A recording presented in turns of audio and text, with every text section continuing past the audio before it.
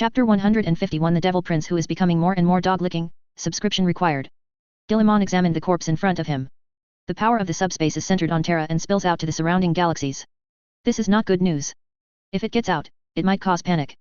You must know that the Emperor is the only existence among human beings who can compete with the four gods in terms of strength and strategy.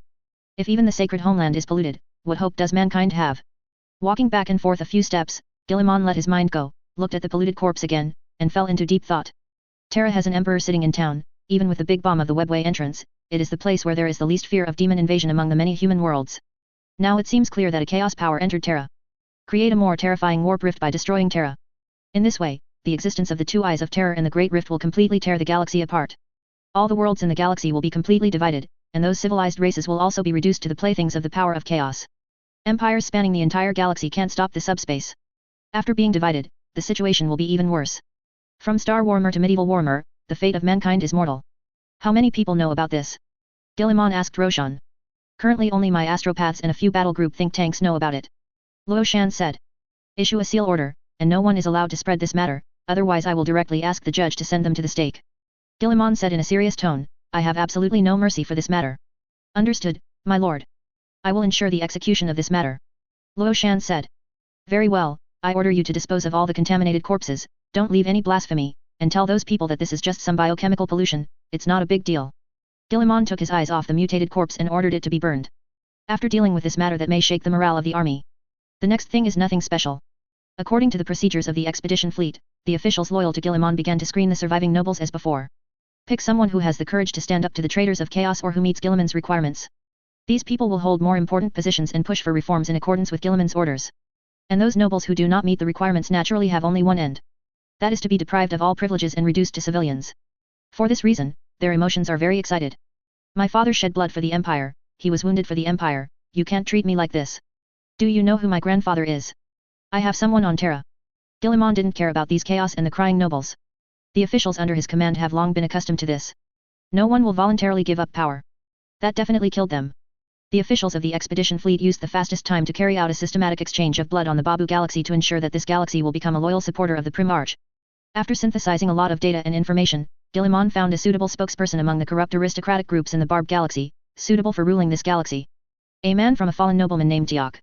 His status is not high. But Guilliman didn't care, he was the ruler of the Empire. Today, when the Emperor sits on the golden throne, many Primarches are missing. He is the helm of the highest power in the Empire. He can promote anyone he thinks would be helpful to him. Some people may disagree with this and think it is unfair. But Guilliman doesn't care about the thoughts of those few people, he only considers the interests of the majority. This is a cruel universe, and human beings must be led by those true elites and heroes. It is worth mentioning that this concept of elite is not the elite that the rich and powerful think. The rich and powerful think that the elite is a powerful family power, rich wealth piled up, and good at political calculations. To put it bluntly, those so-called elites are as ordinary as the general public, and there is nothing outstanding about them. The reason why they can live in high positions is due to the credit of their parents or some kind of deformed system, not their own ability. It is not that being in a high position is elite. Guilliman did not prevent those powerful from continuing to compete for higher positions. But many dignitaries in the world are still resentful towards him. If those dignitaries are really the few elites among human beings as they said, why are they afraid of competition? The essential reason is that they know very well that they are not so-called elites. Once they are placed on the same starting point as the general public, they will not even make a splash. Elites are a minority.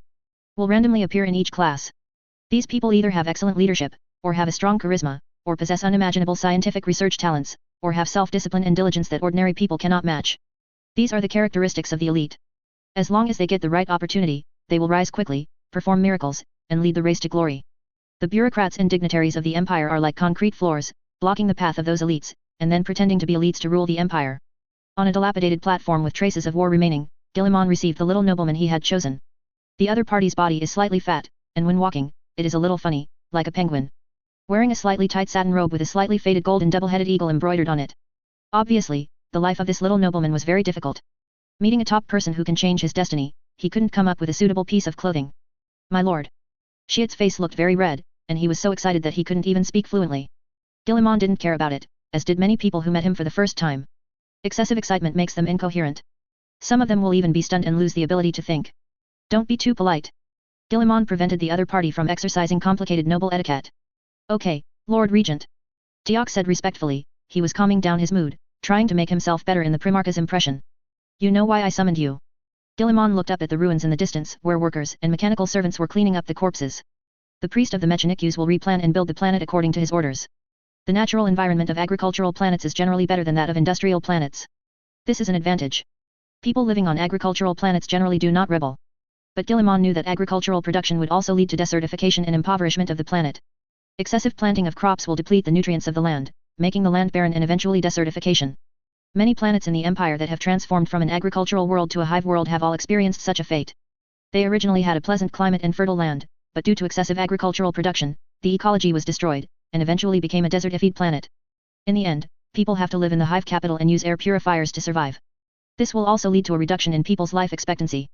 The natural ecology is destroyed and cannot form a cycle, resulting in a worse living environment. People are less satisfied with life and can only rely on the belief of the state religion to brainwash themselves. Suffering is the punishment they must accept. This situation must be improved. Only by making people feel that living in the Empire is a kind of happiness can they have the motivation to fight against chaos.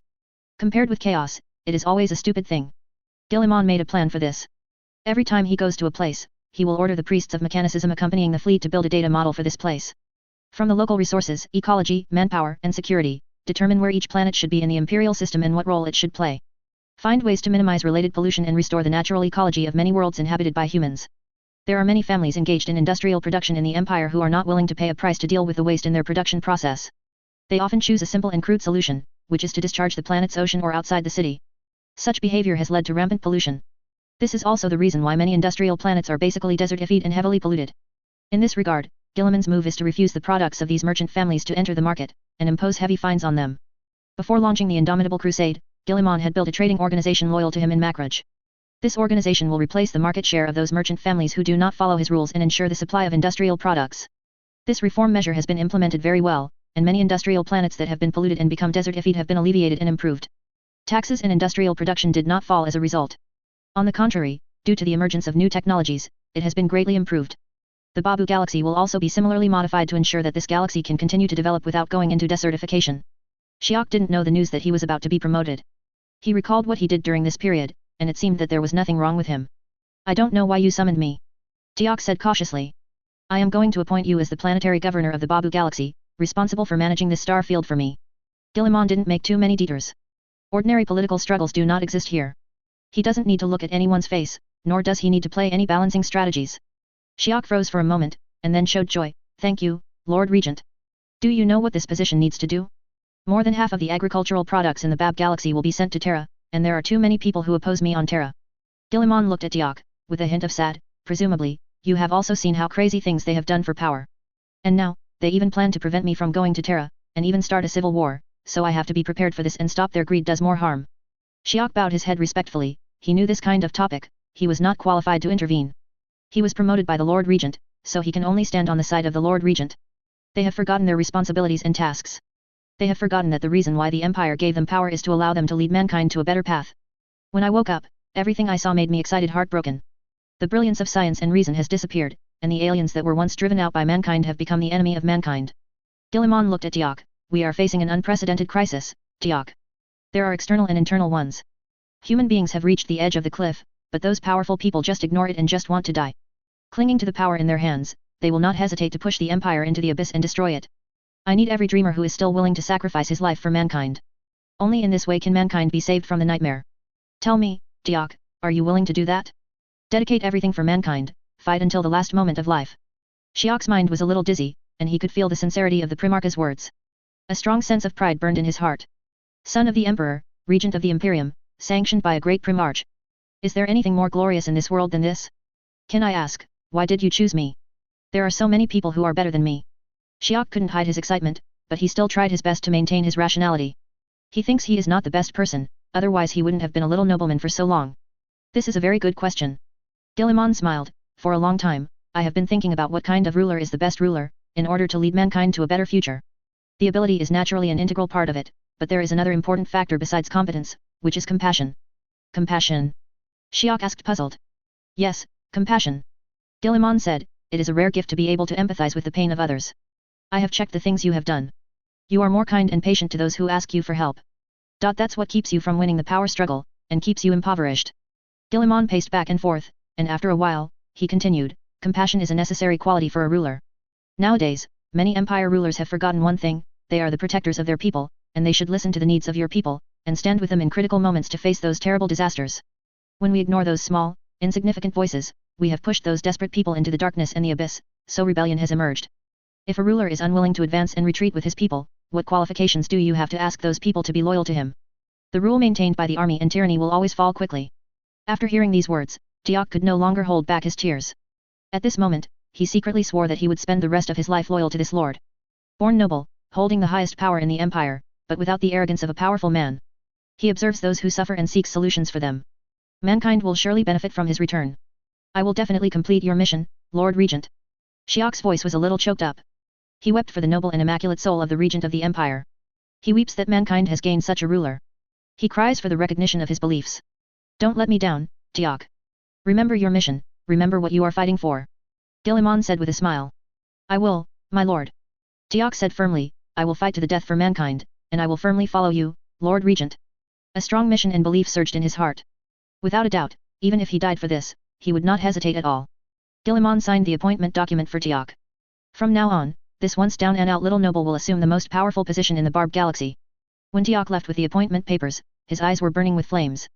Feeling full of endless motivation, he will firmly follow the Primarch and defeat those blood-sucking bugs lying on the Empire. Guilliman watched the other party leave, and crossed this matter off his to-do list. The chaos in the Babu Galaxy has been quelled, and the Mechanicum and many technical officials will be responsible for the reconstruction here. Guilliman cannot waste too much time here. After personally pacifying the terrified survivors, and rebuilding the Star Guard and chain of command in the BAB system, Guilliman returned to the glory of Makraj, ready to leave. The chapter master of the Emperor's Hand chapter is not here. Guilliman's wooing matters can only be put on hold temporarily, and they just ask people to help the members of the Emperor's Hand chapter squad to upgrade the original casting and give them more resources. This is a gesture of favor. Warriors are simple, and Guilliman only asks that this chapter not be involved in complicated political struggles. Returning to the glory of Makraj, there are still a lot of affairs waiting for Guilliman to deal with. This forced Guilliman to continue working hard to finish everything. It wasn't until after 7 or 8 hours of non-stop busy work that Guilliman realized that he needed to relax for a while after confirming that there was nothing urgent to deal with.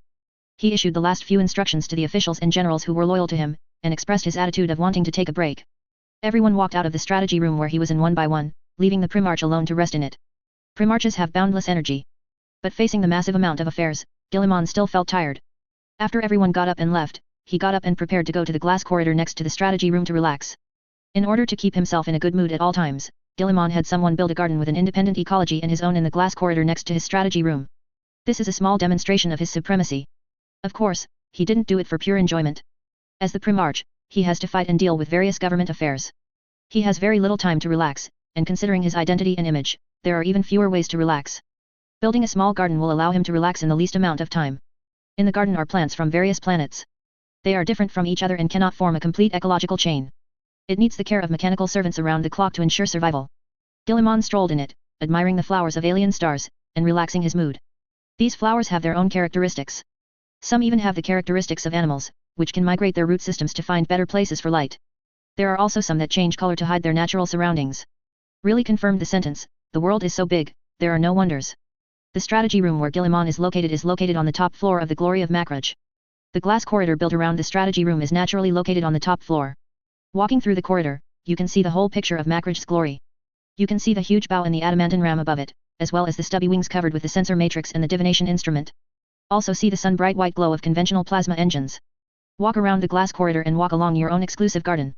Guilliman was also able to observe the church and the huge sculpture on the Makraj's glory flagship, as well as the armor wrapped around it. Plasma artillery turrets and macro cannons are located every few hundred meters. They are extremely huge, and the dark barrels are like the entrance to a different dimensional world, making people feel like they are about to be swallowed. Aviary, void shield generators, and Geller force field generators are integrated into tall towers made of metal and cement. There are such tall towers at intervals, forming a complete array. In the deep void farther away, many ships of the expedition fleet are moored, slowly rotating around the planet, and the scale is very large. Countless small shuttles and supply ships are like bees in a hive, shuttling back and forth between the giant battleship and the planet's atmosphere. All large warships keep a certain distance from the planet. Even with the best equipment, a warship with a length of more than 10 kilometers is not allowed to get too close to a planet, and needs to be kept at a safe distance. Otherwise, the gravity of the planet will directly tear apart the unevenly stressed imperial warships.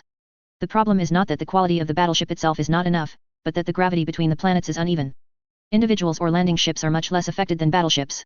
The larger the battleship, the more interference it will receive when facing the gravity of the planet. There is a limit here.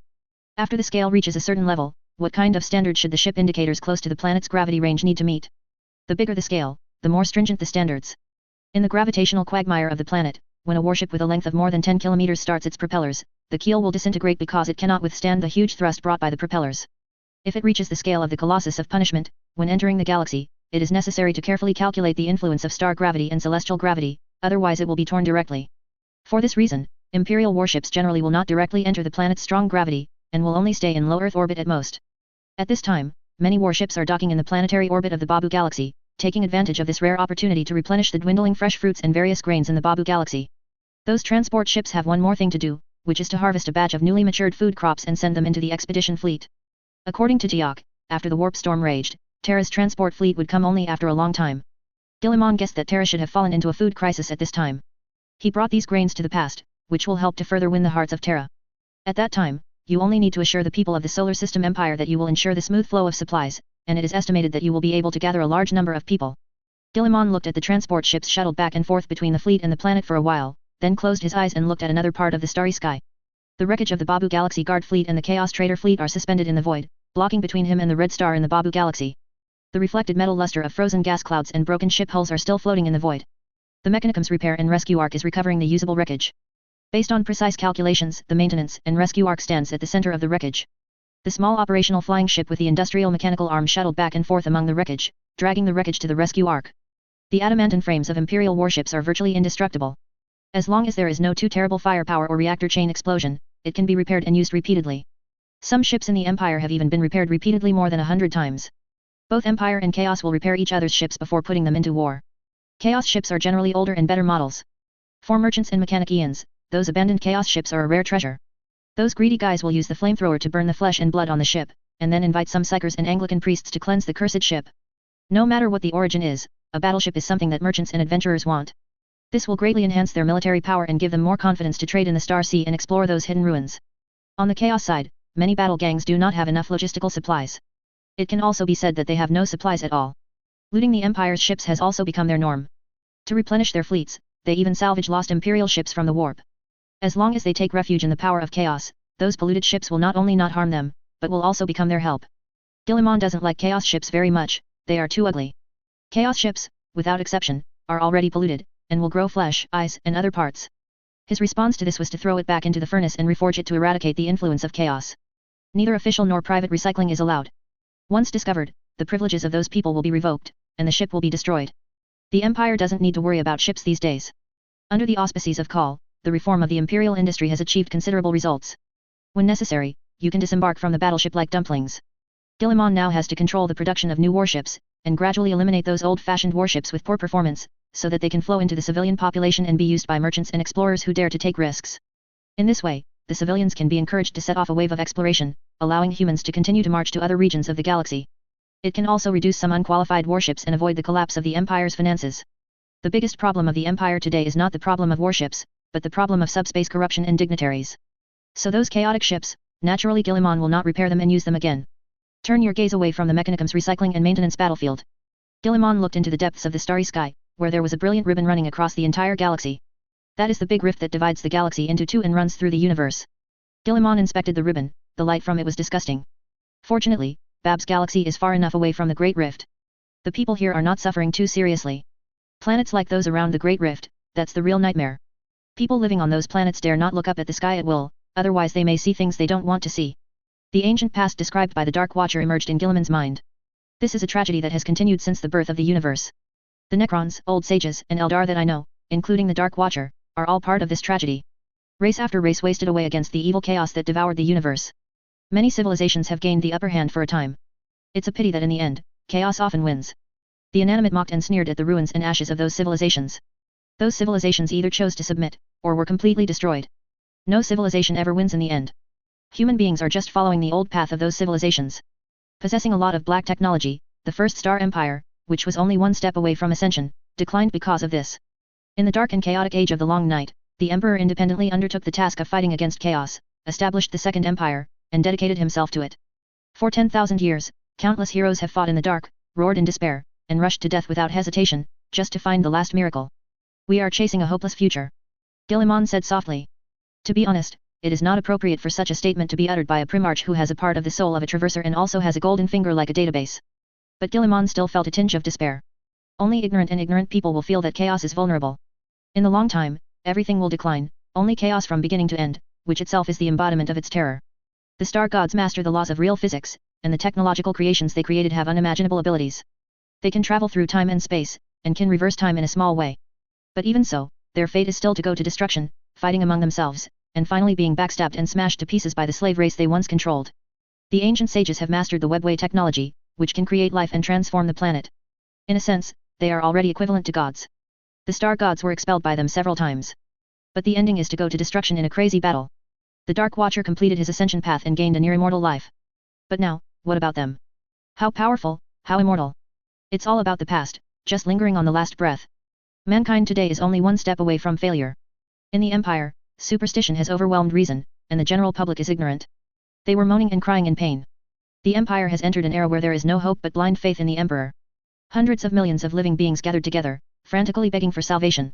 Guilliman inspected the ribbon. He would not show weakness. This is his challenge, and he will not back down. He already has 2 new plans. A plan to confront.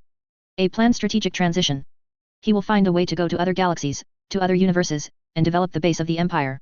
Turn inflexibly and leave a way out. Guilliman breathed a sigh of relief, trying to free himself from the troubled emotions. This is not a short-term struggle, this is a long-term struggle. He firmly believes that as long as the basic market is stable, he can have the last laugh. Calmed down, Guilliman was ready to go back to work. At this time, an electronic sound came. A cherub shaped like a child with metal wings flew along the glass corridor.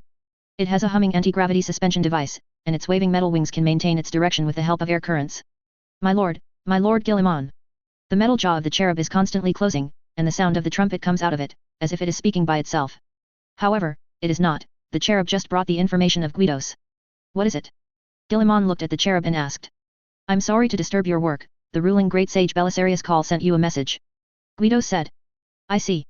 I will find time to go down. Guilliman said. Good sir, Guidos said. Guidos cut off the communication. Cherub programs and databases reset. It looked up blankly, not knowing why it was here. Soon enough, the fixes came into play. It flapped its wings and flew towards the strategy room. Guilliman saw the flying away cherub, but didn't pay much attention to it. This was a secret communication between him and Guidos. After each call, there will be no backup. Even their communications are independent of the ship. After a few more glances outside, Guilliman turned and walked back to his strategy room, and sat back in his seat. He checks his database for a few minutes. It is found that there are no new problems that need to be dealt with urgently. Are just documents that he needs to read and pass. Guilliman felt that these paperwork could be postponed for a while, during which time he could be busy with other things. He got up and walked out of the strategy room, where the personal guards of glory were faithfully performing their duties outside. Sicarius paced back and forth like an ancient guard, watching the men and women passing by the Primarch's strategy room with vigilant eyes. Even if the opponent does not enter the strategy room, he is full of vigilance. Any slack is not allowed. Especially after the last Alpha Warrior attack, Sicarius became more sensitive. No one knows how those lunatics sneaked in, and when they will do it. Always be vigilant is the best. Guilliman came out of the strategy room. Sicarius strode over and rushed to the Lord's side as fast as he could. Grown-ups. Guilliman nodded to his greeting. I'm going to the bottom of the cabin. Before going to receive Call's message, Guilliman was going to go to the prison where the demon was. Let's see if we can get some information from those demons. The Babu galaxy has been influenced by Terra. The overflowing subspace pollution made Guilliman very disturbed. Don't let the Golden Throne go wrong. I haven't even made preparations to run away. If the Golden Toilet blows up, then he will have to die. Guilliman walked to the entrance of the corridor leading to the exclusive elevator under the Honor Guard and Sicarius. 2 warriors wearing Terminator power armor have been keeping a close eye on their group. It wasn't until Guilliman's figure came out of the darkness into the bright light that they relaxed their vigilance and breathed a sigh of relief. You can only enter here with the permission of the Lord Guilliman. Otherwise, even if Calgar comes, the guards will expel him. After passing the identity verification, the indicator light became brighter, and Guilliman stepped into it. Sicarius and others waited outside, waiting for Guilliman to come out. Use the exclusive elevator to enter the dungeon area where the demon prince, Cherubel, is held. When he walked out of the elevator, Guilliman felt the chill that belonged to the subspace as always. A book with a gilt cover recording the Emperor's prayers was tied around his waist, and 2 exiled priests with a warmer in their hands saluted Guilliman. Guilliman responded with a smile and a nod. These people who dedicate themselves to the darkness, only to pave the way for mankind to light, are all heroes worthy of Guilliman's respect. Passing through the guards with solemn faces and firm eyes, Guilliman walked towards Cherubel's prison. The corridors are full of various sacred prayers, the sound of chanting is non-stop day and night, and there is also the Emperor's shrine that has been polished with sesame oil. These things are all to suppress Cherubel's demonic nature. Even during this time, Cherubel became extremely honest. The guards did not dare to relax in the slightest. Demons are not stupid, they are cunning enough, mean enough. They will show weakness and surrender. Wait until the right time and then suddenly attack. Many wizards and psychers were killed by the summoned demons. Because they feel they can control those demons. The demon has plenty of time to wait for its foe to show itself. Any slack may make the devil come back. At the end of the corridor, Vinzenhorn was waiting for Guilliman. Grown-ups. How is it doing? Guilliman asked. Everything is normal, has been silent. Vinzenhorn said. Be vigilant, said Guilliman, never show your slack in front of these lifeless ones. I understand. Vinzenhorn said. Open the prison door. The heavy door, cast from pure metal, slowly opened, revealing the scene inside. Imprisoned in a pure metal cell, the demon host bound by iron chains and spikes hangs in the air. Guilliman stepped inside, stepping into a metal chamber full of sacred prayers. When he walked to the front of the demon host, Guilliman realized that Cherubel was not asleep, but with his eyes open, it seemed to have expected Guilliman's arrival. Respected sons and daughters of the Emperor, the great Primarch, the wise regent of the Empire, the Holy Lord Guilliman, your loyal servant Cherubel is sincerely happy for your arrival. Are you here to obtain information? Those despicable and shameless demons have collected some information for you, allow me to report to you now. Cherubel, who had been beaten by Guilliman many times, showed a flattering expression. Actually, I prefer your rebellious and defiant look before. Guilliman said quietly. No, I have been conquered by the charm of the great Lord Guilliman, and I am willing to be your servant. That look is my contempt for some stupid and low-level mortals. To the great Lord Guilliman, I will remain 12 points of respect. Cherubel said like a loyal servant. But in his heart, he wished to tear Guilliman, a hypocritical villain, to pieces. Last time, he said the same thing. The key is that I believed it, and then I was beaten again. This time, come again. Although I am not a human being, you are also a real dog. After all, they are also the parent and child of the cursor, can't they be a person?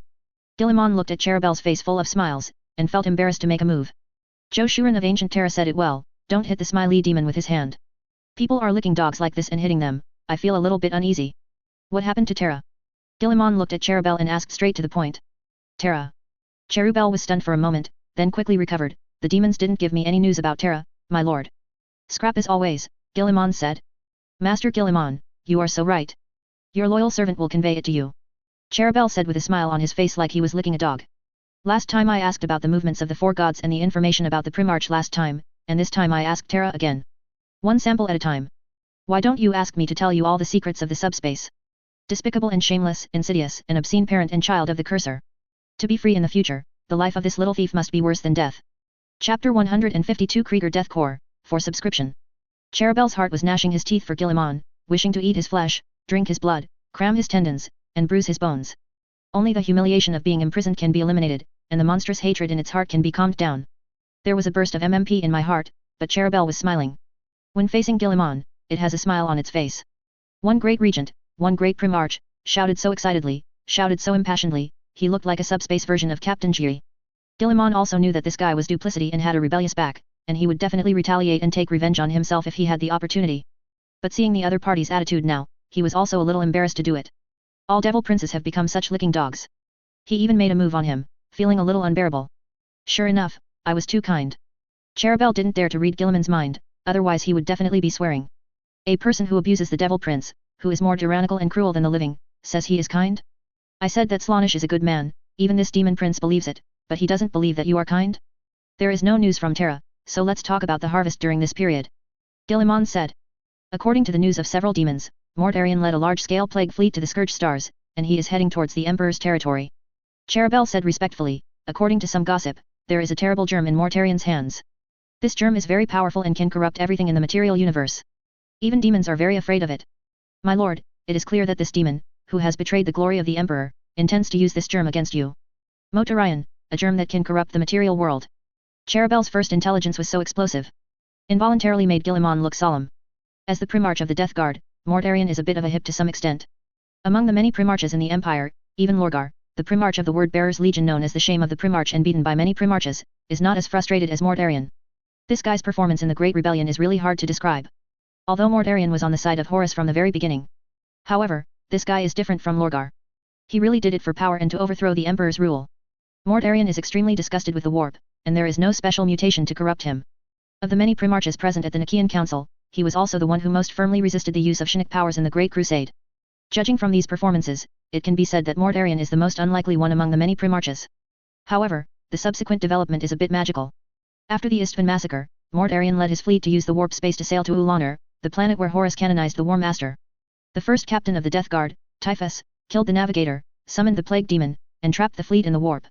Nurgle has been using the plague to torture Mortarion and the Death Guard fighters, and finally made them succumb, and Mortarion was raised to demon. Among the many Primarchs, no matter how badly they are mixed, there will be no such thing as backstabbing, being played by subordinates and applauding. Typhons, to some extent, can be said to have betrayed the Death Guard. Mortarion, who had ascended to the devil, could only swallow this breath. Typhon was as blessed by Nurgle as he was. This gave him no chance to retaliate against the other party. The other party has no respect for his genetic father. Is there going to be a plague war after all? Guilliman thought to himself. Mortarion must have entered the Empire to spread the plague. He must respond forcefully to stop the plague and make Mortarion pay. Let the subspace see the muscles of human beings, and let those demons and traitors know that the Empire is definitely not an existence they can bully at will. The news is valuable and well done. Guilliman took 2 steps and digested the information. In this regard, he rarely praised Cherubel, the Devil Prince, which was regarded as a small compliment. Cherubel suddenly felt a little excited. This feeling of being recognized by a big man who looks down on him is really wonderful. Was then suppressed by it again. Cherubel realized that this mentality was typical Goldsmore syndrome. It is a majestic Devil Prince, how can it be happy because of human praise? It's a shame. Shame. I must stick to my heart and not be tamed. Is there any other news? Guilliman continued to ask. He wanted to grasp more dynamics of the subspace. Know yourself and the enemy before you can fight 100 battles without imperil. Only in this way can we win. Your other brother Angren has escaped from the eternal battlefield, and the Blood God seems to be planning to enter the real universe. Cherubel said another heavyweight news. Tormented by the butcher's nails, Angren, who can only keep angry and killing forever, left the eternal battlefield. Obviously, he regards the real universe as a new battlefield, and wants to follow the Bloodcorn into the Empire's territory. Where are their targets? Guilliman asked. I don't know, those demons said that the roar of that crazy echoed in the subspace, it is eager for war and blood, and a glorious victory. Kilobire paused, and then said with a dog-licking appearance, obviously, its target is you, my lord. Only an existence like you deserves the Blood God's attention, and it has already regarded you as its hunting target. This is really not good news. Guilliman shrugged, go on. The etheric ocean current in the dark realm of the Empire is getting stronger and stronger. Your brother Magnus is building his empire of Psychers. He is trying to spawn more Psychers as his legion. For this reason, he spares no effort to a strange treasure has been brought out from the treasury of the God of Change, and that treasure will fulfill his wish. That's the current news, my lord. I will continue to urge those demons to find more information for you. Cherubel smiled obsequiously, showing the loyalty that I will dedicate myself to Lord Guilliman and die. Look like a servant.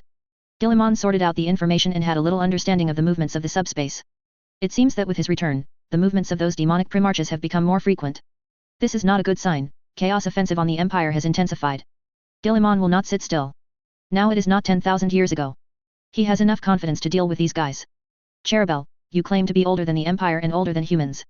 Now, I want to ask, where do you come from? After learning some ancient past events from the mouth of the Dark Watcher, Guilliman also had a rough guess about the origin of these demons in Cherubel. My lord, I come from the subspace. Cherubel replied respectfully, with a sincere tone, and said what he knew. This is unimaginable for a demon. They also like to use crazy tones to talk to those wizards who summon themselves. Using half-truths and half-false language to confuse those fools to exchange their souls for paltry knowledge and power. Cherubel used to be like this until he met Guilliman. He was beaten 9 times in 3 days, and was threatened by the opponent with the power of the cursor. He could only be forced and humiliated to change himself. I mean before you turn to chaos, Guilliman said, who are you? You are not a fragment of the gods, you have your own personality, Cherubel. I used to think that demons were born from the warp, yes, but later, I found out that I was wrong. The galaxy was not just a human race. There were many powerful races. Human beings could be favored by the gods. There is no reason why those races should not be favored. Primarchs can ascend demons, and those traitors can also complete their own way. This shows that chaos has a hidden mechanism, as long as the conditions are met, it can bless demons and become a member of the devil. There are so many traitors, if only the Primarch ascends to the devil, only the product of the subspace can do it. Colixius, Khan, these are not Primarchs, they also obtained the gifts of the gods or chaos by virtue of the so-called road. I have forgotten, my lord. That history is too long. Cherubel said, I only vaguely remember that I was enshrined by those creatures, and they called me a god. Then, I devoured their souls and became an independent the presence. Guilliman frowned, then relaxed, and laughed. I can't see that you were once a god. That's just a meaningless title, my lord. Aren't demons and gods the same thing? Nothing in this world is eternal. Ordinary life always tries to define everything from its own point of view, dividing good and evil, dividing light and darkness. Is it a mistake to turn the sea into a mulberry field? Is it because the ocean is helpful to people, then it is just and beautiful? And when the natural world changes and the sea recedes, that place is useless to people, did it become an evil existence? You are very good at deceiving people. Guilliman said casually, not paying attention to Cherubel's words. This is not demagogy, but the truth. Cherubel said, do you think human beings suffer because of the subspace? No, it is human greed and stupidity. Your stupidity and madness have created the subspace. If a person will a noose was put around his neck and he went to the gallows, so what qualifications does he have to accuse people of trying to hurt him? A traveler knows that the journey is full of hungry people, but declares in a high-profile way that he is transporting food. I don't want to go looking for guards, and then scold those hungry people for being immoral and not obeying the law that can't be robbed. Humans took out countless delicacies and placed them there, and then asked the hungry demons to abide by the rules of human beings, to be moral and legal, and not to hurt them. Isn't this a mocking thing? If you don't obey human beings' law, the devil is evil. What do you want to say? Guilliman looked at Cherubel with amusement in his eyes. I just want to tell you, don't push all the faults on subspace and demons. Chaos is the right path, a path that all civilizations and all individuals will take, and it is inevitable. The universe is entropy increasing, from order to chaos is inevitable. To embrace chaos is to embrace reality. Do you think you are fighting against the subspace? No, you are fighting against the pain and desires of human beings, and you will never be able to help them eradicate those pains and desires. This is doomed that you will never win against chaos. The Terra Council was established 10,000 years ago, and I am full of confidence in it, allowing mortals to succeed by relying on the democratic system you established. You have imagined such a beautiful future, and human beings will achieve better development, and they will have better advanced technology, a better life, can easily fight against chaos. But you've seen the ending, haven't you? They failed, those dignitaries got lost in the internal strife, and the lives of soldiers became political chips on their table. Those families who vowed to defend mankind for generations became vampires, wantonly encroaching with the assets of the empire. Expand your own pockets. No one cares about the pain at the bottom, let them throw themselves into chaos. Cherubel's words were bewitching, demons cannot enter the real universe, and every time they need a large-scale sacrifice to dedicate their lives. Do you know those groups that summon the most demons? They are not wizards or psychers. And it is those desperate people of the empire who are going to the abyss, they are so crazy that they want to exchange their lives for the destruction of everything. It's a pity that you are a devil, otherwise you must be more than enough to be a politician.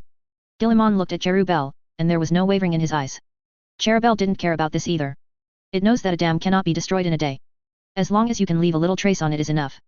It only needs a little bit of hollowing like termites, and one day, this dam will collapse. No, I am a qualified demon, but I am not a qualified imperial politician. The dignitaries of Terra are much more evil than demons. The pain that demons bring to humans is extremely fast. We can consume it in a day or a month, a city, a continent, or even a planet. But those powerful people can slowly torture hundreds of millions of human beings, making them spend lifetimes in despair and sorrow. Guilliman smiled, but did not refute Cherubel's words. He turned and walked out. Continue to collect information about the subspace, I will come back to you after a while. Cherubel listened to Guilliman's footsteps, and showed an evil smile. It will work. Corrode the opponent's spiritual dam little by little. Sending a primarch down a path of hopeless madness.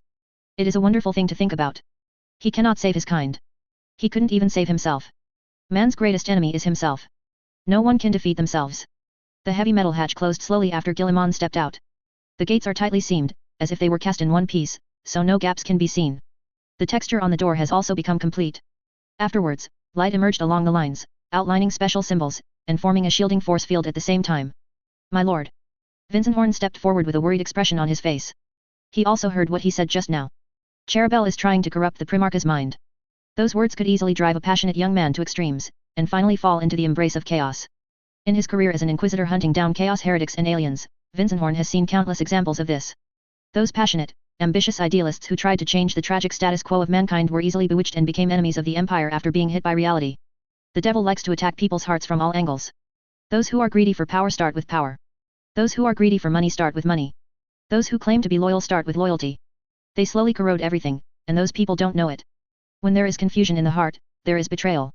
Don't listen to Cherubel's words. Guilliman shook his head, saying that he has no problem, its words are not enough to make me doubt my judgment. But I also need to be vigilant about it, these demons are cunning and shameless enough, any carelessness will bring us serious disasters. Guilliman used a warning tone, showing great vigilance against this. No wonder, the temptation of the devil is so terrible. Mere fear and threat can only frighten the weak. How could those strong people rebel because of this? The reason is that they don't just torture those people physically, the most terrifying method is to torture the other party's soul, using the other party's thoughts to hurt the other party's spirit.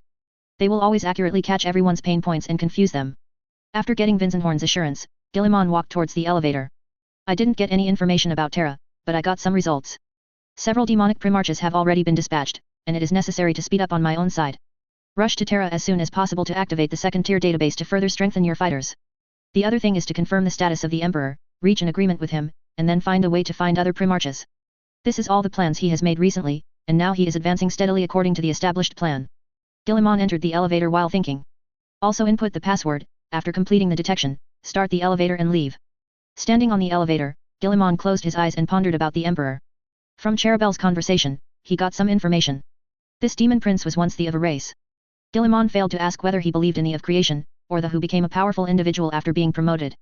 But no matter from which point of view, they are equally dangerous. The Emperor is right. God should not exist in the human world. Abandoning God is the most correct way. It's just that in this dark universe, without the power of faith, human beings are more fragile and more prone to destruction. Faith and worship of the Emperor is a double-edged sword. While protecting mankind, it also pushed mankind and the Emperor into the abyss. Guillemon did not return to the strategy room, he had other things to do. He had to see what message came from Call. Sikarais and the many honor guards did not raise any objections to their lord's itinerary. Guillemon walked into another confidential corridor, using his authority to pass the confidentiality measures. Take the elevator and enter the secret cabin where Kara's avatar is located. After walking out, he mechanically passed through the multiple security guards in the cabin.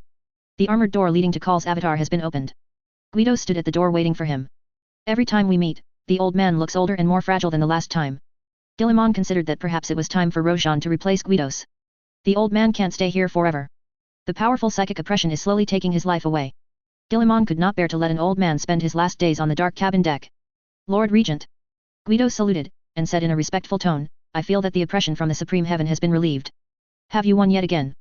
Yes, I won again, Guidos. I'm sorry, but you are also fighting against chaos, but you can only stay here and cannot enjoy the cheers and admiration of those people. Guillemon said to Guido's apology. Those who fight do not receive glory and rewards, which is a kind of debt. Everyone has a duty, and loyalty is the reward. Guidos tried to put on a smile. Guillemon also smiled back at this sentence. The two walked through the security check procedure that required 2 passwords.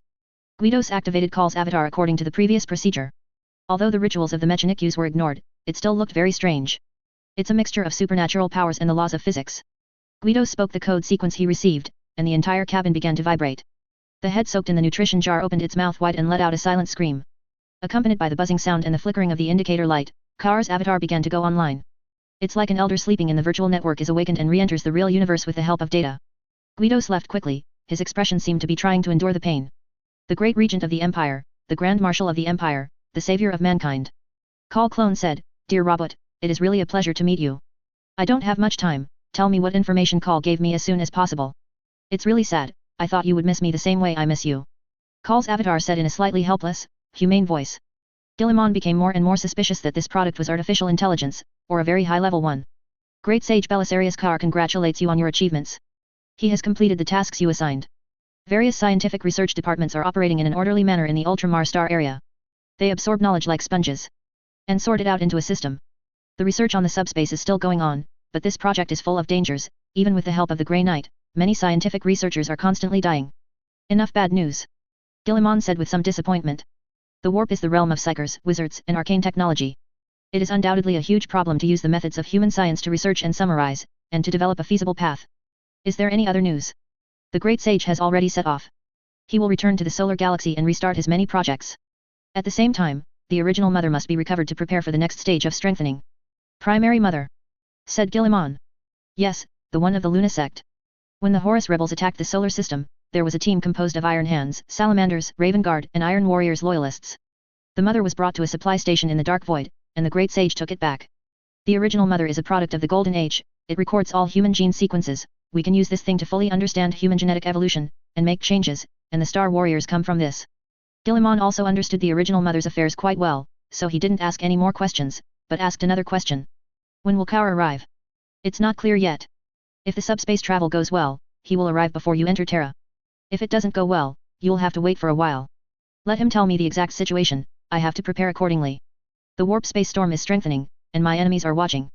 If they can't fight me, they are very likely to attack the helpers around me. Call left Ultramossing area is a very risky move. The Great Sage has explored many places in the galaxy. He has rich experience. His mechanical arc and cathars are not empty. At that time, there was no big rift, and now, those traders are far more active than before. I have encoded the relevant information and will convey your concern to the Great Sage. But I have to remind you that all the current situation is in the calculation of the Great Sage. He predicted the direction of the overall incident. So far, everything he did was basically within his predictions, and the deviation did not reach 1%. You can completely trust that he can safely travel through the subspace and come to Terra to meet you. I hope so. I don't want to waste time and go back to rescue my chief scientific researcher. That will delay a lot of things. There is a new question, how much does the great sage know about the past? Things before human civilization. Knows a lot. He collected data on more than 1,600 alien civilizations, of which 300 lasted from the time when human civilization entered the Starry Sky to the Great Crusade. They existed for a long time, and then were destroyed during the Great Crusade massacre. No, I mean the farther past. There is no data on this, my lord, I know nothing about it. Forget it, I'll discuss this matter with Kaur when he comes. Guilliman gave up getting the answer from Kal's clone. Besides letting the ruling great sage report his situation, is there any other information that needs to be conveyed? Kal's avatar asked. No more, the rest of the questions will be discussed when he arrives. Okay, the relevant questions have been coded. Kal's avatar said, are you sure to send it? Confirmed to send. Guilliman said. The roar of the machine sounded again, and Guilliman could feel the terrifying psychic oppression. Soon, this oppression disappeared, and everything returned to calm. The machine light starts to turn off slowly. Those heads with long mouths also slowly closed. The thick shutters fell, taking them away from Guilliman's view. After standing there for a while, Guilliman turned and walked towards the elevator. Now, it's time to deal with Terra. Beta Garmin Galaxy. The boundary between reality and fantasy is distorted and stretched. The etheric storms of the high heavens roar. The space structure was torn apart, and a crack emerged. Unnatural light gushes from the chasm. The twisted, indescribable thing clings to the Geller force field of the magnificent battleship, roaring hungrily. A large-scale fleet came from the subspace, flying out of the crack continuously. After entering the real universe, the crew activated the plasma-driven engine for the first time, using powerful thrust to push the battleship into the dark void. On the tilted hull, the immaterial storm and hard starlight sparked, setting off dozens of cold metal lights. The number of ships is doubling every second. The fleet from Terra quickly completed the transformation from madness to order. Terra's dignitaries are keenly aware of the crisis that Guilliman's arrival represents. If they don't resist at this time, they will have no chance to resist. The Mechanikus, the state church, and many Terra dignitaries assembled their forces and sent them to Beta Garmin. Here they will face the Primarch. Such a war is of great significance, and the nobles of Terra are declaring war on the orthodoxy of the Primarch. Whether they win or not, they have shown the world an attitude, that is, their resistance. Guilliman must either set off a civil war or compromise and maintain the current situation. The dignitaries also know what a large-scale civil war means to today's human empire. The large rift appeared, leading to more chaos attacks. Plus orcs, Zerg, Tau, and other aliens. It can be said that all parts of the empire are in dire straits. A civil war would undoubtedly make things worse for humanity. But many dignitaries have reached a consensus. Unless Guilliman abandons reforms, they will never compromise. Without their elites and their elite families, what is the use of keeping the empire? It is better to go to destruction. They are also betting on one thing, that is, Guilliman dare not start a civil war. The revived Primarch will eventually compromise, ending the war and reformation in a way that is honorable for both parties. No one will deny the power of the Primarch. With the strength in their hands, it is difficult to defeat Guilliman. The powerful on Terra considered this too. But everyone has weaknesses. Guilliman wants to save the empire and save mankind, and this is his weakness. A civil war would undoubtedly tear humanity apart. Once the battle of the Beta Garmin galaxy starts, it will be the beginning of the disaster of human collapse. For the sake of the power in their hands, the dignitaries in other regions of the empire will also respond in groups and fight against the antigen at all costs. The longer the war drags on, the larger the scale of the civil war will be. Guilliman can only compromise, otherwise human beings will be torn apart, and his act of saving human beings becomes the destruction of human beings. Good people in this world will always be threatened. Only bad guys can be unscrupulous. Guilliman cares about human beings, so he is doomed to be kidnapped by the people of the empire. Firmly promote reforms and make mankind fragmented. Still give up, compromise, and continue to mend the empire's system to maintain the survival of mankind. This is a multiple-choice question. Terra's dignitaries are sure that Guilliman will choose the latter. The huge mechanical arc jumped out of the subspace, the light of the ether and the inanimate gradually disappeared, and were completely driven away by the rules of reality. The bulkhead opened, and the circulation pipe sprayed scalding steam. In the flickering of the lumen lamp, the plasma generator starts to stabilize, which is the function of each system. Cleaned air is released to replace the stale air. The fully armed crew and fighter slaves check every corner of the arc to prevent any living beings from entering the real universe with them. The mechanical arc is extremely huge, its mass is equivalent to an unstable satellite, and it has already produced its own gravity field. It belongs to a conservative mechanical sage. All kinds of equipment stuffed the inside of the arc. The industrial capacity possessed by the arc has surpassed that of many forge worlds. Loaded with the best technology Mars has to offer. The weapons it is equipped with are more powerful than imperial warships, with a longer range and more terrifying defense capabilities. This is a necessary condition for maintaining a major war. The Mechanikus members above can continuously provide weapons and ammunition for this army, repair those broken war machines and send them back to the battlefield. Can also provide sufficient fire support. In order to defend their beliefs, the owner of the mechanical arc, the conservative Mechanikus sage, dropped the arc into the Beta Galman galaxy to stop Guilliman's footsteps. He fought for what he believed in, defending the doctrine of the Almighty that the Primarch had wantonly desecrated. What Guilliman and the Magi have done in the Ultramar sector has completely angered the conservative members of Mars. Such a brazen violation of the Olympia Protocol. The Colossus of God's Punishment, a modular production warship, armed with a large number of weapons and equipment without STC templates. This is an act of blatant contempt and blasphemy to the God of all chances. This is why Mars is involved in this event. The conservative faction headed by General Foundry readily agreed when the High Lords proposed war. In order to defend the glory of the God of Mechanisms, they will use force to eliminate those radicals who trample on the teachings of the God of Mechanisms. Call is on their must-kill list. Even if Guilliman wants to make peace, Mars is going to kill the ruler Sage Call and completely crush the radicals. This is the impetus for Mars to join the war. Is also a condition they will never compromise. Behind the mechanical arc is a large-scale transport fleet. The original design intention of these behemoths is to transport the Imperial Legion to the various battlefields of the galaxy. There are also several hexagonal Titan transport ships. These transport ships have a slender adamantine hull structure. Carries detachable ships on its hull. These ships are the main force for transporting Titan mechs. Possesses bulky gravity impellers and self-propellers. Can land the Titan safely on the surface of the planet. Several Titan legions loyal to Mars responded to the Foundry General's orders. Many Titans stored in the solar system were also taken out from the sealed place, sent to transport ships, and transported to the Beta Galman galaxy, preparing to participate in a great battle that could determine the fate of mankind. The mechanical arc slowly entered the galaxy, and finally suspended at the designated strategic position. They would engage in a battle with the Primarch's Void Fleet long enough to stall before engaging in a close-quarters ground battle. Other ships began to enter the galaxy, and the battleships entered their own positions to build fortifications. The transport ship enters the low Earth orbit of the planet and releases the cargo in the cabin. Huge numbers of soldiers and their equipment were dropped to the ground. In order to win the initiative to negotiate with Guilliman, the nobles of Terra can be said to have pressed all their cards on the Beta Galman galaxy. Under the giant warships covering the sky and the sun, there are countless small ships. They come from various families. Layer upon layer, hovering in the void, like the seal of a honeycomb. Among them are the Void Fortress used by the Knight family, the cargo ship of the Merchant family, and the military carrier of the military family. Whether it was the mechanical ships belonging to Mars or the imperial spaceships of many families, they were all sent into the Beta Galman galaxy. Battleships, cruisers, frigates, and light cruisers gathered together in a huge scale. Enough to easily destroy the Beta Galman galaxy. In addition to these regular troops, the most eye-catching thing is the addition of the Emperor's Angels.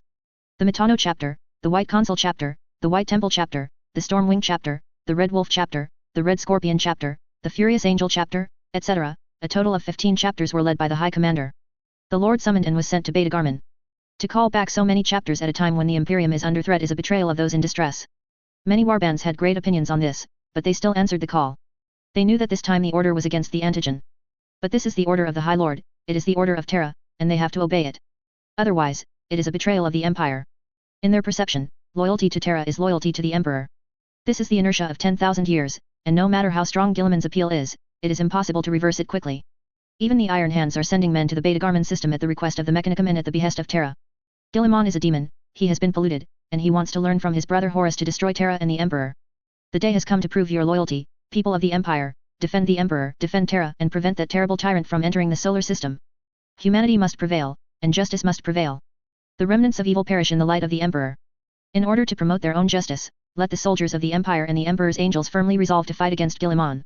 The High Lords even lifted the ban on some matters related to Horus's rebellion, in order to weaken Guilliman's influence and reduce the legitimacy that he can control the Empire as the son of the Emperor. The supreme leader of the state religion, the Pope, even came forward directly, telling the believers bluntly that Guilliman has been corrupted and has become a minion of the subspace. His way of redemption is not to save mankind, but to push the human empire and the Emperor into the abyss, to please the evil beings in the chaos. Under the propaganda offensive of the High Lord and many dignitaries, in the hearts of many Terrans, Guilliman is equivalent to the former Horus, a despicable usurper. This is a great war. After 10,000 years, we are once again facing a crisis that can shake the Empire, but we will win. The evil, hateful, tyrant controlled by the evil subspace has already occupied Babu Galaxy, he enslaved the people there, and made life there worse than death. But he should not dream of getting Terra, we have countless loyal soldiers, and under the glory of the Emperor, we will surely win. In a troop carrier, Jotun watched the broadcast on the holographic screen through the visual field of the respirator. His greatcoat bears the crest of the Death Kriegs of Krieg, but nothing else. Krieger wants no glory, no medals. Loyalty is their greatest reward. The mission of their birth is to wait for the conscript of the Empire, and then die on the battlefield, defending the glory of the Emperor, and redeeming the sins of the blood. Behind Jotun, many Krieg soldiers remained silent like him. There was a slight vibration from the transport ship, and Jotun looked at the data pad in his hand, which showed that they had arrived at their destination and were about to be transported to the ground. They are about to face an unprecedented war. Facing a mighty Primarch. But they have nothing to fear. For the sake of the Emperor, they were ready to die. Chapter 153 Blood Sacrifice to the Blood God, Skull Sacrifice, Subscription Required. The Beta Galman Galaxy is a multi-child galaxy. The stars burning with blue and white flames control the 6 planets by virtue of the gravity of the celestial body. Among them, planet number 5 of the Beta Garmin galaxy is the most precious. Relying on the excellent void port and unique void gravity, this planet has become a prosperous world. A large number of floating platforms and space foundry factories, smelting factories are suspended in the low Earth orbit of the planet. More than 30% of the troops from Terra are stationed here. A large number of transport ships travel between the ground and the sky like bee swarms. For Terra and Mars. As the leader of the Knight family, Hanto raised his arms and shouted, and the other knights followed suit. They belong to the Terranese family. This ancient family originated from Mars. The ancestors of this ancient family have control over the first knight armor of the prototype of the Dark Age of technology. The Terranese family will always fight for humanity. This is their blood-worn oath, and every descendant of the Terranese family will never forget it. From the ancient long night to the Great Crusade, they always choose human beings instead of glory and power. This excellent character has made this family suffer a lot. All the way to the brink of extinction. But this family still walked down tenaciously, unlike other families who were enslaved on their mechanical throne because of various crimes. They maintained their independence, and gained the respect of Mechanikus and Terra by virtue of their achievements. During the Horus Rebellion, the civil strife broke out on Mars, causing the entire Terranese family to be almost extinct. After the battle that hurt both sides, there were only 2 knights left in the whole family. One of them was seriously injured and could only rely on machinery to continue his life. Once reached the edge of extinction. However, the Terranese family survived that darkest moment and once again became the staunch guardians of mankind. For humanity. Hanto silently recited the family oath in his heart, he will die for human beings, and die for loyalty, this point will never change. Mechanical prompts sounded in the wide bulkhead, urging the knights to leave the cabin as soon as possible. Among the flickering lights, dozens of mechanical thrones are under the red light, waiting for the activation of the knights. The knight mechas are all fixed in the frame composed of thick mechanical arms and thick hydraulic pipes. They lie dormant, waiting to be awakened. Following the prompt sound, the hatch on the other side slowly opened with the hiss of the hydraulic pipeline. The transport ship they were on had already landed on the ground, and the driver was waiting for the knights to take the mecha away, and then went to transport the next batch of passengers. Hanto stepped towards his mechanical throne and walked over. His hair was combed back into a big back, and he was specially waxed, which made him look very beautiful.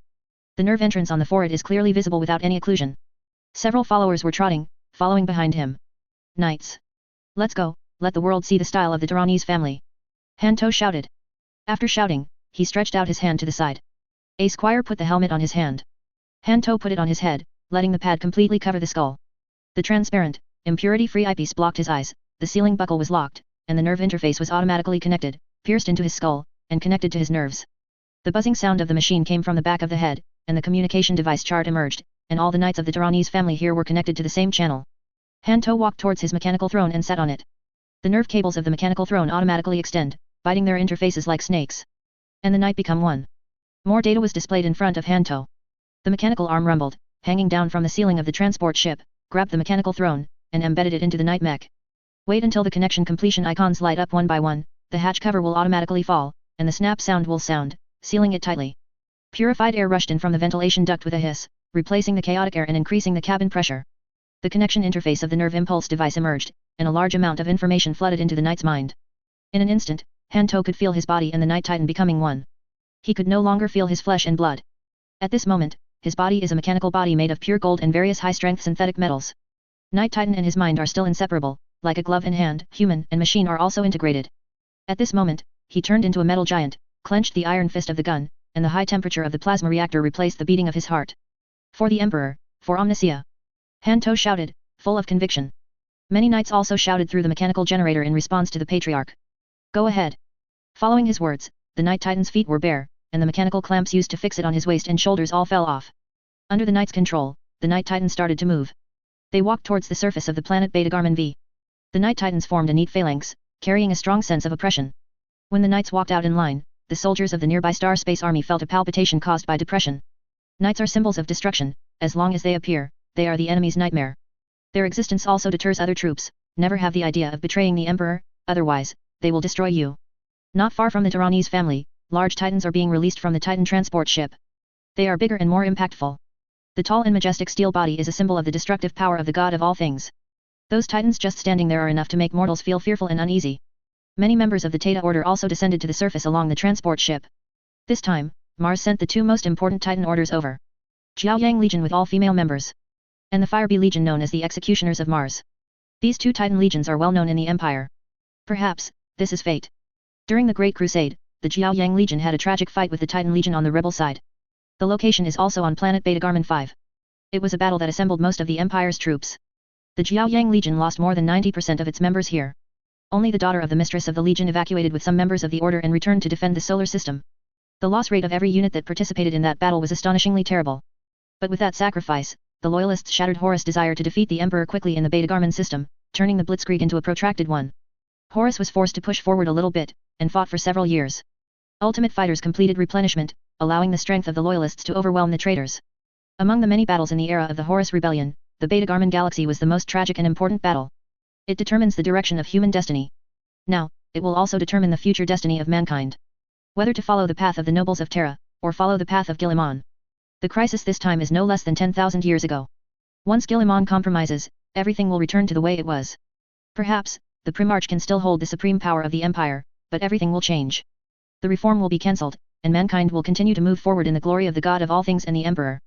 If Guilliman does not compromise, the Empire will break free from the old shackles and embark on a new path.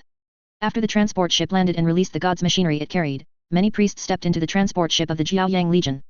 A huge sarcophagus with flashing lights is placed in the highest level transport pod. Aisha, the mistress of Jiaoyang Legion, was awakened from the sleeping cabin. She has been sleeping for a long time, and she will only be awakened during the war. Mars uses this to continue the life of the mistress, keeping her in the best condition at all times. The mechanical priest pulled out the operation data board from the sarcophagus, tapped it with his slender metal fingers, and operated it. Accompanied by the humming sound, the sound of mechanical gears sounded.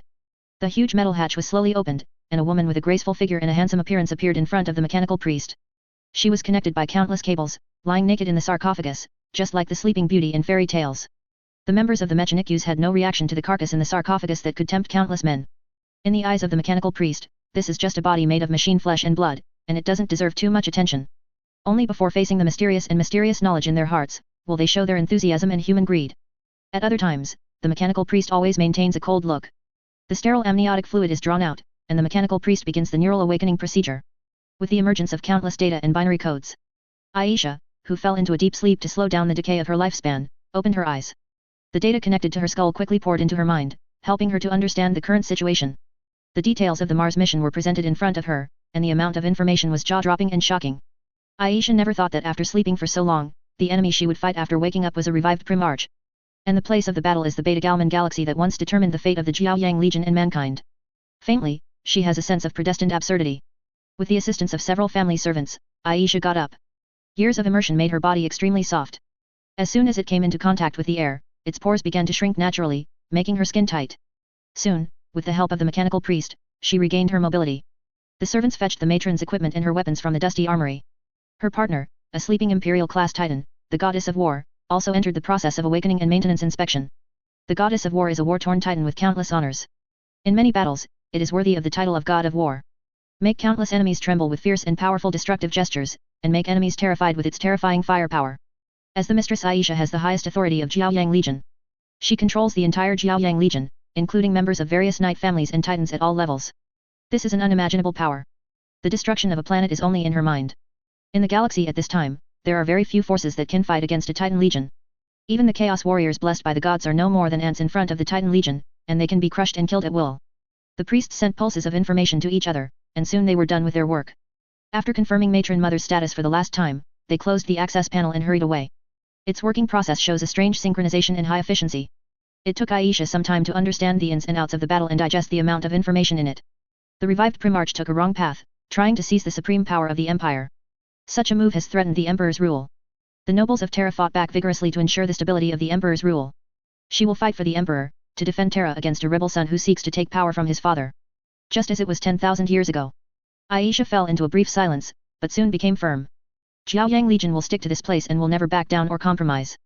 To defend the Holy Emperor, to defend Terra, we will die as home, and we will sacrifice everything. You are the pillars of the Empire, the hope of mankind, and the best defenders of the Emperor. Take up your weapons and let out your roar, justice will prevail, the Empire will prevail, and the Holy Terra will prevail. On the airport of planet Beta Garmin V, a huge holographic projection is speaking to the star guards passing by. The Ministry of the Interior of the Empire launched the most powerful public opinion offensive in history to brainwash the troops participating in the war. Hast sat on a Chimera personnel carrier, looking at the projection solemnly. As Imperial Chancellor Tyrion said, those guys have gone mad. Assembled such a large army, just to fight a battle with a Primarch, forcing the opponent to compromise, even at the expense of lifting many historical taboos, and denying the legitimacy and motivation of a Primarch from all angles. Terra's assembled troops are so huge that the exit of the airport, which is more than 10 kilometers long, is full of astral army regiments from all over the world. When Haas led the Cadia soldiers out of the airport, he saw hundreds of Gorgon transport vehicles forming a long line, loaded with supplies, and dragging artillery. Lemon Russ, Shiv, and other super heavy tanks formed a row of 3, stretching so far that there was no end in sight, rumbling along the road. Most tanks are equipped with trench rails, dozer blades and air filtration for harsh combat environments. These are just the tip of the iceberg, and a large number of regiments have not yet been transported. Haas looked at these tanks, guessing which regiment they belonged to from their emblems. There is also a trace of sadness in my heart. If the Empire was willing to increase its troops to Cadia before, the event of the Great Rift would definitely not happen. Unfortunately, there is no if in this world. Several armored vehicles adorned with grinning skulls with spiked helmets came into view. He recognized it as an insignia belonging to Krieger's Death Corps. This is one of the most elite troops in the human empire. Everyone who has come into contact with the Krieger Death Corps will think of them as out-and-out war machines. They think they are guilty and need to fight to the death to atone for their sin. Haas looked back. He sits in the troop carrier, thinking about his next move. Empire Prime Minister Tyrion said that he would lobby a group of allies in order to reduce the scale of this civil war and avoid unnecessary casualties of the Empire soldiers. It's just that, before departure, the other party didn't give him any information. He didn't know whether Tyrion was trying to avoid the surveillance of other High Lords, or whether the Imperial Chancellor had given up the idea of supporting the Primarch and joined the ranks of the corrupt bureaucrats of the Empire. My lord, there is a secret report.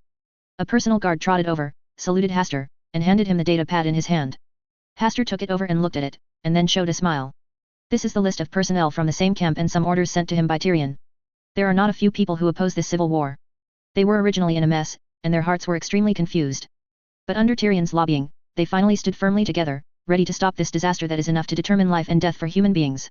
Tyrion sent the list of some vacillating generals to Hastur, asking him to continue lobbying these people and dismantling the plans of the dignitaries of Terra. Humans should not fight each other. Hastur read out what Tyrion had left him. The Reich Chancellor chose to betray his class, he chose to stay true to his oath. Hast could imagine what Tyrion was feeling when he wrote this sentence. The formation of fighter planes bearing the emblem of the Minotaur chapter flew out of the flagship in low Earth orbit and rushed to the surface of the planet. The airflow in the atmosphere scraped against the outer shell of the fighter, making whistling sounds. It's like howling wolves distorted in the wind. Mitano chapter Commander Asian was fixed in the mechanical fixture of the fighter plane, so as to maintain stability during the turbulent airborne process. He was reading the orders of the High Lord. This is a war with no winners, and we have become tools of politics. The chaplain of the war group said angrily, such a large-scale war will shatter the human empire, and make those demons and traitors laugh loudly. Isn't the mission of our creation all like this? A weapon forged for the glory of the Emperor, and exists to defend the authority of the Empire. Asian responded to the priest's anger, other things have little to do with us, our task is to carry out Terra's orders. If it's for the Emperor, we shouldn't be here, said the chapter chaplain. We have no choice. Asian shook his head, the High Lords left us for this purpose, they need a sharp blade that does not belong to any Primarch, which constitutes our gene seed, and does not belong to any war group, is a chimeric gene seed specially created by the mechanical sages of Mars. Do you want all the brothers to lose control? Want those brothers to turn their backs on chaos and the glory of the Emperor like other chapters that have cursed the founding? We have no choice. The Minotaur chapter formed an army on the 21st founding, which was also called the Damned Founding by the Inquisitors and other chapters. Any battle group that built an army at that time will end in a dark ending. Many chapters of the Empire believe that the 21st chapter has been tainted since its birth. This also caused the 21st founding army to be unable to establish friendly relations with other friendly forces. Many warbands were discriminated against and censored by the Empire. Once there is a mutation, it will lead to the purge of the Imperial Inquisition and other friendly war groups. As a result, many war groups fell into despair amidst discrimination and targeting, and chose to join chaos. The Minotaur battle group was also a product of that army building, but they have always been favored by the High Lords, and have never been embarrassed by the Imperial bureaucracy. Many of these excommunicated crimes were sanctified by the High Lords and their records expunged. Their price is to become the private army of the High Lord Council in exchange for the support of the Empire. The Minotaur war group is not without mutations, but has been suppressing those mutations with the help of Martian technology. Some unqualified recruits will also be executed directly at the beginning. The chapter priest sighed, and finally dropped the rebuttal. They need to fight for Terra. No choice. It is located in the Hive City on planet Beta Garmin V. A meeting will be held here. The people in charge of each army chose to use projection to hold meetings because of the distance. Accompanied by the roar of machinery, indistinct figures appeared in the dim hall. The body flickers from time to time, like a ghost. The eyes are empty and lifeless, and the limbs are no more than hazy curves made of haze of light. The circular projector installed on the wall made the sound of mechanical rotation, and the ticking computing array was also processing the influx of data at high speed. The picture is sometimes clear and sometimes out of focus. After adjusting for a while, a vivid projection finally appeared in the hall. The advanced technology of Mars is used here to make every projected character appear lifelike, as if it were made naturally, without any artificial traces. The speed of light and the jagged interference depicted are hard to find, but because the hall is pitch black, they all emit a faint glow, which shows that they are the ghosts of the holographic projection. Controllers from the Knight family, Titan Order, Star Army, Battle Group, and many other forces gathered here. As they appeared, a large-scale holographic projection gradually took shape in flickering, showing the Beta Galman galaxy composed of gas giants, terrestrial planets, stars, and asteroid belts. Beta Garman is a very prosperous galaxy. In addition to the nodes located in the subspace channel, it also produces a large amount of resources, such as rare metals mined from gaseous planets. In the vast void of the Beta Garman galaxy, there are a large number of shipyards and industrial foundries suspended, dotted this galaxy like pearls. Wait until the galaxy projection is stable and everything will be ready. Projections were launched one after another, but the meeting site was extremely silent. Everyone looked at each other but couldn't speak, and soon fell into silence again. It was not until a moment later that a voice sounded. Who is the commander-in-chief of this operation? Terra's dignitaries assembled this huge legion as quickly as possible. But they don't have much experience in dispatching such a large army. After all, they think more about how to keep their power. As for the chain of command of an army, logistics, supplies, and other issues, they can't think of so much. If they can perfectly coordinate an army of this size, they don't have to fear that Guilliman will cleanse them. What they want is to throw this army into the Beta Galman galaxy, in exchange for capital to negotiate with Guilliman. Never thought about who would coordinate such a magnificent army. Without a Primarch level figure and overwhelming influence, who can coordinate such a huge army in a short period of time and convince everyone? It should be ruled by Mars. We are proficient in data and can make the most rational judgments and decisions. A mechanical sage who replaced his legs with the destroyer anti-gravity engine platform said. His heavy body was suspended there, and many weapons moved with the sound of pistons and gears. This is war, not data calculation. A military general retorted unceremoniously. There is no difference between the two, said the Mechanikus. Reason and data can help us win. If that's the case, the Mechanikus should have defeated chaos and become invincible in the galaxy, why not? The general sneered, and then changed the subject. My opinion is that the admiral appointed by Admiral Merida will be the commander-in-chief of this campaign. The Star Militia Army will never obey your orders. Bless the Emperor, it is absolutely a nightmare for you to command this war. Your light spears will never hit the enemy, and the ones you hit will always be your own people. A Star Militarum bigwig rebutted the proposal of the naval general. The army and navy have always been at odds, they don't like each other. Each family has fixed which camp they belong to since their ancestors. The dragon begets the dragon, the phoenix begets the phoenix, the mouse's son is in the mouse hole. The solar star region is different from other star regions with frequent wars. Under the protection of the Emperor, the sun star field has always been relatively stable. If there are alien or chaotic forces that can hit the solar star field, it will also arouse the vigilance of other star fields and provide support. Overall, compared with other star regions, the solar system is considered peaceful. For this reason, many aristocratic families will send their children to their own faction to take their place. During peacetime, use your own political capital to help him advance quickly, and transfer him away before the war, ensuring the stability of the family inheritance to the greatest extent. So, the deeper you go into Terra, the more intertwined the family power becomes. Basically, several generations of a family will enter the same system and control resources. Compared to those war-torn star regions, they are more fair, and those at the bottom have a better chance to climb to the top. Several forces have been arguing for a long time, but they have not been able to decide on the commander this time. As for Mars, we hope that the Mechanikus will control this army.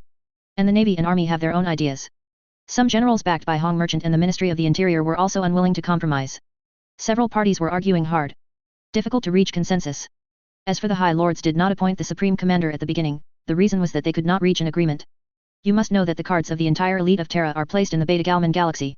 Once the Supreme Commander is the spokesperson of a certain force, he will consume their whole cards unscrupulously while keeping his own. The result can be imagined. Even if Guilliman is forced to compromise with Terra, maintain the current situation, stop reforming, and destroy the core interests of the powerful. They will also be squeezed out of the core layer by other High Lords because they have no foundation. In this way, wouldn't it be making wedding dresses for others? When the High Lords chose the commander, they also considered various reasons, and they all hoped that the representative representing their forces could become the commander. The ending naturally failed to reach an agreement. At least until the army assembled in the Beta Garman galaxy, they failed to reach an agreement, and it is estimated that there will be no day when they will reach an agreement. Hast was honored to participate in this meeting. Seeing that those guys are still fighting for power and profit in the current situation, and protecting their own interests to the greatest extent, it made him more firm in Tyrion's point of view. The Empire needs to change, those corrupt inheritance families have reached the time to withdraw from the stage of history, otherwise the Empire will die and mankind will die. The human empire needs a big cleansing, to live to death, to break and then to stand. Even a civil war that shatters humanity will do more good than maintaining the status quo. The empire needs an iron fist to smash the rotten system, and the rotten ideas will rebuild everything new. That's enough, stop the unnecessary quarrel. The mistress of the Jiaoyang Legion said, raising her voice to silence the brawlers present, the quarrel can't make us reach an agreement, let Terra decide the position of Supreme Commander. Now, our task is to complete our mission and stand firm. We are fighting against a Primarch, who was once the of war who walked among the stars, and can command a huge legion at his fingertips. You continuing to quarrel will only make us more vulnerable, not to mention dealing with the offensive of a Primarch, it will only make us more laughable, let the other party easily step over our corpses, walk onto the land of Terra, and take away the Emperor's crown. Aisha's words made everyone fall into silence. But soon, a discordant voice came. A woman, a waste who can only stay dormant in a nutrition tank, what qualifications does she have to educate us? A young general said angrily, the Jiaoyang Titan Legion has not been dispatched for hundreds of years, do you still remember the war? How should I fight? Elsa's projection remained silent for a short while, and then she looked at the general. For the first time, I forgive your ignorance and offense. Even if the Jiaoyang Legion is still a mechanical servant, it is better than you, a rich man who relies on the power of the family. You. The young general felt humiliated. This damned woman compared him, an elite with excellent family heritage, to a machine slave. It was a stain on the honor of his family. If so, he would draw his gun and kill the opponent without hesitation in Terra at this moment. Shut up, Caleb. Next to the young general, an old general who seemed to be in high position spoke up, preventing the other party from continuing to speak nonsense. With this episode, Aisha also realized that this meeting was futile. After a while, her communication was shut down. This meeting is meaningless. The image of the mistress of the Jiaoyang Legion flickered a few times before disappearing. Seeing someone leave early, many generals also disconnected from communication. The Mechanic sage said in a mechanized voice, stupid and selfish, without faith. Then the communication was also cut off. The images disappeared one after another, and the hall re-entered darkness. In the end, only the young general named Caleb looked at the position of the mistress of the Jiaoyang Legion and said indignantly, there is nothing to be arrogant about, isn't it just a dog controlled by Mars? After cursing, he cut off the communication. Hast came out of his tent. General. A personal guard said with a salute. Hast nodded, then walked into the distance. He had to find someone to talk to. Tyrion gave him a list. Now is the time to use this list. He has already left Terra, even if he is exposed, other troops will not dare to act rashly. Kadians are not afraid of them. Suspended on the Storm Spear mothership in low Earth orbit. The current head of the Fist of the Empire, Vladimir, with his upper body naked, exposing strong and powerful muscles like a snake. At this moment, he is training in the training cage, sweating profusely. Under his tenacious will and instinctive fighting skills, the trainer's slave was suppressed almost immobile. Don't forget, Vladimir, you are the second Imperial Fist. As for the crisis that the first Imperial Fist encountered in history and why it was destroyed, you are well aware. Terra has already arrived, it's time for no change. I hope you are on the right side. Even if Lord Dorne returns from recovery, he will not be willing to see his sons attack his brother, Lord Guilliman, for the sake of power. When Vladimir was about to win, Tyrion's words appeared in his mind, making him stunned. The training machine slave seized the opportunity, broke free from his attack, and swung the long sword embedded in the bone towards his neck. Vladimir has been in battle for a long time, and this blow, which is enough to kill a recruit, is not worth mentioning in his eyes. He squatted down to dodge the blow, then threw himself down on the machine servant, stabbed the opponent's skull with the weapon in his hand, and won the victory. But there was no joy on his face, he was no longer suitable for training. What's wrong with you? Standing outside the training cage, the first company commander of the Imperial Fists, Lysander looked at the chapter leader and asked with concern. With years of veteran experience, he could tell that Vladimir was distracted. This is fatal for a space marine. Something bothers me, Vladimir said. War this time? Yes, I am a little confused. Maybe we should not leave Terra and come here. Even if the High Lord orders, we should refuse without hesitation. Our father made an agreement after the end of the Horus Rebellion, the vow never to fight brothers again. I wonder if we have broken that vow. I'm also confused. It's ridiculous that we gathered here to attack a Primarch. After this war, no matter what the outcome is, the Empire will be torn apart, said First Company Commander Lysander. The Ultramarines have the largest number of sub-chapters, they are the mainstay of the Empire, and Terra has rendered their Primarch as a demon, they will feel humiliated and will react. My thoughts are the same as yours. Maybe we are wrong. Standing on the wrong side, we fight for the bureaucrats we once hated and maintain their rule. Vladimir said, before departure, we must. Ryan asked to meet with me. He hoped that the Imperial Fists would give up their actions against the Antigens, and turn back before the war to break up this civil war. For some complicated reasons, I didn't reply to him. Perhaps he is right, said Lysander. We have all been through the Battle of Cadia, a sad war in which the Empire could have stopped the Marauder. We need a regime that can move quickly, discover the crisis and resolve the crisis quickly. We can no longer waste too much time on meaningless infighting. Those bureaucratic games have nothing to do with us, we are just warriors, sworn to fight for humans and the Emperor. And the power of Terra have strayed from that. Vladimir was silent for a long time, and finally said, I need to listen to the subgroups that belong to the Imperial Fist. The Imperial Fist sits in Terra, and in the solar system, most of them are subgroups from the Imperial Fist, as well as battle groups that use the Imperial Fist gene seed. In this operation, more than half of the 15 war groups that came out were subgroups of the Imperial Fist. The Fist of the Empire only sent the battle group leader and first company commander, as well as soldiers from 2 companies. It can only be regarded as an aid, not a main force, so it is not counted among the 15 battle groups. But the Imperial Fist is the mother group and has a huge influence. First company commander Lysander left in a hurry. Vladimir walked to his armory, where the chapter servants had been waiting for a long time. They would put him in the battle armor so that he could meet the leaders of the other chapters. Terra. The bottom layer of the hive capital. Nawa lay on a stone platform, allowing members of the Brotherhood to paint those profane runes on his strong body. Eternal Lord of Brass, Master of Blood and Fire, God of War and Slaughter, please listen to the call of believers. We will offer you souls that yearn for destruction and blood, and ask you to guide the way of redemption. A man in a blood-colored robe shouted frantically, then cut Nava's palm open, and used a dagger to carve a symbol belonging to the blood on his chest. Nawa endured the pain without making any sound. Blood God is never stingy with his blessings, and the only thing the believers have to do is to prove that they are worthy of blessings. Blood God values courage and the unyielding anger in the hearts of believers. Nava already has both. He was furious because of the corrupt system of the Empire, and he also had enough courage to resist the rule of the Corpse Emperor. Blood God will happily accept his soul, give him enlightenment on the road, and let him walk on the road of destroying the human empire. Suddenly, gunshots came from outside. The law enforcement officers of the Ministry of Justice got clues and locked the sacrificial place of the Brass Brotherhood. The well-trained Imperial law enforcement forces slaughtered those who dared to betray the Emperor with the help of drones and advanced equipment. The Brotherhood of Brass is no match for the Ministry of Justice of the Empire. We have to evacuate. A man hurried in. Wait a little longer. The man in charge of the sacrifice said, he is about to receive the gift of the Blood God. Terra will belong to the Blood God. A great era will begin, and the Corpse Emperor's rule will end. Law enforcement forces are extremely fast. The Brass Brotherhood recruits are low-level recruits. They don't have good weapons, and they don't have much combat quality, so they are quickly beaten to pieces. Dead bodies are everywhere. All poor people in rags. An official from the Ministry of Justice stepped past the corpse. He covered his mouth and nose with a handkerchief to prevent the pungent smell of blood from disturbing him. These damned bedbugs are all damned, won't they learn to serve the Emperor like the nobles? You trash, settle the matter here as soon as possible. Tonight, I still have a reception to entertain. The official of the Ministry of Justice mentioned the belt around his fat body impatiently.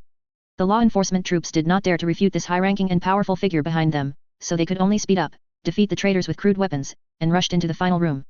Prepare to deal with those traitors and end this battle. However, in the next second, their self-confidence was shattered. The screams sounded one after another. Several law enforcement troops fled out in panic, their bodies trembling from the scene just now. Those who failed to escape were turned into broken flesh, and a terrible killing monster slaughtered them. Nawa felt that endless anger was burning, and this anger would not be subsided until he was completely killed. A horrible, unimaginable will rejoices in the bloodshed he inflicts. But not enough, far from enough. He needs to sacrifice more blood to continue to please the other party. He let out a roar, and then walked out of the hall covered in blood. The first time Nava walked out, he saw the official. The official who burned his friend to death, slit the throats of 2 children and a female neighbor. A cruel smile appeared on Nava's face, it was a smile about to take revenge. Praise be to the great blood god, he got this opportunity. Blood is sacrificed to the blood god, and the skull is sacrificed to the skull seat. Nava roared, then grabbed the machete in his hand and rushed towards the terrified law enforcement officials. Behind him, the remnants of the Brass Brotherhood also rushed out. They rushed to the law enforcement forces, shouting the slogan that the false emperor is dead and the blood should stand. Chapter 154 I don't want to either, but he gives too much, please subscribe. Crazy thugs storm everything. Washed by like a torrent. Those law enforcement officers were instantly engulfed by the torrent and screamed. The officer was dumbfounded as he watched the Justice Department's law enforcement force being torn apart by the mob. Law enforcement officers and soldiers in uniform were massacred by mobs with various weapons. The weapons of those thugs are very simple, holding labor tools and improvised spears in their hands. There are also some holding spiked braziers, chanting the Blood God slogan frantically. Some strong-looking, smart thugs held crude charging devices that spun plasma energy in their hands. These weapons are so primitive. Logically, he shouldn't have any fear. But he was still scared. Because these thugs are all crazy and fearless, like those who launched a holy war. They follow a man covered in blood. The opponent rushed past the intertwined firepower with swift speed, like a wild wolf being thrown into a herd of lambs. The man stabbed the dagger in his hand into the soldier's throat, and the whole process was smooth, full of the strange beauty of killing.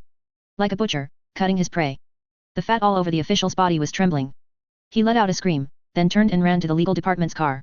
I have to leave this ghost place immediately. Return with a stronger force. He's going to make these thugs pay. Let them know how terrible it is to disobey the emperor.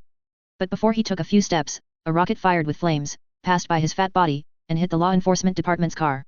The booming explosion sounded. The flames soared into the sky, illuminating a large area. The remaining soldiers and law enforcement officers were killed in the explosion. Officials watched them die horribly as they were blown away by the horrific explosion. Some of them were even blown to pieces, with blood and minced meat scattered all over the ground, like a Shura field. Such a terrifying scene made the official tremble even more. He stood there in a daze, not knowing what to do.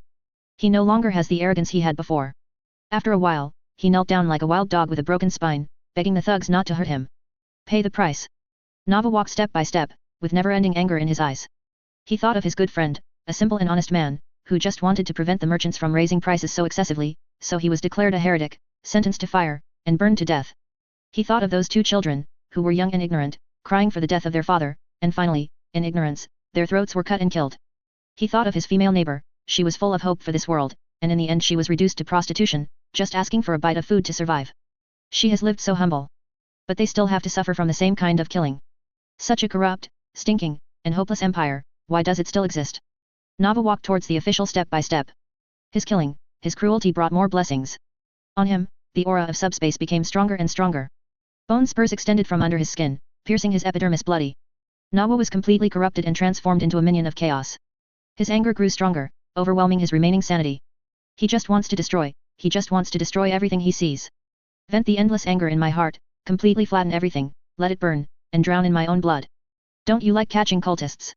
Nava walked over step by step and said in a cruel tone. Those soldiers who tried to stop him were all killed by him, and the corpses fell to the ground, and the dark red blood flowed and gathered into puddles, which was shocking. With a dagger, Nava easily harvested the lives of those soldiers, letting them die in panic and despair. As he kills, the dagger merges with his arm. Formed an even weirder flesh and blood sword blade. Nawa was very satisfied with this, he wanted to sacrifice more blood for that existence, and asked for more blessings. You traitor, the Emperor will always spurn you. The official shouted, his tone crazy. Nava, distorted by the power of the warp, is like a monster who came out of a nightmare. His arm melted into the dagger, and his body melted into something even more hideous. Bone spurs grew out from under his flesh and blood, making him look even more ferocious and terrifying. The official was terrified, his voice was trembling, and he lost his previous arrogance. As Nava approached, he even urinated involuntarily. The expensive clothes and uniforms were soaked instantly. I don't care whether the corpse emperor will spurn me, nor will I accept his mercy and salvation. Nawa's smile became more and more cruel. He walked over, the dagger that merged into one, extended and lengthened, dripping with blood. You can't do this, do you know who my father is? The officer shouted. It's a pity that this whole card that has been upset repeatedly has failed this time. Nava didn't care who the official's father was. What does it matter who it is? He no longer cares about the corpse emperor's redemption. Those corrupt bureaucrats can no longer impose their stupidity on him. Nava, covered in blood, walked over, and he lifted the fat official up with just one hand. Blood of the vial, please my god, said Nava, thrusting the spike into the officer's neck. Bleeding like a pig. Blood spurted out. Nawa also shouted frantically. The thrill of revenge made him roar. The human side also becomes fragmented. In the past, he was just an ordinary person who wanted to live a stable life. It's a pity that this world didn't give him the chance to be a good person. The corpse emperor's rule forced him to choose to stand up and resist. Praise the blood god, praise the brotherhood of brass. Otherwise, I have absolutely no power to complete revenge. Nawa dedicated his soul to that unknown terrifying existence at this moment. Even if he is enslaved forever, he will not hesitate, just to overthrow the corpse emperor's rule. His distortion intensifies. There are more and more non-human organs. The eyes and mouth were melted down and reshaped into weird shapes. It's ugly and scary, but incredibly powerful. With the help of Nava, the Brass Brotherhood came out in full force, killing the soldiers of the law enforcement forces.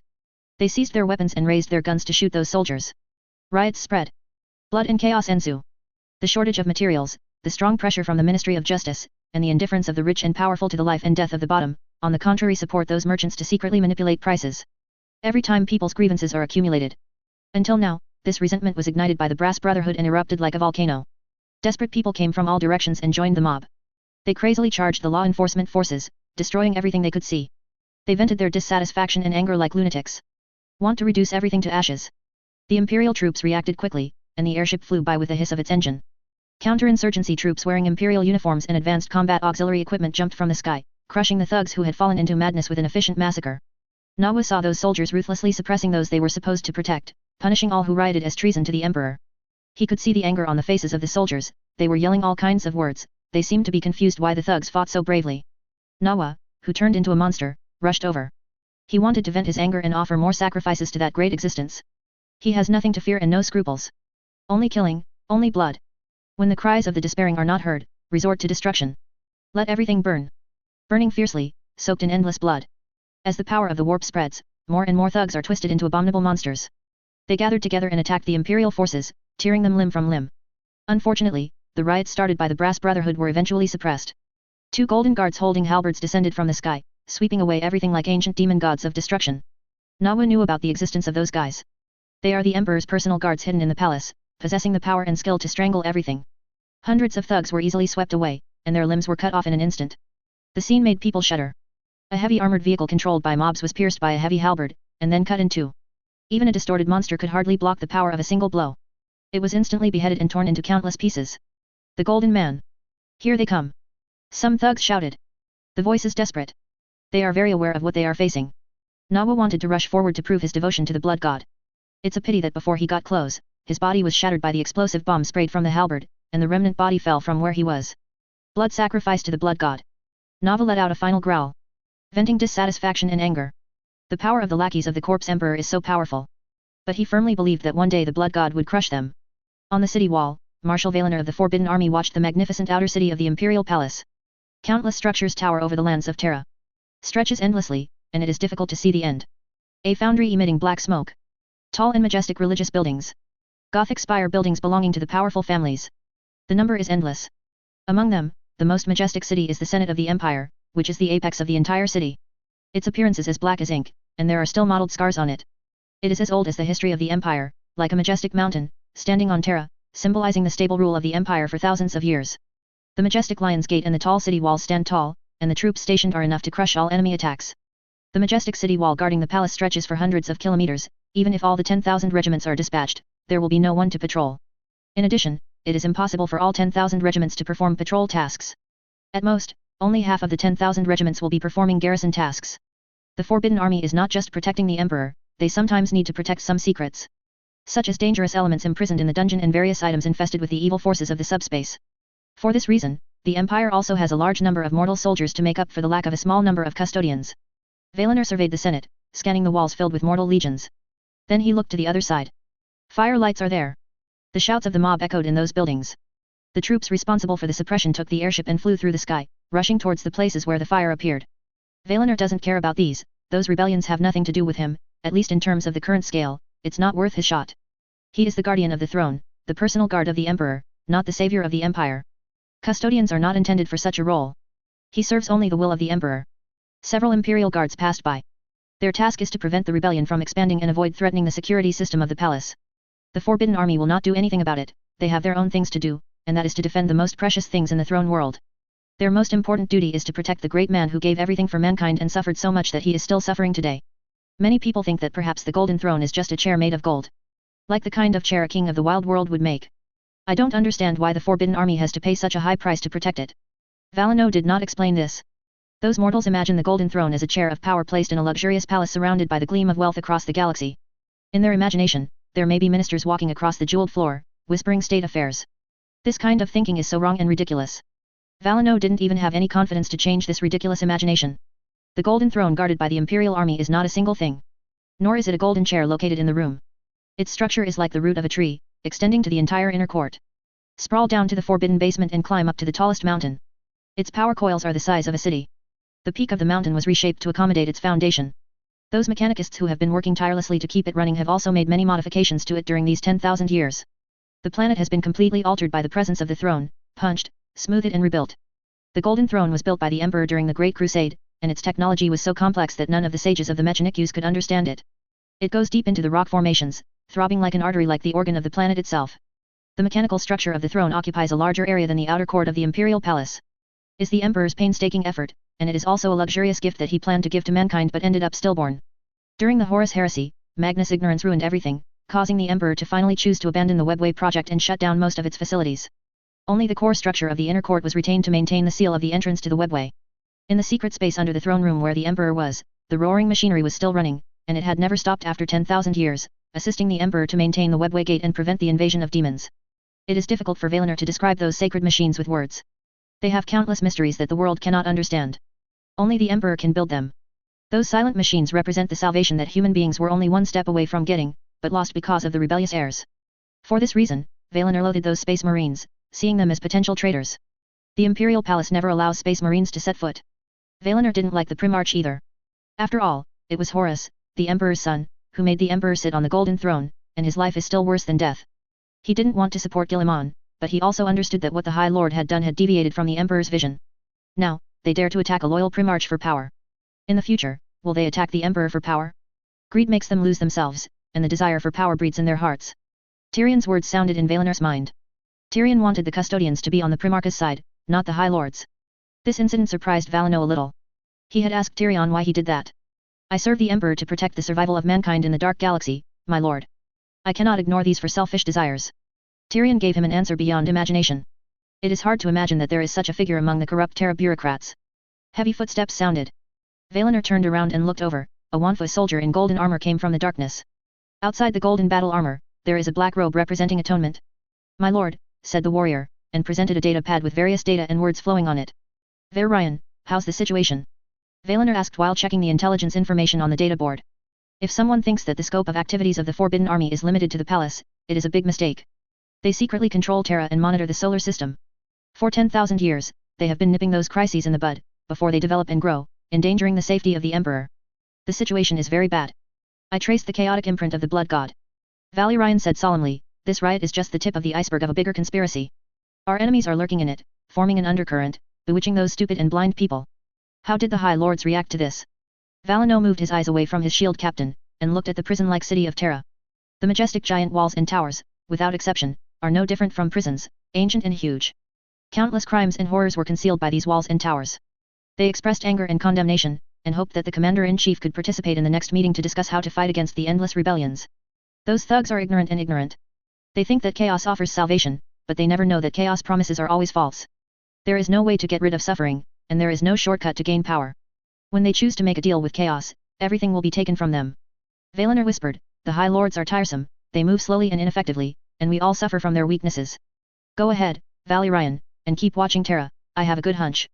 Understood, my lord, said Ryan, then turned and left. Valinor turned his head and continued to look at the building illuminated by the fire, and a message from the Imperial Daily popped up on the data pad in his hand.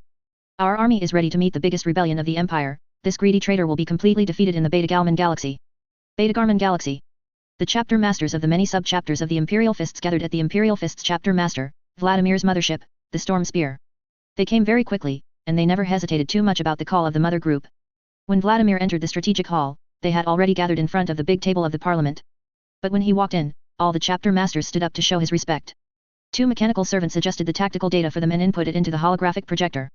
The holographic projector is installed in the middle of a huge incense burner suspended from the ceiling. As the equipment was slowly turned on, the clear lines of light like static electricity flickered in the center of the auditorium, gradually taking shape. It reveals a series of data and a large number of images. Images of Guilliman fighting the orcs and necrons in Charadan, as well as images of expedition parades, etc., were all played. There are also information about some reformed regions. Those worlds are developing very well. Pollution has been curbed, and green appears on the surface of the planet. People's happiness level began to improve, and taxation and personnel quality also improved. Guilliman's reforms proved effective. He brought the life people dreamed of. The young people there are more willing to join the Primarch's expedition team in order to defend the hard-won life. Many chapter masters examined these images, looked at each other, and they looked at Vladimir with puzzled eyes. You are called here to confirm one thing, where we will stand. Vladimir looked around the crowd and whispered, this is an unjust battle, and we have to determine whether we will violate the law or not. Oath of the Primarch, turning the blade against his brother. In order for you to make the most correct choice, I have collected some information about Ultramar and the Indomitable Crusade. Judging from the currently known information, the Indomitable Crusade is the most organized in the human empire in the past 1,000 years. A grand crusade. The Primarch built this massive legion out of just a few sectors and marshaled resources with great speed. In a sense, if the Primarches are allowed to control the entire empire, the scale of the Indomitable Crusade will be expanded by more than 100 times. By then, the Indomitable Crusade will be the most grand expedition in the history of the human empire. Perhaps only many Primarches are still alive. Roam among the stars, the Great Crusade before the Emperor sleeps may overwhelm the Indomitable Crusade led by the Primarch. Vladimir stood at the main seat and spoke to the chapter leaders of the subgroups. Hearing his words, everyone showed a hint of shock and surprise. They didn't expect Vladimir to say this. Are you going to defy Terra's orders and side with Guilliman? A chapter master asked. Our Primarch once swore after the Horus Rebellion that we would never fight against our brothers again. Vladimir said, don't forget the blood of Dorn in your body, are you going to break this oath? But Terra has declared him a traitor, said the chapter master of the White Temple chapter. That's the question, should we trust Terra's bureaucrats? Vladimir said bluntly, we suffer from their slowness and inefficiency, and become political chips on their table. This is a terrible word to betray the empire. The other chapter leader's face became serious. He looked at Vladimir and said in a somewhat uncertain tone. No, everyone, this is the time to test us. Choose the High Lord, or choose the Imperial Regent Guilliman. This is not a rebellion against the Empire, the Imperial Regent is still loyal to the Empire, he just wants to save mankind with a strong posture, that's all. Vladimir looked at the crowd and whispered. He wants to seize the Emperor's authority and sit on the throne of power in the Empire. A chapter master retorted, Terra's side is settled. This is slander. He himself is the Imperial Regent appointed by the Emperor. Even if he does not reform or launch an expedition, he can still regain his power. Vladimir said, the Emperor has been asleep for 10,000 years, the Primarch is long gone, and who can deny the power of an imperial regent? What do you want to do? Asked the chapter master of the White Templar chapter. Do what we should do. Don't forget about the beast war. Terra was almost destroyed by those bureaucrats. The imperial fists destroyed the regiment because of the High Lord's stupidity.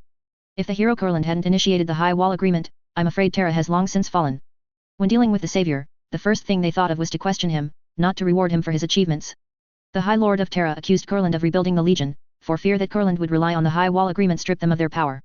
Vladimir looked around at the crowd and told the past. The Beast War is an indelible humiliation for every son of Dorne. The first Imperial Fist Mother group perished in that battle. Terra was only one step away from falling to the orcs. This is a disgrace to humanity. By the blood of Dorne, gentlemen, do you want to break the oath of the Primarch and meet his brother with swords? Vladimir asked. Many chapter masters looked at each other, and no one dared to say that they violated the oath of the Primarch. Are we betraying the High Lord? Said a chapter master. No, we just give up this battle, not betrayal. Vladimir said, we will remain neutral in the battle between Terra and the Primarch. We cannot let our brothers die for bureaucratic political capital. This sentence can barely be accepted by these chapter leaders. If they directly betray the High Lord, they are somewhat hesitant. For 10,000 years, the High Lords have claimed to issue decrees on behalf of the Emperor. In a sense, betraying the High Lord's council is tantamount to betraying Terra and the Emperor. If they are neutral, they don't need to bear this mental burden. Under Vladimir's persuasion, many chapter leaders accepted orders from the parent group in silence. They will remain neutral in this campaign. Until they confirm who is more trustworthy, they will not declare their position. The glory of Macrage. Guilliman took a deep breath, and then another. Use this to calm your mood. Terra's large-scale mobilization of troops naturally couldn't hide it from Guilliman. Even in Terra, which is controlled by the High Lord, there are many radicals who agree with his ideas. They alerted the expedition fleet through various channels, and reported the information of Beta Garmin. Guilliman is well aware of the deployment of troops in the Beta Garmin galaxy. Many generals secretly contacted the expedition fleet, claiming that they would surrender when the Primarch arrived. This is done to preserve the power of humanity, not to consume it in meaningless civil wars. Guilliman had guessed that Terra's dignitaries would definitely not be caught without a fight. But he didn't expect these guys to be so crazy. The assembled army is so huge that it can shock the galaxy. Once a civil war breaks out, the evil and many traitors will laugh amidst the ruins and ashes. A footstep came from the door. Celestine, a saint in golden armor with a pair of white wings behind her, stepped in. Regent. Celestine saluted. Even if Celestine is a saint, she still has to salute Guilliman.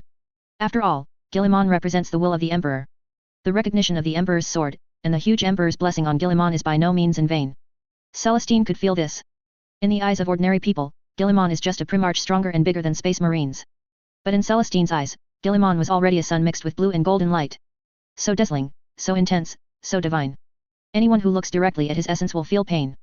Even if Guilliman has repeatedly refused to be deified in public. But Celestine knew it was inevitable that the Primarch would follow the same path as his father. Their essence is the same. Although the current Guilliman is not strong enough, he has great potential.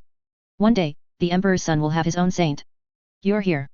Guilliman smiled and sat back in his seat. Find a seat. After leaving the Babu galaxy, Guilliman passed through several more galaxies, rectified the bureaucratic systems of those galaxies, and banned some unreasonable feudal dynastic systems and aristocratic systems. Afterwards, Celestine, who had completed the mission, joined Guilliman's fleet. Considering the upcoming itinerary, it won't be too long, and Guilliman didn't assign new missions to Celestine, but let her follow him to Terra. Sages are as influential as Primarches. With the help of Celestine, he can easily gain the support of believers. I don't know why you summoned me, my lord.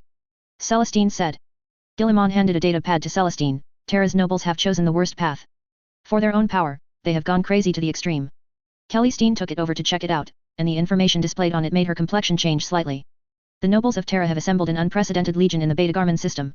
They tried to prevent the Primarch from meeting the Emperor, preventing the Primarch from reaching Terra and becoming the new Lord of Terra, controlling the entire empire. They think I will compromise, but unfortunately, I won't. Both kindness and cruelty are necessary qualities for a qualified ruler. Guilliman raised his hand, and a hologram appeared between him and Celestine. Many parts of the empire are suffering. I will never allow the empire to go to the abyss, let alone to split. Even if I bear infamy, I will do my best to stop this. I will try to fight with the empire of the Beta Garmin galaxy. The troops will carry out several rounds of peaceful communication to see if they can use peaceful means to resolve this matter. If not, I will resort to force to wipe out the defenders of the entire galaxy.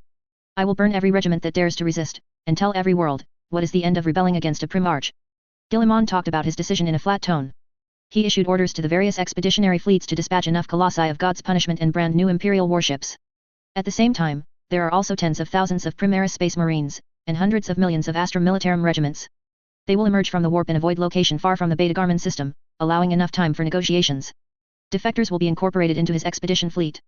Those recalcitrant troops who rejected his friendly offer. Guilliman will declare them excommunicated rebels, and he will pour the firepower on them that he would have used against the xenomorphs. Wicked people are guilty, so are those who help the evildoers. Guilliman will show no mercy. Celestine has some palpitations, but she is not a mascot and can become the Emperor's God's choice. Whether it is wisdom or military strategy, she is excellent. My lord, you summoned me, presumably not just to preach your tactical arrangements. You are very smart. Guilliman praised. Of course I didn't mean to say this. War is the last resort, especially in the face of people of the same race. It is a last resort and should not be used lightly. I call you here because I want to rely on your help. Try to disintegrate this civil war crisis as much as possible. The foundation of the rule of the state religion lies in the belief of the Emperor, and you are the recognized spokesperson of the Emperor. I need you to do one thing, and that is to deny the orthodoxy of the state religion of Terra, and announce to everyone that they have betrayed the Emperor's guidance. The new state religion is legal, and it is a religion recognized by the Emperor. Do this if so, we will avoid wars with believers who are bewitched by the state religion and reduce unnecessary casualties. 1. Hearing Guilliman's words, Celestine was stunned for a moment. Is this really good? It's not their fault that they believe in the Emperor. Guilliman stretched his upper body in the middle of the table and said angrily in a low voice. The state religion doesn't need to tell the various crimes committed by many planets one by one, right? The Emperor's original intention is to protect mankind and guide mankind on the path of reason, but the state religion distorts this idea. Celestine, what are you doing fighting for the Emperor's dream, or walking in the world for the little selfish satisfaction in your heart? You think that humans need to believe in the Emperor, as long as they are named in the name of faith, then there is nothing wrong. I am very clear that the Emperor does not need such a belief, and does not need to trample on the things he guards. Faith gained by fooling what he guards, let alone faith gained by frightening what he guards. This is the greatest betrayal of his ideals, this is the greatest humiliation to him. Celestine, do you understand? We must correct this mistake. If you think of him as a god, why don't you listen to him? Teach? If you are not willing to listen to his teaching, why do you call yourself a follower of him? You swear allegiance to a person, claiming to love him, you can do everything for him, but you never follow his orders. Is this really loyal? Guilliman's voice struck Celestine's heart like a hammer. The two should be different, right? Celestine said without confidence. Isn't it the same? My brother Lorgar, he once claimed that the Emperor was his true god, but he never obeyed the Emperor's orders. The Emperor hated belief, so he proclaimed it in a high-profile way. When the Emperor became angry and burned his toys, he lost his faith and turned into the arms of the Chaos Gods. Is such a thing considered a faith? It's just that he wants to find a spirit for his cowardly soul haven. Such beliefs are shameful, spurned by the Emperor. We have to fight for the Emperor's ideals. Not every believer who claims to believe in the Emperor is a believer, they are just enemies disguised as faith. By relying on his powerful skills, Guilliman finally convinced the living Saint Celestine. I can assist your master in your plan, but you need to make a promise that as long as those believers put down their weapons, you will pardon them. Celestine put forward her own conditions. Guilliman nodded in agreement. He's not interested in mass murder. He only likes to slaughter bureaucrats who get in the way and state leaders who don't cooperate with him. Being able to take advantage of Celestine's saint status will definitely deal a serious blow to the state church's troops and completely split them. Lost the basis of belief, what qualifications does the state religion denied by the spokesperson of the Emperor still have? The two sides reached a consensus, and Guilliman ended the talks. He sends Celestine out the door. Soon, another character was received by Guilliman. That is the founding general of Steel Ball Starkalen. This guy, who is comparable to a heavy tank, has been providing maintenance logistics services and various omnics for Guilliman's fleet. Guilliman's purpose of summoning the other party is very simple. He needs Karen to disintegrate the forces on Mars, and use all kinds of knowledge and promises to split the various forces on Mars. There are also many schools of thought within Mars. For STC, technical knowledge, and various teachings, they fought fiercely. This is a breakthrough, as long as it can get the support of some Mars forces, it can disintegrate the forces of Mechanicum. According to the existing data, I have no way to do this. My duty is to cast generals, and I am not good at diplomacy. Karen's mechanized face showed a hint of embarrassment. Assisting Guilliman in building battleships and various weapons and equipment, he also entered the must-kill list of Mars. He went to persuade those mechanical sages, wouldn't it be a sheep in the mouth of a tiger? Those guys wanted to dismantle him and throw his data core into a data cage to torture him. The lunatics on Mars will not let go of any existence that violates the Olympia Agreement and the dogma of the God of all things. You can do it. Guilliman handed a piece of paper with complex formulas in front of Karen. This is mechanical data about the manufacture of miniature black holes. As long as you have the right materials, you can manufacture miniature black holes. The mechanical eyes scanned the paper a few times, and an unseen trace of greed and selfishness emerged in Karen's heart. Mechanical knowledge of making miniature black holes. It was enough to drive him crazy. It is not that the Mechanic does not have the ability to create black holes, but a lot of technical knowledge has been lost. To create black holes, the price to be paid is extremely high. And related SDCs are hard to find. And now, such a piece of knowledge is placed in front of him. Manufacturing miniature black holes, such technology is miraculous. Karen, don't forget that once I compromise or give up confrontation, many members of the Mechanic, including you, will inevitably face a terrible purge. At that time, you will have nothing, even your data core and backup will be directly erased. Guilliman sat in his seat and said with a smile. If you can successfully resolve this crisis and complete the tasks I entrusted to you, I promise that after arriving in Terra, I will give you more mechanical knowledge. Guilliman rolled up the paper and put it in Karen's mechanical palm, and this is just a deposit. Kron's rational logic wants to firmly reject it, and it's too dangerous to lobby those people on Mars. Coplasma is given too much. The cutting-edge technology of micro black holes is just a deposit, an advance reward, regardless of success or failure, he got it. If it is successful, how much cutting-edge technological knowledge is required? Enough to make myself a step further on the path of following the god of chances. I don't want to go. I couldn't say the 4 words. The rational logic module kept reminding him that this mission was very dangerous, and he would die if he was not careful. Cochrane's greed overwhelmed the rational logic module and vetoed the most rational rejection plan.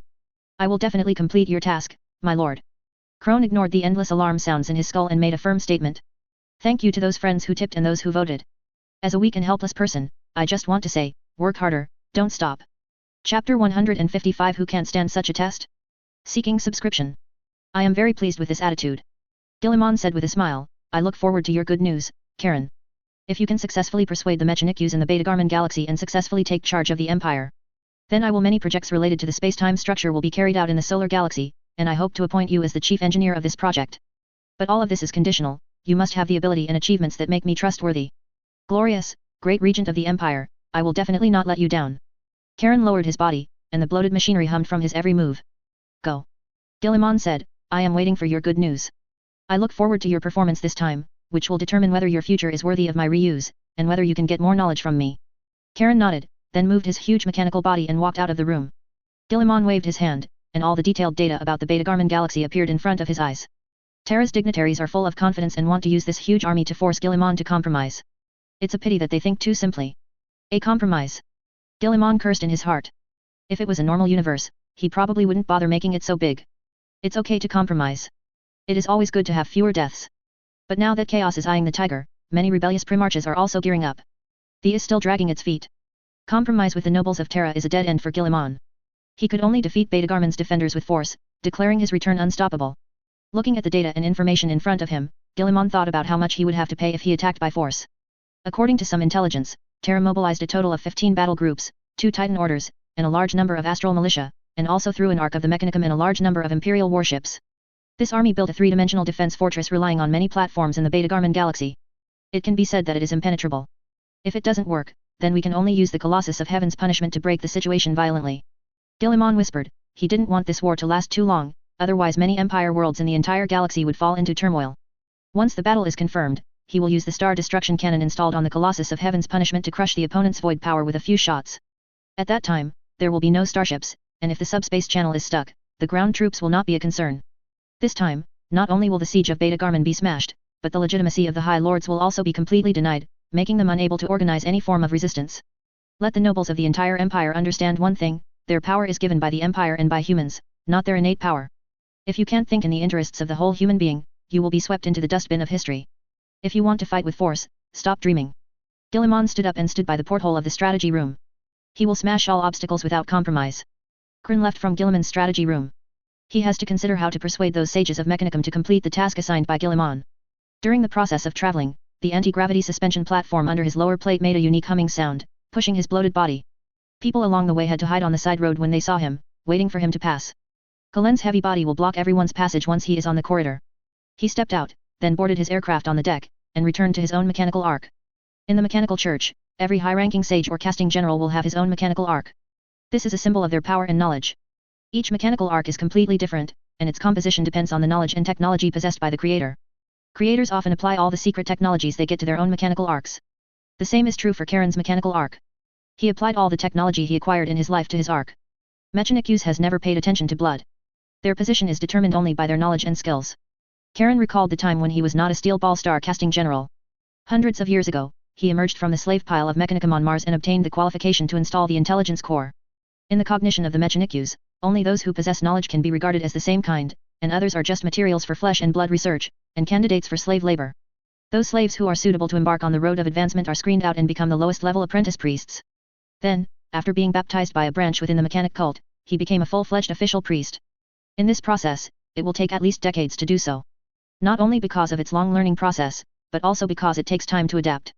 Krone has persisted with his infinite passion for machinery and the mysteries of truth, and eventually became the casting general of Steel Ball Star. During the long growth process, he met some like-minded colleagues, and naturally made many enemies. Most of the enemies are from within the Mechanikus. On the path of seeking truth, dissidents with different ideas are the most terrifying enemies.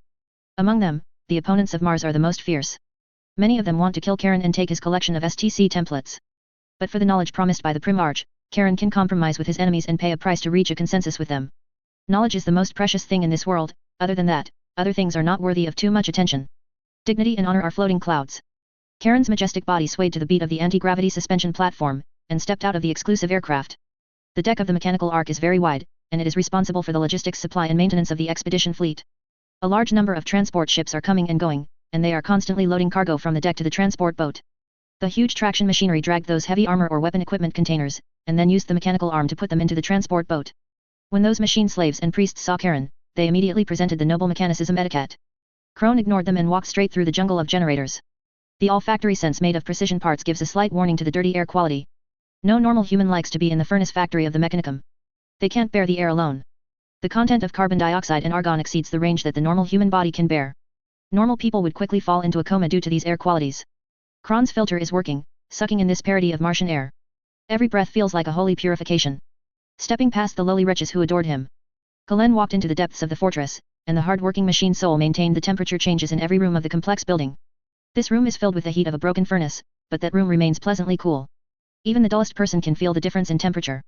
Deep in the fortress is the production workshop, which is comparable in size to a furnace factory that casts a planet. Countless slaves and laborers are chained around the assembly line, helping to build the sponsored sacred steel. Repair and reassemble a wide variety of autonomous robots and vehicles. Priests are dedicated to the assembly and maintenance of complex circuits, or the installation and debugging of biochemical and mechanical organs. Their status is also very low, just like Karen, who had just been implanted with an intelligent core in the past. But compared to those slaves who have no human rights, they are still mysterious and unpredictable figures. For Karen's arrival, they all remained excited. Greet him in binary, or kneel before him. Kalen maintained his arrogance as a casting general as always, and didn't care about these greetings. Go straight through the furnace factory and enter the circular elevator that requires advanced permissions to enter. The elevator platform is full of steel ball star emblems. He stretched out a mechanical tentacle to connect it with the deep layer. With the help of the moving elevator platform, he entered the deepest workshop. Outside the workshop, there are engineering robots and anti-infantry hunter engines unique to the order.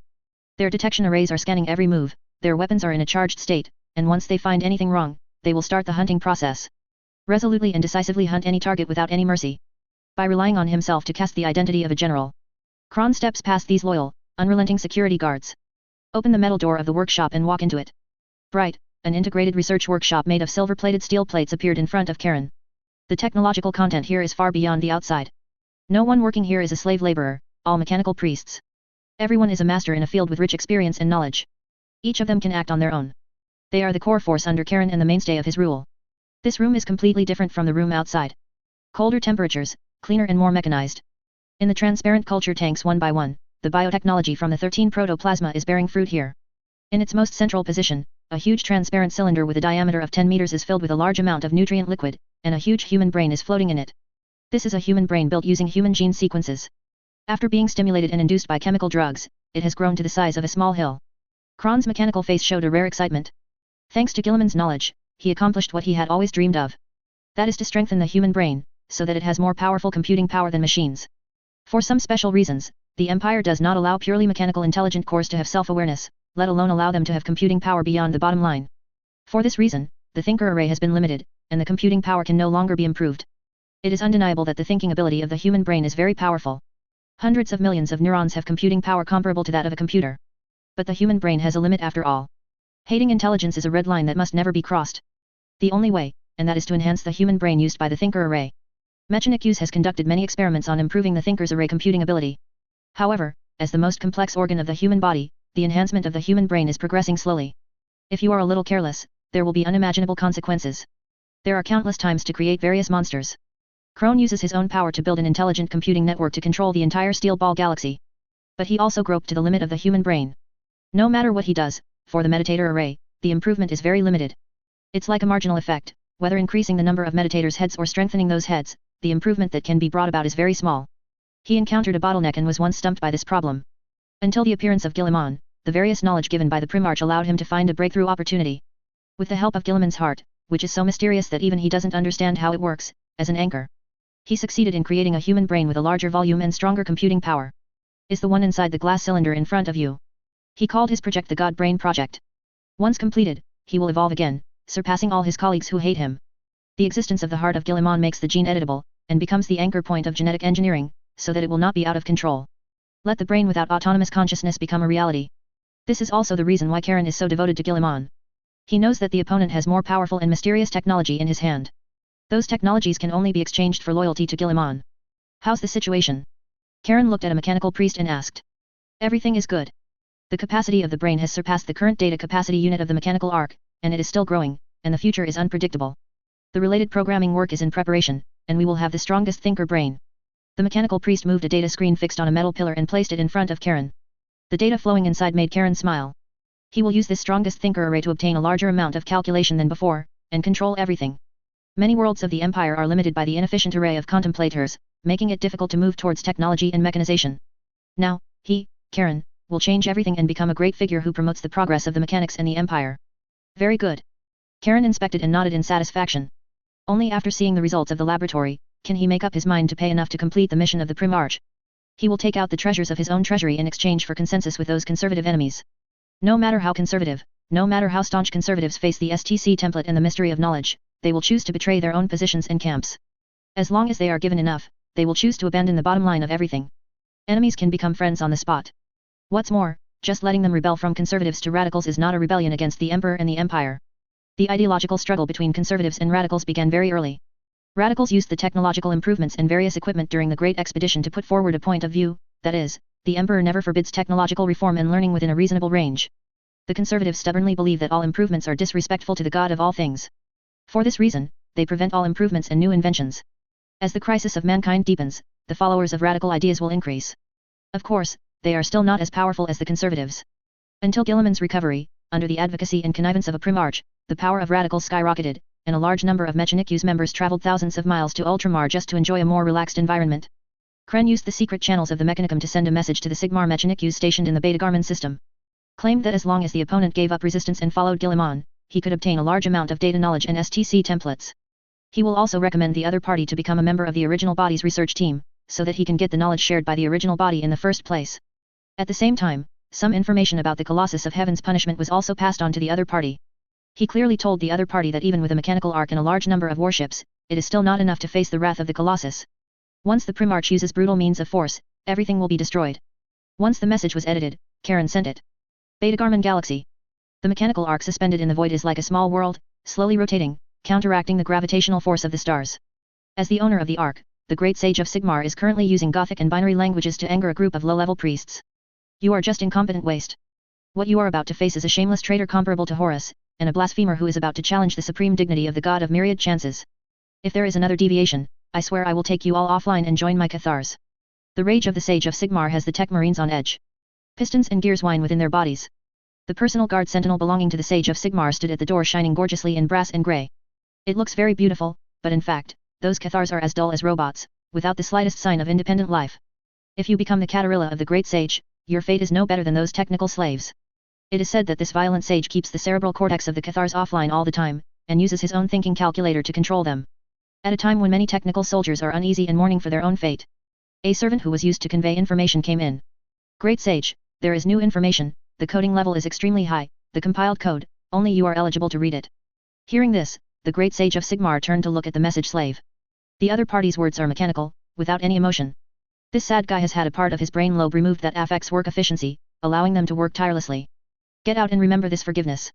Sigma looked at the techno soldiers and growled furiously. Those guys ran out in a hurry as if they were granted an amnesty. Sigma uses his own data tentacles to connect to that information minion. The images and words of Steel Ball Star casting General Karen appeared in her mind. I sincerely hope that the sage of Sigmar can turn to the light, join the camp of the Primarch, and give up those ignorant people who have decayed. In order to show my sincerity, I will prepare a small gift and give it to the great sage to show my sincerity. Seeing the message, the great sage of Sigmar suddenly flew into a rage, and the computing core inside was overloaded by her anger. That damned traitor, how could he have the face to send me a message? Want to lure me to degeneration? It is absolutely impossible. I am so loyal to the god of myriad opportunities, and I will never be fooled by his rhetoric. All kinds of thoughts of hatred and loathing floated in the mind of the sage of Sigmar. It is absolutely impossible for her to betray the god of opportunities, nor will she betray Holy Mars and forge General Lasky. A complete STC template with a complete database, focusing on colonizing planets, and using local resources to build military defenses and build industry and agriculture. At the same time, there is a broken STC template about mechanical arms, knowledge about biological modification genes, partly from alloy data material of Necrons and a sample of necromancers. Originally intending to reprimand the traitor, the great sage of Sigmar was stunned for a moment. Steel Ball Star Casting General, Karen actually wants to give her so much? You must know that many followers of the Mechanikus have the same idea, that is, it is okay to kill me, but to want my knowledge and the excavated STC template is just a dream. Not to mention dead, even if it is dismembered, it will not be given. For the sake of the STC template, the Mechanicum has fought several battles within the Mechanikus, and it is not surprising that the fights were and the casualties were heavy. Now, Karen will give her a complete STC template and years of accumulation. It is a lie to say that I am not moved. But to rely on the Primarch like this is a bit out of line, and loses the image of a sage. Seeing the end, through the data sent by Karen, Sigma witnessed the power and performance of the Colossus of God's Retribution, as well as the information of the Colossus of God's Retribution. Her complexion also became dignified. If you choose to resist and offend the Primarch, your fate must be sad. The battle moons of the orcs were completely destroyed by the blow of the Colossus of God's Retribution. The mechanical arc might not be able to resist even a single blow. After a moment of contemplation, the great sage of Sigmar still sent back a message to Karen. As a sage who is loyal to Mars god religion and the god of myriad machines, do you think these things can buy me? Which mechanical sage can't stand such a temptation? As a pious supporter of Mars, and was machine sages who cast General Lasky's trust, I ask for more. Sigma compiled the information and sent it back. Guilliman, as the son of the god of myriad chances, is also the loyal Primarch of the Empire, how can he be said to be a betrayal? Not to mention being loyal to Mars. Guilliman is the Emperor's son, and being loyal to him means being loyal to Mars. Forging generals is not equal to Mars. Just like the Horus heresy 10,000 years ago. Mars Foundry General, Husbo also rebelled. Loyalty to casting generals does not necessarily mean loyalty to Mars. Only loyalty to the Emperor is loyalty to Mars. I swore last night that the Regent would enter Terra for 30,000 days. As a result, he was called away early in the morning. It's been a troubled time, I'm ashamed of my brothers. Sorry. Chapter 156. Are you going to betray the Emperor again? Kriegers. Seeking subscription. In the calculation logic module of the Sage of Sigma, countless thoughts flowed instantly. She evaluates and calculates the possible consequences and value of every thought and thought. Without exception, the choice of investing in the Primarch is the choice of maximizing benefits. Among other things, the STC template promised by Karen is a tangible benefit. Mars is not so generous. The Mechanikus, the ruler of Mars, and General Lasky Forge wish to take away all the STC technology in her hands and use it to enrich his treasury. Even if they can win this time, the reward is probably not as much as Karen gave. Coupled with the force in the hands of the Primarch, it can be described as extremely strong. If there is a real fight, Sigma has no confidence in his side at all. How long you can last in front of the enemy is a very serious problem. According to the calculations of the Great Sage of Sigmar, this force is likely to be used by the High Lords of Terra as a political bargaining chip on the negotiating table in exchange for Guilliman's compromise. Such things are not uncommon. In order to gain enough power to speak, it is the daily operation of Terra elites to make various anti-intellectual operations. Don't use normal people's thinking to guess the behavior of Terra's nobles, it's impossible to guess. The Great Sage of Sigmar doesn't plan to play with them anymore. Swearing allegiance to a Primarch is not a violation of the will of the Almighty. A council of mortals, or a son of the Emperor, who better represents the Emperor? This is an obvious question. The Great Sage of Sigmar just doesn't like Guilliman and calls unscrupulous trampling on the various prohibitions of the Martian cult. But if the other party is willing to let himself become one of them and share that knowledge, then it can still be tolerated. People's aversion to privilege is often because they are not a member of privilege. Sages of Sigma hate those who trample on the Martian bottom line, just because they are not one of them, and they are not qualified to share that knowledge. And now, Karen made her promise. As long as she leads the Mechanikus troops of the Beta Galman Galaxy to the Primarch, she will have the opportunity to join the Primarch's core research team. Infinite knowledge, infinite mysteries, will open to her. Any member of the Mechanicum who is on the path of truth will be thrilled. The Battle of the Beta Garman Galaxy will be the certificate of promise in which she swears allegiance to the Primarch. Sent the message and waited for a few days. Sigma once again received a message from Karen to her through a secret channel. In order to show sincerity, Karen agreed to give her a complete STC template, which belongs to the aspect of biological modification. In order to express his sincerity, Karen also sent her some technical data. Being able to cooperate with the Primarch is the embodiment of the glory of the god of myriad opportunities, and I will be devout to it. Sigma returned a message to Karen, promising that he would lead all Mechanikus troops into the Primarch's camp. At the same time, Celestine, the saint of the state religion, is also completing the task assigned by Guilliman. As the Emperor's chosen one, a saint of the state religion, she naturally represents the orthodoxy of the Emperor's beliefs. If she is hostile to the state religion of Thailand, the consequences will be unimaginable. An unprecedented crisis will break out. In the early stages of the germination of faith, Empire has multiple churches. The predecessor of the state religion, the Holy Emperor's Salvationist, relied on the armed church team to clean up dissident churches, successfully established its own foundation, and became the only designated religion in the empire. Become the largest religious force rooted in the empire, and become the state religion. However, the upper echelon of the state religion of Tala is all about the emperor. Celestine is a saint with the power of the emperor, shrouded in the glory of the emperor. From a certain point of view, her words represent the words of the emperor. The denial of the state religion by the saints will inevitably lead to the denial of the state religion by believers. For the state religion that relies on faith to survive, this is an unimaginably terrible disaster. Many technical priests used the latest holographic projection technology and the human lighthouse device installed on her holy ship to create a huge image of the emperor that could project a divine aura. Celestine will use the emperor's projection of the holy ship to shout to the state religion and human troops in the Beta Galman galaxy, asking them to drop their weapons and surrender. This is definitely a deadly strategy. It is also a strategy to crush the lie of the High Lord. If in this situation, the guys who still want to resist, then they can only cast the fire of destruction on them. Emperor did not surrender after manifesting his sanctity, and still said he was loyal to the emperor. Celestine's holy ship, the emperor's glory. This is an unimaginable arc of state religion. The length reaches hundreds of kilometers, and there are temples and various hero sculptures everywhere. It has a volume comparable to a giant city. In the dark and cold hall, the suffering monk whipped himself day and night. There was not a piece of intact flesh and blood on his body. They use suffering to prove their devotion to the emperor. In the place of the emperor's shrine, countless believers hold the ever-burning lamps in their hands, and recite poems praising the emperor in unison, in order to praise the emperor and guide those lost souls back to the embrace of the emperor. The emperor's word is engraved on every corner of the hull. The gouged-out brains of dead devout believers, programmed by the Mechanicum, were placed in preaching machines, and crawled through every corridor, roaring and preaching the emperor's teachings. The Cathars armed with weapons looked at the believers warily. Any act of blasphemy will attract their roar and anger. If it is too serious, they will even execute the opponent directly, or imprison him in the prison cage hanging in the hall. This is a moving city of faith. Many believers followed Celestine during the Indomitable Crusade, moving around, spreading more rational and restrained new church teachings. To this end, the first human lighthouse was installed aboard the Emperor's Glory. With the help of the powerful power of faith, deter and intimidate those demons, allowing them to escape from the territory of the human emperor. Also in order to show that the saints and the new state religion are chosen by the emperor. A massive human lighthouse is embedded in the hull of the Emperor's Glory filled with temples and statues. Thick and heavy energy cables, like snakes and pythons, meander and crawl on the deck, connecting to repeaters the size of a room. The mechanical parts that stretched like hills rumbled, making the whole room roar.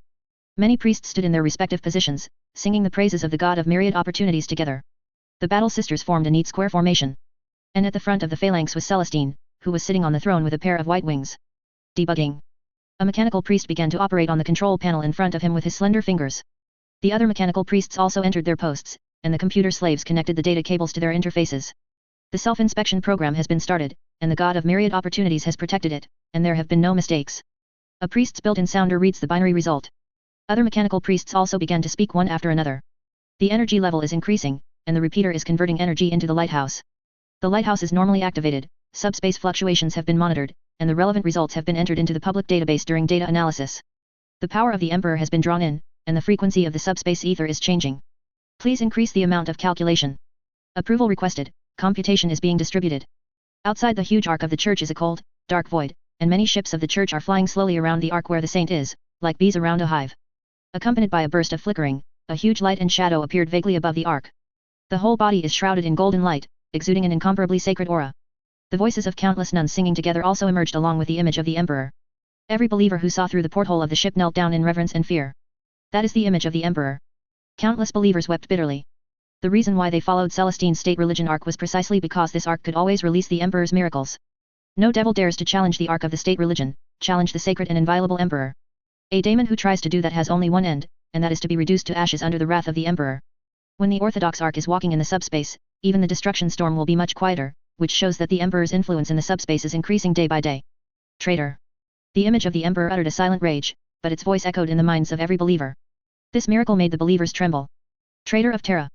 The image of the Emperor roared again. Countless believers were frightened by this majestic voice and knelt on the ground, terrified, for fear of being considered guilty. Unfortunately, the image of the Emperor did not last long. After a few hours, it disappeared. Inside the ark, many mechanical priests showed a little relaxation. After many days of debugging, they finally mastered how to use the frequency of the subspace and the power of faith, and used this to promote the might and will of the Emperor, and also mastered the method of summoning and making the image of the Emperor persist as they wished. This is undoubtedly a huge improvement. Declares the control of human beings over some mysterious essence of the warp. Rare and precious, it laid some foundations for human beings to counterattack subspace in the future. All departments are making emergency preparations, secretly communicating with the radical senior generals of the Beta Galman galaxy, and making various plans with them. A large number of Primaris Space Marines and naval fleets, the Star Militarum was mobilized by Guilliman's orders. Primaris Space Marine bombers are far faster than Space Marines thanks to a new remodeling surgery. The only shortcoming is that those mortals who have been transformed often need a period of running in before they can use the strengthened body as they like. Otherwise, it is easy to accidentally injure teammates. After waiting for a while, when the 3 colossi of punishment were in place, Guilliman ordered to march towards the Beta Garmin galaxy. Planet Beta Garmin V. The top of the huge building in the hive city on the surface. In the banquet hall covered with red carpets, many children of powerful families gathered together. To survive in Terra, the most important thing is to be good at dancing and win over allies. Only in this way can we support each other. Even in the face of war, the children of the rich and powerful still gather together. They firmly believe in the eyes of their fathers, and this time they are only gold-plated. As the savior of the empire and the hero of mankind, Guilliman will not let a civil war break out. Tear apart the empire, or mend it. I believe that with the wisdom of the Primarch, you can think clearly. Give each other a face, which is good for everyone. This is how Game of Thrones has been played for years. The Primarch is here, so he has to play like this. The dignitaries supported the Primarch, expressed their loyalty, and then gained power, becoming the Emperor's shepherds, helping him manage the ignorant people. Now the Mechanikus, the Imperial Fists and other interstellar battle groups, as well as the Titan Legion, etc., have gathered a large number of troops, and no enemy can destroy them. Soon, Guilliman will recognize this reality, and realize that the nobles of Terra are loyal to the Emperor and an unshakable force. The Primarch will eventually compromise. Both parties agree on a decent process to save face for each other. A crisis has been eliminated, and Guilliman will sit at the council table of Terra with many dignitaries to decide the future destiny of mankind. I hope that the traitor Primarch will come as soon as possible.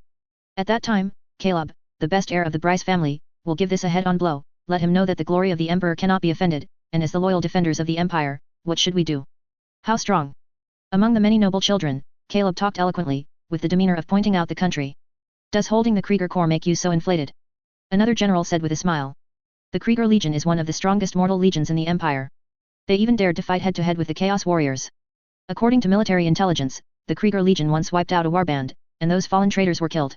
Doesn't Krieger kill with mortals a testament to their strength? Caleb is full of confidence, the Krieger Corps will achieve unimaginable results, and they are absolutely obedient and fearless. My father spent a lot of effort before letting me take charge of this army, as long as there are no mistakes. My combat exploits are definitely the first among all. Regarding this sentence, the other generals had nothing to refute and could only shrug their shoulders in agreement. We will win, the Emperor will protect us, and any traitor will fail. Caleb said, raising his glass. Yes, loyalty wins. Loyalty wins. Others also raised their glasses and said loudly. On the other side, Hastur and many other generals who were touched by Tyrion and the High Lord Council of Terra were also discussing various matters. Hast showed everyone the information from the expedition fleet. Guilliman has promised to pardon their crimes and allow them to retain their jobs in the days to come and continue to fight for the great cause of mankind. But the reform will not stop, which means that some of them are from the family and will witness the decline of the family. After all, not every family is so good that they can stand out from the competition. Many families rely on the accumulation of their ancestors to occupy high positions. But once there is no accumulation of the family, they will just disappear from the crowd. The people who can gather here can also see it very clearly, they understand that there are no eggs under the nest. Adhering to the interests of the family blindly and ignoring the life and death of the human empire will only speed up the extinction of mankind in the end. This is a very difficult decision. For some of us, it is cruel. But we have a more noble purpose, which is to strive for the ultimate liberation and redemption of mankind. Hastur looked around the crowd, we will dedicate it to a great cause, and humanity will remember our sacrifice. Then what should we do now? A general said, our personnel here only account for 10% of the number of generals in the empire. Even if we all surrender, there will be a large number of people who will surrender attacking. Casualties like that are inevitable, we can't be perfect. Said a general in the uniform of the Praetorian Guard, the army tasked with defending Terra. No, we should find a way to reduce casualties as much as possible. The general of the Dragon Guard from Saturn shook his head and denied the words of the general of the Praetorian Guard, every soldier who died in this civil war is a waste of the Emperor's property. They should fight for human beings, not become powerful capital. They are ignorant, and it is our duty to save them from death, so as to make a greater contribution to the Emperor. But we can't do it. The generals who control those troops are unwilling to give up the interests of the family. Those guys want to use war to compromise a Primarch. Have they forgotten that the Primarch is the god of war created by the Emperor? They will never fear any war, will smash all obstacles that stand in the way of the ultimate goal. Another very old man said in a sigh. Confronted of war, and tried to use war to make the other party compromise. Only the stupidest people would make such a decision. The people in Terra have been intriguing for a lifetime. They stay away from the battlefield, thinking that war is just a sentence or two on their lips, capital on the negotiating table, and they will pay the price for it one day.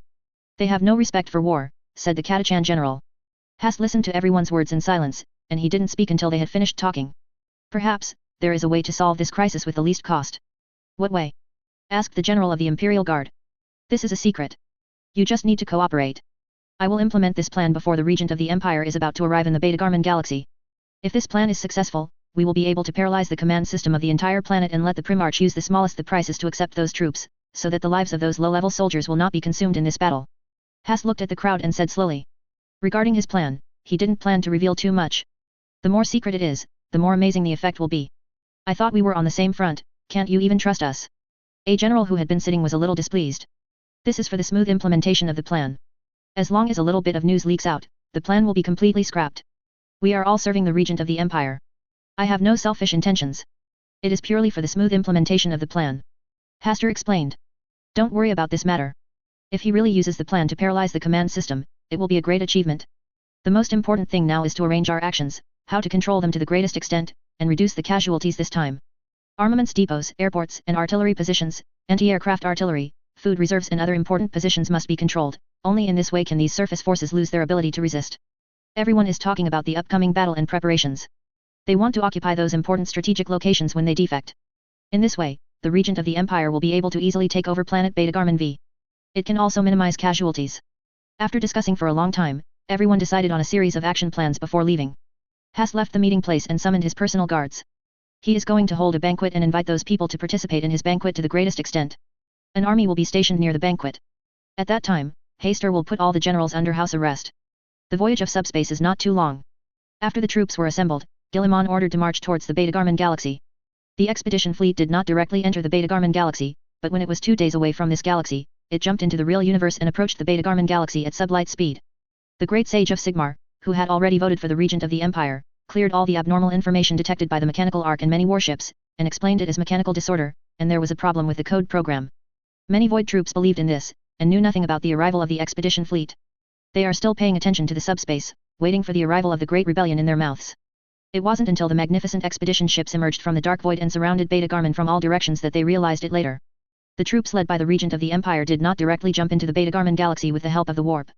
Screaming sirens rang through every ship in the Beta Garmin system. Many battleships hurriedly adjusted their artillery arrays and adjusted their direction, but it was too late. One after another, magnificent giant ships emerged from the void, quickly approaching, and formed a closing trend. Among them, 3 giant structures comparable to satellites are the most terrifying. It is so huge that it looks like the stars are moving. Quick, get ready to engage the enemy.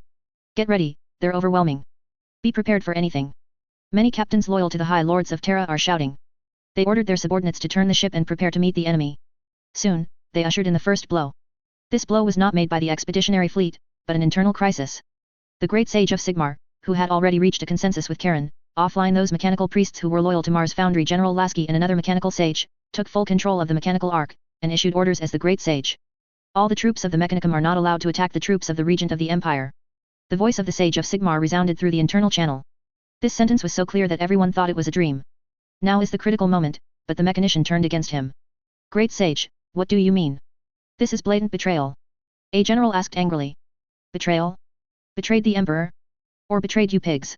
Dare to do something to an emperor's own child, this is the greatest betrayal. He is the regent of the Empire, the creator of the High Lords Council. How dare you say he betrayed? Sigmar replied unceremoniously. Once you make a move, it will be the greatest betrayal to the emperor and the empire. With Sigma's rebuttal, Celestine's holy ship also glowed.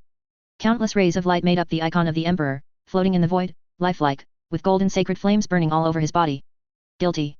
The emperor's icon roared silently. Its voice cannot be transmitted in the void of the real universe, but it can use the ether of the subspace to echo in the minds of many human beings. How majestic and sacred this is. The emperor sits on the throne, and has not made a sound for more than 10,000 years. And now, he is manifested here. What does this mean? Many captains fell into a state of confusion and panic. Could it be that they were really wrong? At this time, a clear and powerful voice sounded in the ship through the communication devices of many ships. I am the son of the Emperor, the Holy 13 Primarches, the great regent of the Empire, Guillemon, and I apologize to everyone who can hear me. I am 10,000 years late, until the irreversible slide of humanity towards the abyss. It's just long overdue. This time, I will fulfill my father's vision and completely save mankind from endless suffering. Now, I ask you to surrender immediately and pledge allegiance to me. I don't want a war within the Empire. This war is a betrayal of the Emperor and a betrayal of the human empire. I ask you to stop immediately and not allow it to continue to expand. Gone. Guillemon's voice resounded through all the warships, and many captains became panicked, even the crew members under him. The great sage of Sigmar turned his back on the battlefield, and many Mechanic-used troops were not allowed to make a move. The icon of the Emperor emerged, sacred and majestic, like a god, full of oppression. This war has almost been lost before it even started. Fire, fire all of you. We're going to attack, shouted the admiral from the noble family of Terra. He is an important figure in the Imperial Navy, and the family behind him is very powerful, holding many resources in the Imperial Navy for a long time. It was at the behest of the family that this admiral came to the Beta Galman galaxy. Usually no one would dare to offend him, because this guy is powerful enough to ignore all Imperial laws. But now, no one pays attention to this powerful man who controls a fleet. The weapons supervisor didn't dare to issue an attack command at all. Launching an attack on the troops of the Emperor's icon is a felony enough to exterminate the entire family. This big man wants to die, he doesn't want to. I will kill anyone who dares to disobey my orders. The big guy sitting at the top pulled out a pulse beam gun and tried to threaten them. But in the next second, there was a harsh sound of piercing through the air. The big man with the gun fell down. A fist-sized hole appeared in the chest. The charred flesh exuded wisps of heat. The captain looked at his chest and fell down with an incredulous expression. Behind him, a soldier was holding a laser gun tremblingly. I am loyal to the Emperor, are you going to be traitors? The soldier looked at the others and asked. Loyalty to the Emperor. Loyalty to the Emperor. It was as if a certain switch was turned on, and everyone responded one after another. All warships belonging to the Imperial Navy obey orders and are not allowed to fire, on the regent of the Empire. The communications supervisor opened the communications channel and issued an order. Immediately afterwards, many battle groups headed by the Imperial Fist also issued orders not to fire. Their words were like knocking down the first domino, and soon, more warships issued the same order. No one dared to launch an attack on the holy ship where Celestine was. The Emperor's holy light centered on the ship and spread in all directions, very strong, just like a sun. Once fired upon, it would be total betrayal. An action like that is tantamount to firing on the Emperor. One ship after another, they deactivated their fire systems and surrendered to the expeditionary fleet led by the Imperial Regent. Some captains from noble families wanted to resist, but were subdued or even killed by the swarming crew. The battle ended quickly, and many ships gave up using firepower, waiting for the expedition fleet to receive them. For this reason, many people secretly breathed a sigh of relief. Except for the crazy dignitaries of Terra, no one wants to really fight a civil war that is enough to push mankind into the abyss. Those weapons platforms and defense space stations also surrendered one after another. Fighting broke out in some places. The loyalists who tried to surrender clashed with some powerful forces who supported Terra. The outcome is that the loyalists win, control these defense platforms, and surrender to the expeditionary fleet. In just a few hours, all the void troops in the Beta Garman galaxy were controlled by Guilliman. Only the large-scale army on the ground is left. The expedition fleet appeared on the outskirts of Beta Galman's galaxy, and the sirens had already rang through the fifth planet of Beta Garman. But after the expedition fleet received the void power of the galaxy, the troops on this planet were still in disarray without any organization. The reason is that there is no command and coordination of senior generals. Units simply don't know what their combat mission is. Just stay where you are. All the senior generals and their female companions were trapped in a luxurious mansion.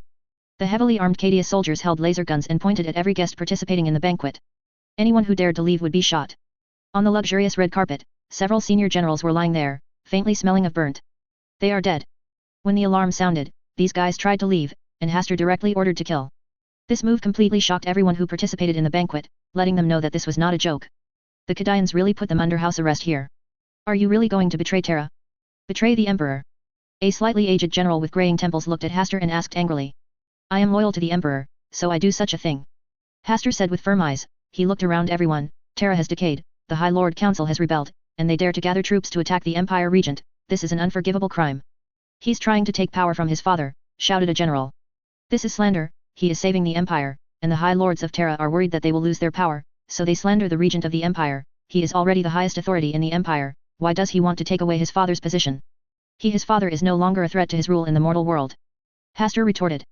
You will pay for this. Many families will not let you go. A man's tone was full of threats, and he shouted at Hastur. The Cadians are fearless, we are loyal to the Emperor.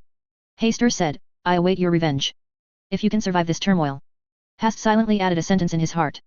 At this time, a guard of Cadia came in and said a few words in Hastur's ear. Damn. Hastur muttered, and walked out. Seeing Hast leave, many generals under house arrest became agitated, and they tried to use their identities to intimidate the soldiers. The Corcadian soldiers turned a deaf ear to this, and just silently pointed the guns pointing at the ground at them. Seeing the laser muzzles shining with electric arcs, many senior generals fell silent again. These Cadians really do kill. Walking outside, Hastur looked at the guard, who is the leader of the Krieger Corps. It's Sir Caleb of the Bryce family. He asked us to release those generals immediately, otherwise he will let the Kriegs attack and kill us. The guard said. Get the minions ready for battle, the Kriegs are strong, but we're not vegetarian, Hastur said. At this time, another bodyguard ran over, looking excited. My lord, the Imperial Regent has taken control of Tianyu, and all fleets have surrendered to the Imperial Regent. Okay. Hastur also smiled, let the brothers resist, as long as we can persist until the arrival of the Imperial Regency, it will be victory. Understood. The personal guard who ran over just now ran away in a hurry to convey the order. Huster took 2 steps, then thought of something, looked at his bodyguard. Can you contact Krieger? Skip that Bryce family waste, and contact Krieger's colonel directly. Krieger's colonel is not a military rank of the Empire, but a code name, representing the supreme commander of the Krieger Corps. No matter how many troops he leads, Krieger's top commander calls himself a colonel. This is a remembrance, and a kind of atonement that Krieger admits. Because the man who defeated the rebels liberated Krieger and let Krieger return to the embrace of the Empire was the colonel. In honor of that man, the top commander of the Krieger Corps calls himself a colonel. There is a spare communication line, my lord. This communication line is used to ensure that the existing communication is paralyzed by the enemy. Activate it and let me talk to Colonel Krieger directly. I want to ask, will they betray the Emperor? Haster said. Understood, my lord. The personal guard walked away quickly, and opened the communication for his master. Damn Kadians, Katachans, and those dragon guards, how dare they do such a thing? This is betrayal, and I will kill them. Caleb yelled in the military tent. He messed up the table with the military map on it. The glowing portable military argon lamp was also pushed aside by him. Caleb originally wanted to attend the banquet, but he didn't feel well, so he didn't go. This also allowed him to escape from house arrest. But now the sirens sounded, many senior generals were placed under house arrest, and the chain of command collapsed. The currently active surface troops are all led by radical generals who secretly have connections with the expeditionary fleet. They sent people to rob various defensive positions, preparing to surrender to Guilliman in an all-round way. Caleb must rescue those generals as soon as possible, so as to have a chance to restore the decline. Footsteps came, and a Krieger officer walked in. He ignores everything else, just looks at Caleb. The relevant troops have been deployed, whether to launch an attack. Attack now, let the Kadians know how powerful we are. Caleb said. Understood. Officer Krieger saluted and walked out. Wait to die, Kadians, let's see how you can resist the Krieg's offensive. Caleb showed a hint of ferocity, and he couldn't help but want to see the Kriegs destroy Cadia forcefully. It's time for the subhuman line of defense. The order to attack reached Colonel Jodin of Krieger, who raised a hand. This is the signal for the Kriegs to launch an all-out offensive. Many Krieger officers felt their blood run hot, and they were about to sacrifice everything to the Holy Emperor. Many troops are waiting, and the sons of Krieger have nothing to fear. But when Colonel Jodin lifted it up, a Kadian voice came from his communication device.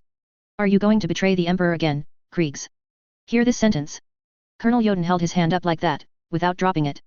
Many Krieger officers looked at their commander with a hint of confusion on their faces. What do you mean? Jodin asked in a deep voice. Kadia is the one who betrayed the Emperor. We will destroy you and maintain the glory of the Emperor. Who do you think you will fight on this planet? A great son of the Emperor. A primarch who was loyal to the Emperor and thwarted the Horus heresy. He was the founder of the High Lord's Council, he was the Emperor the Regent himself appointed, the sole voice of the Emperor in this universe. Tell me, Kriegs, will you declare war on him? You are deceiving me, said Colonel Jodin. The primarch betrayed his father. Then look at this, Colonel, and see who is lying. When you see this, do you still believe in the stupid orders of your superiors? Accompanied by a crisp sound, the projector on the desktop notifies that a video message has been received. Click to play in front of a Krieger officer. The sacred icon of the Emperor emerged from the dark and cold void, and the intense holy light was like the sun. Icons emerge with the troops of the Empire. Many imperial ships surrendered to the expeditionary fleet. The Kriegs, who had never been afraid of life and death, suddenly showed panic. We are really turning our backs on the Emperor. This is a crime. The Regent of the Empire summoned the icon of the Emperor, and he was recognized by the Emperor. A Krieger officer looks at Colonel Jodin. Jodin put his hand down, looking at the playing image and the image of the Emperor exuding a sacred aura. Even if it is just a video, it still makes people feel the sacred atmosphere contained in it. Are you going to disobey the Emperor? Kriegs. Cadia may not be able to stop your advances, but we fear nothing, and we fight for the Emperor. When you fired the first shot, the Emperor will never forgive you again, because you have betrayed him by taking up arms and killing those who were loyal to him. The voice of the Kadian sounded. Colonel Jodin turned his head and looked at a Krieger officer next to him. Contact Tianyu to see what's going on. All troops are not allowed to attack, and anyone who violates the order will be killed. At this time, Caleb's voice came from outside. What's going on? Why haven't you launched an attack yet? Are you going to betray the Emperor? Chapter 157 Demons Invade Terra, subscribe. Caleb yelled loudly, giving off an air of rage. He jumped past 2 Krieger soldiers on duty and broke into Colonel Krieger Jodin's tent. After so long, no attack was launched? The artillery covered the bombardment and accelerated the advance. Caleb looked around at the Kriegs in the tent, and said in a very dissatisfied tone. He stared at Colonel Jodin closely, hoping that the other party could give a reasonable explanation. Otherwise, he wouldn't mind giving the stupid Kriegs a hard time. Many admire the Kriegs for their courage and sacrifice. But in the eyes of Caleb and other heirs of powerful families, the Kriegs are useful tools and stupid endorsements. As long as they use the name of the Emperor and the Empire, they can fight with all their strength. Even if they don't have any equipment, they will risk their lives to fill it. Loyalty is the best reward, Caleb thought of Krieger's words, making him laugh. Stupid almost beyond words. Don't want anything, but still willing to work so hard. The Krieks are naturally also very important political bargaining chips in the hands of many powerful families in Terra. As long as you master a Krieg regiment, you have mastered a fearless army.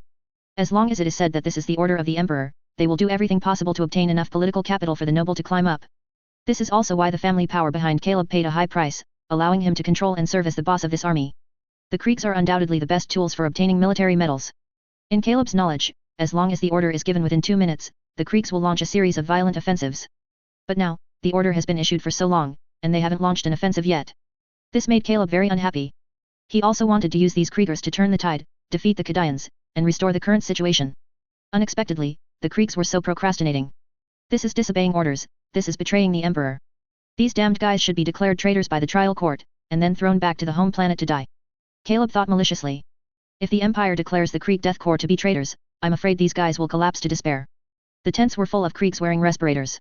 Their uniforms were dusty and looked dull, dead and heavy. Uniforms look like they are. They never take off their face-piece respirators. Caleb, in his silky satin-tailored command uniform, looked out of place among these Kriegs. Caleb felt they must have been born with their free-thinking lobes removed. These unsightly fools are only fit to be the tools of those who are born to be superior and destined to be the Emperor's ruler over mankind. Caleb never saw the Krieger soldiers in real life. He didn't bother to know what these tool people looked like. Earning military medals for him is the most important thing. Who cares what monsters these Kriegs are?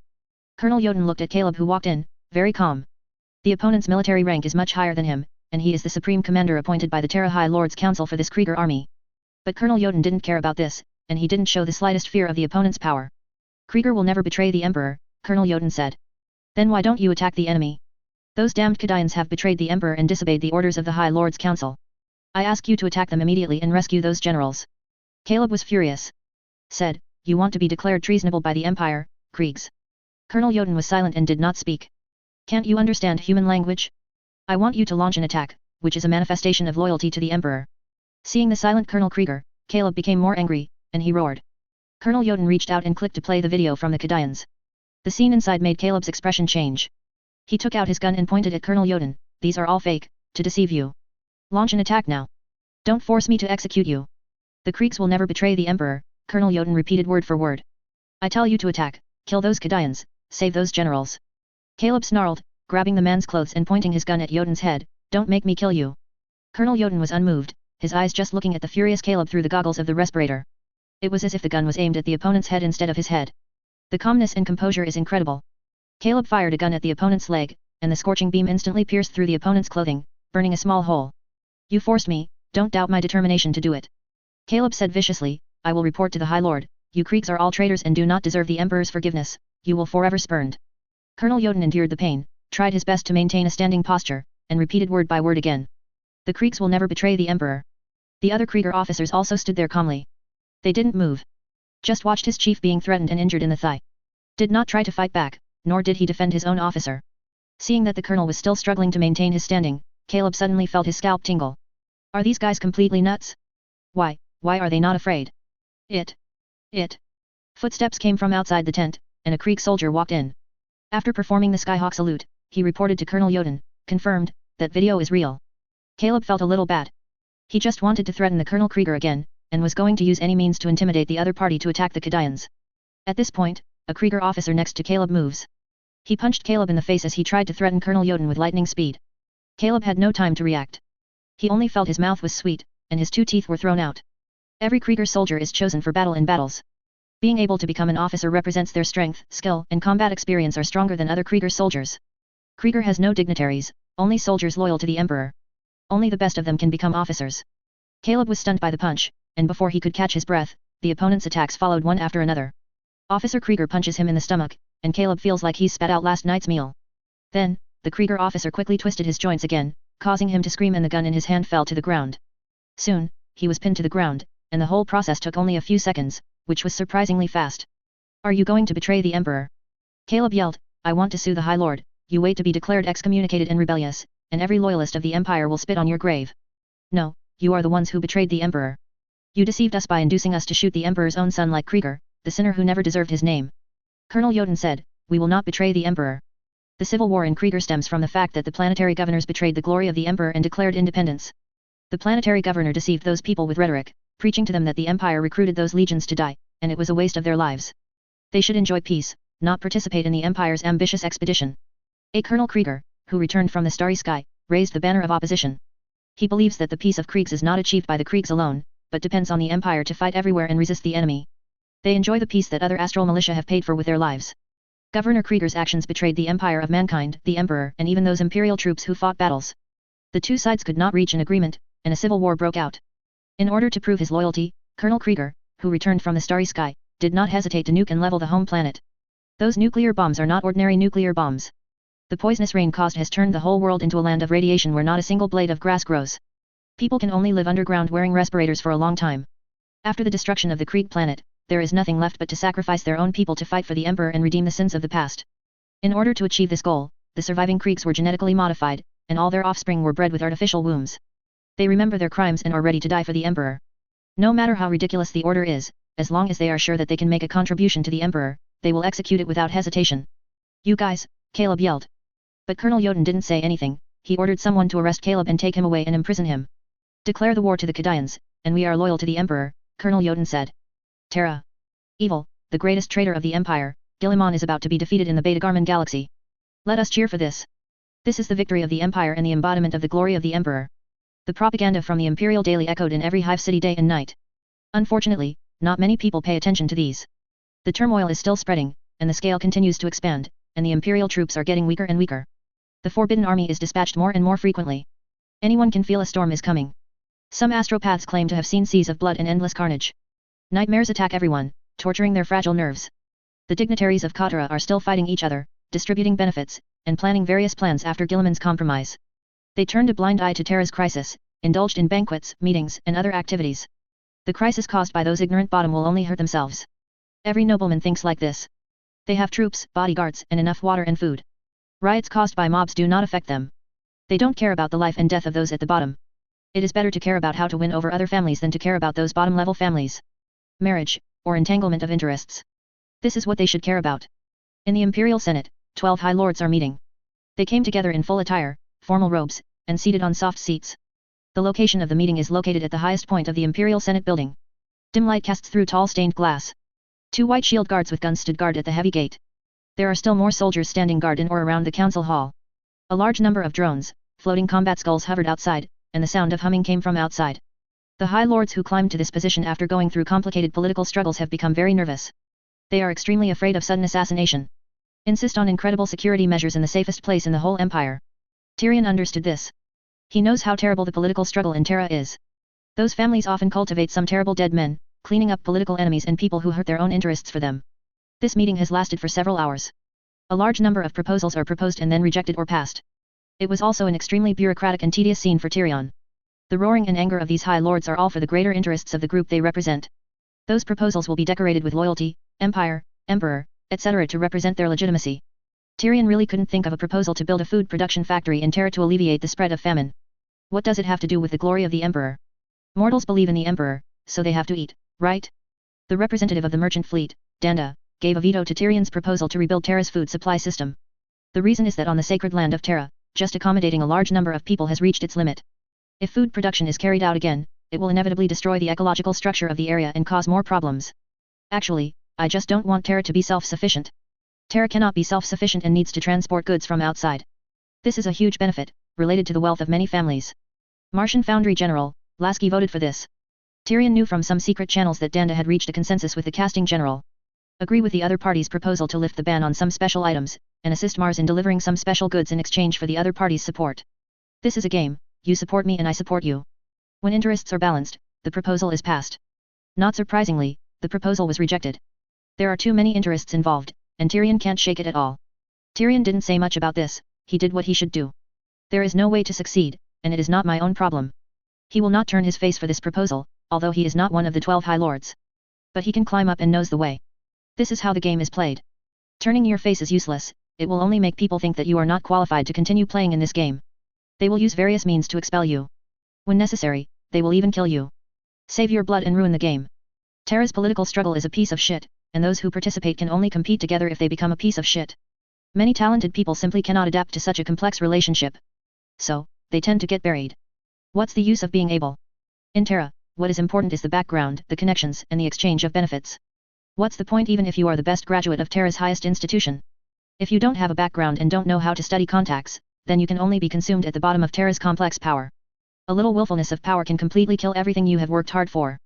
Taking advantage of the pause of the parliament, when the 12 High Lords went to rest, Tyrion stood up and walked out of the Senate Hall.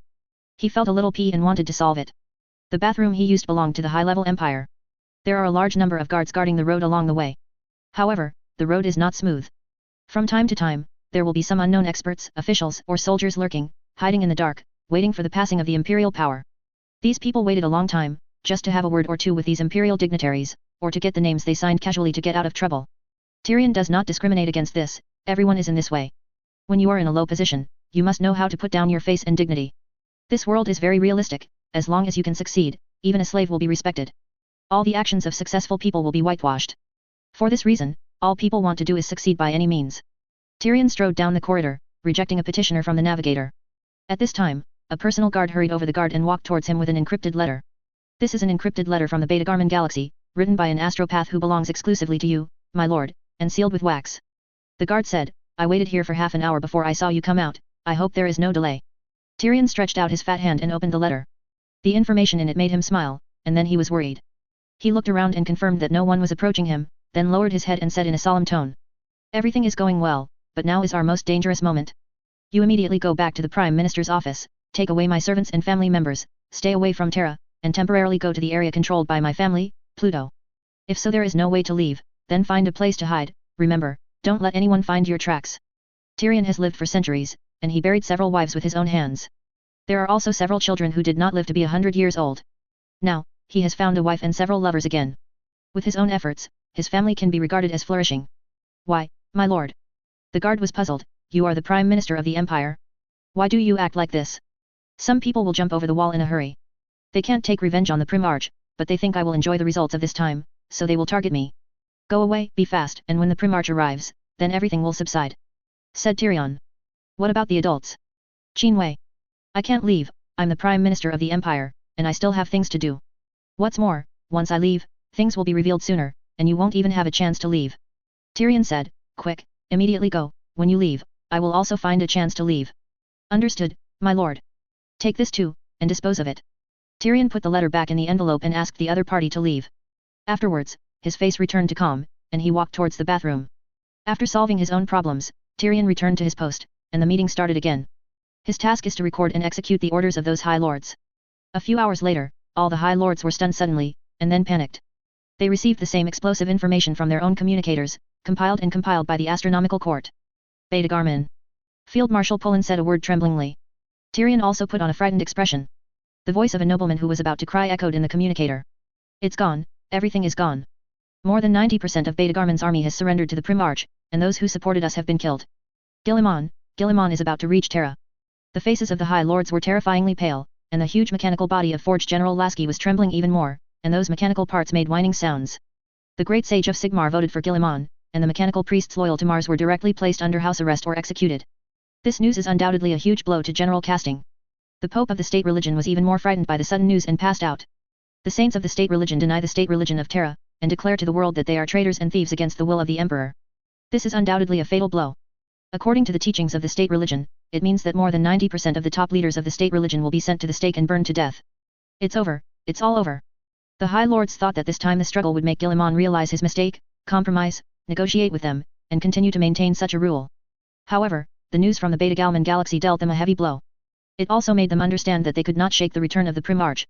The originally peaceful meeting quickly ended in an atmosphere of fear. It didn't take long for the news to spread and reach the ears of other low-ranking councillors. The huge Senate is in chaos. Everyone is dumbfounded. You must know that many of them are participants. Once they are liquidated, the consequences will be unimaginable. The Primarch's victory was so simple that not even a single soldier was used. He also took over all of Beta Garmin's troops without firing a single shot. The nobles of Terra completely forgot that their power was established under the imperial system. For this reason, the legions of many imperial worlds will obey their commands. They thought it was as simple as dispatching a legion to fight Guilliman, as it used to be to fight the Chaos Traders and aliens. They think that war is just a game on the political table, a medal for promotion. In the past, they also listened to the voice of the military commander. But in this age of bureaucracy and obtuseness, military power is suppressed by complex rules and processes that are unknown. The military commander who really controlled the core became the executor of bureaucratic orders. Due to their loyalty to the emperor, those military commanders could only obey those orders. Terra's complex political game, developed to the present, has long lost the original intention. Many generals and marshals of the Navy and Army who have been active in Terra for a long time have actually never been to the battlefield. Relying on the power of the family and the glory of their parents, they played games in the power field, quickly promoted, and became the spokespersons of the bureaucracy who looked like an army. The High Lords of Terra drive those military forces, fighting for their benefit. But never listen to the voices of those people. The bureaucracy and the military are so divided that they are maintained entirely by the Emperor's faith. The High Lord thought that dealing with Guilliman was the same as dealing with aliens and chaos, so he mobilized his troops, and then those troops would rush forward desperately. The troops assembled in the Beta Garmin galaxy are indeed enough to hold Guilliman back.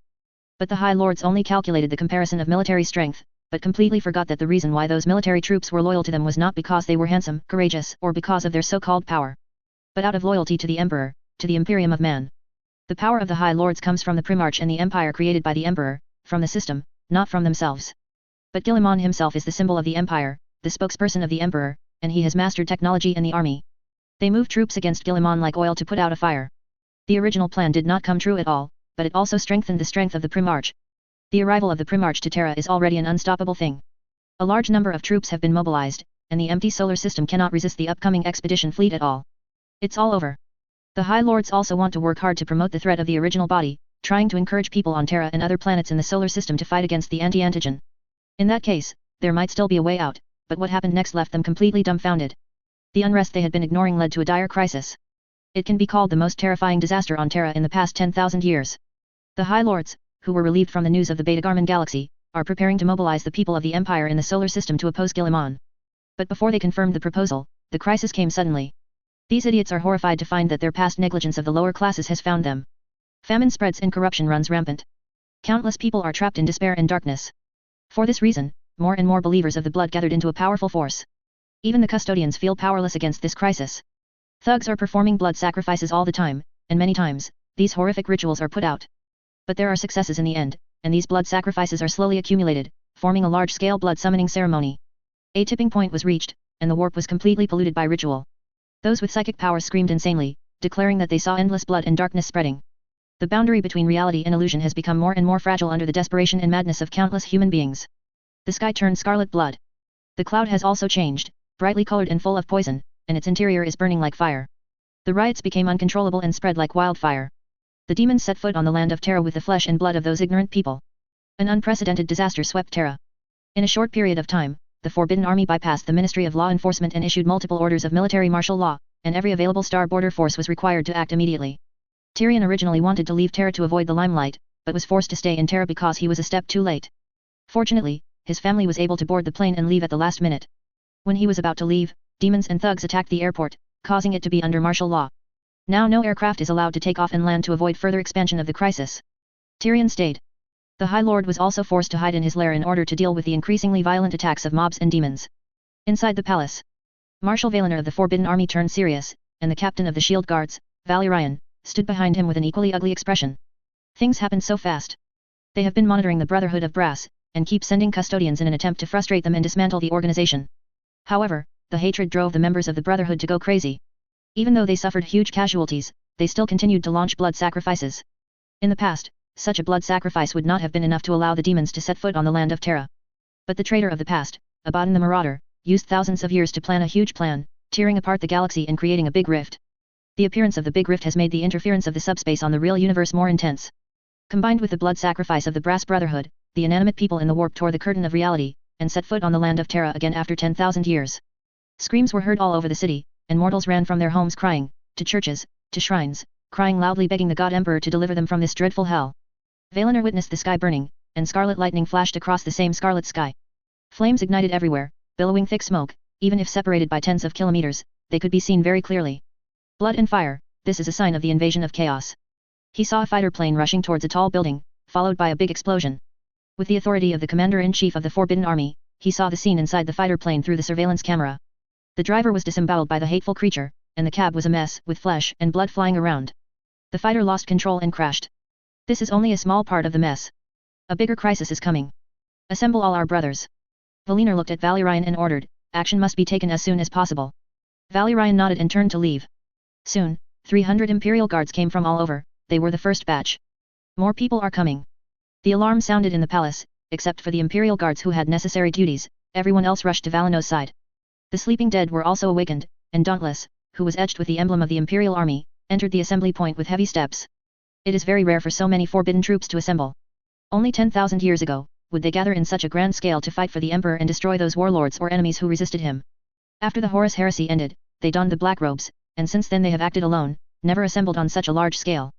Valinor issued orders to the many imperial guards and assigned them to various battlefields in order to prevent the crisis from expanding further. After distributing the orders, Valinor looked at all the imperial guards. His will is the only one.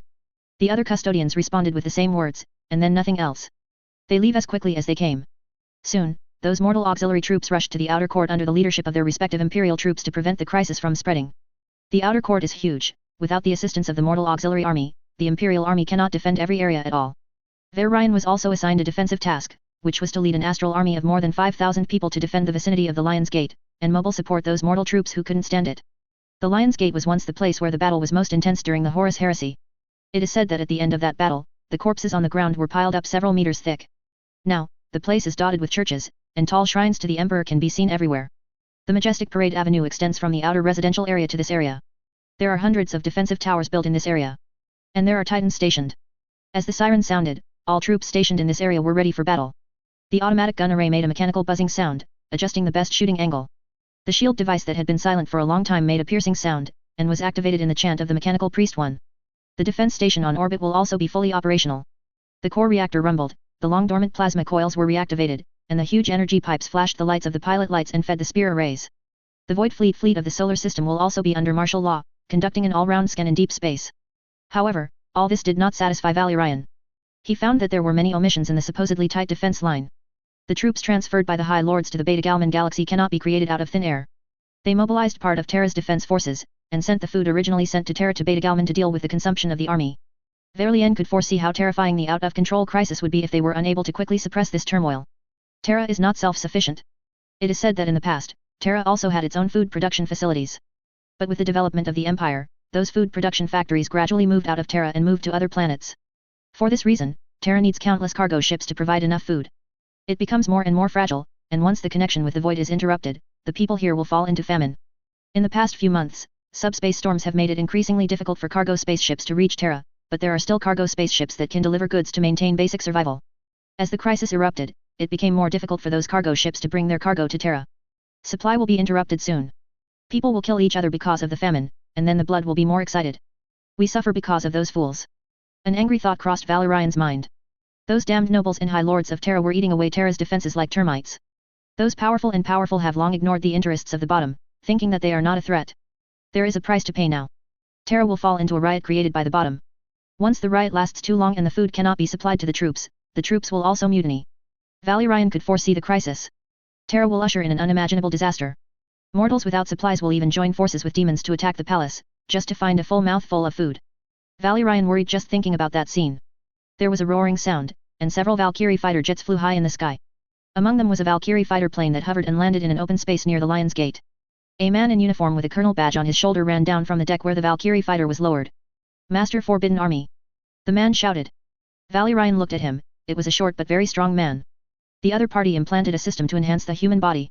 Behind the man are two more officers, wearing the same uniform with slightly different insignia on their shoulders. How's it going? Valerian asked. It's terrible, my lord, there are thugs everywhere. The man said, the two astropaths under my command have gone crazy, they are shouting about blood, and some terrible monsters, they are approaching here. Valerian looked dignified, and he walked towards an elevator platform. The man hurried over, my lord, can you tell me some information? What are those monsters? Are they demons? Yes. Valerian admitted, his tone heavy. The man's face turned pale immediately, and he trembled slightly. How could it be a demon? His tone was filled with disbelief. Here is Terra, the sacred world of the Empire and the abode of the Lord of Humanity. No demons have set foot here since the cataclysm of heresy. Under the guardianship of many monks, saints, tribunals, imperial guards, and grey knights, even cultists will be wiped out and killed soon. Now, the demons have set foot on holy Terra, what does this mean? Just thinking of this, the man trembled and couldn't speak. There is no safe place in the entire galaxy for human beings. Valerian glanced at the poor man, shook his head slightly, and sighed a weak mortal. Get ready to fight, we have to drive them back. After speaking, he stepped onto the elevator platform, ready to go to the city wall. The elevator is a huge machine, all black, with various short-range guns all over it. There are also large-scale troops stationed on the city wall. A large number of automatic artillery arrays were activated, and soldiers piled up sandbags and iron fences to build fortifications. Valerian passed them and stood on the edge of the outer court walls. In this position, he can see the scale of this crisis more clearly. From south to north, everything is burning, and the clouds in the sky are burning blood red, with black soot trails. The air becomes very hot, which makes the skin feel painful. In the past, there were at least millions of transport ships coming and going, all over the entire sky of Terra. But at this time, the sky of Terra seemed empty, only military aircraft carrying weapons were flying. Valerian looked at the city, and a large number of people poured out from all directions, screaming piercingly. Demons and thugs are killing around. Those poor mortals, either join them or be killed. The imperial army that wanted to suppress was overwhelmed by demons and thugs, only a few screams remained. Terra is on top. Seeing those thugs and demons converging together and marching towards the Lion's Gate, Valerian clenched the weapon in his hand, and his tone became dignified. Chapter 158 Tyrion's Death, subscribe. Blood is sacrificed to the blood god, and the skull is sacrificed to the skull. The false emperor is dead, and the blood shall stand. A man let out a furious growl. Behind him, a dark group of people were also roaring, responding to the man. Roaring, roaring, countless voices sounded together. The same voice resounded throughout the hive. They wield a variety of crude weapons, and their bodies and tattered clothing are smeared with the hateful runes of chaos. Gather together and launch an attack on various important buildings in Terra. Shadows of the inanimate lurk among the thugs, bearing hideous fangs and spikes. Prey on those soldiers who are loyal to the corpse emperor. The sky is shattering, the earth is burning, blood and fire are spreading. The voice that was once ignored turned into fury, venting its roar to the world. Nava isn't dead, but he isn't alive either.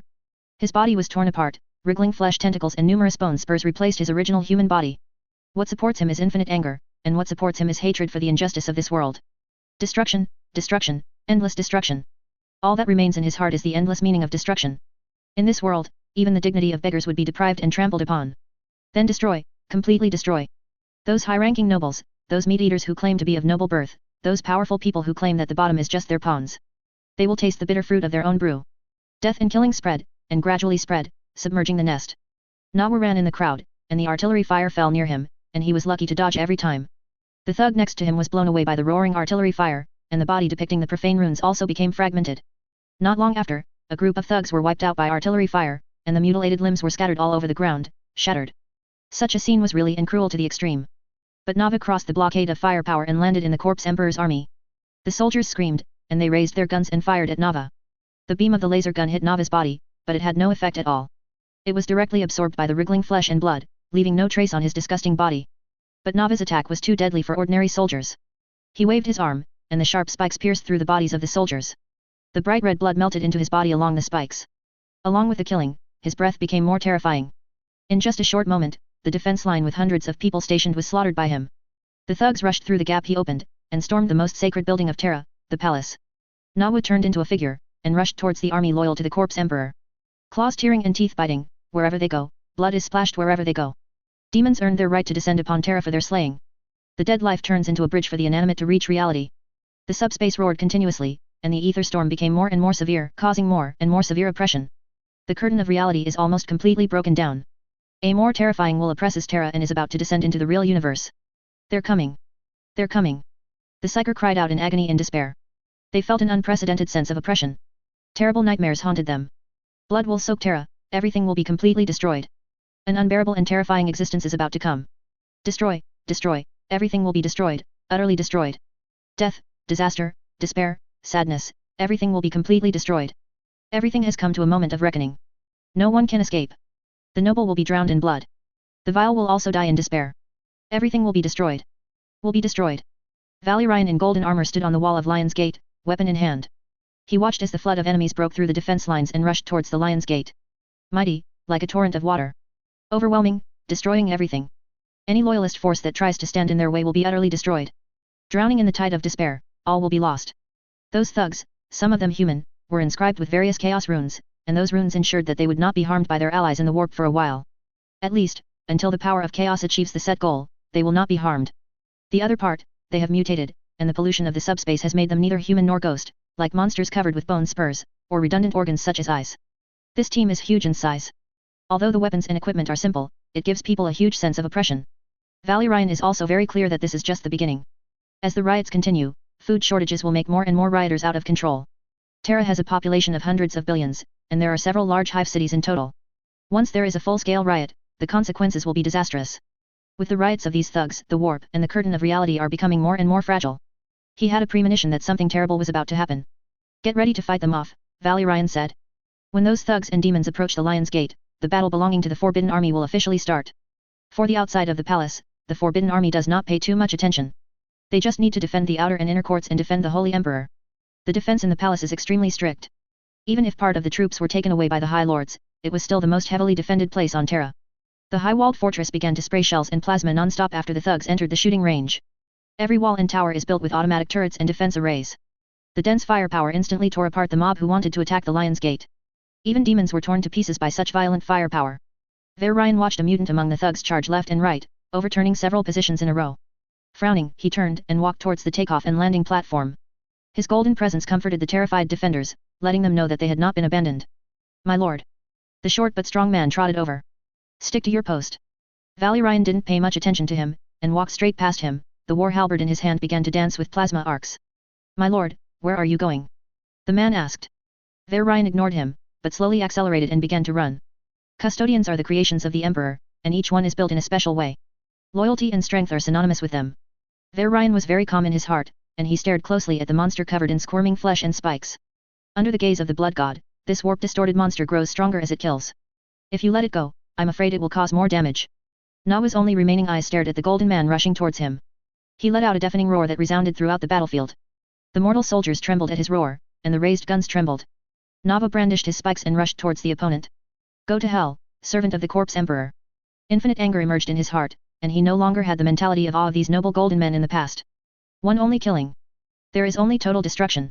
Varian's combat skills are superb, he is a leader in the blood game, and he is always working hard to defeat these shameful traitors who betrayed the Emperor and turned to chaos. When he was about to get close to the opponent, he bent down suddenly, and the acceleration caused him to form a roll, successfully avoiding the attack of the hateful monster. Valerian swung his combat skills, and the weapon surrounding the plasma arc easily tore apart the opponent's flesh and blood, and stabbed inside. Inch by inch. Then pulled the trigger inside the monster. There was a loud bang, and half of his body was blown to pieces. Nawa howled in pain. He underestimated the strength and skill of these golden men. But the endless rage in his heart drove him to move on, launching an even more violent offensive. Valerian responded calmly, waving the weapon in his hand, seized an opportunity, and struck out fiercely, beheading the opponent's head in an instant. Nawa's roar disappeared. The huge body also became fragmented, and finally fell down. At this time, 50 heavy-duty Star Castle machine slaves came with heavy steps. They are painted with the mechanical emblem of the Holy Mars.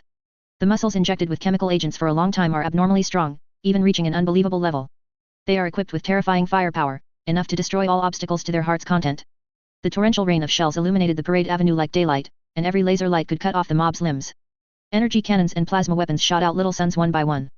The fire dragon flew out from the muzzle of the flamethrower, devouring pieces of targets. Roaring heavy bombs and dark jets bring down mobs one after another with their violent killing. Thugs fell one after another, like wheat under a sickle. Some were smashed into pieces by the dense rain of bullets. There are also some people who are still shouting the slogan of the blood god, and then they are harvested. The roar of the heavy tank came, and the tracks crushed the flesh and blood, making a living way among the piled-up corpses. The gunfire sounded, and the mob scattered and fled. They cannot fight heavy tanks with flesh and blood. Even those demons can't help it. They are still weak. Coupled with the Emperor's power permeating Terra, they are in a weak position. The tank crushed them, destroying all the hard-fought flesh and blood. Soon the demons were expelled again in despair, and the thugs who flocked to the Lion's Gate were also defeated in the brutal strangulation and fled in all directions. Those who remained were either crushed to death by tanks or harvested by machine slaves. My lord. A soldier saluted Valerian, fear in his eyes. In the battle just now, Valerian's performance can be called the god of war alive. Waving the weapon in his hand, everything he passed turned into stumps and broken arms. No one can stop his blow, and no one can stop his offensive. Valerian didn't pay much attention, just nodded. He looked at the fleeing thugs with a stern expression. This was just the first time, a beginning. He knew those guys would come again. Valerian looked to the sky. The blood-colored sky was burning, and everything was enveloped in it. The intention of the power of chaos has been fully revealed. They are going into Terra. Enter the holiest palace. Reich Chancellery. Tyrion stood on the balcony of the Prime Minister's mansion, watching everything drowned in the sea of fire with sad eyes. The living are entrenched in it, devouring the flesh and blood of those ignorant. The upper echelon he works in is under martial law layer by layer, so far, it is considered safe. This is only temporary. With the spread of mobs, the crisis will eventually become bigger and bigger, and finally completely out of control. It is impossible for a group of mobs like that to cross the city wall on their own. But the problem is that they will overload the city and lead to a weakening of security, and then the necessary cleanup action will be taken. More importantly, the blood rituals performed by these thugs are weakening Terra's warp barriers. Everything is moving toward fragility and an unpredictable future. After the riots and warp storms, Tyrion could barely sleep. Mania can only be relieved by taking large doses of anesthetics. The air hissed with runaway energy, making true rest and contemplation impossible. Even a glance seems to reveal new fears in the dark. Every half an hour, Tyrion would wake up crying from his sleep, his hands clutching the sweat-soaked sheets. Once, Tyrion adjusted his face in the mirror, but saw a devil's face smiling at me behind him. He had to break the mirror to get rid of the hallucination. Another night, he nearly suffocated in a dream as he dreamed that he was skinned alive by laughing butchers in long-winged helmets. Tyrion is in a high position, but he is just an unlucky guy without spiritual power. Being able to encounter these is not a sign of his spiritual awakening, but a terrible crisis is coming. The riots in the warp caused ordinary people to be troubled too. Tyrion is surrounded by countless protections, but he still feels panic and fear. How scared are the unprotected civilians? Tyrion felt bad, he should have protected those people. But, he didn't. Tyrion felt like a coward, he ignored his promise. He stayed in his prime minister's residence as much as possible, gave instructions to various troops, and dispatched their support and evacuation. Performing his duties in an alternative way. But such days did not last long. Tyrion thought that in such days, those small deeds he had done would be forgotten. However, no. One morning, when he finished washing up, he was ready to continue to preside over various tasks on Terra, trying his best to reduce the Empire's losses in this rebellion. Walking into the hall, he smelled a faint smell of blood. The guards fell in a pool of blood, they all died without a sound. Tyrion didn't run away, he knew it was pointless to run away. The opponent can silently deal with his bodyguard, and he can also deal with him silently. The reason why he didn't solve him silently must be because he wanted to see him and taste his despair and pain. Tyrion tidied his clothes and walked in. Looks like you slept well, Tyrion. Aertu, the director of the Ministry of Internal Affairs, sat on the throne in the hall, looking at Tyrion who came in. What do you mean? Tyrion looked at Aertu who was sitting on the throne. Clean up the traitors, Tyrion, your time of death has come. Aertu, the head of the Internal Affairs Department, took out a pulse pistol and pointed it at Tyrion, saying in a cold tone. Chapter 159 A stupid person like you is not worthy of offspring, please subscribe. Traitor. Tyrion showed a mocking expression, and then disappeared quickly, hiding it well. After all, he has been in the big die tank of Terra for many years, and his ability to control his emotions is considered superb. Why do you say that? Tyrion looked at Aertu, the director of the Ministry of Internal Affairs, and said. Aertu waved his hand in the air. An image emerged with his movements, suspended in the air. It is the video of Tyrion meeting Hastur and others. There are also various letters to and from. Apparently, Aertu has investigated Tyrion and already knows everything he has done. Why do you want to do this? Tyrion, I used to think you were a good ally. Aertu looked at Tyrion and asked in a cold tone. I didn't do anything, I just performed my duties. Tyrion said calmly, just like what I did before, performing my duties and doing my own things. Now, I also have my own things. A voice popped out from the side. It was a projector that fell during the silent struggle, and it was connected to Tyrion's exclusive database, which stored a large amount of data information, as well as intelligence summary from various regions of Terra, as well as requests from various troops. The projector was pressed down, and the play button was pressed, and a sound was played from the projector. Prime Minister, we are asking for some reinforcements, there are some refugees here. They look starved. Those thugs have taken everything, and terrible monsters linger in the shadows. Aertu showed a sarcastic expression, I can't tell, our Prime Minister is still very kind. This is work. Tyrion said blankly, this is my job. Is it your job to betray the Emperor?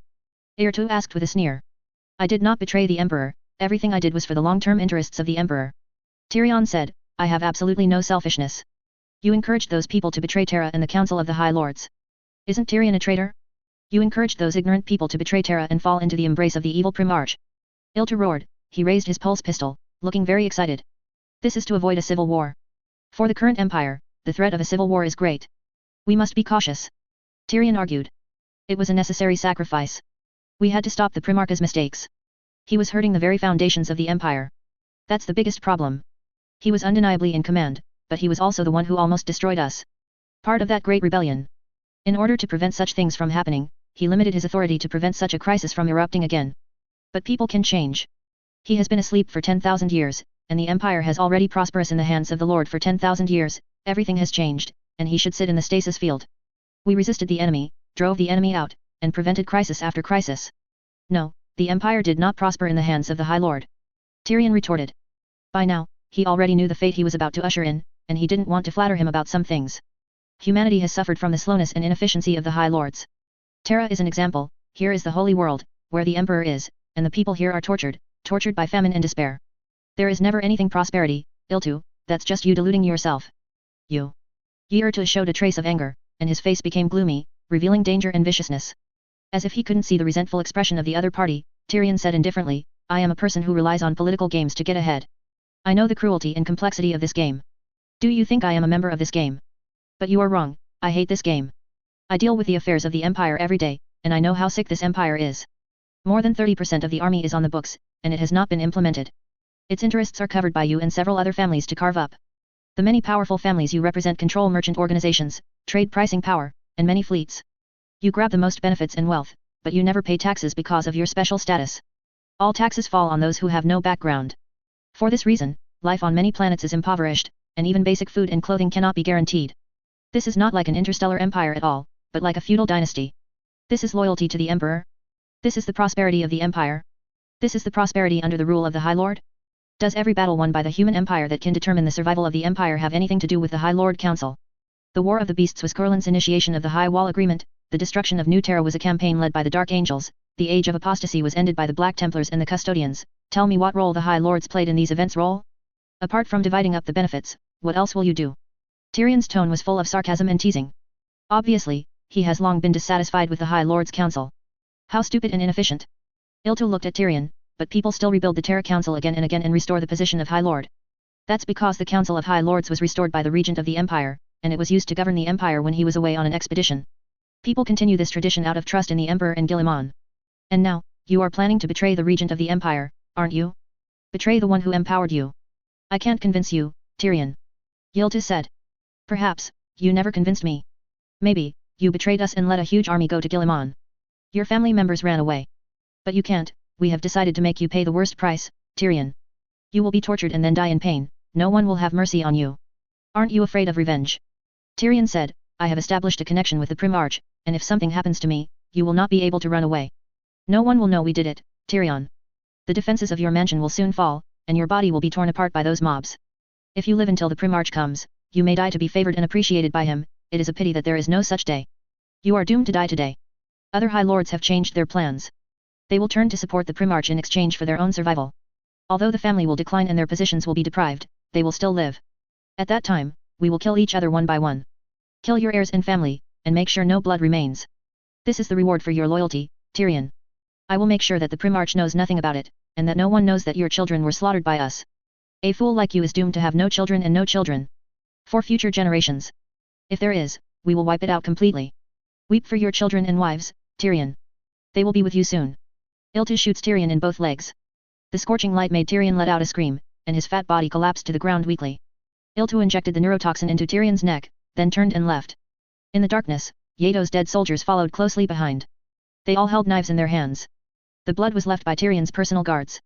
These dead warriors lurk everywhere, protecting their masters and monitoring Tyrion's every move, making sure he has no way to escape. Tyrion, lying on the ground, looked at the back of the other party leaving, his lips trembling. Soon the pain of flesh and nerves being dissolved filled his mind. An uncontrollable scream of terror came from his throat. Chapter 160 Let us wait and see, subscribe. Neurolytic toxin is an extremely horrible and inhumane poison. This poison will slowly destroy neurons and cell gene chains. Let the attacked person die slowly in the unbearable pain of nerve dissolution. This is an extremely cruel and irreversible method. Toxins like this have been widely used by various departments of the Empire to deter their enemies. Until, during the Beast War, the assassin court Ground Mentor Van Jarik's assassination of the High Lord broke out. Such poison was sealed up by the High Lords. No longer allowed in Imperial official departments. They fear that these poisons will eventually be used against them one day. Unfortunately, many rules are not used to restrain the people who create the rules. Ayrton, the director of the Ministry of Internal Affairs, is obviously a rule maker. Support the dead, use various prohibited poisons or weapons. It's not a big deal for a big man like him. Under the ravages of the neurotoxin, Tyrion's eyes gradually blurred. At first he could scream, but as the poison slowly entered his nervous system, he lost the ability to scream. No, it's not true, Master. An old voice sounded. Before Tyrion closed his eyes, the aged servant who had escaped the killing of Ylta's men by chance ran to his master's side with a crying voice. The servant has served Tyrion for 80 years, which is equivalent to the lifetime of an ordinary person. If you dig deeper, it will be even more amazing. This family of old servants has actually served Tyrion for 4 generations. His father and grandfather were both Tyrion's servants. If nothing else, his children will also be Tyrion's servants. Tyrion has lived for centuries with the help of various technologies to extend life. However, his servants are not qualified and authorized to enjoy the same life extension, and can only accept birth, old age, sickness, and death. For this reason, Tyrion watched those familiar people and things disappear in his life little by little. Now, he himself has come to the end of his life. The old servant who hugged his master was crying so hard. He didn't know what Tyrion's reputation was outside. But in the Prime Minister's office, the life of the servants is considered very good. Will not be punished and killed for some small mistakes. In many powerful families, the life of a servant is like grass on the side of the road, and life and death depend on the thought of his master. The old servant has served Tyrion all his life, taking care of his food and daily life. He knew that the man who held the power of the empire was a good man. Why can't this world give good people a better ending? Tyrion rested his head on the servant's haggard leg, his eyes dimmed little by little. Exactly the same way a boy lay on his father's lap centuries ago. I will be the greatest servant of the emperor, and my name will be remembered by all. The boy said to his father. That's dangerous. A lot of people don't like that, and they don't like someone doing that. They want everyone else to be like them, stepping in the mud and becoming rotten people. The rotten swamp blooms with bright flowers, which will only attract people's attention. Come to hate and target. The father's face is full of benevolent smiles, making fun of his child's dreams. I'm not afraid, I'll beat those bad guys, I'll be worse than them, then they won't be my opponents. Said the boy. I lost, father. Tyrion had one last thought before dying. Memories from his lifetime kept reappearing in Tyrion's mind, allowing him to browse through all the memories quickly. The life of a despicable superior, playing tricks, exchanging benefits, step by step, and finally reached a position unimaginable by the world. He was about to die, dying in countless torments. All power and wealth will disappear and turn into nothing. If it were another person, they would definitely do whatever it takes to survive, so that they could continue to enjoy unimaginable wealth and power. Ryan never cared about those things, he just felt sad that he didn't make it to the day when the Primarch came to Terra. In the eyes of political opponents, Tyrion is cunning and cruel, and good at calculating people's hearts. But no one knew that Tyrion was still the young man who was full of pride and wanted to become the Emperor's most outstanding servant. Tyrion has been through a lot. He knows very well that the Milky Way is a cruel place. The countless worlds of the Imperium of Man are filled with pain and disease, and evil is everywhere in sight. Chaos is rampant, and the number of ignorant people who are tempted is inexhaustible. Aliens are always watching, and the human blood in the butcher's knife has never dried up. But the upper strata are indifferent to all this. They only care about mobilizing power and showing the glory of their family. The empire is dying. The fire of human civilization has long been uncertain and may be extinguished at any time. Cough, cough, cough. Tyrion coughed a few times, and blood flowed from the corner of his mouth. Seeing the pain of his master, the old servant was extremely desperate. He kept helping his master wipe the blood from the corners of his mouth with a clean handkerchief. What can I do? My God, why is this happening? Looking at Tyrion, who was having difficulty breathing, the old servant felt like a knife was twisting in his heart. This is such a vicious world, why good people always have no way to get good rewards. The rapid siren sounded. The outer defenses of the Imperial Chancellery were breached by thugs, and countless thugs who could not bear the skyrocketing prices and hunger rushed into Tyrion's mansion. Obviously, this is also part of those people's plans. As the Prime Minister of the Empire, the security measures in the mansion where Tyrion lives are also extremely high-end and strict. Now, it was destroyed by mobs. One can imagine how big the loopholes are. If it weren't for other people to do it, such a thing would never happen. The old servant held back his tears and grief, and before the mob arrived, he chose to leave his master's cold body behind and hid in a secret room. He is too old to carry a dead body. He knew he had to live. He is the only survivor of the massacre at the Prime Minister's office. If even he dies, the truth of this matter will be buried along with it. No one will ever know the truth about Tyrion's death. Everyone would think that the Reich Chancellor died at the hands of the mob. People will be sad for him, but there is nothing they can do. No one would have thought that the High Lords would be so ruthless, directly killing everyone in the Chancellery, and injecting such vicious things as neurolysis into the Imperial Chancellor.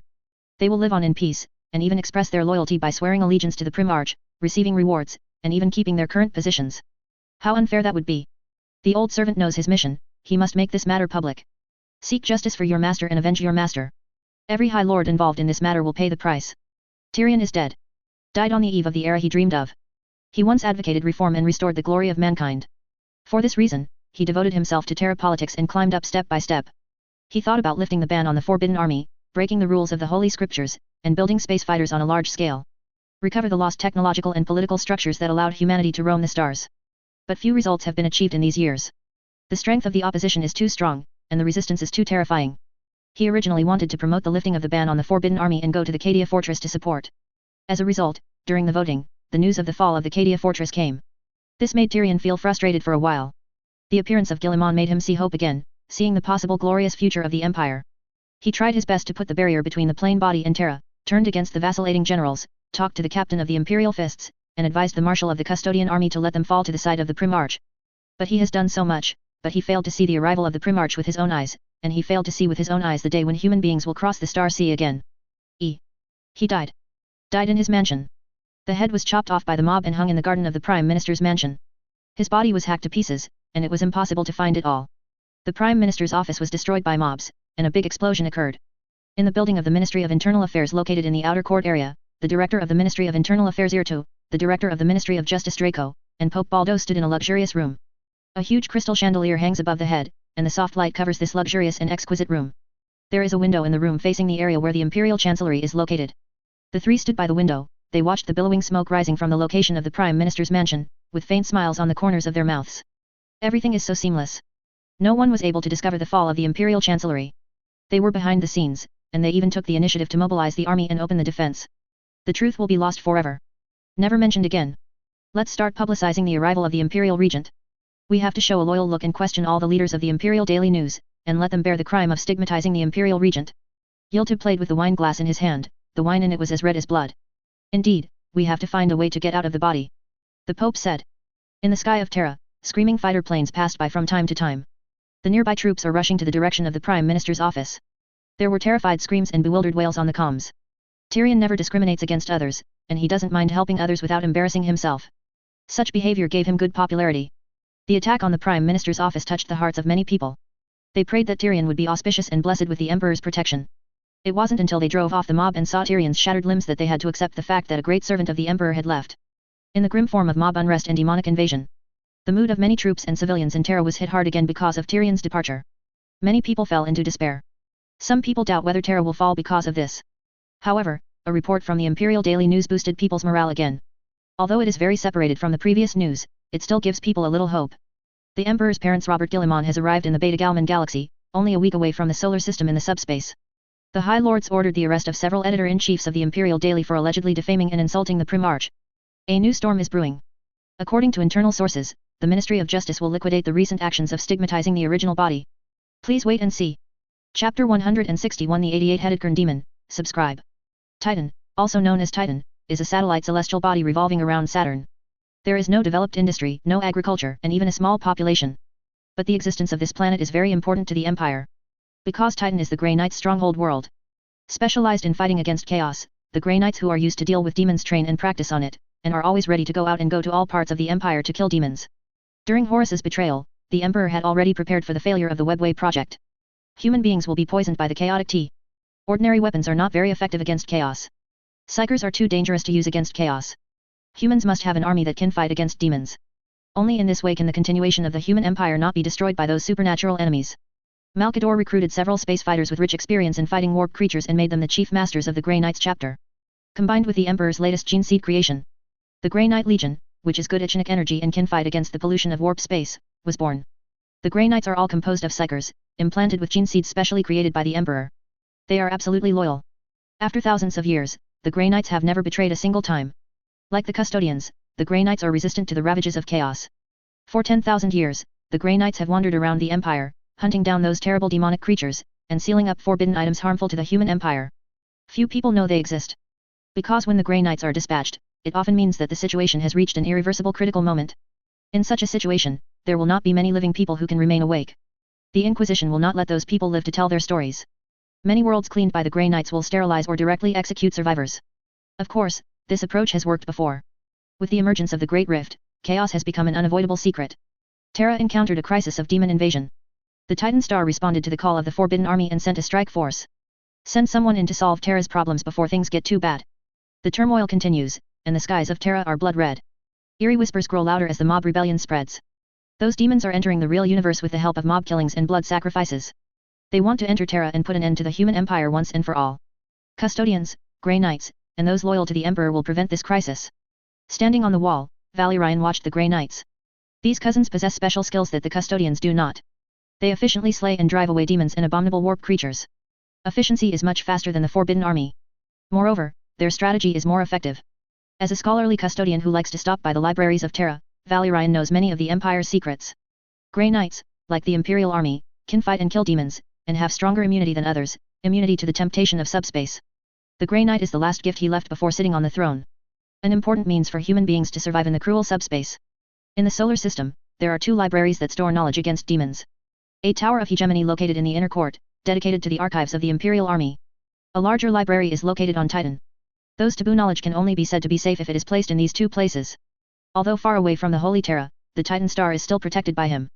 During the last time of his walk, when Horus, who was dominated by chaos, approached the Holy Terra, Titan disappeared without a sound. Disappeared in the true sense. With his supreme power, he separated the space of Titan Star from the real universe, placed it in a safe subspace corner, and waited for the end of the Horus Rebellion era. The Grey Knights survived the horrific siege battle in the Asylum, and fulfilled their original mission in the following years. Valerian observed the Grey Knights for a while, then withdrew his gaze, put away his thoughts, and focused on the matter in front of him. The tasks of the Grey Knights and the Forbidden Army are different. After clearing out those severely mutated thugs, they will leave and go to the next battlefield. After the Great Rift appeared, the Grey Knights' combat missions became much heavier, causing them to have to travel around to suppress those demons and avoid the complete collapse of the human empire system. The Grey Knights supporting Terra are the last available troops on Titan. The remaining Grey Knights had to strictly guard the Titan Star to prevent those sealed monsters and those forbidden items from getting out of control. Valerian stood on the wall of the Lion's Gate, watching the guards, with the help of the Grey Knights, repel the hideous creatures time and time again. Many people have been transformed into half-human, half-demon appearance, with fangs, word wings, and other mutations. The wave of supernatural violence intensifies, and instigators appear everywhere, gathered in droves with followers, begging for the foolish blessings of the warp. Some people are really corrupted. For many years, they have been serving chaos, and today they try their best to create. Some are poor souls driven by deceit and desperation. The corruption of the imperial bureaucracy has worn away their trust in the empire, and their fragile minds have been transformed by the horrors in the sky and the empty bellies. The Lion's Gate wall is the boundary, and the situation outside is already a mess. Especially after Tyrion's death, no one is going to organize the logistics support of the empire's troops. The morale of those troops plummeted, and they had no intention of fighting. After all, no one wanted to work when they were hungry. In just a few days, the empire lost control of most residential areas. The majestic cathedral has become an unbearable place of depravity and profanity. Statues honoring the heroes of the empire are desecrated. It is really a dereliction of duty for this kind of thing to happen under his nose. Suddenly, a letter entered Valerian's personal database. The observation station in low Earth orbit detected a large number of mobs gathered near the Parade Avenue, as well as 2 strong subspace energy. Valerian looked at the information in the letter, and asked the man in charge of the mortal army to gather an army for himself. Prepare to wipe out the gathered traitors to prevent them from forming a bigger wave. After such a long battle, Valerian knew that the other party's name was Yubbo. Yubbo is from the Catachan world and is a veteran who has experienced many battlefields. Yubbo mobilized a force of 200 men for Valerian, and also found several Valkyrie fighters and Stormbird gunboats. Valerian's steadfast goal is the Parade Avenue, which is a road extending from the airport to the inner wall, with a width of more than 300 meters. He needs to ensure the smooth flow of this road, so that the retreating troops can safely return to the city wall and repair it. Once the Parade Avenue falls, they will completely lose control of the outside situation. For this reason, Valerian repeatedly performed clean-up tasks, hunting down the mutated monsters along the road. The fighter plane took off, and the weapon system was adjusted to the highest sensitivity. Hive Gundam buildings emerged on both sides of the fighter jet formation. Many buildings are shrouded in flames and smoke, mixed with screams and howls of despair. The fire control system adjusts the linkage fire system on the fighter at any time. As long as there is a slight sign of danger, the fire control system will open fire directly. Valerian stood on the fighter plane, looking solemnly at the buildings shrouded in thick smoke and flames. Tens of billions of people are still hiding in those living coffins. Valerian was pessimistic about how much sanity they would retain. No food, no safety.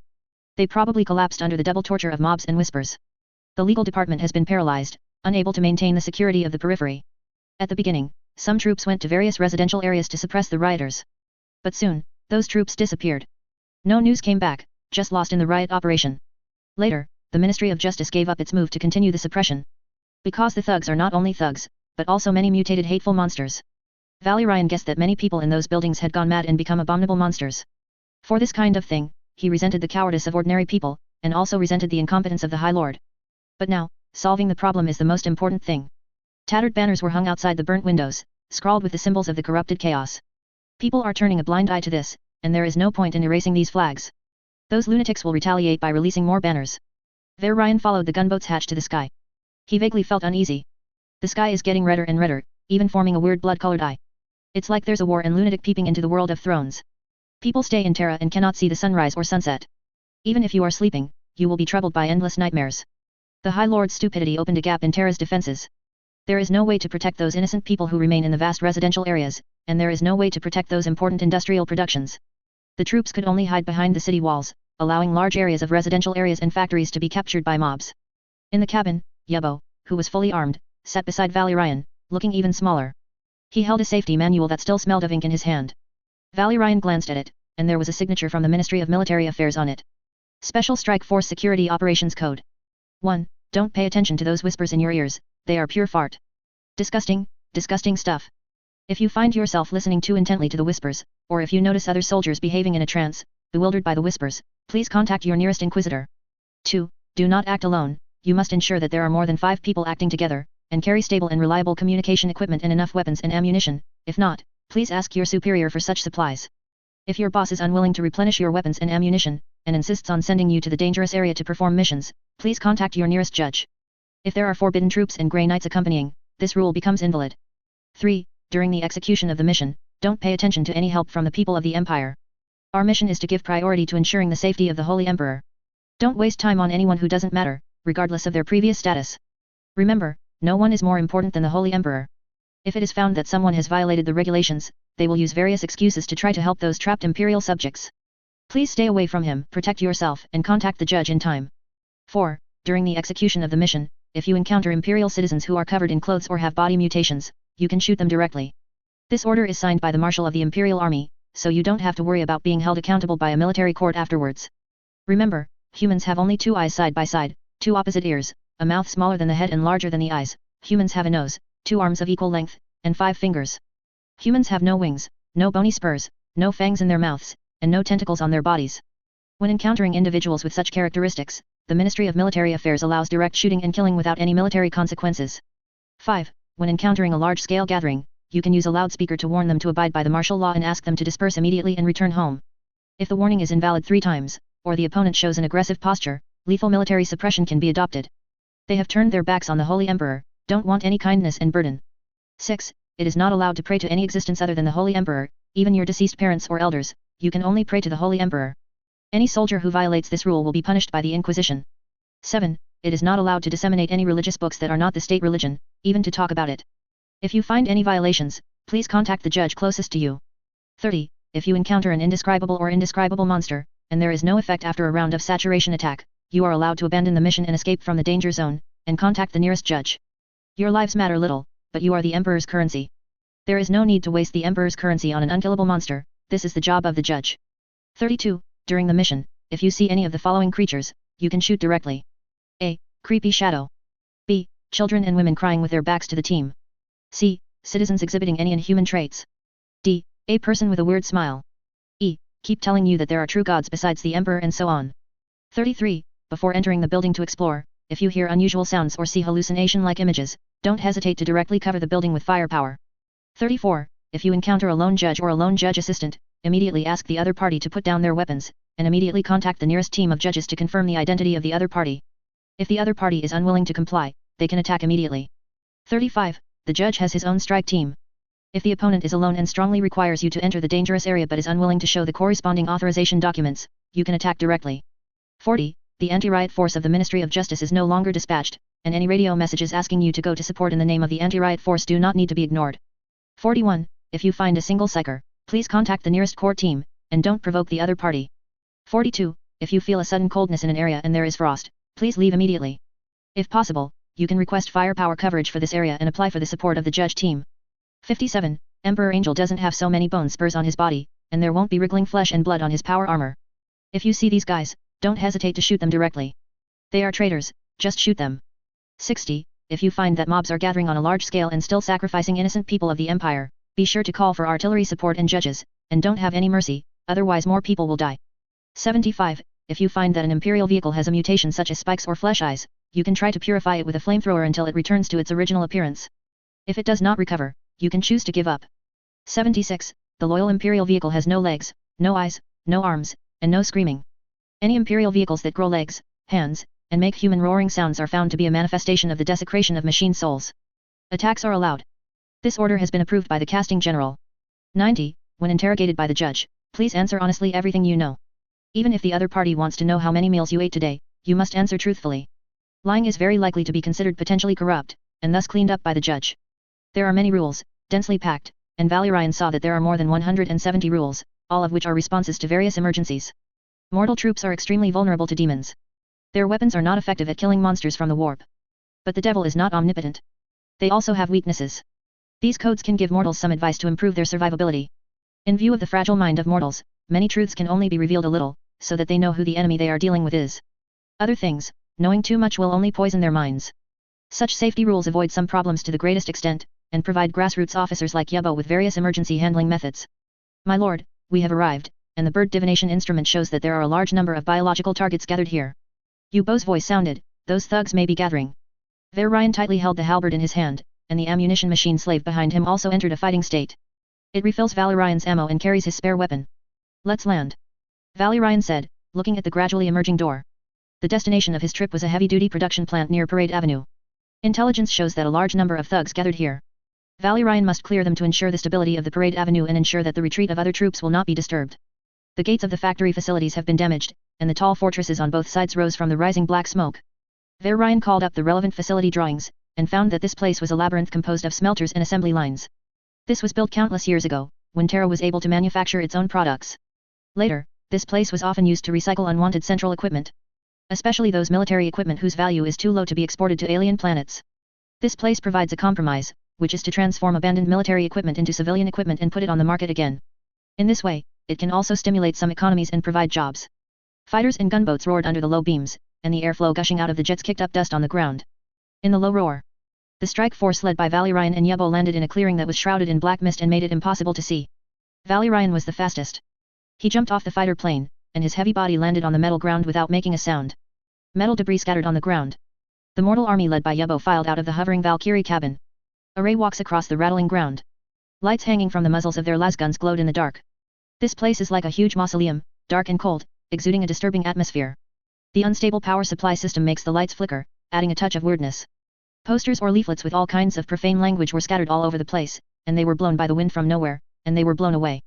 The super heavy equipment of the Astral Army was once deployed here, and there are still elevators composed of giant mechanical arms hanging in the machine shell that has stopped, and they smell of sour oil and rotting metal. With his superhuman senses, Ryan was able to hear the voices of enemies deep within the factory. They are not trying to hide their presence in these places. This also represents the increasing proliferation of evil in Terra. These traitors are no longer just gutter rats like they used to be, fleeing in panic once exposed to the sun. Now, they are blatantly exposing their existence.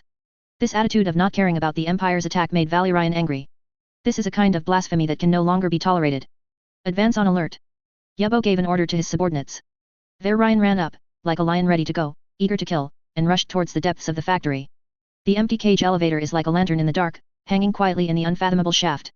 He ran a certain distance and was able to play up and get organized, ready to swarm out and deal with the Empire. The team led by Yubbo followed Ryan as much as possible.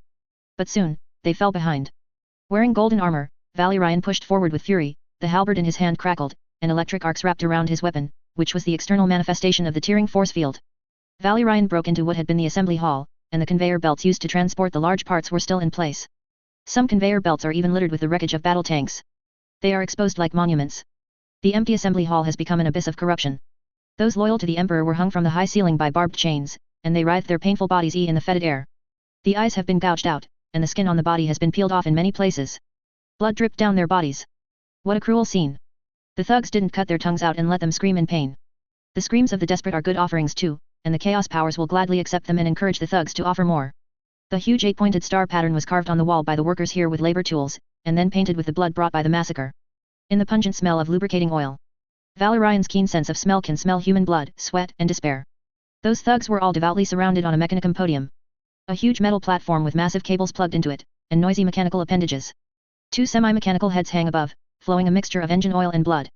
Obviously, before the riot, these 2 mechanical heads belonged to 2 mechanical priests. Beneath the hanging head is a priest in a torn red robe. The marks of gears and steel belonging to Mars have disappeared, replaced by a rough 8-pointed star pattern. The priest held up a still beating heart with 2 hands, and lifted it high into the air, as if asking for blessing. It was an imperial soldier who took his heart away. The poor soldier's chest had been torn open, exposing his white ribs. Ryan recognized the other party. It was a soldier who passed through the Lion's Gate in a troop carrier 3 days ago, went to the Hive City to perform a clean-up mission, and reported missing soldiers later. Not just soldiers, but also some innocent citizens. They were placed on a conveyor belt, their hearts were removed in the same way, and they were sacrificed by the mob to their gods. Those corpses soaked the conveyor belt in blood, exuding a pungent smell. In the cage farther away, seeing Ryan's arrival, some captured soldiers and citizens made excited sounds. The golden battle armor represents the extremely powerful Emperor's guards. Even the demons crawling out of the subspace will be killed by them with one blow. They are the most feared existence of the thugs. They think they are saved. The thugs turned around and looked at Ryan with cruelty in their eyes. The souls of these people have been completely distorted and turned into hateful monsters. They are like this factory, breeding the evil power of chaos. The mob's skin is white, the eyes are pure black, and the tongue is spiked and scarlet with malevolence. Their faces were tattooed with blunted knives. Shards of metal were nailed into folds of skin, leaving the wound to bleed. There is no fear in their eyes anymore, even if it is a forbidden soldier, they do not have the slightest awe. Traitor! Valerian roared, waving the war halberd in his hand and rushed up. He is a sharp blade forged by the Emperor, even if he has received a little blessing from chaos, these thugs cannot be his opponent. The halberd swung like a harvester. Valerian knocked them down with ease, and the mob that rushed towards him was reduced to shattered limbs in an instant. He went straight to the console to stop this large-scale blood sacrifice ceremony. Shoot, don't let anyone go. Ask for the fire support of the Inquisition, and tell them that the blood sacrifice ceremony is going on here.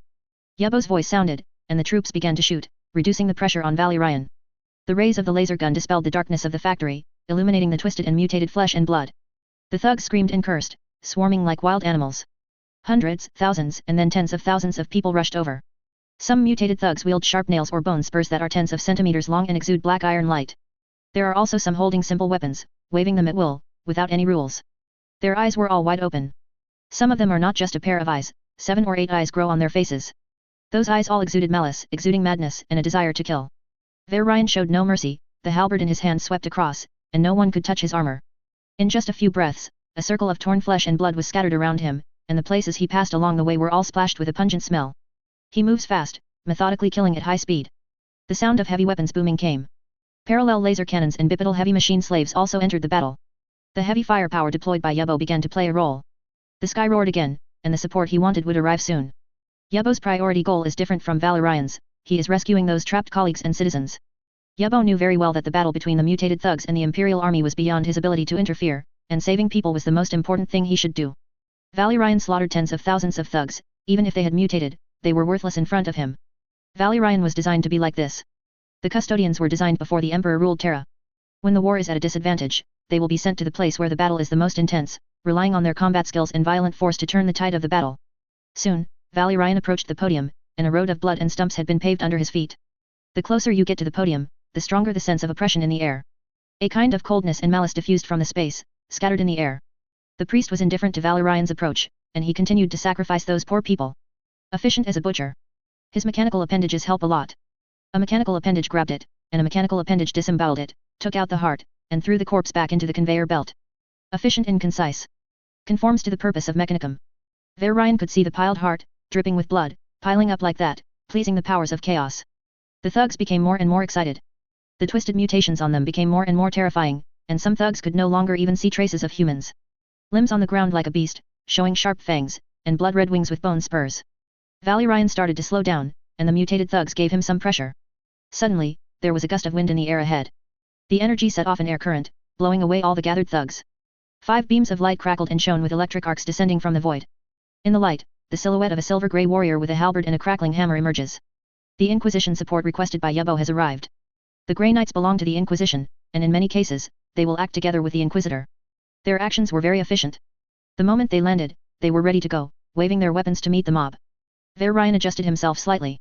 When he was slaughtering, he was still observing the battle of the Grey Knights, and coordinated with their rhythm to form a more efficient killing. After the Grey Knights joined the battlefield, the victory of the Empire was inevitable. Valerian hacked his way up, crushed and mangled corpses being thrown onto the conveyor belt.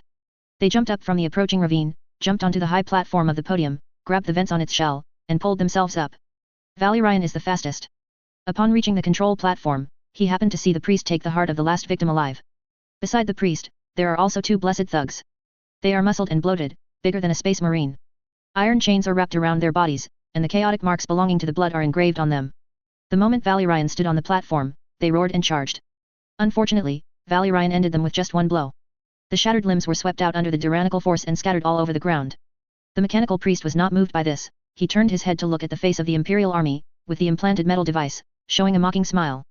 The victim's heart was crushed by him, and blood spurted out. "You are here, but everything is already predestined," he said. Valerian pulled the trigger of the war halberd, and the blasted bombs tore the priest apart, and the scattered limbs fell into the mob below, making them scream even more piercingly. By the time the Grey Knights came up, Valerian had killed everyone on the platform. "We are late," said the leader of the Grey Knights. Valerian turned his gaze to them, and a total of 5 Grey Knights supported him. Holding different power weapons, with blue disintegration force field light emitting from them. Worms and armor are engraved with symbols of purity. "We ended the blood sacrifice, why are we late?" Valerian asked puzzled. "The storm of the subspace is coming." The tone of the leading Grey Knight was disturbed, the force that oppressed Terra has also come out. Valerian is very powerful. Even if he faces 5 Grey Knights, he is confident that he can subdue them all without injury. But he is not as sensitive to the subspace as the Grey Knight. The Grey Knights are much better than him in this regard. Their bodies were leaping with Chinook energy, which radiated from every movement of them like heat. Valerian looked around, and he could feel a slight vibration. Even though he has almost no sense of subspace, he has an instinctive intuition for danger. On the ground, heavy machine slaves and artillery are still harvesting the lives of those thugs. But those battles have become insignificant. Something is approaching. The veil of reality and illusion has been pierced, and it is about to fall. Valerian opened Yubbo's communication panel. Leave immediately, return to the fighter plane, the mission failed.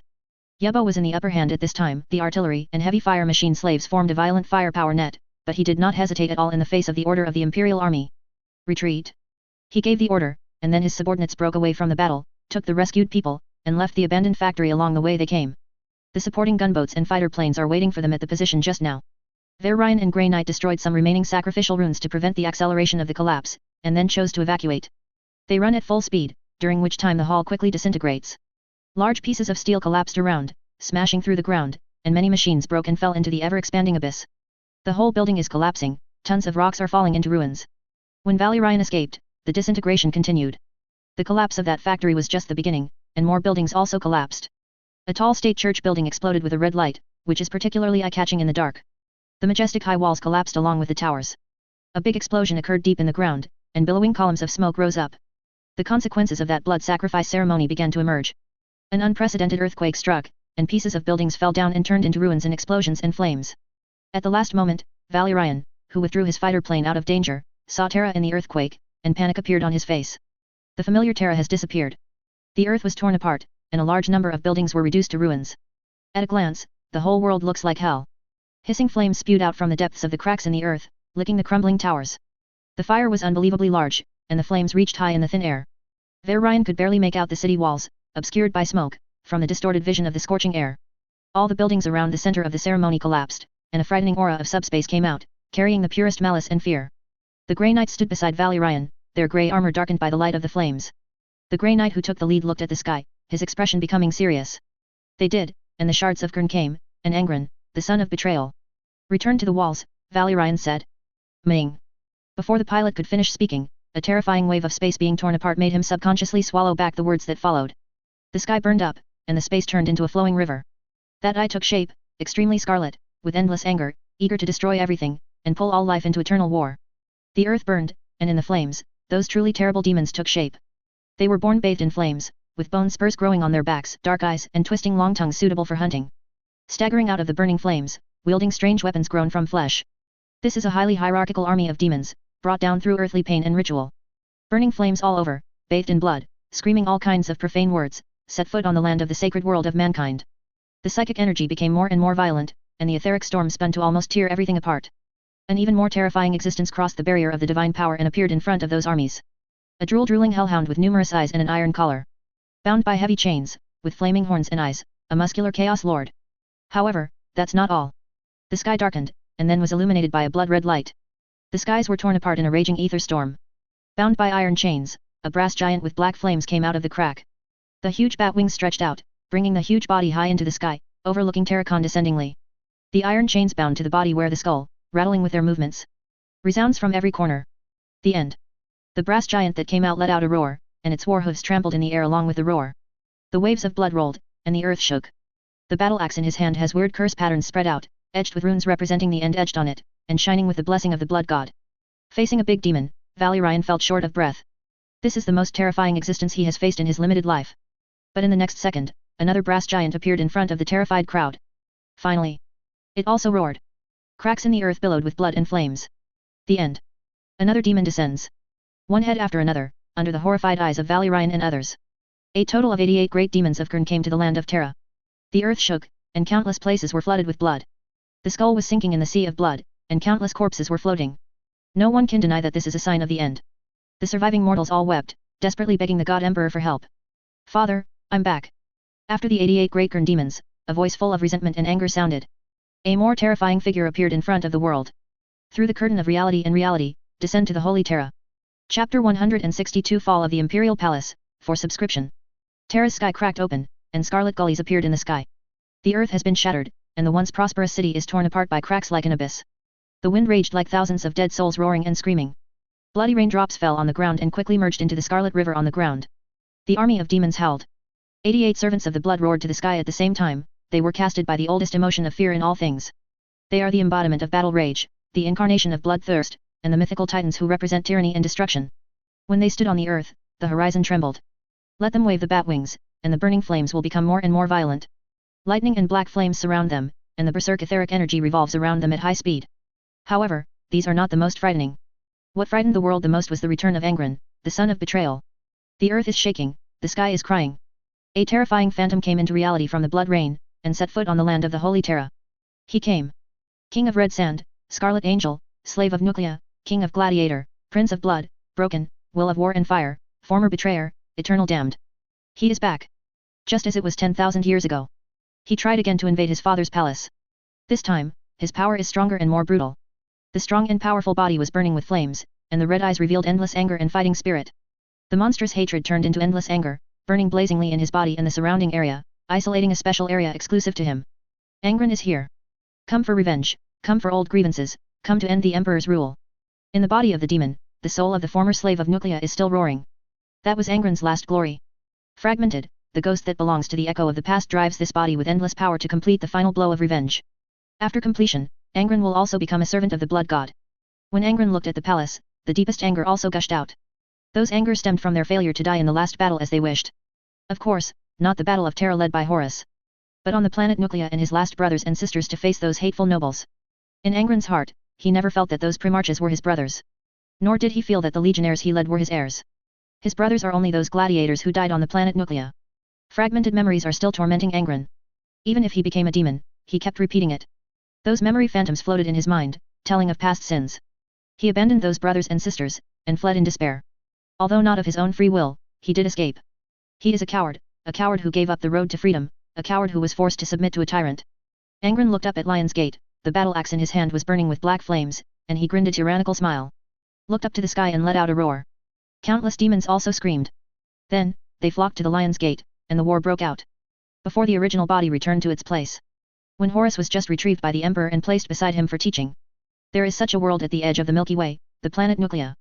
A planet that retains most of the dark technology, but uses slavery. The nobles have all the power, and the bottom has become a toy for them to fool. The rich life has allowed them to breed some entertainment methods that ordinary people can't imagine. The gladiatorial fight of life and death is one of their favorite events. And in an earth-shattering explosion, they got a new toy. On this day, the arena was full of guests, and countless dignitaries enjoyed the infights that excited them, and they were so immersed in it that they couldn't extricate themselves. 100 slaves were put into cages. Every once in a while, the acid in the cage rises. The arena is also stepped, and only by fighting to the death can one pass upwards and gain a way to survive. If the winner is not determined within the specified time, the two slaves fighting will die. In the arena, there was a child who was only 10 years old, who was particularly eye-catching. He held a weapon in his hand, looking sadly at the slave who was trapped in the same cage as himself. This boy's body is exceptionally strong, even at a very young age, he has already shown his extraordinary side. His face expressed empathy for the pain and fear of those slaves. The boy was picked up from outside by other slaves. The slaves found the boy among a pile of alien corpses. The nobles regarded him as a gladiator with great potential and sent him directly to the arena. No one knows that he has a special ability, that is, he can sense and absorb the pain of others. The boy could feel the fear of the slaves present, and he looked blankly at the dignitaries on the high platform. Young minds simply don't understand why those people in fine clothes get happiness from killing each other of their own kind. Why don't they understand and sympathize with the despair and pain of another suffering person? To use such cruel means to torture the same kind. Get satisfaction from the other party's screams. What a distorted thought and world is this? In order to survive, the boy was forced to kill every slave he fought against. But he used his special ability to try his best to make every dead person die without pain. In the cruel and cruel arena, such behavior is undoubtedly a kind of kindness. You are more qualified to live than I am, child. You are a good person. But living is often the greatest torture for a good person. In this world, good people have no good results. When the last slave fell down, he revealed a smile and a trace of regret. He could see the dire future ahead for this strong and compassionate child. The despicable will ascend to the palace, and the benevolent will never recover. This child is a good person, but he should not have appeared in this era, let alone come to this world. Under the watchful eyes of everyone, the kid won the final victory. The boy received the name given to him by his slave master, Angren. Relying on his strong physical fitness, Angren became an undefeated gladiator in the Nuclea arena. The nobles cheered his gladiatorial fight. But they wanted more, they wanted this invincible gladiator to be more brutal, more invincible. To this end, they arranged a fight to the death between Angren and his adoptive father. Angren threw away his weapon in the arena and roared at countless nobles. Even if you kill me, you won't make me submit, let alone let me hurt him. In order to resist the oppression of Nuclea nobles, Angren rushed to the guards, killed a path, and tried to leave with his adoptive father. However, the high-ranking knights of the planet Nuclea have mastered the technology of the Dark Ages. Angren, who fought alone, did not escape successfully. He was brought back by the army of the nobles. The nobles were very dissatisfied with the toy's resistance. They implanted an ancient device in it, so that it could only derive pleasure from anger, and other feelings would only make him feel pain. Apart from fighting and anger, Angren feels pain in everything he does and thinks about. This device is the Butcher's Nail. A malevolent device from the Dark Ages. They sent Angren, who was in a state of rage, back to the arena to stay with his adoptive father. Out of control, Angren killed his adoptive father and tore his body into countless pieces. The nobles gave endless cheers on the high platform. Cheers to this gladiatorial fight. Cheers that no one can escape their grip. After being excited, the nobleman left the arena. Angren, who was sober, let out a brutal roar that lasted for several days in the arena, holding the remains of his adoptive father. After that day, the boy who could feel the pain of others and absorb the negative emotions of others died. Only Angren, enslaved by the butcher's nails, survived. Angren, who had lost his family, hated everything in Nuclea, and he swore that he would never be a toy to please the nobles again. He gathered those gladiators who were willing to die after him, launched an uprising in the middle of the night, and severely damaged the nobles of Nuclea. Slay the nobles who cheer for the gladiatorial fight. However, the ruling class fought back equally violently. Angren's troops were forced to flee to the Deshi snow mountain on the planet Nuclea. It was a very difficult day. But it was also Angren's most beautiful and happiest day. It is a beautiful moment for him as a free man, fighting side by side with his brothers and sisters. Without food, he made the gladiators drink his blood. Without supplies, they leaned against each other to keep warm. Every gladiator is Angren's brother, his sister, and his partner. They were willing to die for Angren, and Angren was willing to die for them. Even under the torture of the butcher's nails, Angren tried his best to maintain his humanity. He will not allow that hideous implant to take the last of his possessions. The butcher's nails made Angren twisted in pain, but he still managed to show a last smile to his companion. On the last night of the decisive battle, he made an oath with many gladiators. They will fight to the death, in the name of freedom. In the cold snowy night, those companions snuggled up to Angren, like a real family, real brothers and sisters. He took out his only blanket and covered his companion's body. The butcher's nail rebuked him for his weakness and tortured him with pain. But Angren resisted the butcher's nail, even if those soft emotions would make him painful, he would not hesitate. Those malevolent implants took everything from him, but Angren wouldn't let it take away his most important brotherhood. Never will. They will go to death as free men. In the torment of regret, pain, and memory. Angren, who stood on the land of Terra again, roared, and his reason was overwhelmed by endless anger. Those things were echoes of his past. Is the remnant of Angren's old days who took care of the other gladiators, trying to keep them alive. Is the last trace left by the little boy who could absorb the pain of others and empathize with others. A large part of Angren's anger comes from the fact that he will never forgive himself for his betrayal and cowardice. Angren should have died in Nuclea with his brother, not a primarch of the Warhounds, much less a servant of the blood god. At the beginning, he should have slashed at the Emperor firmly, even if the other party would tear him apart for this, he would not hesitate. That time, he was cowardly. Created his own sorrow. Also created Khan, as well as the sorrow of countless world eaters. Angren will never forget that day. Nor would he forget what the Emperor had taken from him. In that final battle, Angren and his many gladiator brothers launched a charge against a legion hundreds of times their size. He knew that if he continued to fight, he would die in this battle. But he never felt the slightest bit afraid. He will die a free man, with his brothers and sisters. Falling down in endless battles, with an ending of chasing freedom, draw a full stop for a tortuous and tragic experience with no regrets. And the Emperor stripped this power. Angren was forcibly taken away, and the nobles of the planet Nuclea turned into loyal servants of the Empire. The desperate battle for freedom is easily described as a small war of slaves against slave masters. Angren felt desperate for this. He never promised life, but came into this world because of the delusion of a tyrant. He never promised to go to the stars, but was forced to leave his comrades by the selfishness of a tyrant. He was never a hero, nor was he a traitor. He's just a ghost. A sad ghost. A spectre longing for freedom, only to be forever enslaved by tyrants and gods. The real Angren is long dead. He died in Nuclea. Angren was dead when he dared not stand against the Emperor and was forced to take over the dogs of war. Angren, who has no free soul, is nothing but a miserable slave. There is no difference whether it is an emperor or a blood god. Angren knew that he was just a slave. He came for revenge, but also to cut off the past completely. After today, the ghost of Nuclea will also die completely, only the eternal slave king of slaughter Angren. He stood in front of those great demons, and countless demon armies screamed for his arrival. All Terra shook, trembling at the return of the sons of the rebellion.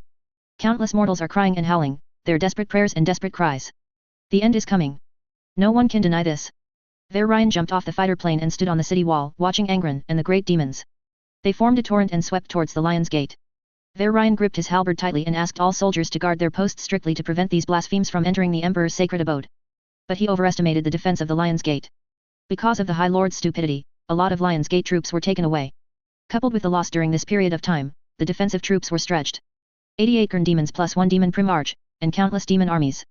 With such a huge force, the Lion's Gate, which has an empty defensive force, is completely powerless to resist. Within an hour, the Lion's Gate fell, and countless demons poured into the imperial court. Chapter 163 The Invincible Imperial Regency, subscription required. In this crisis, Valerian did his best. The automatic artillery arrays all over the city walls of Lion's Gate opened fire immediately. There are also gunships and titans, as well as countless war implements carrying the wrath of humans as auxiliary. They poured down a series of tightly intertwined walls of fire in an instant. Pieces of demons fell under the crazy firepower sweep. But more demons came up. They climbed along the city walls, or flew to the palace with the help of wings. The defense of the Lion's Gate is full of loopholes due to the problem of troop strength. Even if the Imperial guards who reacted arrived in time to help defend with the Grey Knights, the situation was not optimistic. The Devil's offensive is too powerful. Even some of the Silent Sisters who were sitting in the inner court were dispatched. These psychic nemesis are effective against warp demons. But these have been unable to prevent the final fate. After thousands of years, the Lion's Gate was breached again by demons and traitors led by Engren. The defense tower collapsed under the siege of the living. The huge bronze mechanical door shattered under Engren's battle axe. The demons poured into the outer court along the gap in the city wall. The traitor standing at the front, Engren roared to the sky. His roar was loud enough to be heard clearly for 100 miles around. Valerian jumped off the fighter plane and immediately entered the battle. The tide of magic is endless, and it seems that there is no end to the past. Valerian faced such a large number of demons for the first time. He could feel a trace of the brutality of the war on the internet road in the past. Sister Silence stood by his side, using the anti-psychic field to suppress the demons. The Grey Knights have also activated their weapons to fight in the mad tide. Relying on his keen combat intuition and the instinct derived from years of training, Valerian brandished the weapon in his hand under the siege of countless demons. Slashing, picking up, the moves are simple and effective. The monsters rushing towards him were killed in an impeccable attack. The silent nun who cooperated with him had an incomparable understanding. This is the Emperor's design. In that time when there was still hope, the Sisters of Silence enjoyed special treatment just like the Janissaries. The power of the Great Sister is comparable to that of the Marshal of the Imperial Army, and she is the Emperor's right-hand man. But with the passage of time, they once disappeared in the mainstream history. The High Lords don't like them. Because of its soulless characteristics, it will make people feel very uncomfortable. The Sisters of Silence can only be scattered in the galaxy, taking on the task of fighting against demons and cultists alone. Until recently, they did not return to Terra. Verlian heard that there were more Sisters of Silence beside the Primarch. The Primarch is helping them restore their former identity and status, making them the most powerful force in the Empire against the warp. The walls collapsed, and the Lion's Gate fell. Marshal Valinor of the Forbidden Army urgently mobilized the Forbidden Army from other regions to join the battle. Even the dreadnought Mecha, which had been sleeping for thousands of years, was dispatched. Sleeping inside are the remains of custodians who are traumatized, but still willing to serve the Emperor. They roared from the dreadnought's megaphones, their massive cannons spewed fury, and their chain swords whirled at high speed, slicing through every monster that tried to get in their way. Millions of mortal armies use their flesh and blood to hold back the maddened enemies from advancing on the palace. They are composed of the inanimate people of the warp and the already crazy thugs. The scale is absolutely no less than the siege battles of the past. The torrent formed by the enemy army is uneven, and every monster that sweeps it is unique, and it is the incarnation of all kinds of strange nightmare entities in the dreams of mortals. Those twisted and mutated thugs are mixed in the demon team, and they will let out piercing screams from time to time, and these sounds often contain madness and excitement to meet the doomsday of destruction. In the vast battlefield of the Imperial Palace and Outer Court, the sound of sword clashes and heat waves that could burn everything echoed. Valerian was immersed in the killing, even if his muscles and bones were aching, he didn't care. The Forbidden Army must not fail again. Devils must never be allowed to step into the inner court again. Reload. Valerian threw the halberd in his hand to his machine slave, and took the spare weapon. Turn around, bend your knees, and then lift up, directly disemboweling the demon that was pounced on him. He fought hard, and like the other loyalists, he wanted to drive out those demons, at least take back the Lion's Gate. The vicinity of him has been covered with corpses, and the stench is almost poisonous. It's a pity that the demons are endless, and so are the thugs. The enemy rushed to the fire defense built by the loyalists again and again. Those great demons of Kern, who were bleeding with blood, burning with black fire, and merged with the blood god, destroyed all defenses. The high towers collapsed in front of them, the tanks were overturned and destroyed like toys, and the city walls were reduced to ruins in the vibration and impact. Nothing can stop them. The mortal soldiers who tried to flee from them were either torched or hacked to pieces by their axes. We are about to fail again. Is it like a monarch who couldn't protect himself like 10,000 years ago? A thought frightened Valerian. Those big demons are wreaking havoc, and there is nothing that can stop them. Kill. Valerian suppressed the anxiety in his heart, and rushed towards one of the great demons. The Grey Knight and the Sister of Silence followed closely behind him. It was truly a colossus, bigger than any foe Valerian had ever seen, indistinguishable from a titan. Valerian also saw the monster tear apart the titans stationed in the palace. Thinking of this, Valerian became even more dissatisfied with the High Lords, and even wanted to kill them. The Firebee Titan Legion and the Jiaoyang Titan Legion, which were originally in charge of guarding the palace, were sent to the Beta Galman galaxy by those High Lords. Now, there are only some small and medium titans left in the palace. There is no emperor class, and there is no apocalypse class. This stupid behavior caused the defense of the palace to plummet. When the matter subsided, Valerian vowed that he would make a recommendation to the custodian marshal and make those guys pay a heavy price. They had strayed from his vision, ignoring Terra's defenses for power. Such behavior cannot be forgiven and must be paid. The great demon of Khurn roared, and with every step he took, he would sink into the concrete and sink in, leaving a profane mark on the ground, burning with black fire. Its power is not inferior to that of a mechanically built titan, and its strong and powerful body contains the surging power of a volcano. The axe in his hand is about the size of a heavy tank chassis, and it looks very heavy, and a mortal can't bear a blow from it. As the axe blade roared across the air, it left a trail of flames in the air. The great demon put away the pair of bat wings with bony spurs, and landed freely from a height of hundreds of meters. Following its movement, the earth made an overwhelmed rumble. The high platform was trampled under it, and its muscular arms held a flaming battle axe. It looked at Valerian and the others who were rushing towards him, and roared challengingly. The roar was deafening, and even aroused a gust of wind. Some low-level demons lost control because of this, and ran into others of the same kind. The mortal soldiers who remained nearby screamed in pain at his roar. The violent ether surrounds it, and those eyes are full of malice.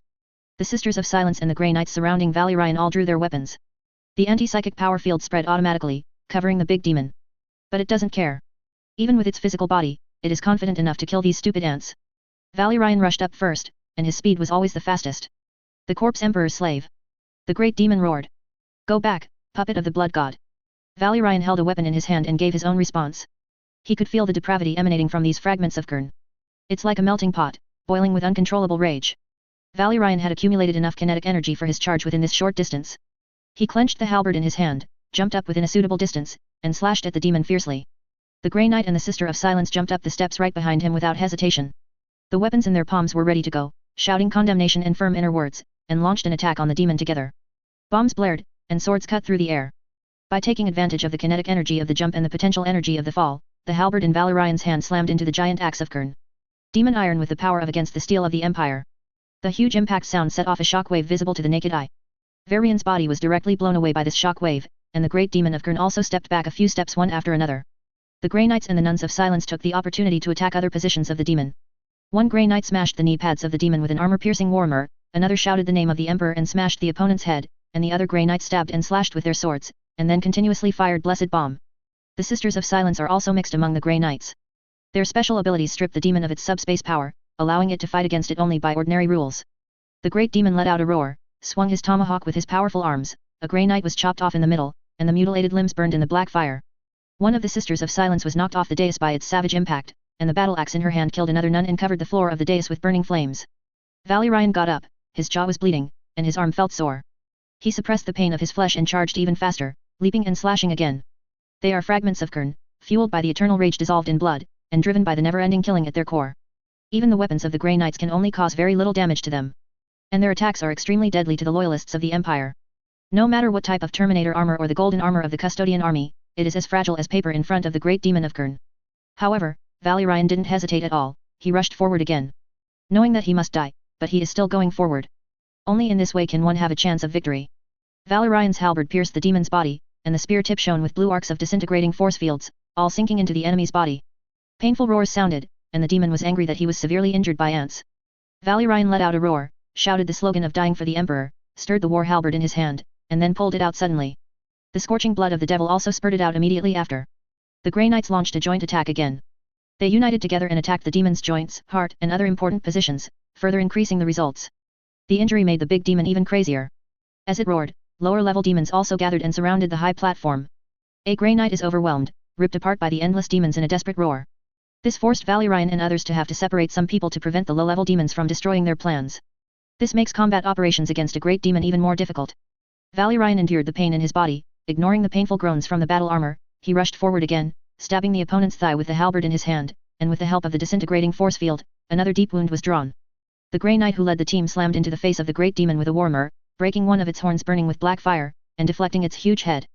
The great demon roared in rage, and it threw a punch and hit a Grey Knight. There was an ear-piercing voice from the heavy iron grey body. The Grey Knight's bones and battle armor were all shattered under the terrifying brute force. Then, the monster turned its head and looked at Valerian, with terrible anger streaming from its eyes. The battle axe in his hand slashed at the Imperial army. Valerian tried his best to block the opponent's blow, but he flew out anyway. The warframe let out a shrill siren, showing multiple damages, and his bones shattered in the confrontation.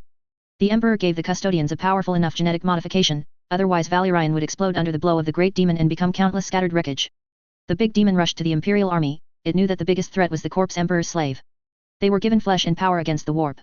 Only by killing him can victory be achieved. But the Grey Knight and the Nun of Silence didn't let it get what it wanted. A Nun of Silence slashed at its knee with a huge sword with all her strength. The crackling giant sword cut into the demon's blood-red muscle, and cut open the grey-white tendon. The great demon let out a desperate roar. Such a wound is not considered a serious injury in the subspace. But this is the real universe, and everything needs to follow the laws of reality. Joints were broken, and the archdemon failed to deliver the final blow to Valerian. It lost its balance and fell. Valerian ignored the bone spurs and broken armor remaining in his body, and stabbed it at the throat with the halberd in his hand. The powerful recovery ability continued to his bones and flesh, and was destroyed again in his reckless counterattack. The war halberd shining with the light of the disintegrating force field was completely submerged into the demon's body, leaving only a spear handle at the end. The other Grey Knights and Sisters of Silence all shot together. Smash every tendon and joint of the opponent to ensure that the opponent will never be able to stand up again. Waiting until the great demon of Kern stopped moving, Valerian drew out his halberd, leaning on the halberd to barely stand on the battlefield. He looked around and could see loyalists who had lost a lot. This is just a small tragic victory. In order to kill a big demon, the team of Grey Knight and Sister of Silence has been torn apart, and everyone is wounded. Even himself. His injury is so serious that he needs a professional therapist to treat him, otherwise the remaining bone spurs and ruptured tendons will make him useless. However, the current war situation made him dare not even think about leaving the battlefield. The devil has gained complete advantage, he must continue to fight in order to protect the palace. Not every team can win, many teams composed of custodians, Grey Knights and Sisters of Silence failed, they were torn apart by the archdemon. On the other side, the custodian marshal and the most elite Grey Knights and Sisters of Silence are fighting Angren. Their situation is also not good. Marshal of the Forbidden Army Valeno is the strongest and most intelligent representative of the Forbidden Army. Valerian acknowledged this. Whether it is strategy or wisdom, he is inferior to Valinor. However, at this time Valeno was already scarred. His golden armor was shattered, struggling to hold on under Angren's berserk attack, and then was knocked into the air, crashing into the wreckage of a burning tank in the distance. Those Grey Knights and Sisters of Silence were powerless to stop this violent demon Primarch, who was wantonly harvested and killed by him. The Forbidden Army teamed up to fight, but they were also at a disadvantage. Their front is slowly crumbling. Once Valinor is killed in battle, the remaining troops of the Empire will be forced to retreat to the Gate of the End. That is the place where the rebels once attacked 10,000 years ago. Valerian wants to go to support the battlefield where Valinor is. But he fell down after taking 2 steps.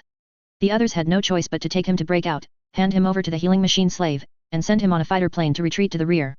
Valinor, the marshal of the custodian army who fought against Angren, has fallen into despair.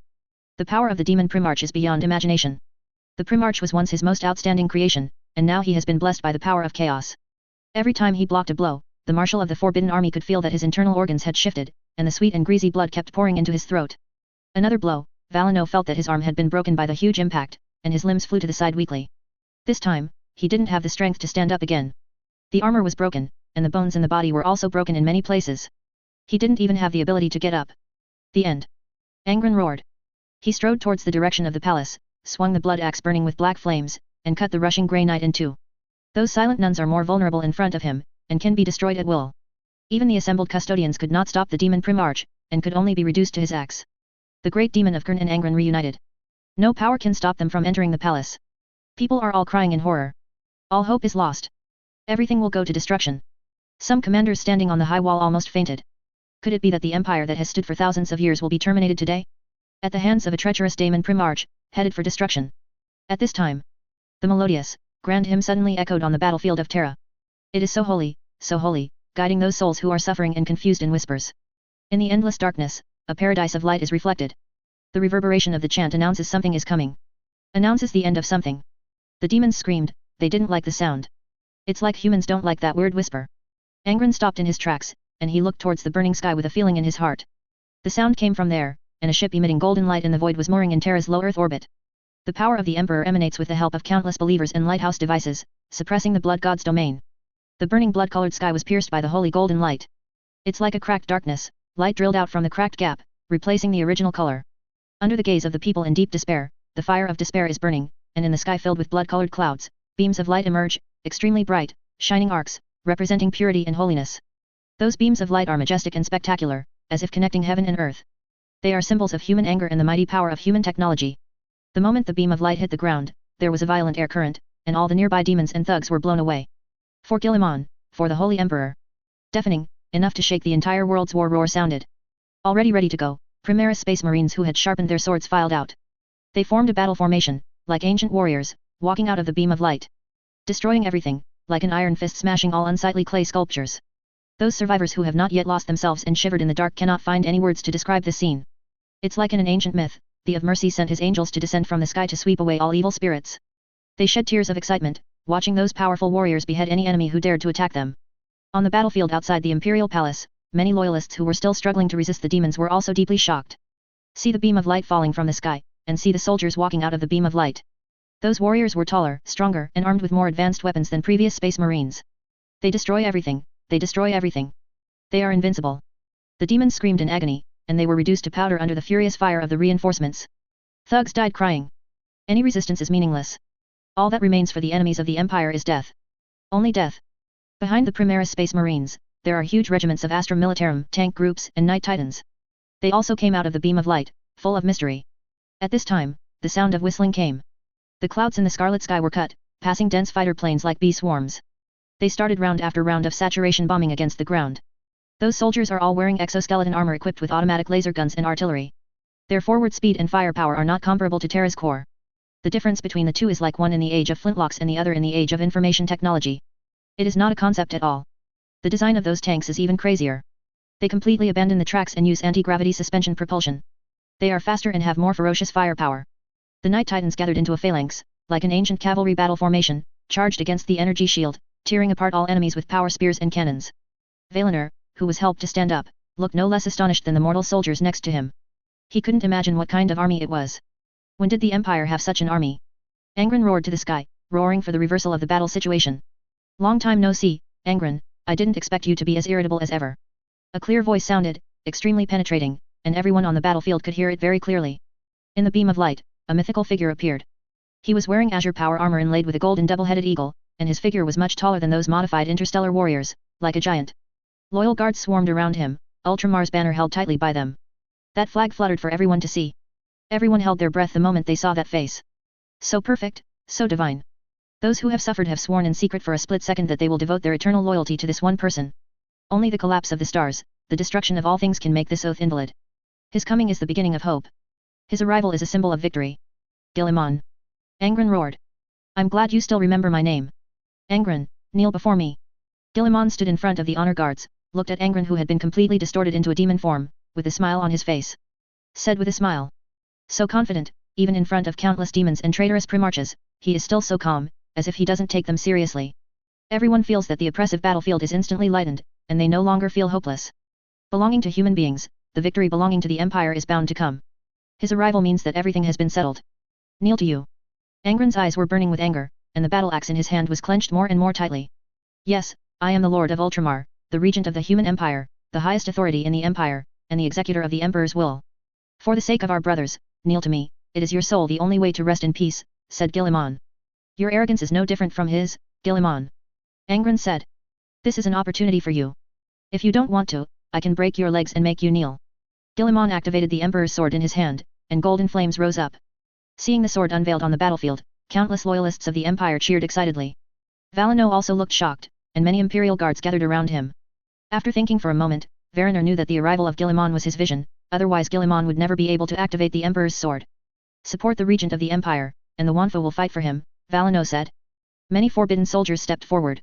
They assembled into battle formations, raised their blades in the ancient sacred chants, and charged the demons again.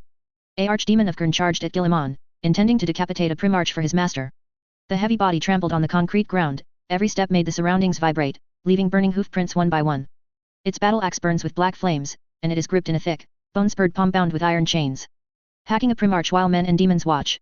Go to hell, son of the corpse emperor. The big demon roared. This is an offense, the inanimate. Guilliman said indifferently, he raised the Emperor's sword in his hand, and the golden light enveloped him. The Primarch's eyes shone with light, a mixture of gold and blue light. The demon screamed and fled the area he was in. The big demon showed a rare expression of panic, and it suddenly realized how reckless its actions were. The power of dominion and the power of the Emperor exist in Guilliman's body at the same time. Ordinary demons are not enough to fight him. No one can see Guilliman's shot clearly. Just a sword. The big demon let out a series of screams in the light, and then turned into dust. All the Grey Knights, mortals, nuns of silence and the Imperial army who had experienced the battle just now fell silent. Just a single sword, directly beheaded the big demon that they couldn't kill with all their strength. What kind of power is this? What kind of power is this? This is no less than the return of the Emperor. The other great demons felt the same breath as their master from Guilliman's body. Not that powerful, but full of endless potential. A potential god. God who walks in the real universe. Angren, now it's your turn. Guilliman turned to Angren and said flatly. Guilliman. Angren gritted his teeth, shook his head, and expelled those weak thoughts from his mind. He clenched his battle axe tightly, roared, and rushed towards Guilliman. It is not a wise choice to lay hands on me. Guilliman also rushed forward. Do you think I am a slave owner? Angren, will hands to me satisfy your fragile heart? The battle between the two sides stirred up violent air currents and waves of Shinnik energy. Ordinary people have no way to intervene in such a battle. It is difficult to even get close, very reluctantly, and will be torn apart by the turbulent current. You are only a slave, Guilliman, and that has never changed. Angren swung his battle axe and growled, just like the battle 10,000 years ago. Angren, everyone is a slave. Guilliman did not kill Angren directly like beheading a big demon, but easily blocked his blow, and retorted slowly, whose fate we are not independent, we are connected to others. We are enslaved, whether overtly or secretly. What is the difference between the natural mission and the bond of slavery? We can't choose our own destiny, we can only choose the attitude towards fate. You chose to surrender, didn't you? Cowardly and incompetent. You once bowed your knee to the Emperor, now you bow to the Blood God, maybe in the future, you will still bow to I bow my knees. Your fate is to kneel forever, and never have the courage to resist fate. You are not as good as those gladiators who died in Nuclea. They knew they were weaker than you, and they knew that they would die if they resisted the nobles. But they were never afraid.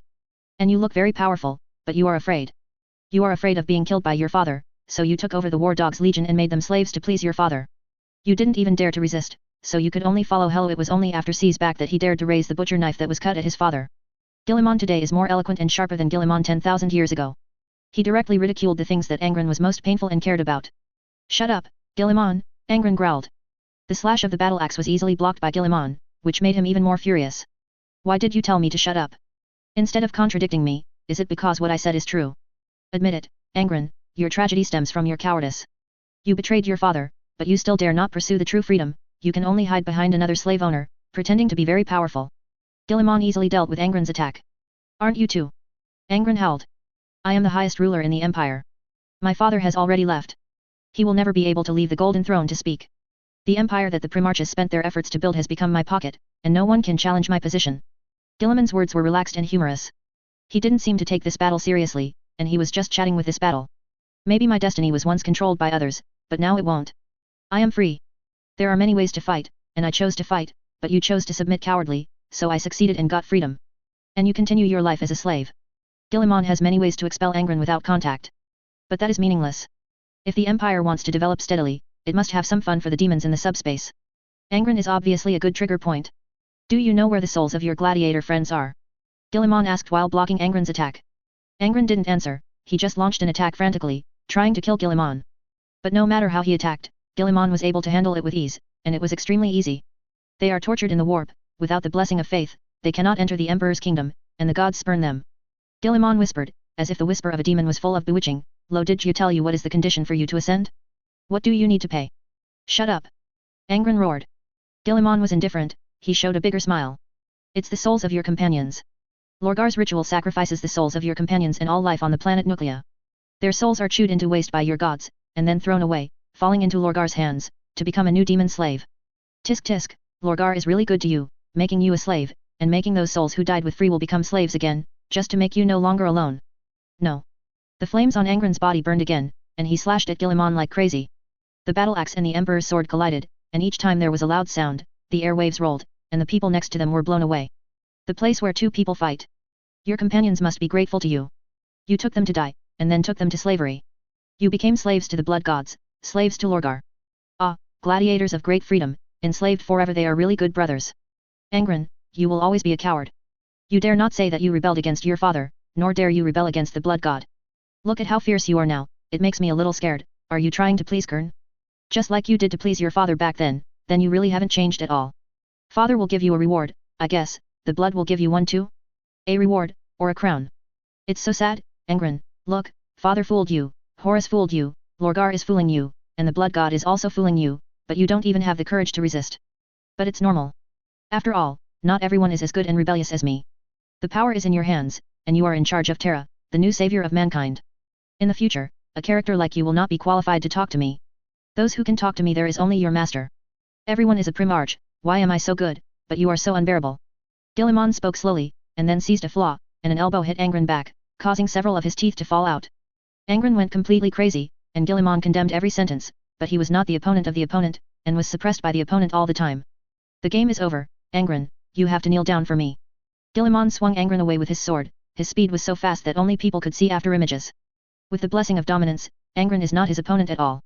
Guilliman abandoned the Emperor's sword, grabbed the butcher's nail on the back of Angren's head, and pulled it violently as if grabbing a hair, forcing him to look up. A punch hit Angren's face, causing his teeth to fly out mixed with blood. Then, another punch. The action is extremely simple, but it shocked countless demons and survivors. The powerful and unstoppable Angren was directly held down and beaten by the regent of the empire. The shock to them was even more shocking than Guilliman killing the great demon with the sword of the emperor. After punching several times in a row, Angren was completely changed. Guilliman broke his bones and twisted his tendons. Make it lose the ability to continue to resist. Then Guilliman grabbed his batwing, and with a sudden force of both hands, Angren tore it off alive amidst Angren's painful screams. Hot blood spurted out. Guilliman lifted the battered Angren high. In the middle of the battlefield, everyone can see clearly. Angren's limbs slumped limply after being deprived of the ability to resist, and he could only let out a powerless roar. Angren, remember this day. I will not kill you, but you will always be ashamed.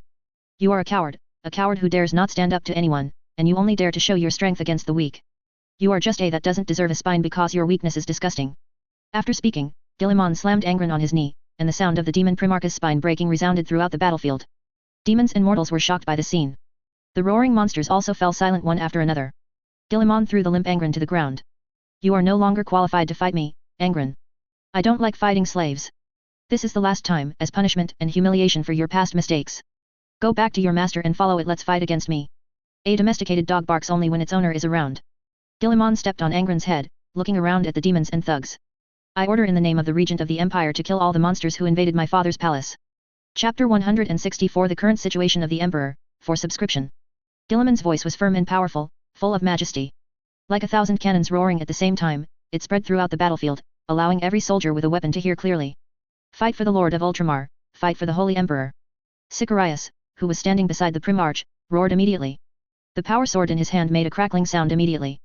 With superb swordsmanship, easily kill those demons and thugs. The Grand Marshal of the Black Temple Aramaric, Inquisitor Grey, and many imperial heroes who followed the Primarch to Terra also uttered battle cries. They marched forward in array, invincible.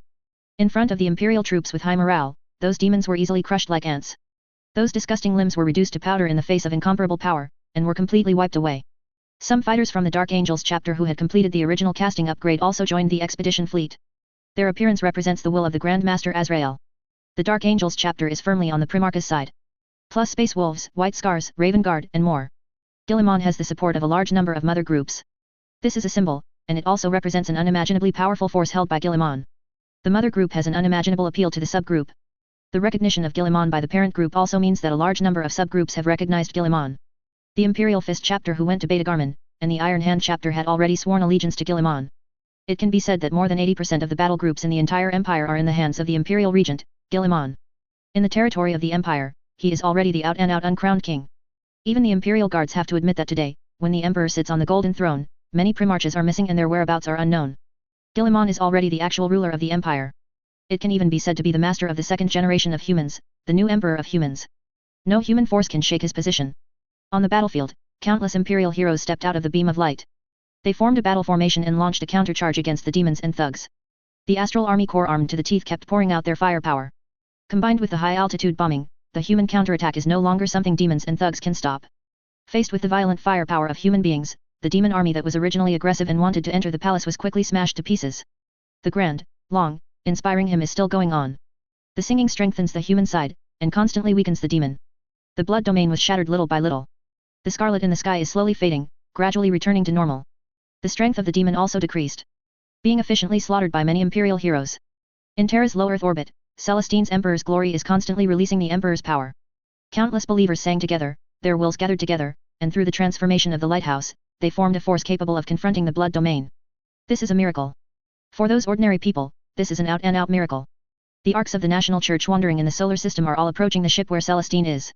Bloodstained and full of wounds, the painful flagellant wailed loudly, weeping with emotion for being able to witness such a holy sight.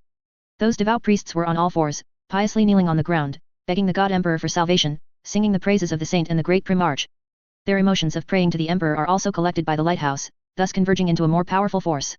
This force overwhelms the demons on Terra, making them fight the human forces under heavy pressure, which puts them at a great disadvantage.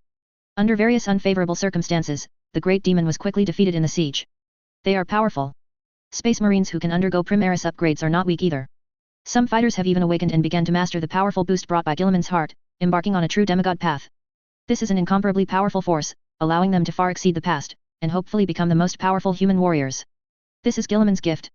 A new and unprecedented technology. Besieged by Grey Knights, Primaris Space Marines and Sisters of Silence.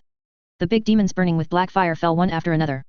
They waved their weapons in vain, trying to hold out longer under the siege of the Grey Knights, Primaris Space Marines.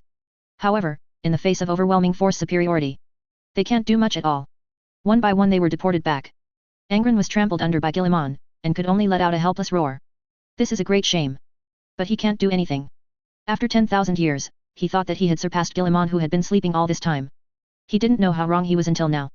He was no match for Guilliman at all. Being defeated by the opponent so easily, and being trampled underfoot, humiliated to the extreme. The great demon who was still invincible just now was quickly wiped out. Under the bombardment of countless artillery fires, their huge bodies fell overwhelmed, making a loud rumbling noise, and exuding a poisonous smell. The low-level demons and thugs fled in all directions when they saw this scene. The carnival is over, and what follows is a brutal killing.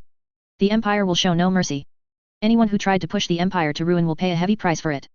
Thousands of troops filled the gaps in the defenses and pushed beyond the Lion's Gate. Demons and thugs were crushed to pieces before the torrent of steel. Buildings were recovered and cleaned up. Those thugs had nowhere to escape. Even if they hid in abandoned buildings, they would be pulled out one by one and shot dead in public. Their bodies were piled together and cremated together. Those buildings distorted by subspace and covered by chaotic flesh and blood returned to normal after being purified by the flamethrower, but they inevitably became scorched black. On the other side, under the watchful eyes of countless Imperial soldiers, the Primarch Angren was pushed onto the execution stand. This is Guilliman's order. He will personally execute Angren and announce his return. For some special reasons, Guilliman did not use the Emperor's sword to completely annihilate Angren's soul. A living Angren is more in line with his planning needs. Time to have some fun with the demons of the warp. No one can deny the power of chaos. But they are not omnipotent. Or nothing is omnipotent. Any existence that claims to have this characteristic is, without exception, a liar. The universe is evolving, everything came into existence from scratch, and even the truth itself is constantly changing, collapsing, and reshaping. The concept of omnipotence is relative, and it does not really exist. The Chaos Gods are in charge of the kingdom located in the subspace, and they have countless demons serving them. It can also affect the real universe, and countless wars broke out because of them. Ignorant people regard it as an invincible god, fear it, and dare not have any contact with it, for fear that they will go astray. Guilliman didn't care much, the subspace couldn't corrupt him, so he was naturally fearless. He knew that the Chaos Gods were not as united as the world imagined. Those demons are actually full of contradictions, and there is no communication and trust between them. There is no doubt that Angren is a good breakthrough. As long as one of them can be pried, they can be plunged into chaos, fighting each other constantly, with no time to take care of the real universe. This is not Guilliman's delusion, the power of chaos has been fighting for countless years on the eternal battlefield. They hate each other more than they hate humans. Among the two options of killing humans or killing their subspace companions who are also powerful forces of chaos, they will choose the latter without hesitation. The history of human birth is less than a fraction of the history of the universe. The power of chaos will not care about a small and short-lived species at all. They just see it as part of their game. Eternal battlefield is a part, and the real universe is also a part. Human beings are chosen by them not because of human potential. Nor are humans special. But in this era, human activities are the most frequent. For this reason, they selected human beings to fight and confront in the universe, as part of pleasing them. Human beings are pawns used by the gods for fun. But chess pieces can sometimes become chess players. As long as you can grasp the opponent's weakness, you can guide the opponent to achieve your goal. On the high platform, Guilliman raised the battle axe blessed by the Grey Knights. He was going to decide Angren himself, which was even more shocking.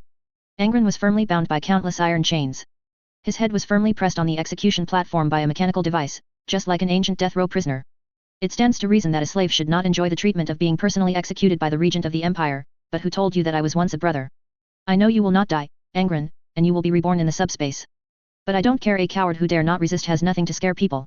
You dare not resist Kern, you dare not resist Lorgar, you dare not resist me, you will only cowardly hide in the subspace, away from my sight. In that case, you are no different from death to me.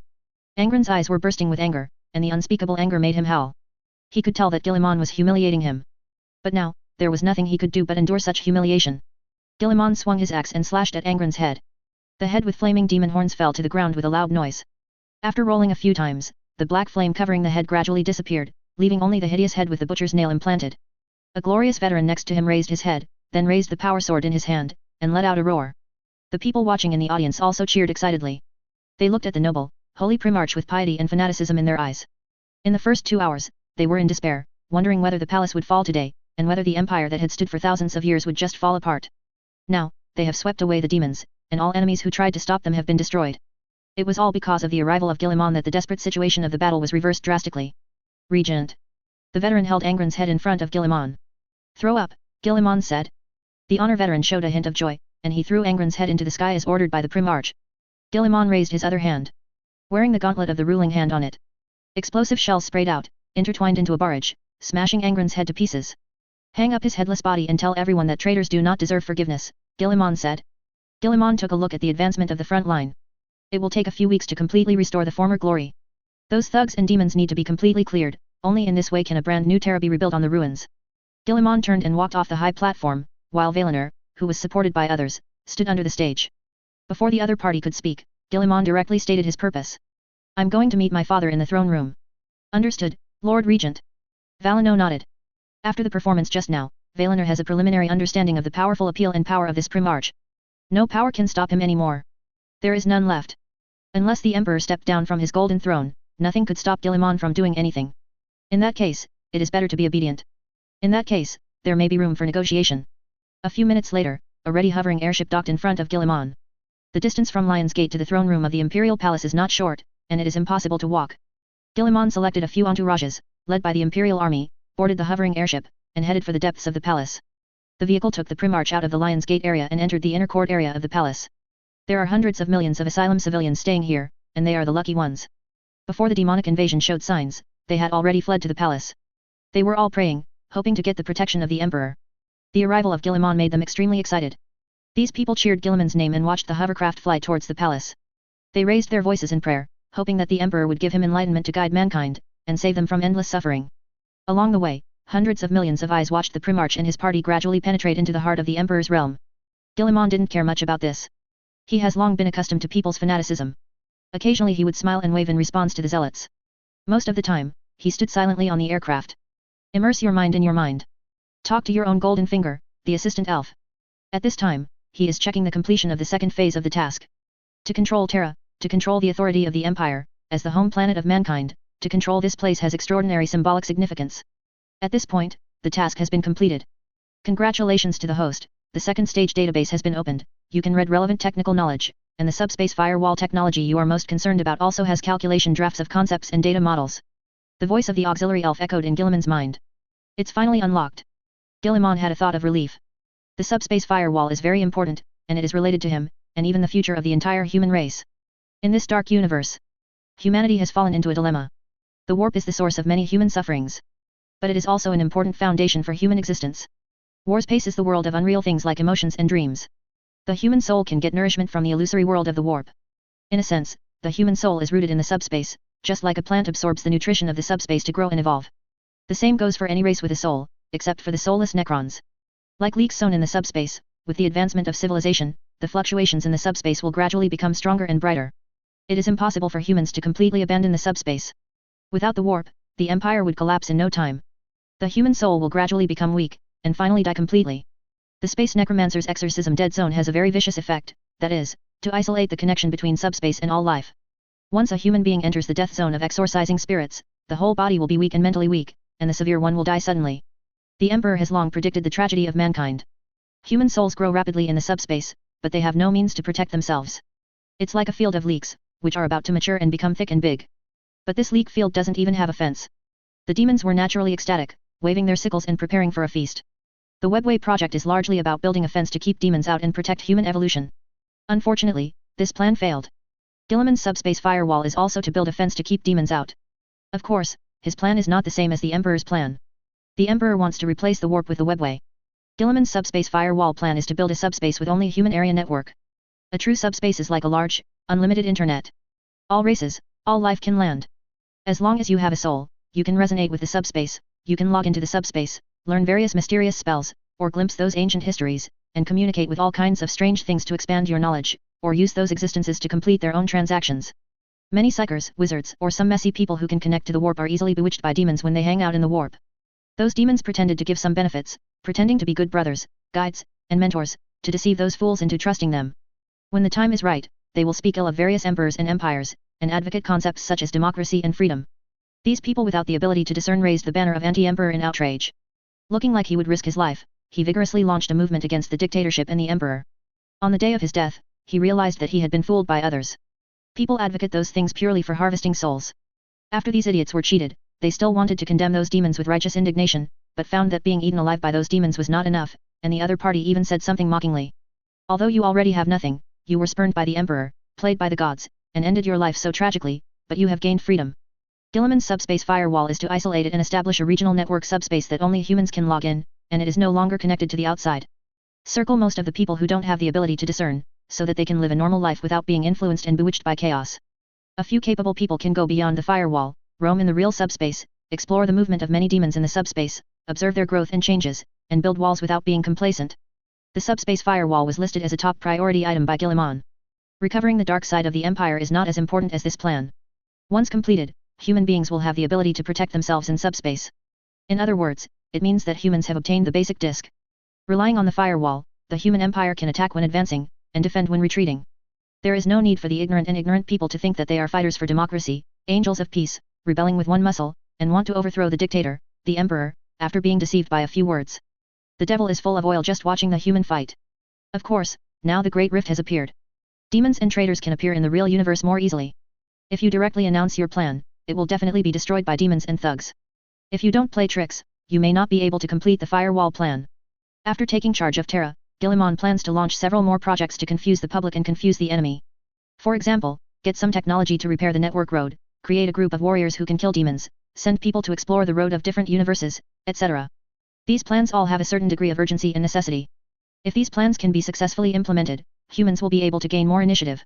For example, exploring paths to other universes could prepare the way for the Imperium of Man escape. Don't be afraid of 10,000, just in case. When losing, the strategy will be transferred to the strategy. There is no shame in losing, and if you don't die, you will have a chance to regain face and make a comeback. Not to mention the network road, this thing is like building a highway, it can be used after repairing it.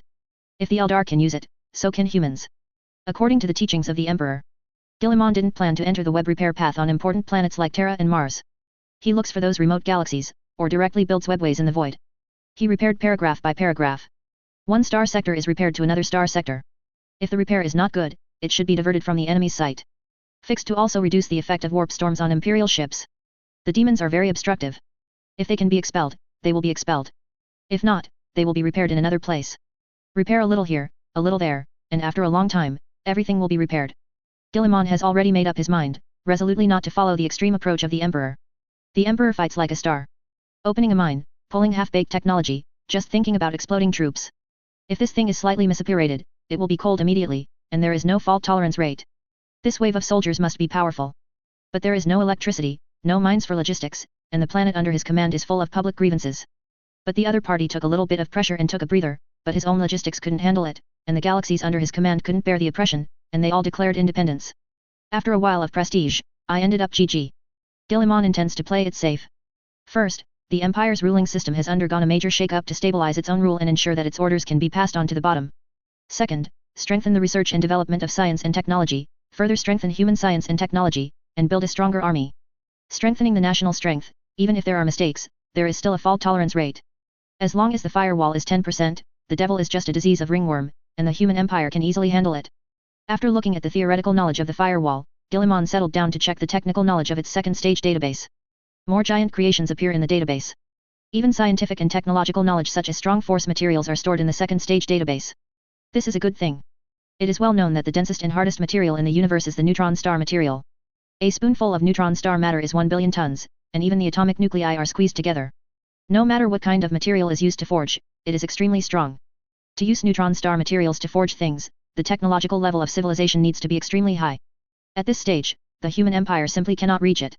Strong force is a compensatory technique. Using the strong magnetic force possessed by the basic particles, all the atoms are forcibly arranged together to form an absolutely smooth plane. The material constructed in this way is also extremely strong, even steel is as fragile as tofu in front of it. High force material is definitely the top killer that can change the galaxy war. With this thing, Guilliman still has the confidence to face the top dynasty of the Necrons. The second generation technology about superfighters is also included, biological engines, dark matter computers, etc. are all available.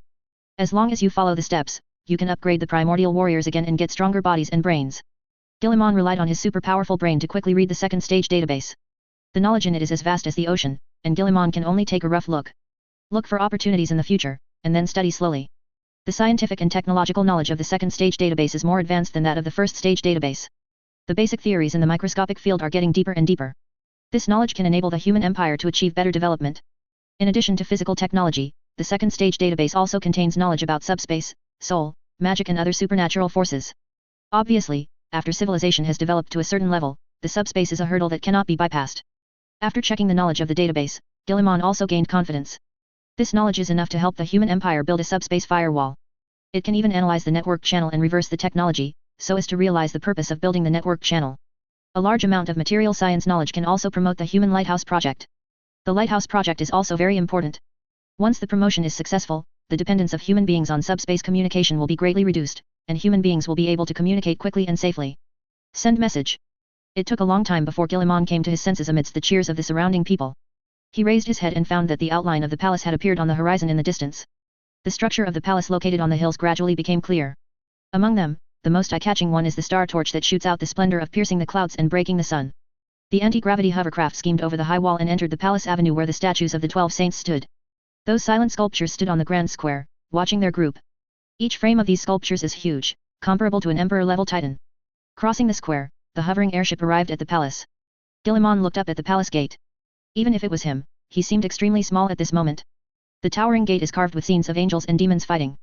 When he got here, the hovering airship could no longer move forward, so he could only walk. Led by the custodians, Guilliman passed through numerous magnificent arches and wonders. Finally, he came to the last arch. Pass through this door and you will arrive at the Emperor's throne hall. An ancient memory came to mind. 10,000 years ago, when Guilliman arrived on Terra, the war had just ended. The Emperor was badly wounded and carried into the throne room by custodians and loyalists. After the Emperor, who was seriously injured, made his final entrustment to the loyal primarches, he sat on the golden throne. Since that day, he has never spoken again. Guilliman stood in front of the throne room gate. Some changes have occurred here in 10,000 years ago. The throne room is located in a solemn church. Guilliman looked around, and the changes here also revealed a little of the changes of human beings in the past 10,000 years. 10,000 years ago, this place was very simple, and there were no buildings used to show its identity. Now, various sculptures are placed here, and countless long-burning candles are burning, releasing a faint fragrance and a strong smell of fireworks. Guilliman stared at the huge stained glass windows that shone with golden light. The great achievements of the Emperor depicted above. He walked alone to the final portal. The melodious bell rang, resounding for dozens of miles. The suspended mechanical skull and cherubs are recording this great moment through the built-in device, and spreading it to the outside communication network. The entire Terra, the entire solar system is watching this moment. Hundreds of millions watched as the doors of the throne room opened silently. Through the slowly opened door, believers only glimpsed the deep darkness and the permeating white mist. The white mist wound around Guilliman's feet like a swarm of snakes, and spread to several steps behind the primarch. Guilliman took a deep breath. He will face his greatest test. The fate of mankind will also depend on today. He stepped into it, and the door slowly closed behind him. Even if you are mentally prepared. Guilliman still felt the horror and a trace of fear from the bottom of his heart for everything in the throne room. The size of the throne room is extremely large, filled with all kinds of machines. Steam pipes of seemingly endless length covered the floors and walls, tangling cables like dying serpents. The towering equipment is lined up in rows, with scales mixed with countless panels. Many thick pipes run through the ground and extend underground. The throne room is only the terminal of these devices, and the larger structure is located under the dungeon of the palace. Guilliman was able to glimpse the ambitions of the creators and the wisdom contained in these devices from these devices. The only pity is that none of them are running and are covered in dust. These devices have been abandoned. After the Emperor admitted that his webway plans had failed, these brilliant machines were shut down and left to gather dust. Guilliman walked in along these devices and arrived at the center of the throne room. In the center of this huge room, there is a strange golden structure. Several kilometers high. The whole body is inlaid with golden rune circuits. Relying on his own knowledge, Guilliman observed for a long time, and finally had to admit that he could not fully analyze the golden throne. The Emperor was more terrifying than he had imagined. You know, he has already activated the database of the second stage, and possesses the civilization knowledge enough to build a galaxy empire. But there is still no way to see through the operating mechanism and principle of the golden throne. The Emperor was originally a golden throne built with his own wisdom. Around the golden throne, there are black metal coffins. Guilliman walked over these coffins, and the shriveled humans were placed inside these coffins. Among them were 12 or 13-year-old children, whose immature faces were full of pain and confusion. Guilliman felt palpitations. The souls of these people have been fragmented and sent to the golden throne as nutrients. Those black metal coffins are soul siphons, drawing out their souls, feeding the Emperor, and letting him calm the out-of-control webway. This is a very desperate plan. No matter what the ending is, the future destiny of mankind is dark. Guilliman calculated that there are 10,000 coffins here, which means that the emperor needs to kill 10,000 psychers every day. When the emperor first ascended the golden throne, only 1,000 psychers had to be burned. And now, he needs to burn 10,000. What about after that? How many more does he need to burn? There will come a day when the number of psychers cannot support his consumption. Then, who should be burned? For the continuation of the emperor, to burn those innocent people? The emperor has sheltered mankind for 10,000 years, which is beyond reproach. If there is no emperor, human beings may have perished in the age of long night, becoming a member of those ancient civilizations that were annihilated. Continuing on like this will only lead human beings to the abyss, and in the end it will be beyond redemption. The emperor is becoming what he once hated the most. Just like the Pope of Moranson, the warlord who was killed by him in the Unification War. In the beginning, the Pope was just a priest wandering in the wasteland. He brought clean water and food everywhere, and gave them to the poor. He is kind and generous, and he is a really good person. Soon, those who got his help began to follow him sincerely. He gradually became stronger and more pious, trying to do all kinds of good things. Save the dying tribe and cure the diseases of the poor. When Terra fell into chaos and fighting, this man protected those poor people with the power of faith. For this reason, more and more people joined his team. In order to protect these people, he began to sacrifice to the subspace, using blood sacrifices in exchange for stronger power. If you can protect 10,000 people, what does it matter if you sacrifice one person? In order to protect the people who followed him, this once kind pastor began to constantly break through his own bottom line, blood sacrifice after scene, using the genetic machine of the long night era to create ferocious humanoid soldiers, using various terrifying weapons to deter the enemy, even it is to destroy the other party. He only protects those believers who want to get his protection. For the sake of the so-called justice, he began to destroy the enemy by all means, spread his teachings more actively, and tried to build a better world. In order to win, he offered more tribute. For those believers who want to be protected, he slaughtered more people in exchange for power. In the end, he was no longer willing to leave this world. For his people, in order to protect those innocent people, he wants to survive by whatever means, in exchange for more power. In the end, this priest was called the Pope, and died at the hands of the Emperor during the Terra Unification War. But what is the difference between the present he and the Pope who was once spurned by him? To commit appalling atrocities for so-called protection. Superstition and ignorance make human beings sink deeper and deeper. If killing 10,000 psychers every day can keep the empire alive, what does it matter if they are murdered? If there are enough souls to keep a monarch alive, what is the death of a child? Guilliman withdrew his gaze and suppressed his thoughts. He needs to change this, but there is no rush. Many things cannot be solved in a hurry. He steps up to the steps of the golden terrace.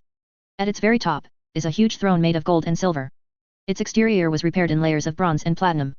Seems internal parts have failed and been repaired many times. The Lord of Humanity, the most powerful psyker, the absolute leader of the empire, the Almighty Heavenly Father, Omniscia, a man with countless titles sits on the golden throne. Guilliman cannot see the face of the other party clearly, only the soulless can see the true face of the emperor. He saw a haggard, pained face, lifeless, perched on the seat. Then what he saw began to change. A king with unlimited power, meditating on his throne. A grey-haired old man similar to his father, with a serious face, seemed to give him a piece of advice. Guilliman stood in place, and under his observation, the image of the emperor was constantly changing. Pain, joy, excitement, death, filled with countless emotions, flashed in front of him in an instant. Father. Guilliman looked directly at the emperor shrouded in light, and said, I'm back. The golden throne has activated the stasis force field. Logically speaking, the emperor will not hear Guilliman's voice. But Guilliman still felt the gaze of a powerful will with infinite power. The power of that will is not inferior to the power of chaos. This made Guilliman a little hairy. Suddenly, he spoke. Countless voices instantly made Guilliman feel a splitting headache. Thousands of voices sounded in his head at the same time. Guilliman almost couldn't help scolding his mother. Guilliman. 13 sons. The Lord of Limits. Hope. Savior. Disappointment. Fraud.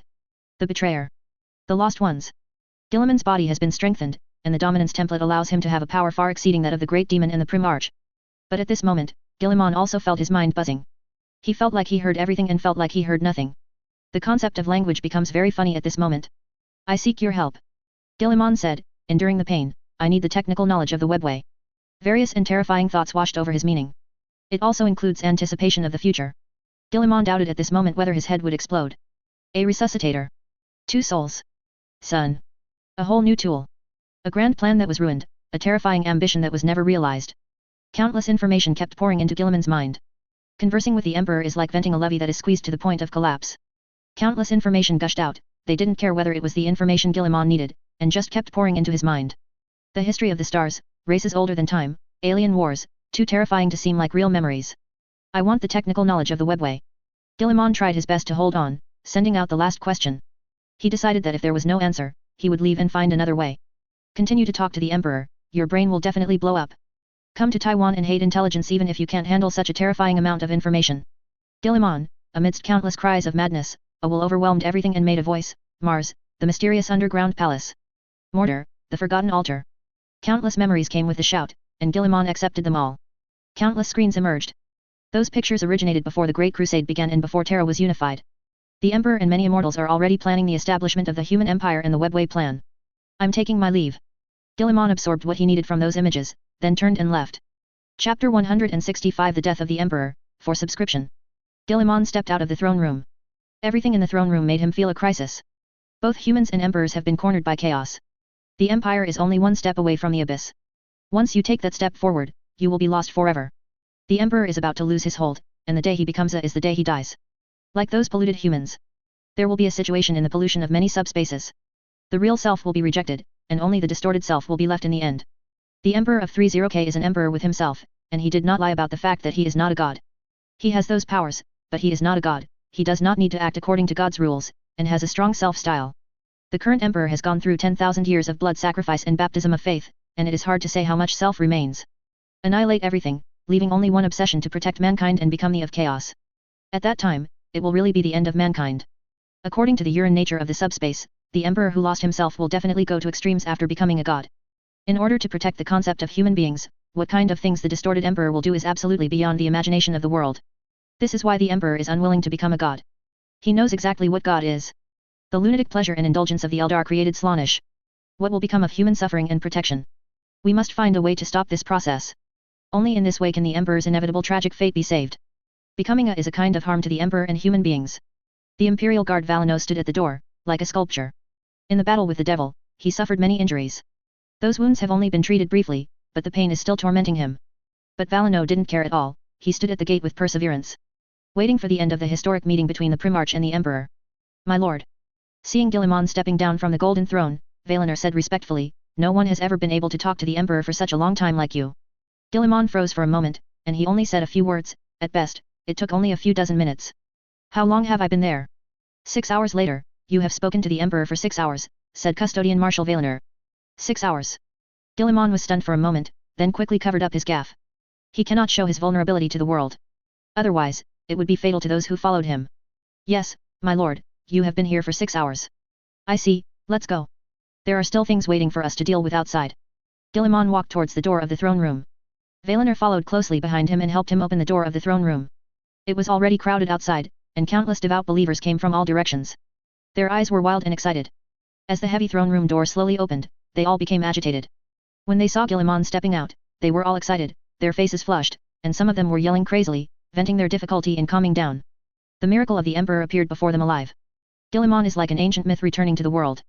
It is really him, the great Lord of Ultramar, the son of the Holy Emperor. He has not forgotten us.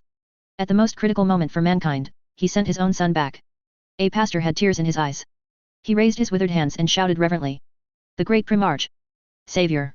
The people were extremely excited, and under the leadership of the pastors, they shouted various slogans. Everyone is crying, even children are crying. The wife cries in the arms of her husband. The child clings to its mother and cries. Even men lose their dignity and let the tears run down their faces. They have experienced the blind day and experienced the terrible demon invasion. Everyone felt that hope was dead, and Terra would fall in blood and fire. When they will completely fall into the abyss. He came. With hope and an army that destroys everything, it destroys all enemies and punishes all enemies of mankind. The powerful demon was killed by him with one blow. The traitor Primarch who swept the Grey Knights and Custodians was easily suppressed by him. No existence is his opponent, he will destroy everything easily. The battle situation was easily reversed without any suspense. Isn't such a person the savior? Isn't it the manifestation of the Emperor's miracle? When Gilliman stepped out and appeared in front of the world. The people in the front row knelt down in fear, mobilizing many people and forming a large crowd. These people are extremely devout, and they are expressing their emotions in the most sincere way they think. Get up, people of the Empire. Gilliman stood on the high platform in front of the throne room door, his voice was firm and powerful, and everyone could hear him clearly without any equipment. Countless servo skulls, cherubs levitate around the Primarch, pointing built-in video equipment at him. All of Terra watched the moment he emerged from the throne room. The people waited piously, waiting for a son of the Emperor to bring them the revelation of the Emperor. The Primarch's voice was broadcast live to the entire world through those devices. The mission of my return is to save you from the abyss of suffering and ignorance. My father has given me some hints. They are important enough to determine the future. But sorry, they are not yet revealed. My only all I can tell you is that all is well and that the dark days of misery and powerlessness are over. I assure you that the Empire will sweep away all enemies. The people listened to the Primarch's words, and responded with the most excited voices. Those who had humiliated the Primarch were all ashamed, weeping and confessing their sins. They were fooled by those bureaucrats into thinking the Primarch was a dastardly dastard trying to usurp his father's place.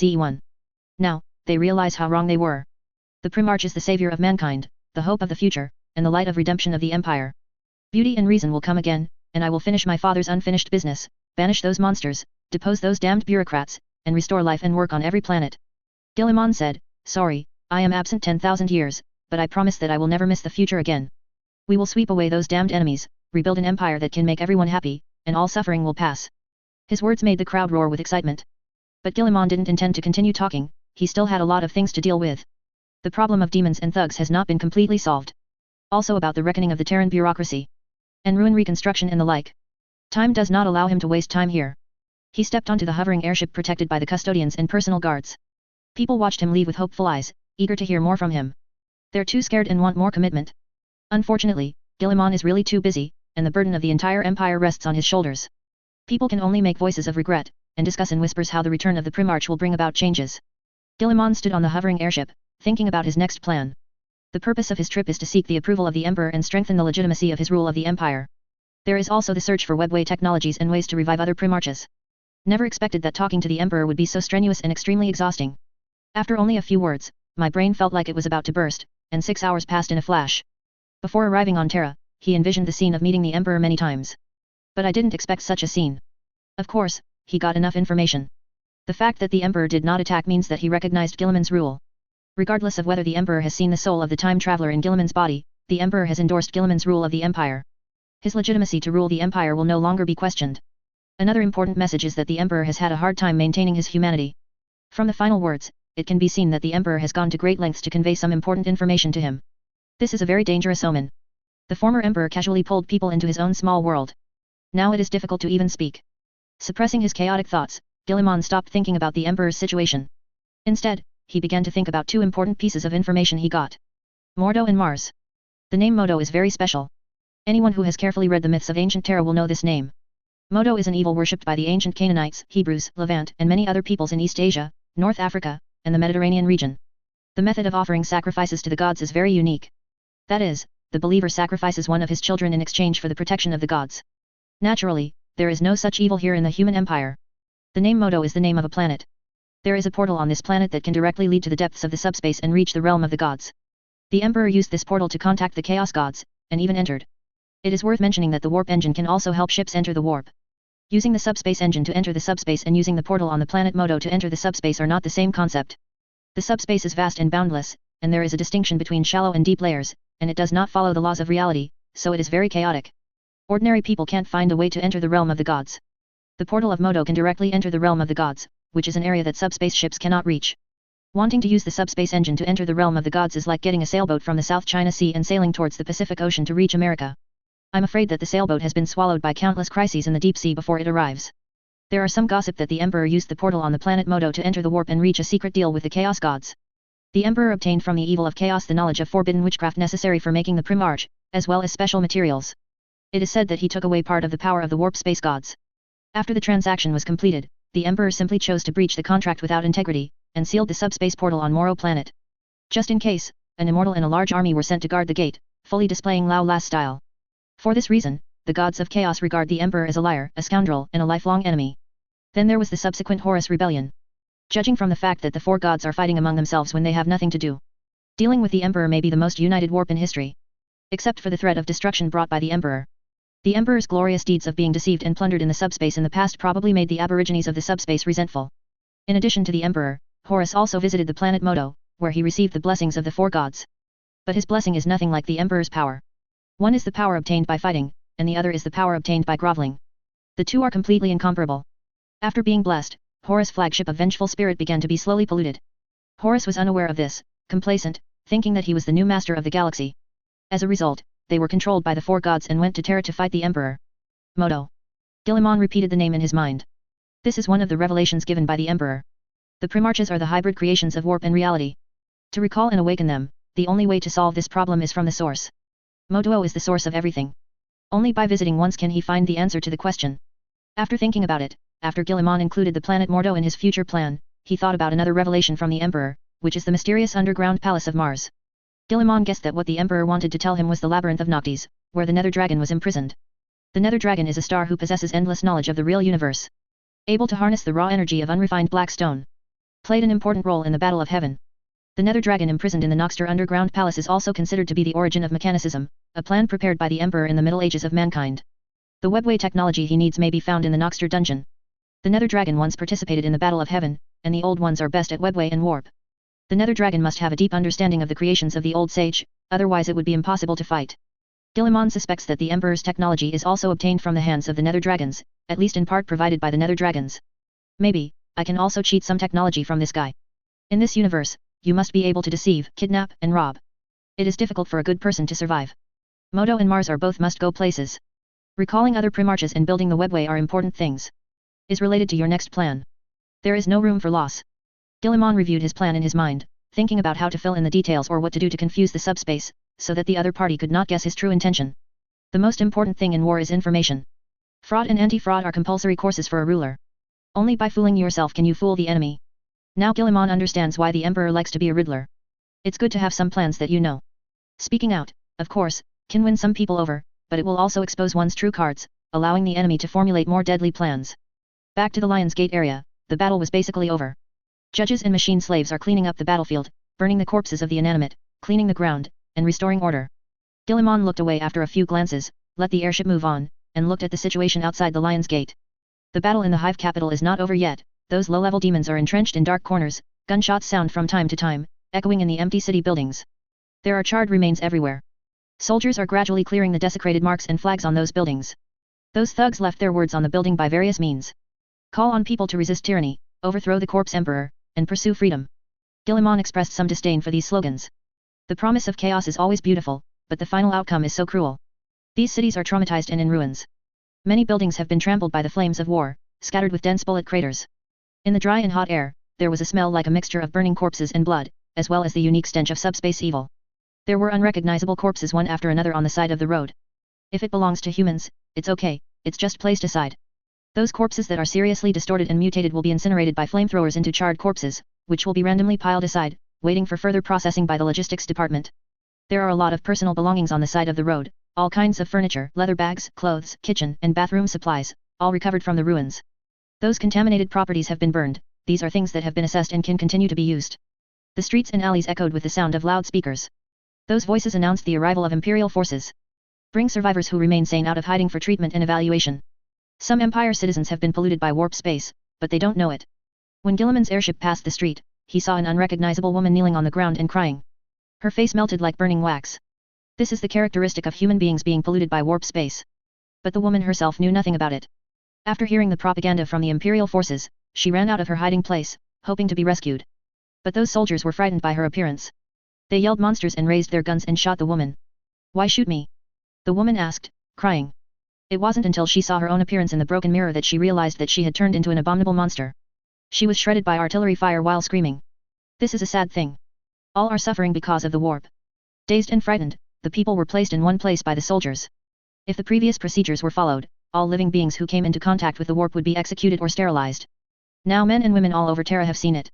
If such procedures are still carried out, the entire Terra will be empty, and this sacred world will fall into dead silence until a new batch of people fills it. Guilliman naturally would not choose that approach. He has shown his sword to chaos and called on people to resist chaos. Sometimes, some things are over-maintained, but the adaptability of human beings is ignored. Those who are poisoned by chaos will always be poisoned, but those who bravely resist chaos will also become stronger. Mankind has experienced many crises. But human beings have survived tenaciously. Facing chaos directly is a very difficult thing, but it is also an unavoidable problem. Many people need to know what they are fighting against, only in this way can they hold the weapon in their hands tightly. Guilliman is going to use Terra as a test field, build his own subspace firewall, and then expand it step by step, finally including the entire empire. This is a huge project, and he has to take his time to do it. The airship enters a camp where survivors live. Their faces were pale, they looked malnourished, and their clothes were also very dirty. Mechanical slave workers are holding whips and are urging them to build their own temporary residences. Go down and have a look. Guilliman looked at the driver beside him. The other party nodded in trepidation, and controlled the airship to descend slowly. After the dock was stable, Guilliman stepped out of the metal platform and stepped on the hard ground. Those people watched him coming from all directions involuntarily, with fear and a hint of fanaticism in their eyes. Savior! I don't know who yelled first. Others also shouted. Many of them were already weak, but still tried to shout. Don't use this kind of title. Guilliman said softly, I should have done better, that would save you from suffering. Unfortunately, I couldn't do it, I'm sorry. Such words made the already excited believers cry. No high-ranking person has ever spoken so gently, and no one has apologized to them. Those officials will always be on top. Don't cry, that will make me feel more guilty. I am here to ask what I should do for you. I can't just listen to the reports of those officials, I have to know what you think. The people looked at each other, and then a man in ragged clothes came out. The great lord of limits, the noble regent of the empire, the only person we are loyal to, thank you for listening, we need food. We are too hungry. Before the riot happened, the food was in short supply. After the riot, there is no food to satisfy our hunger. After the man finished speaking, he looked at Guilliman with some trepidation on his face. He knew his identity, and he knew Guilliman's identity. One is located in the holy heaven, and the other is located in the bottom of the filth. The gap between the two is unimaginable. The man was very nervous, he doubted whether the other party would really listen to his words. This is a problem that I have neglected to consider. Food has been transported to Terra's low Earth orbit with the arrival of the expedition fleet. The enemy's business has made me forget this problem. Guilliman said slightly apologetically, making the man flushed and almost unable to breathe. Guilliman opened the communication and contacted those officials who were loyal to him. Arrange people to distribute the food as soon as possible, and don't let the survivors wait hungry. Got it, Lord Regent. The voice of the official came from the communication. Seeing that Guilliman would really solve the problem, the crowd suddenly became commotion. A woman rushed out excitedly, before the Imperial Army and the Honor Guard could react. She knelt in front of Guilliman, and kissed Guilliman's boots that were bigger than her waist devoutly. I ask you to be in charge, my lord, for the souls who are persecuted. We are persecuted by the officials of the Ministry of Justice, who often detain people on false charges and demand payment. My husband was forced to serving hard labor until death, I hope to get a justice. 2 5 or 6-year-old children also squeezed in from the crowd. They hugged their mother and looked at Guilliman with horror and anxiety in their eyes. Guilliman bent his knees and helped the woman up. This action is actually quite difficult for a giant like him. The woman's delicate and petite shoulders were as light as nothing, and Guilliman had to be careful enough to avoid hurting her. I will help you. After Guilliman asked the woman to stand up, I came here for this, reason and fairness. After saying this, Guilliman looked at the others, you are the same, if you have grievances and needs in your heart, you can tell them, and I will listen to them one by one. Hearing this, another man also came out. More people follow. They hated and suffered from Terra's bureaucracy. Today, with the help of the Primarch, they may be able to wipe out those corrupt ones and make them pay for their past crimes. Standing in the scorched ruins, an indescribably sad look appeared on Hastur's face. The former luxurious imperial chancellery has been destroyed, and those luxurious sculptures, famous paintings, and various symbols of wealth have been destroyed or looted. Hast wandered among the ruins, like a corpse that had lost its soul. He has been received by Tyrion many times here. Every time, Tyrion would shake a glass of red wine, taste fresh fruit sent from other agricultural worlds, and talk to him about the situation in Cadia and the help he could provide. Tyrion is not a good person. In order to gain power, he will also conspire to frame his opponents, or use various despicable methods to suppress political opponents. Everything those shameless politicians can do, he can do, and better. But Hastur knew that Tyrion was definitely a loyal servant of the Emperor. He conscientiously wandered among the top elite circles of Terra, trying his best to restore the former glory of human beings. After Tyrion became Prime Minister of the Empire, he has been working hard for Cadia's affairs. At the same time, he also proposed to lift the ban on the Holy Scriptures and the Forbidden Army several times. Hast felt very ironic. In the past, every time Tyrion proposed to lift the ban on the sacred scriptures and the Forbidden Army, those high lords would refute the unchangeable things left by the Imperial Marshal Guilliman. When Guilliman really returned, Tyrion, who had always wanted to break the rules set by Guilliman, became Guilliman's loyal supporter. And those high lords who used to say that the Grand Marshal of the Empire, Guilliman's rules can't be wrong, changed their faces one by one, and even planned the incident of Beta Garman. Hast stroked the charred remains of the ruins, feeling more and more sad. If Tyrion is still alive, he will be the right-hand man of the Primarch, able to make great achievements in the new era in the future. But fate was so dramatic that an ideal man fell on the eve of victory. Obviously persisted for so long, just persist for a few more days. It's just these few days, it's the era that Tyrion has dreamed of for a long time. Humanity returns to the great age of glory days. Hast was immersed in grief, and sat on a scorched iron and wood chair in a state of despair. Even if his uniform is stained with black stains, he doesn't care. He could imagine the terror of Tyrion before he died. Tyrion is a man who understands righteousness, but Tyrion is not a tough guy, any soldier can beat him up. Facing those crazy thugs, the fat Tyrion would probably be scared out of his wits. Thinking of these, Hastur is even more sad. If there was no Tyrion, the direction of the Beta Garman galaxy would definitely be different. Tyrion protected the Empire by himself, saved the Empire from being torn apart by the Civil War, and saved countless lives. But he died in the hands of the thugs, isolated and helpless, tortured and killed alive, even the body could not be found. My lord, there is an entrance here, and there seems to be someone inside. The voice of a Cadia soldier sounded. Hearing this, Hastur jumped up with a carp. A glimmer of hope suddenly appeared in my heart. Maybe Tyrion wasn't dead, just his servant.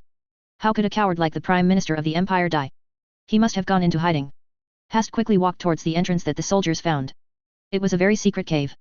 It was designed ingeniously, with a small set of life support devices inside that could last for a year. But the person found inside disappointed Hastur. Hastur didn't see the miracle, didn't see the fat Prime Minister with a big belly stretched out his hand to him, and gave him a bureaucratic greeting. There is only an old man who is in a trance and is about to go crazy. He was wearing servant clothes, and he looked in a very bad state of mind. Curled up in the corner, repeating a few raving words. Murder, remember, remember, Iltu, remember. A disappointed Hastur stood beside the old man. When he listened to these words, his eyes became serious. He crouched in front of the old servant. During the days of riots, the old man's mental state was on the verge of collapse. Hast stretched out his hand to push away the old man's filthy hair that covered his face, causing the old man to scream in horror. It looked like she was extremely scared. He was terrified by the horrific whispers and shadows that loomed everywhere. Even though the old man was struggling, Hastur could still see the other person clearly. The old man is Tyrion's loyal servant, and the whole family has served Tyrion for generations. What did you say? Hastur noticed some problems from the other parties raving. Murder, Yato, murder, Yato. The old man shouted. What do you think happened to Irtu? Hastur asked. Murder, murder, blood, poison, murder. The old man screamed in horror, his sanity had collapsed, and only these scattered words were firmly remembered in his heart. You said Tyrion was poisoned by Iltu. Hastur's heart was in a turmoil. If such words spread, he would cause big trouble. Whether it is true or not, it will cause a huge wave, or even a storm, in Terra. Murder. The old man cried. His sanity recovered a little for a short time. Spoke a complete sentence to Hastur. Master murdered. Hast stood up. Countless thoughts flashed through his mind like flashes of lightning. Murder. Could it be that Tyrion was not killed by the mob, but by someone else? The status of the Prime Minister of the Empire is extremely special, and he is one of the few top powerful figures in Terra. Such a character was killed in his own home by mobs who broke into the mansion. This is undoubtedly an extremely incredible thing. Hast stood up, he realized that the truth in it must be very scary, and it is likely to involve the High Lord. After the Beta Garman incident, the rule of the High Lord's Council has basically come to an end. Primarch absolutely impossible to keep them. Beta Garman was involved in many things, and almost all the dignitaries on Terra were involved. And these Terra dignitaries have close ties with other regions of the Empire, and are even the spokespersons of the families in those regions. As long as the nobles who can gain a firm foothold in Terra have their own basic disk, that is, the galaxy and star area run by their own family. Moving Terra will undoubtedly involve the entire Empire. The banning of the High Lord's Council means the banning of the House of Representatives and the House of Representatives, and the entire Empire will usher in a huge change. This reform can take anywhere from 10 years to 20 or 30 years before it is possible to initially see results. But once Ryan's death is exposed, the High Lord's Council may be dissolved early, and Terra's bureaucrats will be purged under the angry public opinion. Those planets that have not accepted the idea of Primarch reform and are still ruled by nobles will also usher in a political earthquake. This is no joke. When the Empire was in crisis, the High Lords and many dignitaries still wanted to maintain their power, ignoring the plight of human beings. The civil war that did not break out in the Beta Garman galaxy has made many people dissatisfied. Once the murder of Tyrion by the head of the Ministry of Internal Affairs, Iltu, is exposed, no matter how stupid people are, they will no longer think about supporting the current bureaucratic system. Protect him. Hastur looked at the soldiers on the side. Let the outside troops bring in a Chimera personnel carrier, don't let anyone communicate with him, I'll go now. See the Primarch, and help him by the way find 2 doctors you can trust. The soldiers froze for a moment, as for it. My lord. The storm is coming. Hastur said solemnly, he will be the source of the storm. Obedience, loyalty, order. These titles are inscribed on every wall, on every pillar. Those servo skulls and drones are repeating the same catchphrase. Kunduz stood in the queue extremely exhausted. This is the rescue point, responsible for pulling those unlucky ones who have not fallen or died from the brink of hell. There were shouts of soldiers everywhere as they dragged out the bodies of the thugs and threw them in a heap. Hundreds of men and women were recruited as laborers, and they took crude tools to clean up blood and broken limbs. Please, I am loyal to the Emperor. A man cried to the inspectors. You have found a mark of chaos on your body, this is a shameful betrayal. The inspector pushed him away. The man knelt on the ground in despair, hoping to survive. Soldiers who can maintain order have no sympathy or mercy. 2 soldiers came out and they dragged the man aside and made him kneel on the ground. Accompanied by the sizzle of laser guns. The man fell to the ground. A burnt smell came.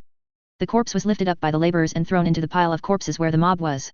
Continue to check and maintain order. A soldier pushed those curious people back to his team. Remove all clothing, inspect and rinse. Said a man in charge of inspection.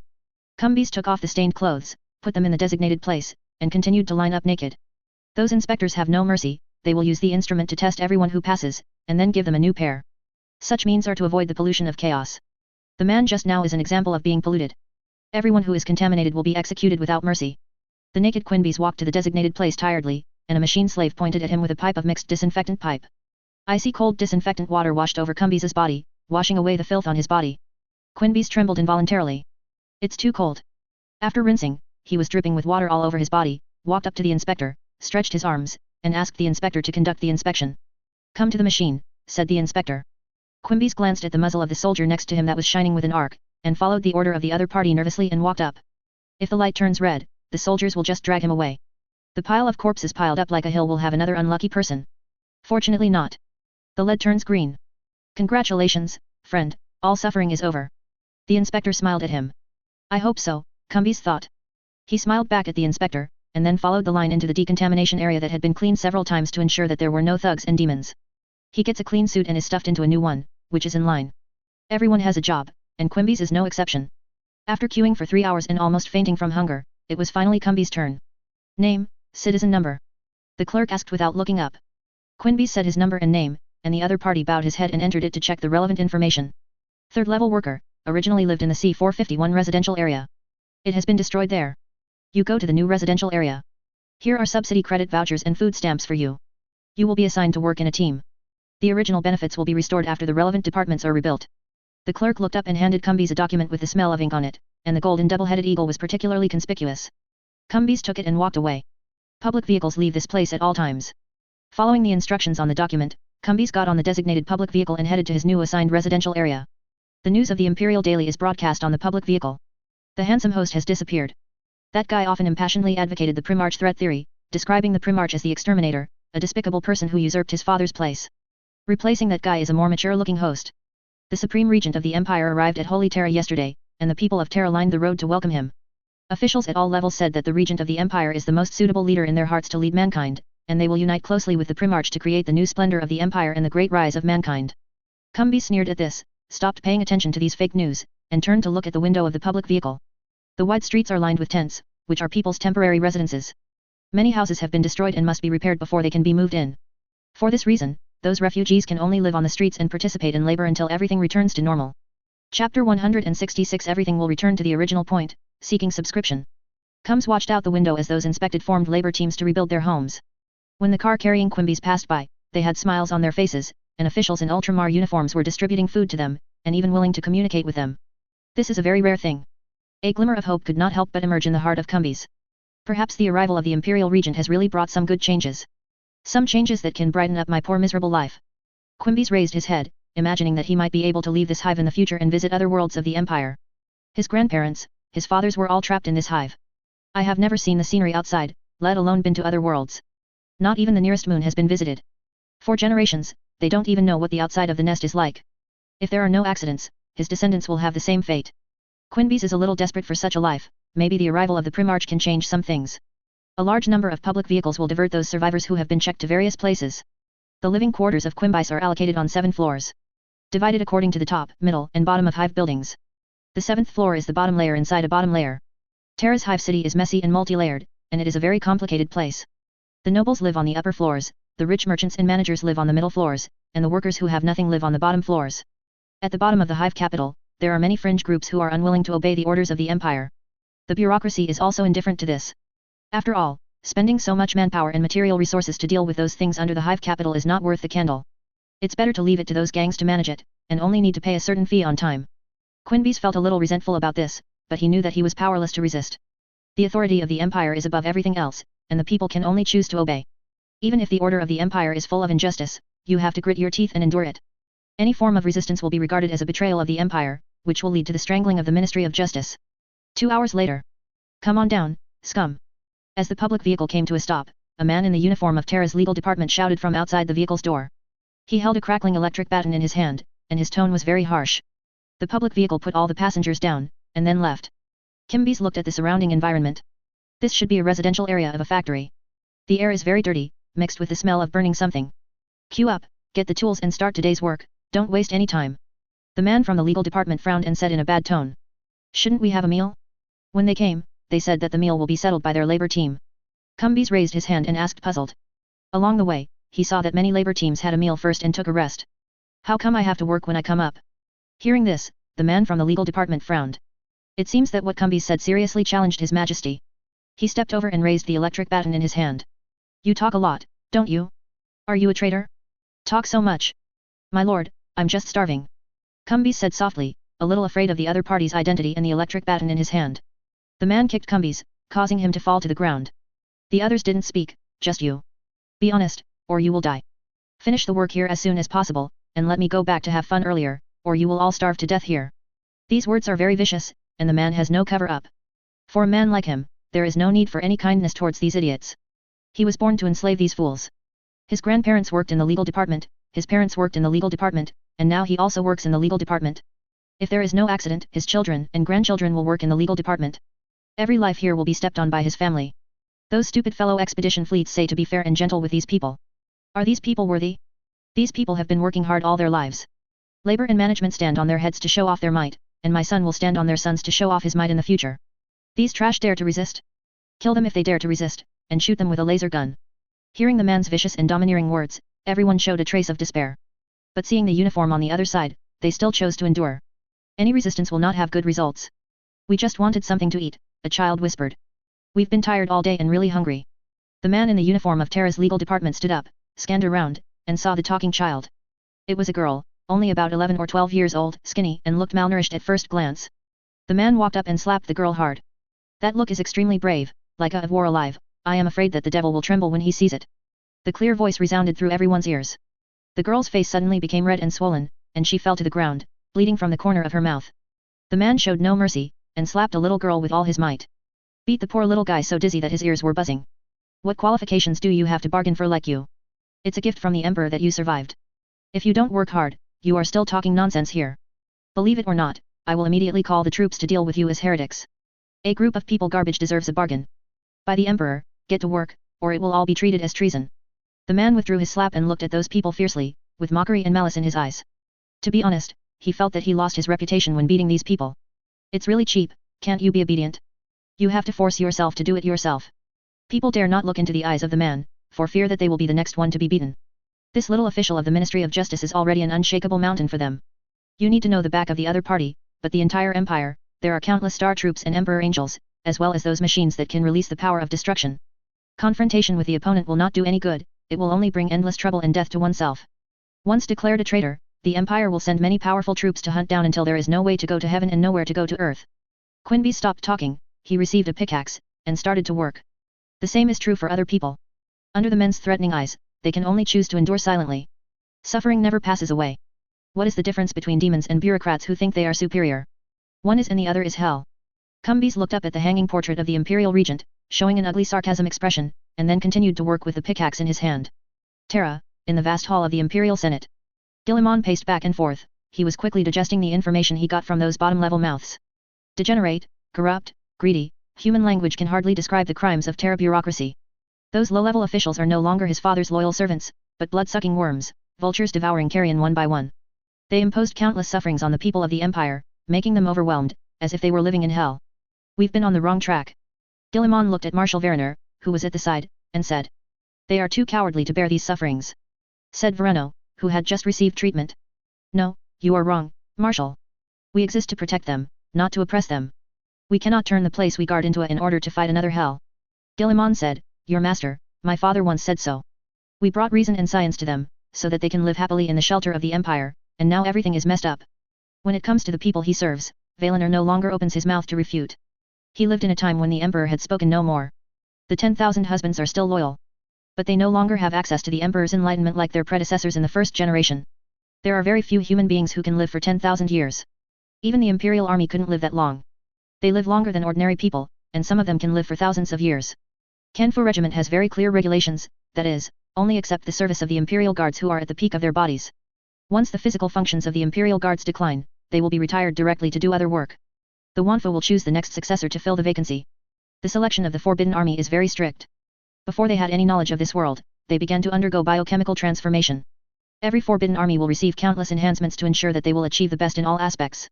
Waiting for the right opportunity, they will take the place of their predecessors and continue to perform the duty of protecting the emperor. Those retired Forbidden Army will shed their golden armor and be active in various parts of the empire. In the depths of the underground palace of the Imperial Palace and everywhere in the galaxy. They are still performing some unknown secret missions. They didn't know the real purpose of those missions, they only knew that it was the final arrangement of the emperor sitting on the golden throne. Valinor did not live in the time when the emperor was still walking in the world, and many of his teachings to the emperor can only be learned from the notes and diaries left by his predecessors. Guilliman, as the Primarch, once fought alongside the emperor. He said it was the emperor who said it, but Valinor really couldn't find any excuse to refute it. You can't ask the emperor. Valinor could only acquiesce, not daring to refute what his lord had said. Then what are you going to do? The empire is in a state of ruins and needs a lot of talents. If we rebuild a system, the turmoil and consequences it will cause are unbearable for us. Valinor said, we can move forward slowly. Slowly use the talents at hand to replace those who are unwilling to obey, and slowly transition. It's too slow to do that, and humans don't have that much time. We have to bear the consequences, and we can't break anything. Guilliman was very firm, the bureaucratic rectification of Terra will soon be on the agenda, and the mess will be cut quickly. I don't want the Imperial Army to be my obstacle. Guilliman paced back and forth, I will start with the High Lord's Council. Even if the Empire's vitality will be severely damaged, it will be able to recover its health, reaccumulate its strength, and fight against our great enemy. We only serve him. Valinor said, and the nobles of Terra are very involved, and have relations with all star regions of the entire empire. The High Lord's Council has led the human empire for 10,000 years. Valinor feels that this system just needs to be improved, and there is no need to completely ban it. Once Guilliman's plan goes wrong, the consequences will be unimaginable, and it will cause violent turmoil. My will is his will. Have you been received by him? No, only I have been received by him and can communicate with him. Guilliman said. Valinor wanted to say something else. At this moment, a personal guard of glory walked in and knelt in front of Guilliman. My lord, Acadia General wants to see you. He said about the Imperial Chancellor. There is new evidence that the Imperial Chancellor was not killed by mobs. He died at the hands of the Empire's own people. Guilliman was stunned, and so was Valinor. Assassination of high-level leaders of the Empire, such things only happen in the era of Beast Wars and apostasy. During the Beast War, Van Garrick murdered other Supreme Lords, took control of the power of the Empire, and formed a dictatorship. Was finally killed by the returned Empire Commander Theon. The second is the Age of Apostasy, also known as the Age. Pope Van Deer took control of the State Church and the Ministry of the Interior. He gained a dictatorship by assassination, and was finally terminated by the Black Templar. These two eras have clear records of the assassination of high-level empires. After that, the Empire began to take strict precautions against such incidents. Take strict protection measures for those Imperial personnel in high positions. At the same time, important units such as the Assassin Court and Trial Court issued warnings several times not to allow assassination games among high-level officials. Once discovered, they will be punished as betraying the Emperor and attempting to become a dictator. Assassinate the Reich Chancellor. Such a crime has already touched the bottom line. Let him in, Guilliman said. Valinor remained silent, if the news brought by the Acadia General is true. Terra will usher in a storm of reform, no one can escape. Primarches will be cleaned, top to bottom, without exception. Glory's personal guard got up and walked out. After a while, a man walked in, wearing Acadia military uniform, his resolute face full of vicissitudes of time showed anxiety and uneasiness. It was Hastur who came. The Primarch's personal guard told him that the Primarch would like to receive him. But there was not much time, he had to make a long story short, and tell the whole thing to the point. Hast? Are you saying that Tyrion was not killed by mobs? Guilliman saw the Acadia general, searched through his memory, and got all the information about him. Hastur surrendered to the expedition fleet on the planet Beta Garmin 5. This guy also put a large number of generals under house arrest, paralyzed the chain of command of the Empire, and allowed the expeditionary fleet to win without firing a single shot. Guilliman's memory is very good. Even if he has a lot of work, he can still remember those good generals with a little brain. Yes, my lord. Hastur was a little apprehensive, he knew what kind of disturbance his words would cause. But for Tyrion, for his friend, he decided to go all out. Must seek justice for Tyrion. This is the memory information extracted from the mind of an old servant of the Imperial Prime Minister Tyrion's mansion, my lord. Hast handed over a memory, which contained the memory of the old man read by the reader. Guilliman took a look at the memory, and then put it into the holographic player in the hall. The screen played made Valinor no longer have the idea of supporting the High Lord's Council. Valinor had only one thought in his mind, and that was that the High Lords were crazy. In the video, Irtu, the head of the Ministry of Internal Affairs, led the dead and slaughtered every life in the Prime Minister's office. He also personally injected neurotoxin into the Prime Minister of the Empire, Tyrion, destroyed all video equipment, and walked away. And all this was seen by an old servant who narrowly escaped death. Without this variable, no one would have thought that such a huge secret was hidden behind Tyrion's death. This plan is so seamless. Everything is used very cleverly. After the killing, those guys used the name of military mobilization to withdraw the defense forces, secretly helping those crazy thugs break into the Prime Minister's office and destroy all evidence of their actions. Let everything die without proof. Guilliman was silent for a moment, then looked at Hastur, who else has seen this? Only the technical priest in charge of reading, and I have seen it, Lord Regent. Hastur said. Then we have to prepare a gift for those guys. I will sign an authorization document for you. You go to investigate the transfer of troops during that time and find out how many High Lords were involved in this matter.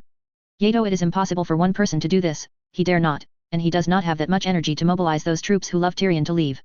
There must be other people involved, even people from the military. Only they can transfer the army past the Imperial Prime Minister. While speaking, Guilliman took out his own seal, signed his name on an order document, and then stamped his biological seal. Hast smiled, and left with the paperwork to investigate how much trickery was behind Tyrion's death. He swore secretly that as long as Tyrion's death was involved, he would investigate to the end.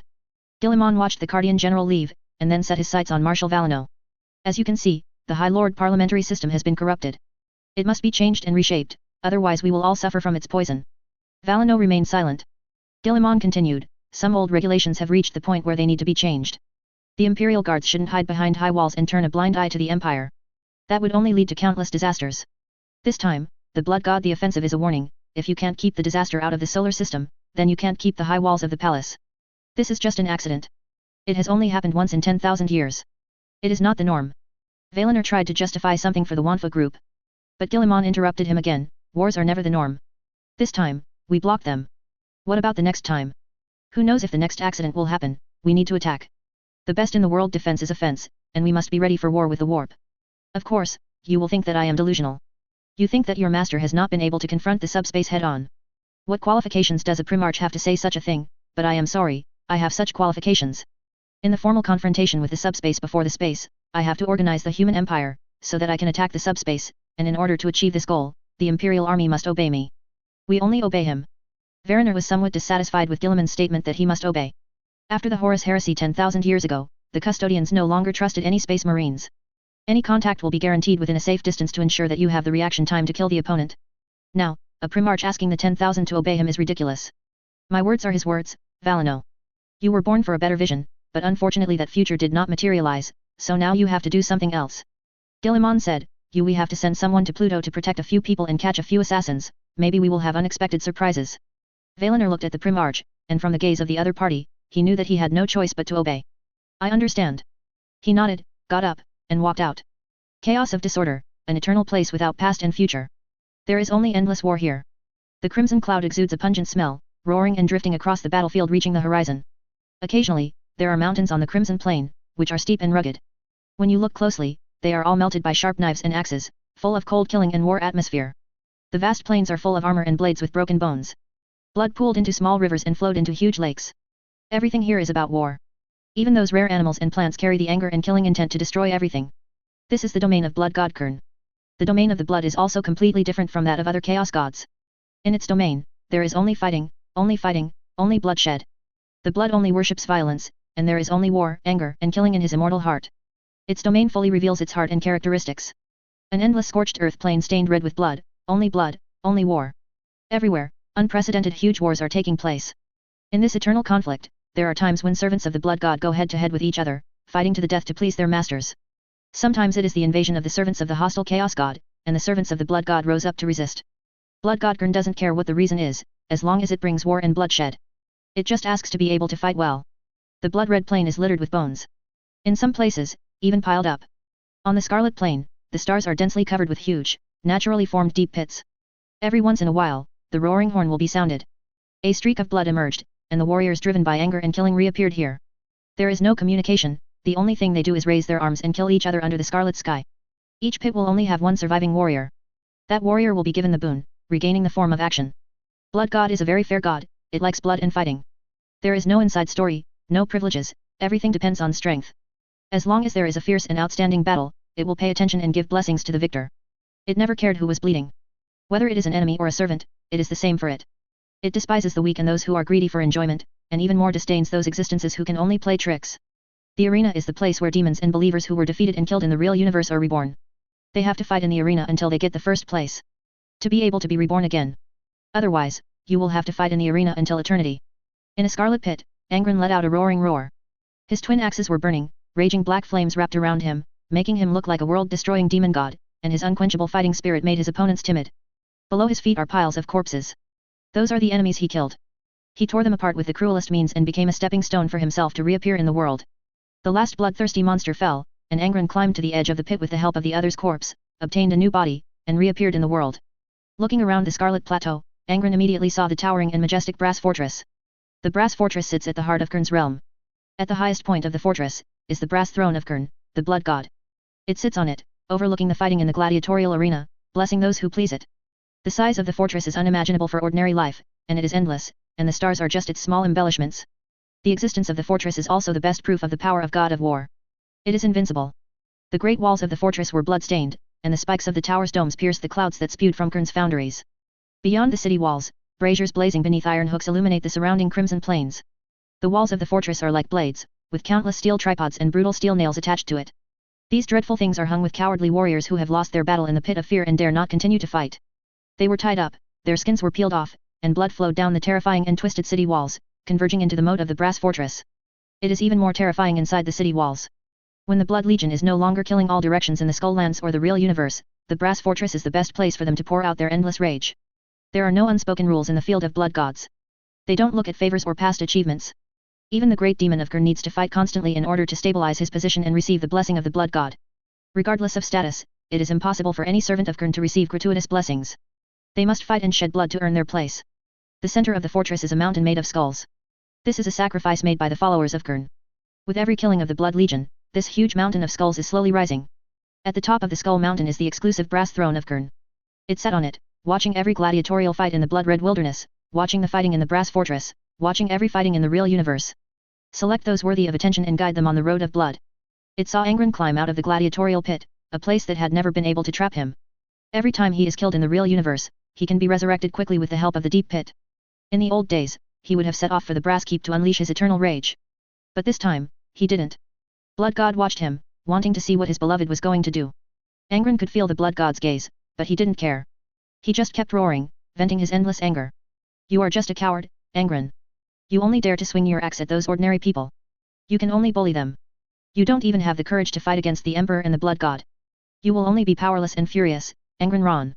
Lorgar has fooled you, driven your fellow gladiators as slaves, and you dare not say anything, dare not do anything. Guilliman's voice seemed to have magical powers, and it kept echoing in his mind, again and again, torturing him to the point of going crazy. Angren looked towards the direction of the brass throne, full of anger, but he still turned and walked away.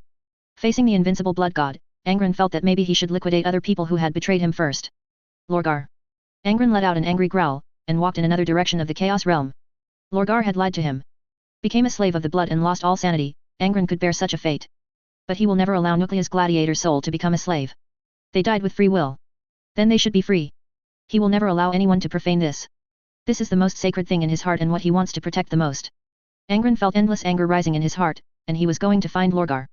If the other party really enslaves Nuclea's gladiator soul, Angren will let him know how the nobles in Nuclea felt before they died. He'll tear that apart bit by bit. Use your own eternal life to find the opponent constantly, chop down the opponent time and time again, and then tear the opponent's body little by little.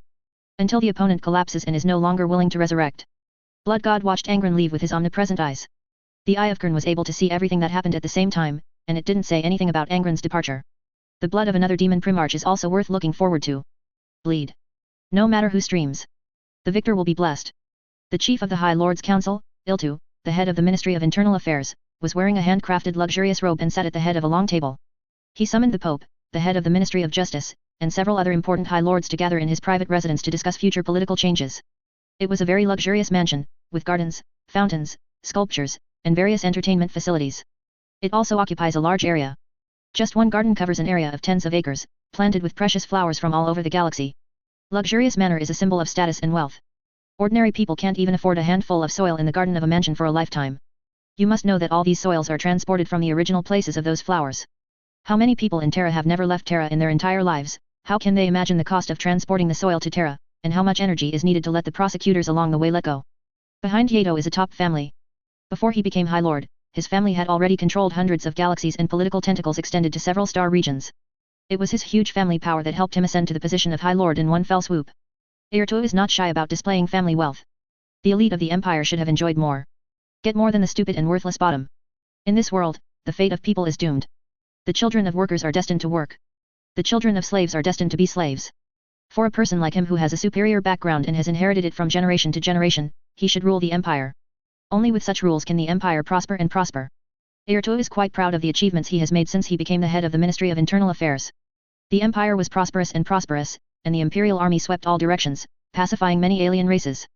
The people of the Empire live and work in peace and contentment, and everyone is singing the praises of the Emperor. Isn't this called the prosperous age? Think about 10,000 years ago, when human beings had no empires, in the evil long night era, those people couldn't even eat, that was tragic. Looking at the people of the empire now, they are really happy. Although they have to work more than 10 hours a day, all year round, those guys can already eat enough, and the empire will allocate houses to them. Isn't that grateful to date? Without the fall of Cadia Fortress, Yato felt that he would be able to hand in a satisfactory answer and make his career as a High Lord perfect. As for some thorny elements who don't know how to be grateful and don't know how to serve the emperor well, Yato chooses to ignore those people. Complain about too few credits earned from labor? Complaining that he couldn't leave Terra to see other worlds in his life? Complaining that my life is spent like a puppet? Listen, is this human language? Under the glory of the emperor, to say such words of ignorance is really a disgrace to the empire. There is no virtue of hard work in hard work. Thinking about enjoyment every day is not a qualified imperial citizen. The trial court should arrest all those who maliciously refuse to accept low wages, overtime, and elite rule, and convict one of them for treason to the empire, and execute them all. To serve as an example, the location of the secret meeting was chosen in an old sanctuary in the mansion that enshrined the holy relics of the state religion. A huge log table is placed here. The most powerful people in the empire once sat here. For 10,000 years the empire was ruled by a single body of 12 men and women. Throughout the ages, the High Lords of Terra have been responsible for making all major decisions of the empire. The world always scolds the incompetence and inefficiency of the High Lords Council. It cannot be denied that the Council of the High Lords has guided humanity through many trials and challenges. In the past, there was no power stronger than the High Lords Council at the political level of Terra. Sadly, everything is different now. Guilliman is back, re-emerging as regent of the empire, taking all power from the High Lords Council. We have to find a way to retreat as safely as possible. Yato whispered, if possible, support our conservatives as much as possible, or those who can be influenced by us to go up and occupy the High Lord seats in Parliament. After the incident in the Beta Galman galaxy, Yato and others knew very well that their political career was dead. Once the Primarches are done with the demonic invasion, they will deal with them. What they have to do now is to find a way to keep their dignity in the end, so that they can spend their old age in peace. They generally don't think Guilliman will directly cancel the High Lords Council. But the Empire has great inertia. After all, the Empire has been ruled by High Lords for thousands of years. And the Battle of Beta Garman didn't take place in a single battle. This also proves that all parties in the Empire generally do not want a large-scale civil strife or civil war to break out. The High Lords have lost everything, but they are still titular acting rulers of the Empire. This system was initiated by the Emperor and left behind by Guilliman. Banning the High Lords Council will hurt the prestige of the Primarch and damage the imperial system. Plus the High Lord is not a separate entity. The 12 High Lords represent 12 forces that can determine the future of the Empire. People like Yato were just pushed out as spokespersons. Dissolution of the High Lords Conference means breaking the balance of the 12 forces and breaking the basic system of the Empire. It's like the United States of America, which claims to be a democratic country, is suddenly declared by a certain family that this country will be dictatorship by them. It was really a big storm. There's not much he can do. At most, we plead guilty, and then justify it, saying that it was a misunderstanding caused by our excessive tension. At most, we will lose our official position and be imprisoned. According to unspoken rules, other people must have to die. Us. Said Danda, the representative of the merchant. The best way now is this. Someone must be responsible for the Beta Galman galaxy. We all took over and gave the Primarch an explanation. It is impossible for him to deal with such a large Terra bureaucracy. Do it, after all, once you do it, the entire empire may be paralyzed, and the final outcome is nothing more than us being handed over, and the forces behind it will pledge their allegiance to the Primarch in exchange for forgiveness. Draco, the head of the legal department, also spoke. The people who support us are no longer possible. Guilliman will not let us succeed. He will be on guard against us for a long time in the future. My opinion is not to interfere with those things. Wait for a while, wait for the original the Primarch left Terra, and then slowly regained its previous influence. Admiral Merida said, we have to pay a price to satisfy the Primarch. We can't ask too much. We will not be expelled from the political circle, as long as we can still interfere in the political circle, we still have a chance to start over. Guilliman wants to change everything, but he is doomed to fail. No matter how good the original intention is, power will be bound by the chain of interests in the end, and it will return to the original point, becoming a game of being kidnapped by the family and the interest team. Bad money drives out good money. The true meaning of political games, we just need to wait patiently, there is no need to be too anxious. Chapter 167 Terra Storm, subscription required. Everyone agreed with what Draco said. The world is not black and white. Only children will pursue the right and wrong of a thing. There is no right or wrong in this world, only interests. Even more so with respect to the politics of empire.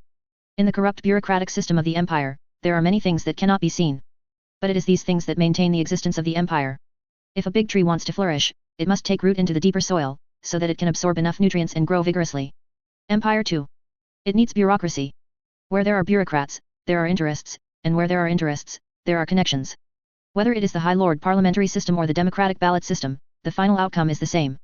No matter what the original intention of the creator is, the final outcome is unchangeable. This is an impossible thing. The confidence of the High Lords is that it is impossible for human beings to get rid of the bureaucracy.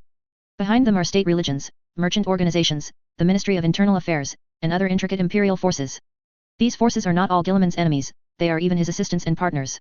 Politics is an extremely complicated matter. After several hours of communication, several High Lords finally reached a consensus.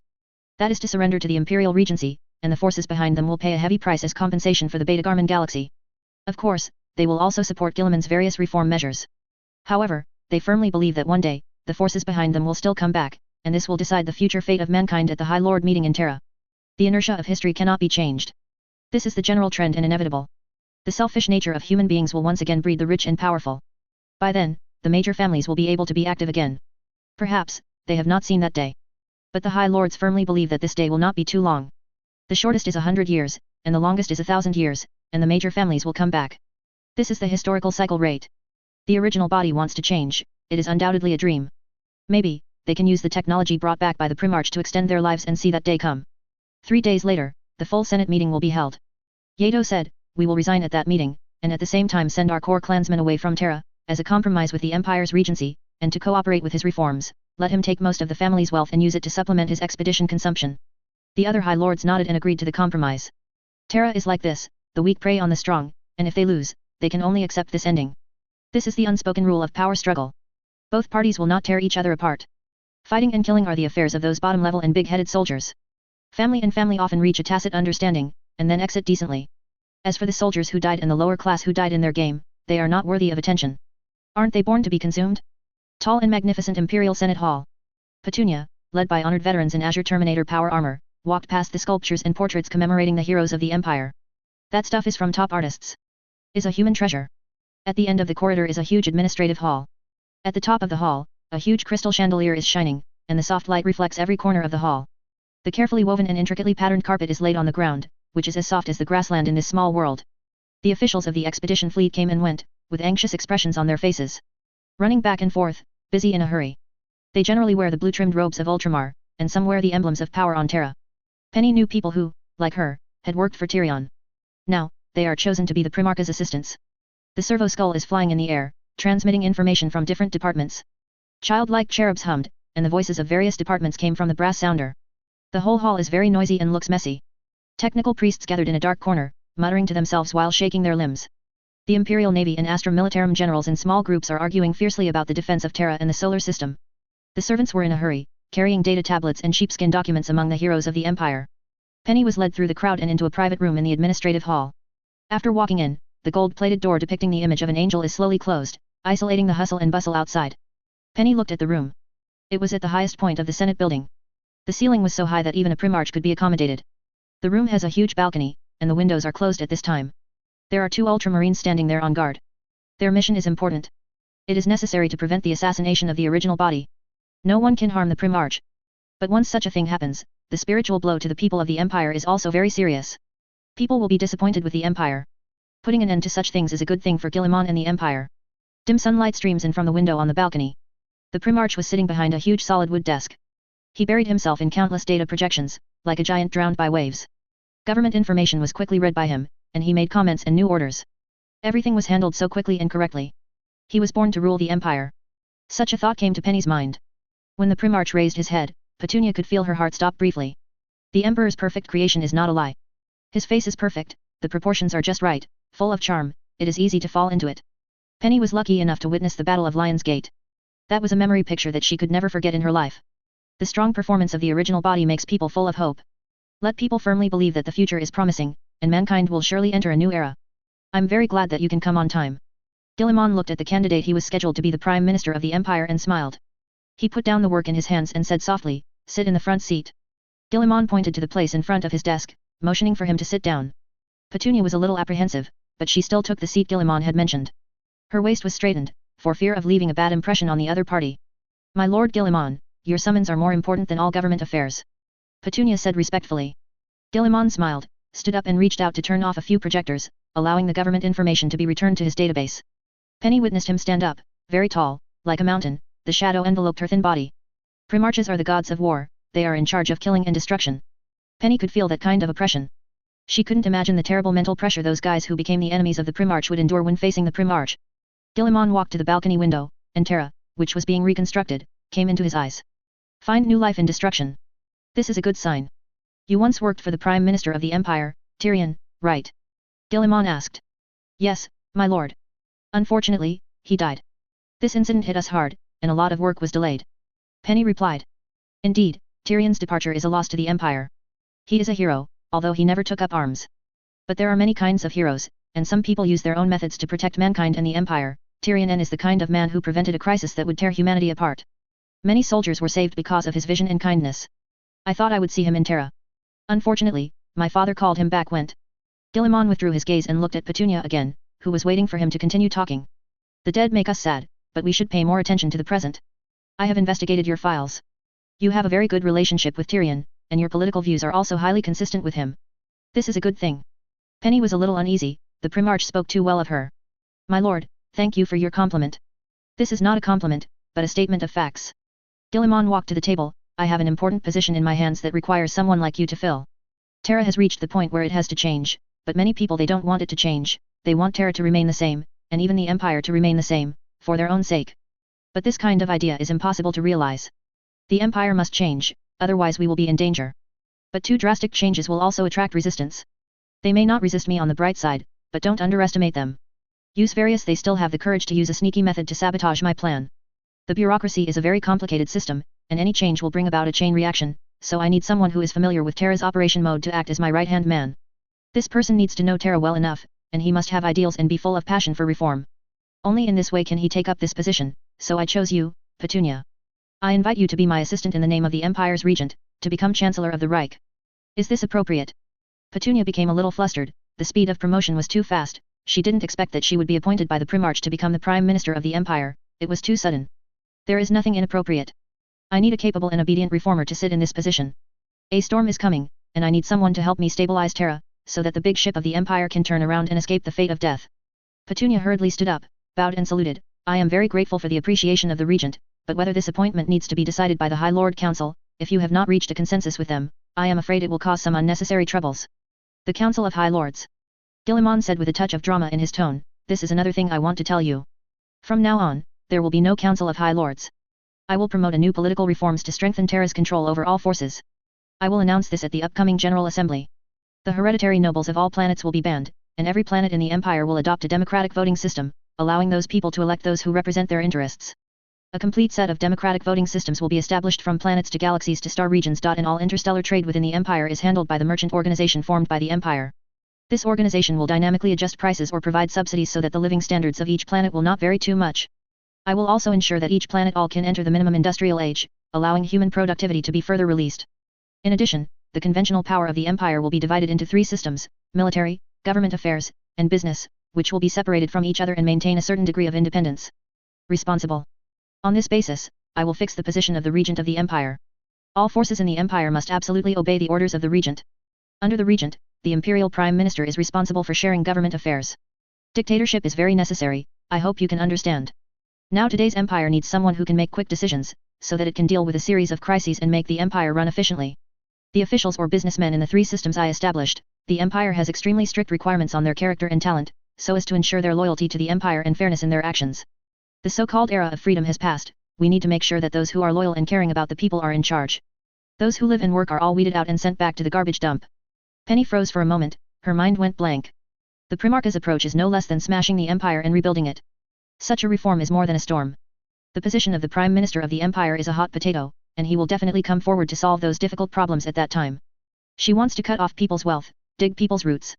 This hatred is well done. Is it possible to do this? Penny asked carefully, she wanted to know if the Primarch knew what such a move meant. Guilliman smiled, and answered straightforwardly, yes, it will definitely be turbulent. This system is too idealistic, and a little carelessness will bring crisis, so I need your presence to stabilize Terra, so as to buy time. So that I can realize it step by step. The first step is to prepare for the cleansing of Terra's bureaucracy. The second step is to export enough administrative personnel from the solar system and the Ultramar sector to establish an empire framework.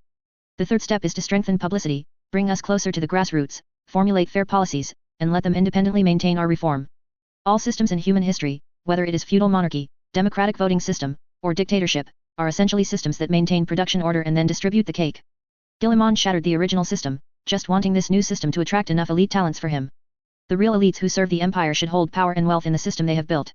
There is no fair system in this world, only a relatively fair system. Guilliman created a system in which the weak and the strong the hero, which is the best for everyone. He can't ask those imperial heroes to serve the empire while giving nothing to others. Any system that advocates people's selfless dedication will not last long. It is a very vicious system that tries to enslave others. What kind of position will a person make selfless dedication? Slaves are selfless to their masters. All the contradictions in society basically revolve around cutting the cake. Who gets more and who gets less has always been a very serious problem. In the feudal dynasty, why did the peasants revolt? The reason is that no one is willing to do things that do not divide the cake. If he wants to maintain the continuation of the human empire and protect the survival of mankind, then Guilliman must face up to the nature of human beings, selfishness. The term selfishness has played an ignominious role throughout most of human history. People usually use various cover-up behaviors and language to avoid others saying that they are a selfish person. In fact, this is precisely where the biggest problem lies and where all the contradictions originate. Selfishness is the nature of human beings. Suppressing selfishness will accumulate resentment, and eventually lead to the collapse of the system. Selfish people are not bad people. Those who claim to be impartial are not necessarily good people. Selfishness may be the greatest driving force of human beings, and it is also the most important factor to test whether a system can last for a long time. If a society has such a law or such an unspoken rule, once you ask someone for help, you need to pay a certain amount of money or other equivalent conditions to give to the person who helps you. Who ignores those in need. In that way, everyone will have a subconscious mind, helping others will not be harmed, but also benefit. If you help someone who asks for help, you don't get rewarded, you waste your time, and you are forced to lose your wealth because of it, then who will meddle in their own business? When a society advocates nonsense such as selfless dedication and not asking for anything in return, we must be wary of some people who don't want to give cakes and want to fool others into working. If you pay, you will be rewarded. This is the mechanism of human nature. A loyal soldier spends his youth and takes countless risks. In the end, his reputation, honor, and wealth are taken by his superiors who have not been on the battlefield. A hard-working laborer has worked hard all his life and hasn't been able to enjoy a day, but he still doesn't have enough to eat and wear. Why do people still support such a system?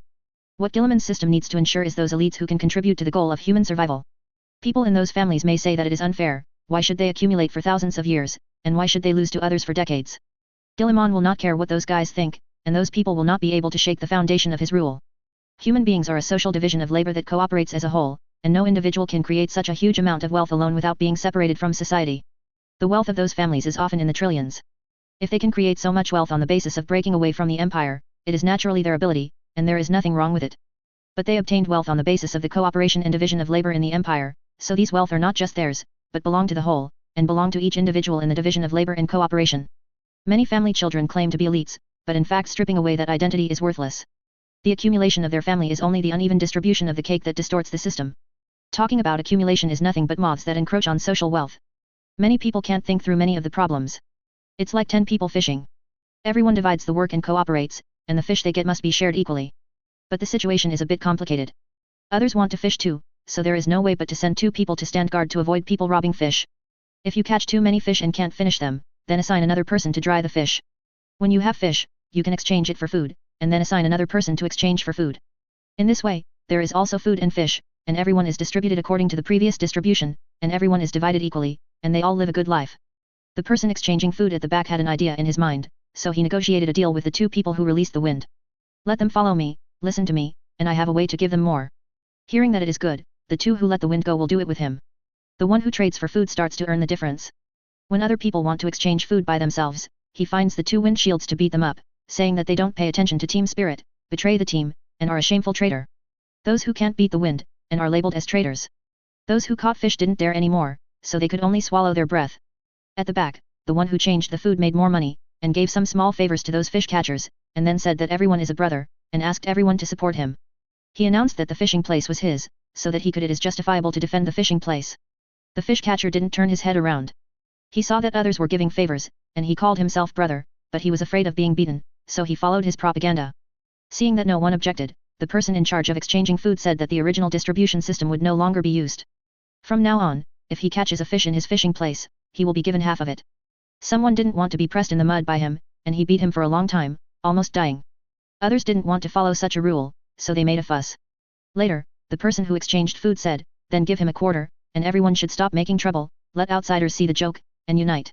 Seeing the concessions in exchange for food and the dissatisfaction with catching fish, but people are talking about the team again, so they can only make concessions. Relying on it like this, the commission of each fish, and the monopoly of exchanging food, the food exchanger quickly ate big chicken legs and changed into a good set of clothes. In order to consolidate his position and avoid envy from others, the one who exchanged food started to promote himself. It is the elites of the fishing team who exchange the food. They are responsible for communicating with the outside world. So it is very legitimate for him to manage everyone, and it is worthy of support, and it is normal to enjoy happiness. If in the past, you couldn't even smell the aroma of big chicken legs, let alone see this good dress, it was my leadership that created the prosperity of the fishing team, and other fishing teams could not compare to us. The fisherman smelled the scent of chicken legs, looked at the beautiful dress, and was taken aback for a while, and applauded. But is this really prosperity? It's just taking the wealth from other people's hands and concentrating it in your own hands. The so-called system is to take the cake from this person's hand and put it in that person's hand. No matter how bells and whistles a system is, it's fine if it's topped with nonsense such as democracy, freedom, and equality. The essence is this, a distribution about cutting the cake. The more we conform to human nature and maintain a fair system, the more sustainable it will be. What Guillemon has to do is to weaken the major families, release the wealth and power they hold, return them to the people of the empire, and enhance the sense of belonging of the people of the empire. Through the tribunal, the assassin tribunal, these special units that do not belong to the government agencies of all parties, to ensure that these powers will no longer be taken away from the people of the empire at the bottom by those who are interested. Various chambers of commerce will be integrated together, and those trading families will be directly responsible to him, monopolizing the entire interstellar trade, forming an independent system, and maintaining the empire's finances. Business belongs to business, politics belongs to politics, and military belongs to military. The three systems independently maintain a balance. He will also strip the mechanicum of its troops, reducing it to an academic institution. The same is true for the state religion, which weakens the Pope's discourse power and reduces religious fanaticism through popular education. Through various policies, strengthen the centralized dictatorship of the regent position of the empire, so that enough troops can be mobilized to fight against chaos and aliens, and can deal with the enemy at a faster speed. Such reform actions can be said to be extremely crazy. If another person presides over such a reform, I am afraid that he will be killed on the spot.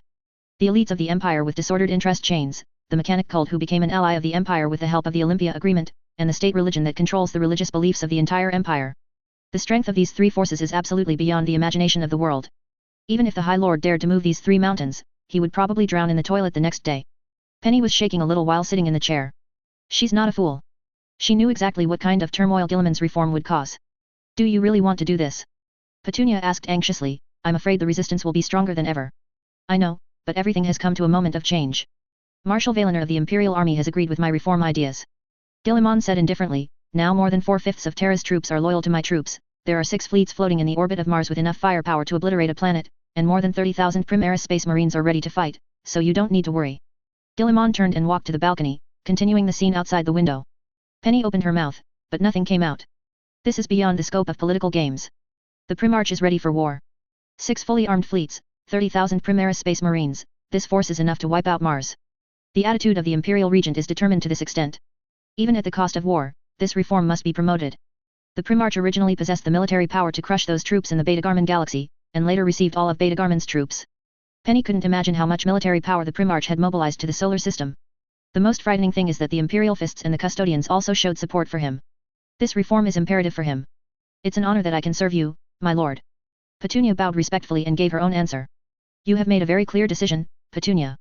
You will have the opportunity to become a man of the new era of mankind, and people will remember your contribution in the endless years to come. Guillemon said with a smile. All glory to the Regent of the Empire, said Petunia.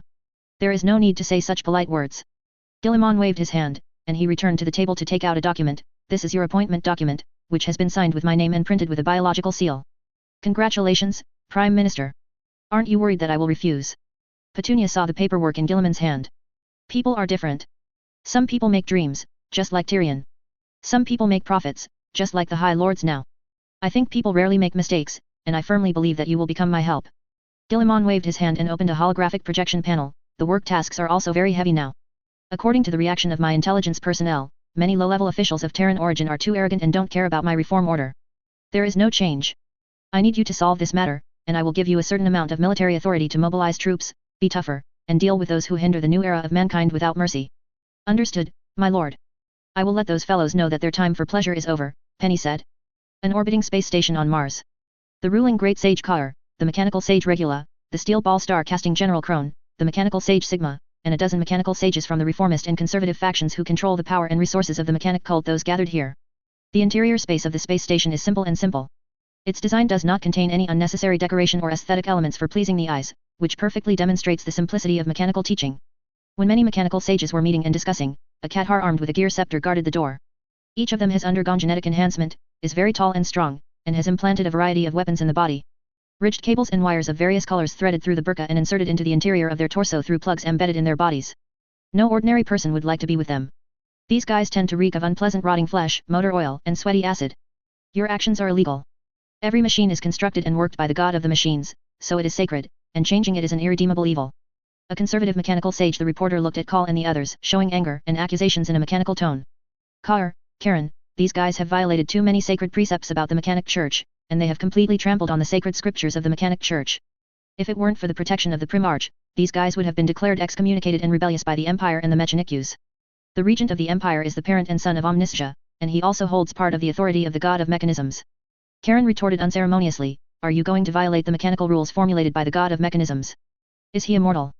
Another member of the conservative faction yelled, he doesn't have the authority of the Almighty God. Then can you explain Guilliman's heart? Who can master such a technology except the god of mechanism? Regula said.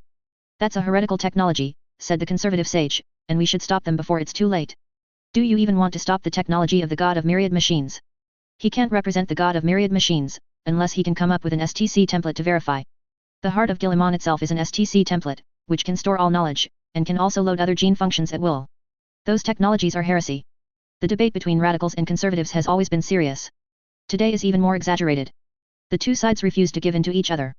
Conservatives accuse radicals of betraying the Almighty, while radicals argue that Guilliman is the son of Omniscia. The quarrel between the two sides was full of gunpowder, and the thermal radiation cannons of several mechanical sages were sizzling, and they were a little afraid that they would have the urge to go off. Once the fire goes off, the consequences will be disastrous. A part of the top elite of the Mechanikus must suffer heavy losses here. There is no point in arguing any longer. Call said, in fact, our quarrel is meaningless. No matter which faction we are in, we are all serving for the honor of the god of myriad chances. The belief in the desire to obtain eternal truth supports each of us. Then it is even more necessary to abandon those heretical technologies. A sage in the conservative camp said. Give up those technologies? And then? With the activities of the Mechanikus over the past 10,000 years, the scope of our activities has become wider and wider. Many colleagues have penetrated into the outer reaches of the galaxy where the light of the Emperor cannot shine, but the clues of the STC template have already disappeared. There are fewer and fewer, and we can't get any useful technology for hundreds of years. A lot of technology has been forgotten, and the technology of some giant structures is directly missing. Before the regent of the Empire returned, the technology of Mechanicum was in a backward stage, and the ships we built were not even comparable to 10,000 years ago. These signs indicate that we are getting more and more deviated from the mechanical way, and the internal problems have reached a very serious level. If we continue, I'm afraid we will be completely abandoned by the god of myriad opportunities. Heretics! The conservative mechanical sage roared. Such arguments are nonsense. Even if you are abandoned by the god of myriad chances, it is because you have first abandoned the scriptures and attracted punishment. Faced with such accusations, Kaur did not say much. He extended a robotic arm, gleaming with a projected beam of light. The Colossus of God's punishment, as well as the latest generation of warships, and human lighthouses emerged in the projection. Since the awakening of the regent of the Empire, our technology has seen an unimaginable improvement. A structure like the Colossus of Heaven's punishment can be built in a few years, and the performance of the new generation of warships is far beyond the mainstream of the Imperial Navy. The performance and power of battleships have been improved several times. Aren't these the protection of the god of myriad opportunities? Combined with the heart of Guilliman and the technology of a generation of super fighters, the space warriors have successfully transformed into Primaris space warriors. Over the past 10,000 years, the Mechanikus has tried many times to improve the space warriors, but each time ended in failure. If without the authority of the god of myriad chances, can the regent of the Empire solve this problem so easily? Kaur looked around at the many mechanical sages, and refuted them one by one with reasonable grounds. So far, the Imperial Regency has come to the solar system. No matter what, pragmatism is inevitable. The reason why I met with you today and held this meeting is purely to discuss how to preserve the maximum extent possible in the reform of the Imperial Regency. Mechanics. The regent of the Empire has decided to abolish the Council of High Lords. Where the Mechanikus will go is already a problem. The regent of the Empire will not allow a human force to appear in the galaxy out of his control. He has expressed his attitude several times in a row. If you are unwilling to compromise, there is an option to rebuild a Mechanicum in Ultramar. Kaur has completely stood on Guilliman's side. It's not that he doesn't love the Mechanikus, it's that Guilliman gave too much. From dark matter, particle magnetic field, to space dimension structure. Guilliman's knowledge can make him equal to his treasures of thousands of years, and Guilliman promises more in the future. Is he going to start a civil war? Sigma looked at Call. She was not stupid, of course she could hear the threat. Without the Mechanikus, I'm afraid that the Empire's production will stagnate immediately. He really wants to take such a risk. Ultramar has trained enough technicians to support the expedition fleet, and not all followers of Mechanikus will follow you. Call said, the regent of the Empire has said that he will share more knowledge and establish more institutions belonging to scholars, encourage the research of Mechanikus to go to the universe. Some Mechanicians will never betray the Empire with you. Crone also got involved at this time, and he turned on another holographic projection. In it is the brain plan that he invested a lot of resources in. With the help of various technologies given by Guillemon, the cultivation of the divine brain is nearing completion. Which of the mechanical sages present here has cutting-edge knowledge in multiple fields, and they can see the horror of Karen's God Brain project at a glance? They have also tried many times to strengthen the human brain. After all, the strength of the brain is also related to the strength of the meditator array. It's a pity that these plans all failed. The brain is too complex to enhance its computing power. Crone succeeded. The computing power of that hill-like human brain is enough to instantly kill any thinker array on Mars. You crossed a red line, said a conservative sage. No, this is the brain of one of my Cathars. After his unfortunate death in battle, his brain tissue was preserved. I put it into a culture tank to cultivate and strengthen it. Thanks to the great regent of the Empire, it succeeded. Karen's tone was full of complacency. Don't think that Mars is indispensable, and steel stars can take your place. Times have changed, my friends, and your complacency will only make you look worse and worse. More stupid. Obeying the order of the regent of the Empire will not bring you any loss. He has made a promise that you will share the knowledge of the Empire, enjoy the resources of the Empire for scientific research, and walk on the path of the truth of the God of myriad opportunities. Seeking enlightenment. Call looked at all the mechanical sages. The current Mechanikus is not what Omniscia wants at all. He is the of knowledge, the of truth, and the of machinery, but his followers doesn't know anything. Isn't that an irony? He wants to trade these terms for us to betray Mars, said a conservative Mechanikus. No, it's just a betrayal of those stubborn idiots. The Mechanikus will continue to exist and will flourish. We will go further on the path of truth, Call said. Chapter 168 Let's die together, subscribe. Many mechanical sages looked at Call. The logic computing cores in their skulls were humming slightly. All are quickly judging the current situation. Obviously, the radical faction headed by Call wants to eliminate the stubborn conservative headed by the current casting general. In a sense, this is indeed not a betrayal of Mars, nor a betrayal of Mechanikus, nor a betrayal of Omniscia. Forge General is a Forge General. He cannot represent Mars, nor can he represent Omniscia. Carr turned his head, and the sound of pistons and gears came from the neck. His electronic prosthetic eye looked around the many sages, collected their every move, and analyzed them. The high-speed logic center quickly judged the thoughts of the sages from their various tiny movements. Has been shaken, but the chips are not big enough, so it's wobbly. Strike while the iron is hot. Seeing the silence of the crowd, Call decided to throw out some more news. This meeting is very critical. It determines the future of the Mechanikus. The regent of the Empire has already hated the slow efficiency and conservative ideas of the Mechanikus. He urgently needs a strong scientific research institution to ensure the military power of mankind, so as to strengthen the Empire. The power of the Mechanikus can choose to join, or can choose to be destroyed. If you choose to destroy, the regent will select suitable people from among the sages who are loyal to him, and rebuild the mechanic church according to his wishes. Of course, war is an action that will be taken after there is no other way. Now, we still have a choice. The regent of the Empire is willing to give more technology, more resources, and a more relaxed research environment in exchange for your support. Starting a civil war for his own reforms? Is he sure he wants to suffer the consequences? A conservative said mockingly, we have tens of billions of priests and technical slaves, as well as the Order of Titans and the Knight family. Is he sure he has to pay such a heavy price? Carr switched the display content of the holographic projection and enlarged it to the low Earth orbit of Mars. The battleships edged with the double-headed eagle of the Empire were suspended in the orbit, densely packed and hard to count. For your question, I can tell you that he has the answer ready. 30,000 Primaris Space Marines, 600 regiments of the Astra Militarum armed to the teeth, and 6 fleets of the Imperial Navy. Besides these, there are also whole cards outside the solar system, ready to be activated at any time. Call switched the screen, showing the scene of the solar system, several large-scale celestial-level fortresses suspended in the void. 6 celestial-level fortress battleships, each equipped with star-killing cannons capable of destroying stars. Don't think about winning. These celestial-level fortress battleships are cheap and are all assembled. The only thing worthy of praise is the gravity technology on them. An energy technology. If the Mechanikus and the regent of the Empire go to war, the consumption alone will be enough to kill the Mechanikus, not to mention that the Primaris Space Marines are demigods of war, and the Primarch itself is the Lord of War. No matter from which point of view, Mars has no chance of winning. Even if Mars immediately reaches an agreement with the subspace demon, it will not be able to prevent its fate. Carr's voice is full of mechanical coldness and rationality, without any emotion. Talking about this force capable of destroying Mars is as indifferent as telling a trivial matter. His words also represent the attitude of Guillemon, the regent of the Empire. The Primarch will never allow any forces that are free from his control to exist. Mechanikus has 2 choices, either obey or die. Don't try to negotiate terms. We surrender to him, and he allows the Mechanicum to continue? And independent of those bureaucrats of the Empire? Asked the Sage of Sigmar. Yes, he has already made a promise. The regent of the Empire has already made plans. Technology research and development and politics will be separated. The Mechanikus only needs to pursue the truth and hand over the corresponding results to the Empire. Call said, this move is not to betray Mars, but to clean up those traitors on Mars who have betrayed Omniscia and reshaped the Mechanicum. For this reason, he promised to give Mars more technical support and a more relaxed research environment. If this is the case, said the great sage of Sigmar, I will agree to join it, remembering that if the imperial regent breaks his promise, he will have to bear the consequences. The great sage of Sigmar has a loud voice, making sure all sages can hear clearly. Seeing that someone agreed, the other sages could only choose to agree after thinking for a moment. Seeing this, Sigma and Karen smiled at each other. Everything was under control. He had already reached an agreement with Karen. When he was in the Beta Galman galaxy, Kren had already used technology in exchange for Angmar to join the Primarch's camp. Nowadays, it's just a show to guide conservatives. This meeting of sages is in the name of discussion. Call's threat is also full of meaning. It can be said to be coercion and temptation. Those who agree will be given various new technologies, and those who disagree will be killed. In addition, several sages headed by Sigma have long been tempted by the Primarch and secretly surrendered. After coming and going, the Mechanicum naturally fell to the Primarch in an all-round way. Although the Mechanic use in the Empire is a whole, it is not really monolithic. Other Forge worlds have many conflicts with Mars, and it is not once or twice to use weapons to fight civil wars. Guilliman wants money for money, technology for technology, and also encourages mechanics to engage in research and development. These conditions alone are enough to attract many followers of Mechanic-use. Many conservatives are also very aware that if Mars really rebelled, not many followers of Mechanic-use would respond.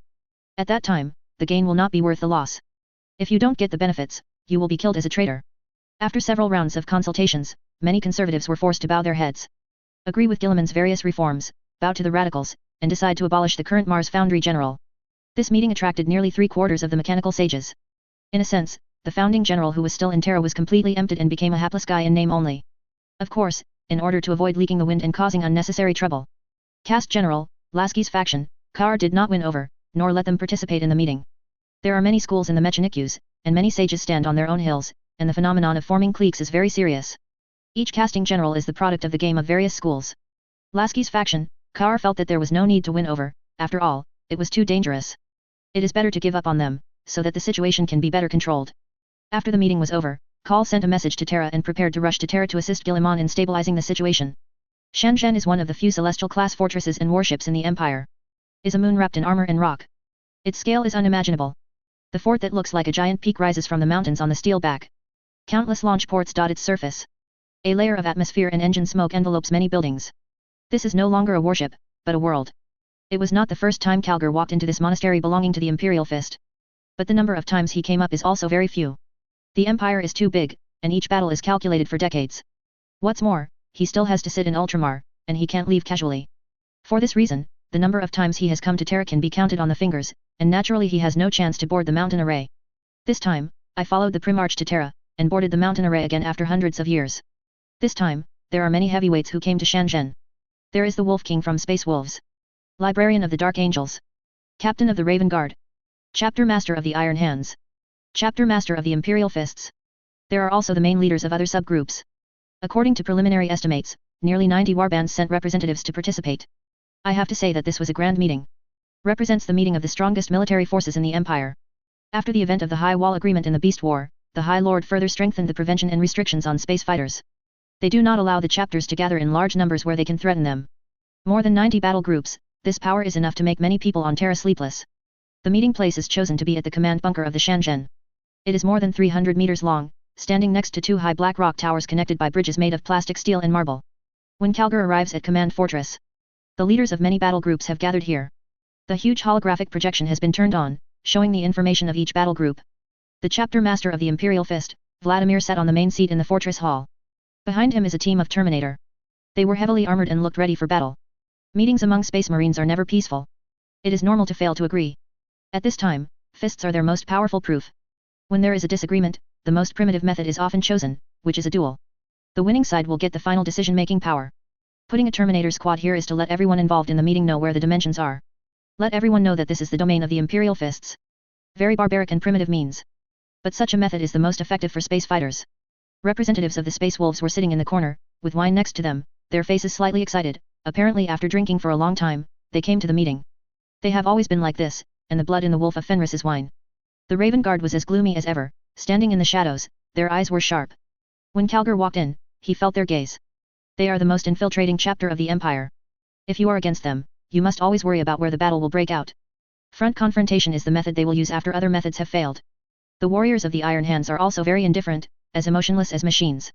Their warframes are quite different from those of other chapters. The most special thing is that they will install shoulder cannons and various mechanical arms to assist attacks on the armor. Compared to fighters, they are more like technical craftsmen. I thought you wouldn't participate in this meeting. Vladimir stood up when he saw Kalga walking in. Some things were delayed, and I had a final conversation with the Primarch to determine the actions we will take. Kalgar said.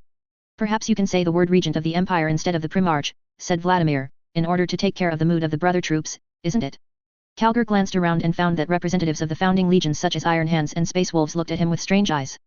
All of you here are aware of the bond between the Primarch and the chapter. In the past, they called the Primarch their father, and the Primarch regarded them as their sons. During the rebellion, the Primarch of the World Eaters was tyrannical and cruel, completely irrational, but many World Eaters fighters still steadfastly followed him into the dark abyss. Sons of Horus, children of the Emperor. Many of them know that the path of the Primarch is wrong, but they still have no way to give up the Primarch, they can only go one way to the dark. This is enough to prove how powerful this bond is. Kalgar's constant mention of the Primarch will only remind other chapters of the relationship between the Ultramarines and the Regent of the Empire, and feel that they will always be abandoned by their father and driven by Guilliman. This is my mistake. Kalgar said in an apologetic tone, I will pay attention to this. Sit down, the arrival of the Imperial Regency has brought about some changes, and we have reached a crossroads where we have to change. Vladimir said, this meeting is held for this purpose. Kalgar gets his place. The mother group always has some special treatment. Especially a parent group whose Primarch has returned. Is the Regent planning to abolish the sacred scriptures? The representative of the Red Archon was the first to ask. The full name of the Codex is the Codex Astartes, which was launched by Guilliman after the end of the Horus Heresy. Having learned a lesson from the Horus Rebellion, they no longer maintain an overly large system of space fighters, so as to prevent the Empire from falling into the crisis of rebellion again. Judging from the various changes over the past 10,000 years, this scripture has undoubtedly helped mankind avoid many disasters. If the Space Marine Corps continues to be maintained, the consequences will be unimaginable, and it is very likely that the Empire will be torn apart again. Of course, no system is ever perfect. As the situation of human beings becomes more and more difficult, this scripture also limits the counterattack force of the Empire. Make it difficult for a small number of space fighters to guard the vast Empire. No, the Holy Scriptures are very important to the Empire, and it is impossible to abolish them lightly.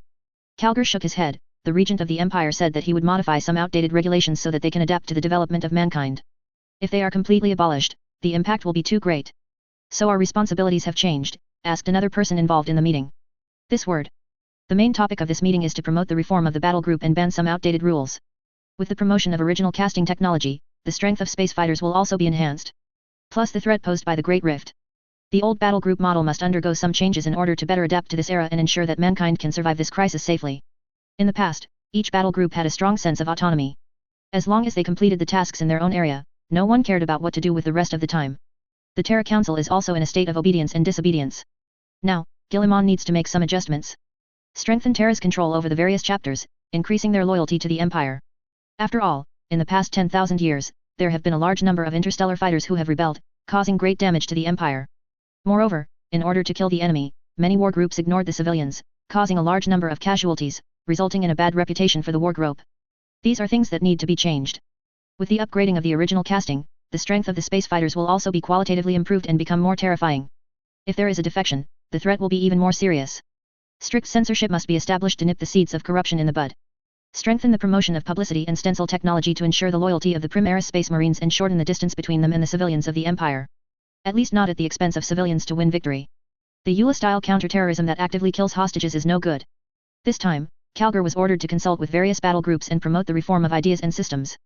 The dispute between them was very serious, and they once drew their swords and glared at each other, but in the end they reached a consensus one by one. House of Representatives. Many Imperial councillors have gathered here, including high-ranking military officials of the Imperial Army, representatives of rogue traders, etc., on a large scale.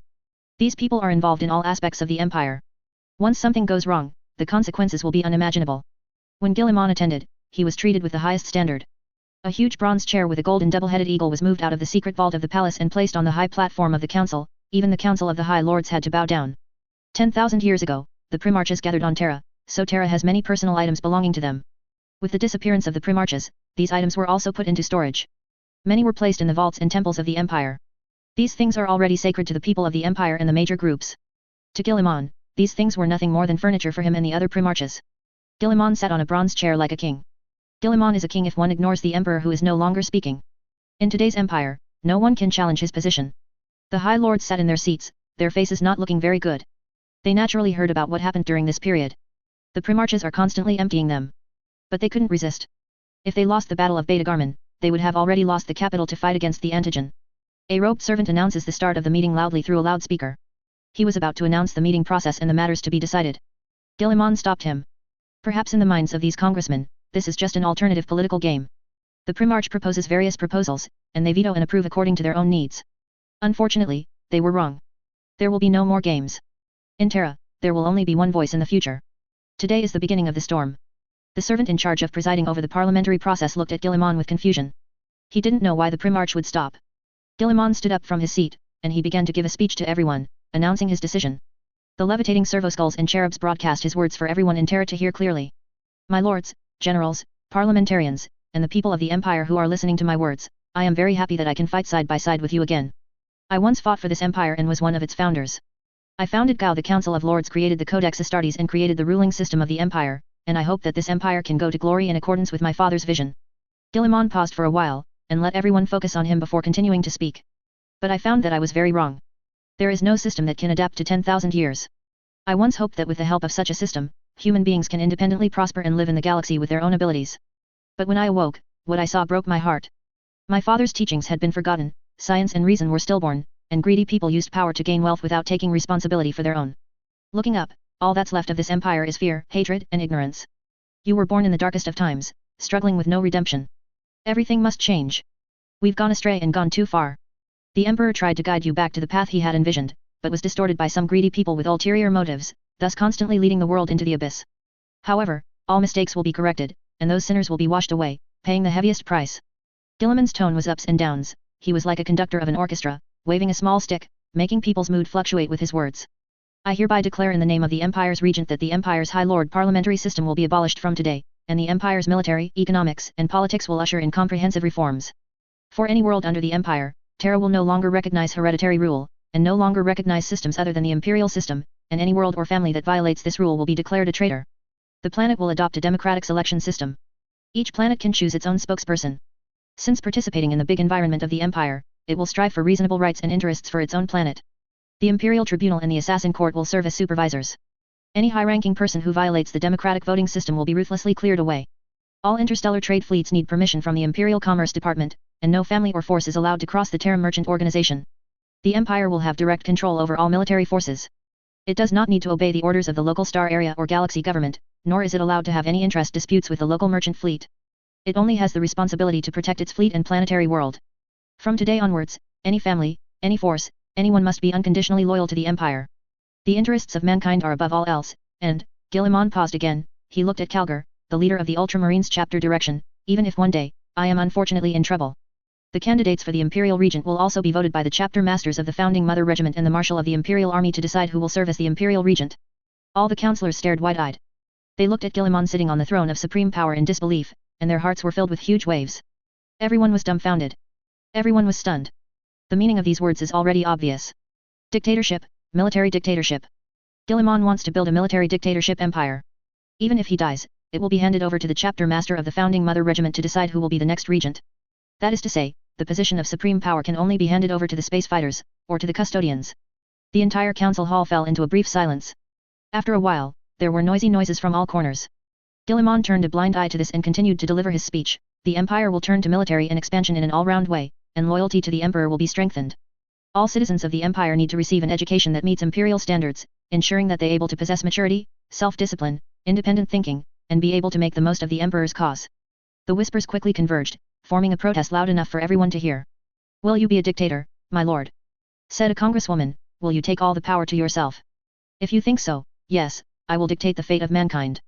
The situation in the empire is so bad that someone must take immediate action. Guillemon said. Dictatorship does not conform to your father's ideals. He founded the first High Lord Council. He hopes to have a democratic system to lead mankind. The woman shouted, and the others followed suit. Yeah, democracy, we need democracy. You can't do this, my lord. Dictatorship can only bring about extremely bad consequences. All MPs are against it. They voiced their opinions out loud, as if this would change Guillemon's mind. Quiet. Guillemon took a step forward, his voice penetrated everyone's ears, telling everyone to shut up and listen to him with dignity. The councillors fell silent, all looking at Guillemon to see what else he wanted to say. Democracy? Then I can ask, who is elected by the people of the empire? Guillemon looked around these members and asked, it's not from the family, but elected by the people of the empire. Please stand by my side. Reb. You looked at me and I looked at you, but no one dared to speak. The current parliamentary system of the empire has undergone earth-shaking changes long ago. The position of MP is hereditary by family. Then they decide who gets promoted to a higher position. Essentially speaking, a family and a small force launch a representative, and then choose the person who is in line with their own interests to take the position. Guilliman looked around and smiled. Democracy? No background is required, no additional conditions are required. As long as the majority of people can be persuaded and those who demonstrate their ability can run for election, it is called a democratic system. Circle 2 people for people to choose. Is this also called democracy?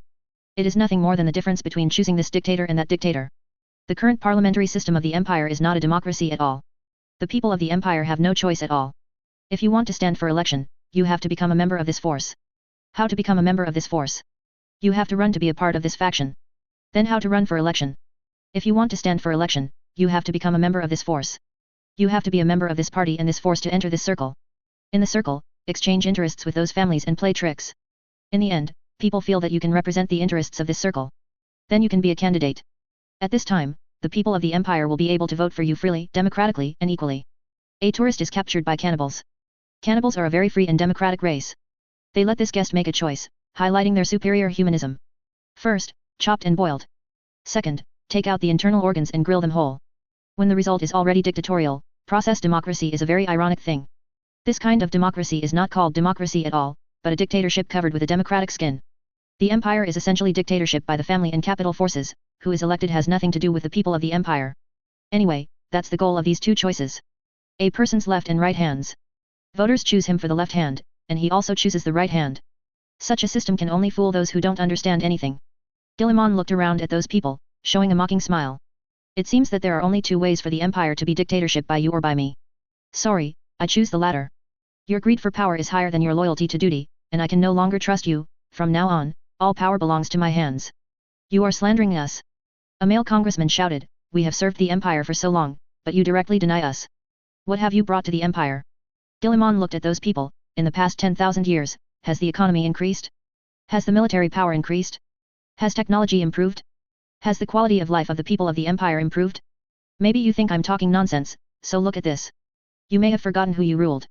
A huge holographic projection plays above the House of Representatives. The world was invaded by aliens, and slices of humans died. Countless human beings are haunted and tortured by demons, turned into monsters, corrupted, and turned their backs on the glory of the emperor. The men and women at the bottom of the hive capital seem to be living in hell. The average life expectancy is less than 50 years old, and there will be a riot every 5 years on average. This is your political achievements. Perhaps leaving the empire alone, it may not be so bad. Guilliman said, the era of the family has passed, and from today onwards, the capable will live. Guilliman raised a hand. The custodians in golden armor, the tall Primaris Space Marines, and heavily armed Imperial Star militia troops poured in from the various entrances of the Senate. This is the last time you will participate in this meeting, and there will be no more from now on. Please leave in an orderly manner now. From now on, you only need to obey my orders. Valeno stood at the height of the Senate, and behind him stood a team of custodians, maintaining the last democratic meeting. Watching Guilliman's speech on the stage. He knows everything has changed. Logically speaking, he should stop Guilliman from going mad. One primarch alone in power of the empire is not a good thing. But this matter has been allowed by him, at least Guilliman said so. No one knows what the primarch and the emperor talked about. It's crazy. Do you know what the consequences of doing this will be? Yirtu, director of the Ministry of the Interior, stood up, his face full of horror and disbelief. He thought that Guilliman's madness would also have a measure. But now he is wrong. This guy is no different from a lunatic. Guilliman broke all unspoken rules, broke all gameplay. He established his own rules. No family is immune to such rules. It also means that they will quickly weaken, and in the end there will be nothing left. Guilliman looked at the High Lord who dared to speak, and showed a cruel smile. I forgot to announce one thing. All members of the High Lord's Council have been declared guilty, and they must wait until the investigation is clear before they can be released. Are you taking revenge? Do you want to take revenge on all the nobles who blocked you from entering Terra? Yato asked sharply. As soon as these words came out, the already noisy House of Representatives suddenly turned upside down. You know, they are more or less involved. If there is a real reckoning, then one of them counts as the other, and no one can escape. No, you were arrested only because of the death of the former Imperial Prime Minister Tyrion. You are suspected of murdering a high-level official of the Empire. This involves betraying the Empire. Guilliman asked someone to play the picture of Tyrion before he died. The picture surprised everyone again. This is a blatant violation of the unspoken rules of Terra's political field. Irtu, who thought it was done flawlessly, suddenly turned pale. The whole person collapsed on the chair decadently. I want to tell you one more thing. The killer you sent to Pluto has been stopped by the Imperial Army. They got more evidence from the killer. They poisoned Tyrion and wanted to kill the whole family and destroy his blood. You really performed the cruelty to the fullest. Guilliman's mocking words made Irtu, the Pope, and several High Lords paralyzed, muttering that it was impossible. They obviously did so seamlessly, why are they known? Why? They were very puzzled. This is impossible. After Guilliman read out the High Lord's crimes, he turned his head and looked at the councillors jumping up and down. In the name of the Empire's regent, I declare once again that all nobles who participated in the Beta Garmin Galaxy will not be held accountable and will be liquidated afterwards. As long as you cooperate with the restructuring of the reform officials, there will be no problems. Don't try to sabotage secretly. I don't want Terra to shed blood, but if you want, I can do that too. I will tell you with the butcher knife in my hand, how tough am I on reform. The Primarch's voice was extremely cold. At this moment, many councillors finally understood that Guilliman was not their kind. The establishment of the human empire was never completed in peace, but the Primarch and the Emperor took weapons and fought down galaxy after galaxy. Looking benevolent, kind Guilliman, the blood flowing from his hands is enough to drown Terra. I'm sorry, Mars is not under the control of the Empire. My status is equal to that of the Imperial Regent. You have no right to arrest me and stay away from my side immediately. Foundry General Lasky saw the soldiers approaching him and said loudly. I'm sorry, we acted on orders, please cooperate. An officer said. Go away, the Lord of Mars will not be humiliated. Lasky's furnace core glows, and all weapons are charged, aiming at the soldiers coming towards him. Once released, the entire House of Representatives will be razed to the ground. Status. Guilliman looked at him, what status do you have? I am the Foundry General of Mars, and you have no right to arrest me. Lasky said, according to the Olympia Agreement, Mars and Terra are equal. I only need to obey the orders of Omniscia. Who will admit that you are the casting general? Guilliman laughed, before everything can be salvaged, put down your weapon, otherwise, you will definitely regret it. All the people of Mars recognize my rule. Lasky roared. No, we don't admit it. A voice sounded. Sigma, Call, and several mechanical sages walked in from the gate of the House of Representatives. When Lasky saw a few people, his expression suddenly changed. What do you mean? Lasky saw a few people, and there was a hint of panic in his mechanical tone. After the decision of the Sage meeting, we agreed that you are no longer suitable for the post of Mars Foundry General. In other words, you have been dismissed. Holding a mechanical scepter, Call, with a huge mechanical body, said. The Council of Sages is a special meeting of Mars. Mars Foundry Generals are elected in this way. As long as the school with the most votes can elect their sages to become casting generals. Of course, this is also limited. For example, if a school is elected this time, this school will not be able to participate in the election next time. In order to prevent some Foundry Generals from doing anything wrong after they take power, the Council of Sages has also formulated an insurance measure. That is, as long as the votes of the Sage meeting reach 2/3, the current casting general can be removed. This insurance measure has never been activated since its establishment. After all, no matter how bad it is impossible to offend so many sages at the same time. Lasky is considered the first person in mechanics. How dare you do this? Lasky's electronic prosthetic eye made a clicking sound, and his body like a small hill was shaking violently. You are too remiss, Lasky, Sigma said, so, we have to depose you to prevent you from bringing Mars into the war. This is betrayal. I am the Lord of Mars. You have betrayed the sacred teachings. You kneel down to accept his favor. This behavior is shameful and unforgivable. Your dismissal is illegal. Lasky growled, his mechanical sounder was sizzling, and he was almost out of control with anger. No, you are no longer the Lord of Mars. You cannot push the Mechanicum to greater heights, you can only bring the Empire to ruin. Call said, now disarm you and stop doing anything stupid gone. A group of damned traitors, how dare you do this, then go to die, and die together with the damned Primarch who wants to take his father's position. Lasky knew it was over. During his stay in Terra, Call and the others evacuated him. I'm afraid that Mars' authority has been controlled by them, and he can't do anything. In this case, it is better to die together. Lasky aimed the massive melta at Guilliman and several other important figures. As a casting general, the weapons on his body are enough to annihilate a city. Even the original body, it is difficult to stop the power of this cannon, and it will be turned into dust under the heat beam. The status is not restored. Chapter 169 The 10,000 Years Guardian in the Underground Palace, for subscription. The Lord of Mars, who had lost everything and lost all relatives, fell into madness. Accompanied by the sound of mechanical gears turning, all kinds of destructive weapons enter the state of being activated under the charge of their furnace core. Feeling the threat posed by these weapons, many congressmen turned pale. They regretted it a little. If I had run faster just now, I wouldn't have been involved in this matter. I really had nothing to do to protest with Guilliman. If he listened, he wouldn't be a Primarch. Now I am unlucky. Forged General, the weapon on Lasky's body is enough to destroy them dozens of times. If you really do it, the consequences will be disastrous. Calm down, do you want doom? Guilliman was indifferent to such death threats, as if the melta was not aimed at him. You're a liar, you want to be a dictator, and you want to seize the power of Mars, and you won't succeed. Lasky yelled, they are all deceived by you, but I won't. You are just trying to take your father's authority. I bring hope and redemption, Guilliman said. What you bring is destruction and dictatorship. Lasky said while wielding his weapon. It is conceivable how excited he was. You had a chance to live. Guilliman said pityingly, but your stupidity made it impossible. I don't care anymore, you will die with me anyway. Lasky's built-in sounder came out a cold voice. He knew how strong Guilliman's military strength was. Even if you pull up the entire Mars, you will be crushed by the opponent. But now, as long as Guilliman is killed, everything will be over. Holy Mars doesn't have to be controlled by this dictator. Everything will return to how it was before. No, he won't die with you. Another voice came from behind Lasky. The assassin's grand mentor Vedic, who has never had a sense of presence, stepped out. He was wearing a flaxen robe, which looked very simple. In many meetings, he was the one who kept silent. The other High Lords have even learned to ignore him. Anyway, he won't vote. Fadic's voice sounded. Lasky felt that the data logic module and computing core in the skull were in disorder. The heavy steel body just fell down like that. The casting general's body is huge, like a mountain of metal meat. It needs the support of an anti-gravity device to move. Lasky was horrified to find that there was a problem with his anti-gravity device. The holy machine spirit no longer responds to his commands. Nor did he respond to his calling. The anti-gravity device fails, and Terra's gravity weighs on the cast general. The charged cannon made a creaking sound, and then drooped powerlessly. The heavy steel body let out a series of whines. Furnace core is decaying, weapon recharge cut. Lasky looked at the assassin's mentor in disbelief, with astonishment and anger in his eyes. What did you do to me? The assassin court will always serve him only. This is the mission recorded in my genes. I can't let you do crazy things here. The assassin's master Vedic said indifferently, you should not threaten the regent of the empire, no matter what absurd decisions he makes, he represents the will of the emperor. You are also a supreme minister. Do you want to let him seize the dictatorship of the empire? Moreover, the empire and Mars are not one. We are just allies. Why should we accept the rule of a dictator?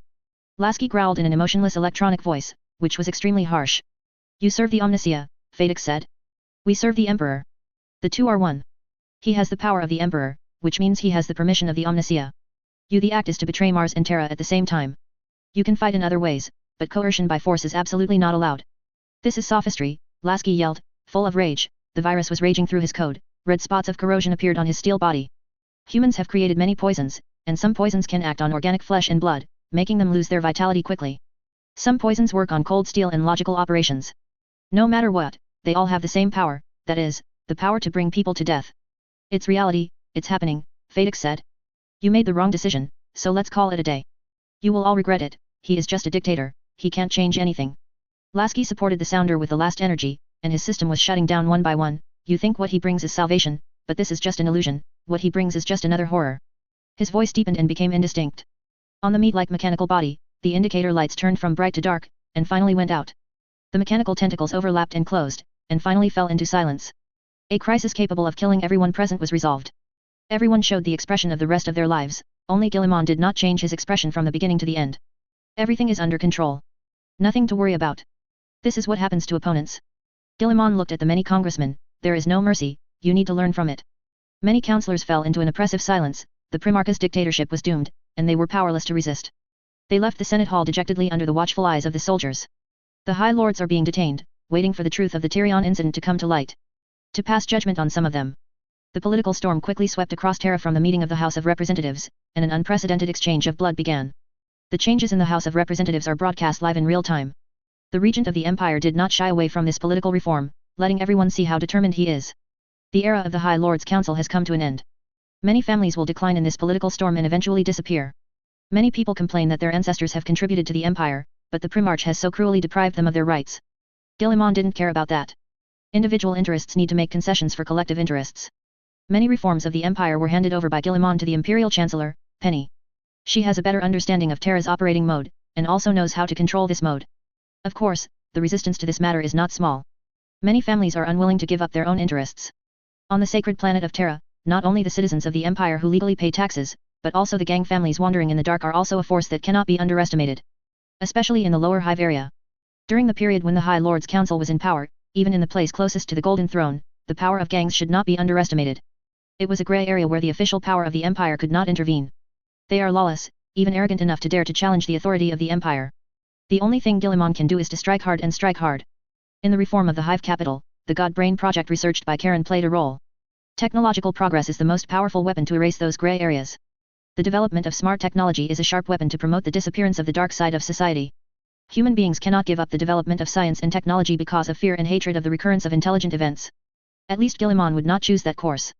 Regardless of whether technology is developed or not, the future destiny of mankind is dark. If the strength is not enough, the traitors led by Abaddon will destroy the empire and make the galaxy a playground for the gods of chaos. Tyranids, orcs, necrons, and the rapidly rising Tau race. These are threats. Guilliman knew that time was not on the side of mankind. It is undeniable that after the launch of the Indomitable expedition, humans temporarily gained some advantages. But how long these advantages will last, no one knows. The space undead are now fragmented, but with the rise of human beings, they will inevitably be closely linked together, and they will regard human beings as a new enemy. King Sotai, who is in contact with him, has secretly given Guilliman a lot of information. With the recovery of the controllers of several top dynasties, the unification process of the Necrons will be greatly accelerated. Whether it is the King of Silence, King of Storm, or King of Crimson, these kings of the Necrons will promote the unification of the Necrons and regain control of the galaxy. According to some scattered reports, horrible phenomena similar to the Exorcism Death Zone have appeared in various places. Obviously, with the emergence of the Great Rift, the Necrons also began their plan to isolate the warp. This plan is extremely harmful to human beings, and it is easy to die of soul exhaustion. The main force of the Tyranid Zerg is also approaching the galaxy, and the previous few Zerg fleets seem to be a small fight. The orcs are continuing their jihad at Armageddon.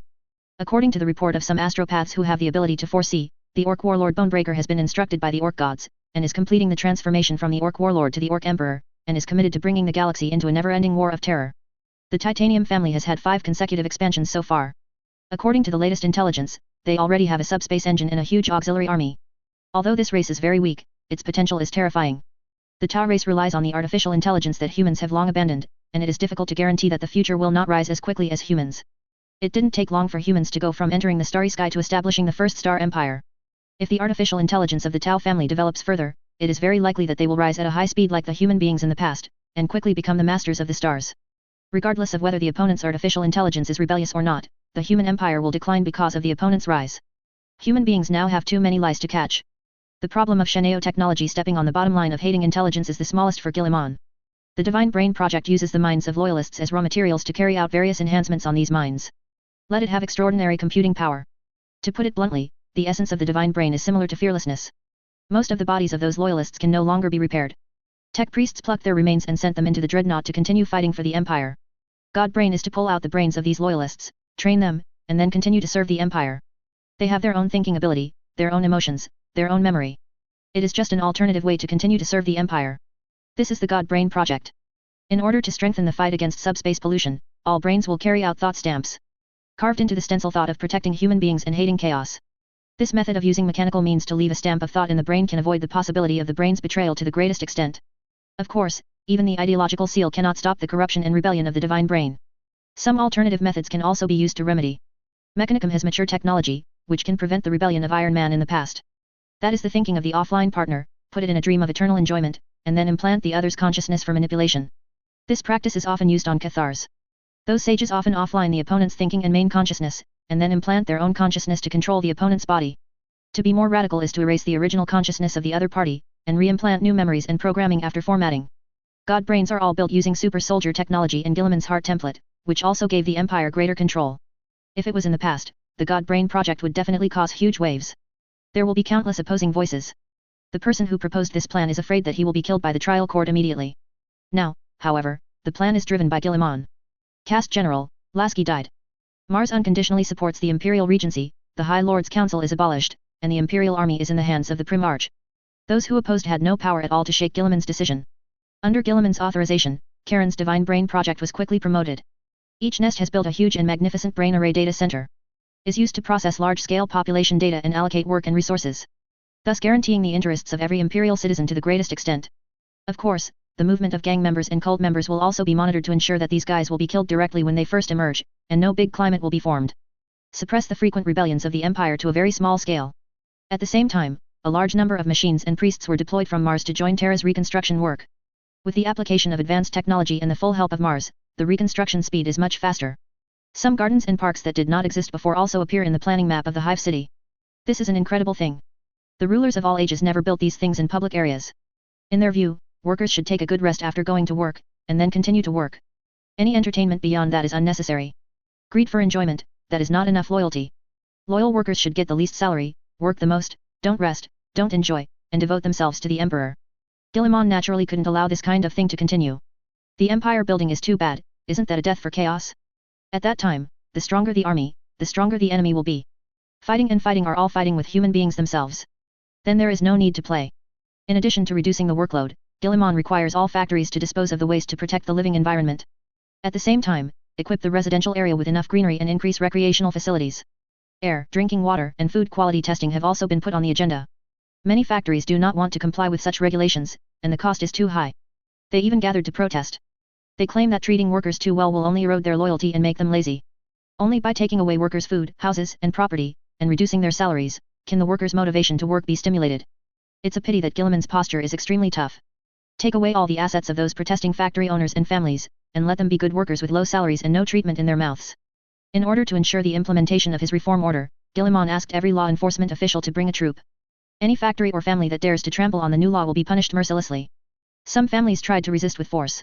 What awaits them is tougher suppression. The spaceships of the punishment battalion were full, transporting those who were convicted day and night. The last value of these idiots is to be cannon fodder. An unprecedented flood of change washes over every class. People can feel their lives change drastically. Many things that have lasted for thousands of years were smashed in a few days, and then new ones were rebuilt. Everyone is required to register, and their fingerprints and pupil film will become their own unique identity information, which will be stored in the data center. There are information such as their age, job, and salary. Everything will be managed intelligently. Children under the age of 10 are obliged to go to school. This is a mandatory requirement. Anyone who prevents children from going to school, or shields children from going to school, will be convicted of treason to the empire. In addition to the most basic general knowledge courses and scientific knowledge learning, there is also religion class. Guilliman personally reviewed the relevant courses to ensure that no chaotic heresies would be mixed in. In addition to learning some basic teachings of the state religion, this course also studies human supremacy. Those children will be taught from the beginning that the human race is supreme and destined to rule the galaxy. A large number of hereditary officials were purged and stepped down. New officials must conduct investigations to check whether their parents have been corrupted by chaos or show signs of betraying the empire. The higher the grade, the stricter the family background of the review. It takes 500 years to reach the position of planetary governor. The family has no history of betraying the empire or being involved in chaos. If there is, then I can only apologize. You can only engage in other industries, not politically related industries. Everything is changing, reshaping. Combis once again had a glimmer of hope in despair. The changes brought about by the imperial regency are too great. Can be described as earth-shaking. In the past, many people have never seen any plants in their lives. Now, where they live, there are parks and flower beds. When those green tender leaves appeared in front of people, many people cheered for it. Long live the Primarch! Glory reigns forever. He is a divine savior. These voices can always be heard when Combis approaches the crowd. Some pastors also stood among those people. From time to time they will promote and emphasize that the Primarch is sent by the Emperor. Hearing the pastor's words, those people will add praise words such as the immortality of the Emperor. Quinby stood in the crowd and also let out excited shouts. He apologized for his profanity. Primarches are the ones who really think for them. Never just say those fake dekongs dedicated to the Emperor. Instead, give them bread and meat so that they can live a decent life. It was the first time that Cumbius felt that life could be so beautiful. After 8 hours of work, I can hang out with my friends instead of staying in the factory all day. Those Terran bureaucrats in the past only asked them to give and sacrifice, and never cared if they had something to fill their stomachs. Fortunately, the suffering is over. As the Primarch promised, all good things will come. Terra climbed out of the abyss of fear and despair, and quickly ran towards the light. Everyone will get a happy future. They will enjoy a good life under the glory of the Emperor. Quinbies jumped over the assembled crowd. Quinbies walked briskly towards his factory. He greeted everyone sincerely.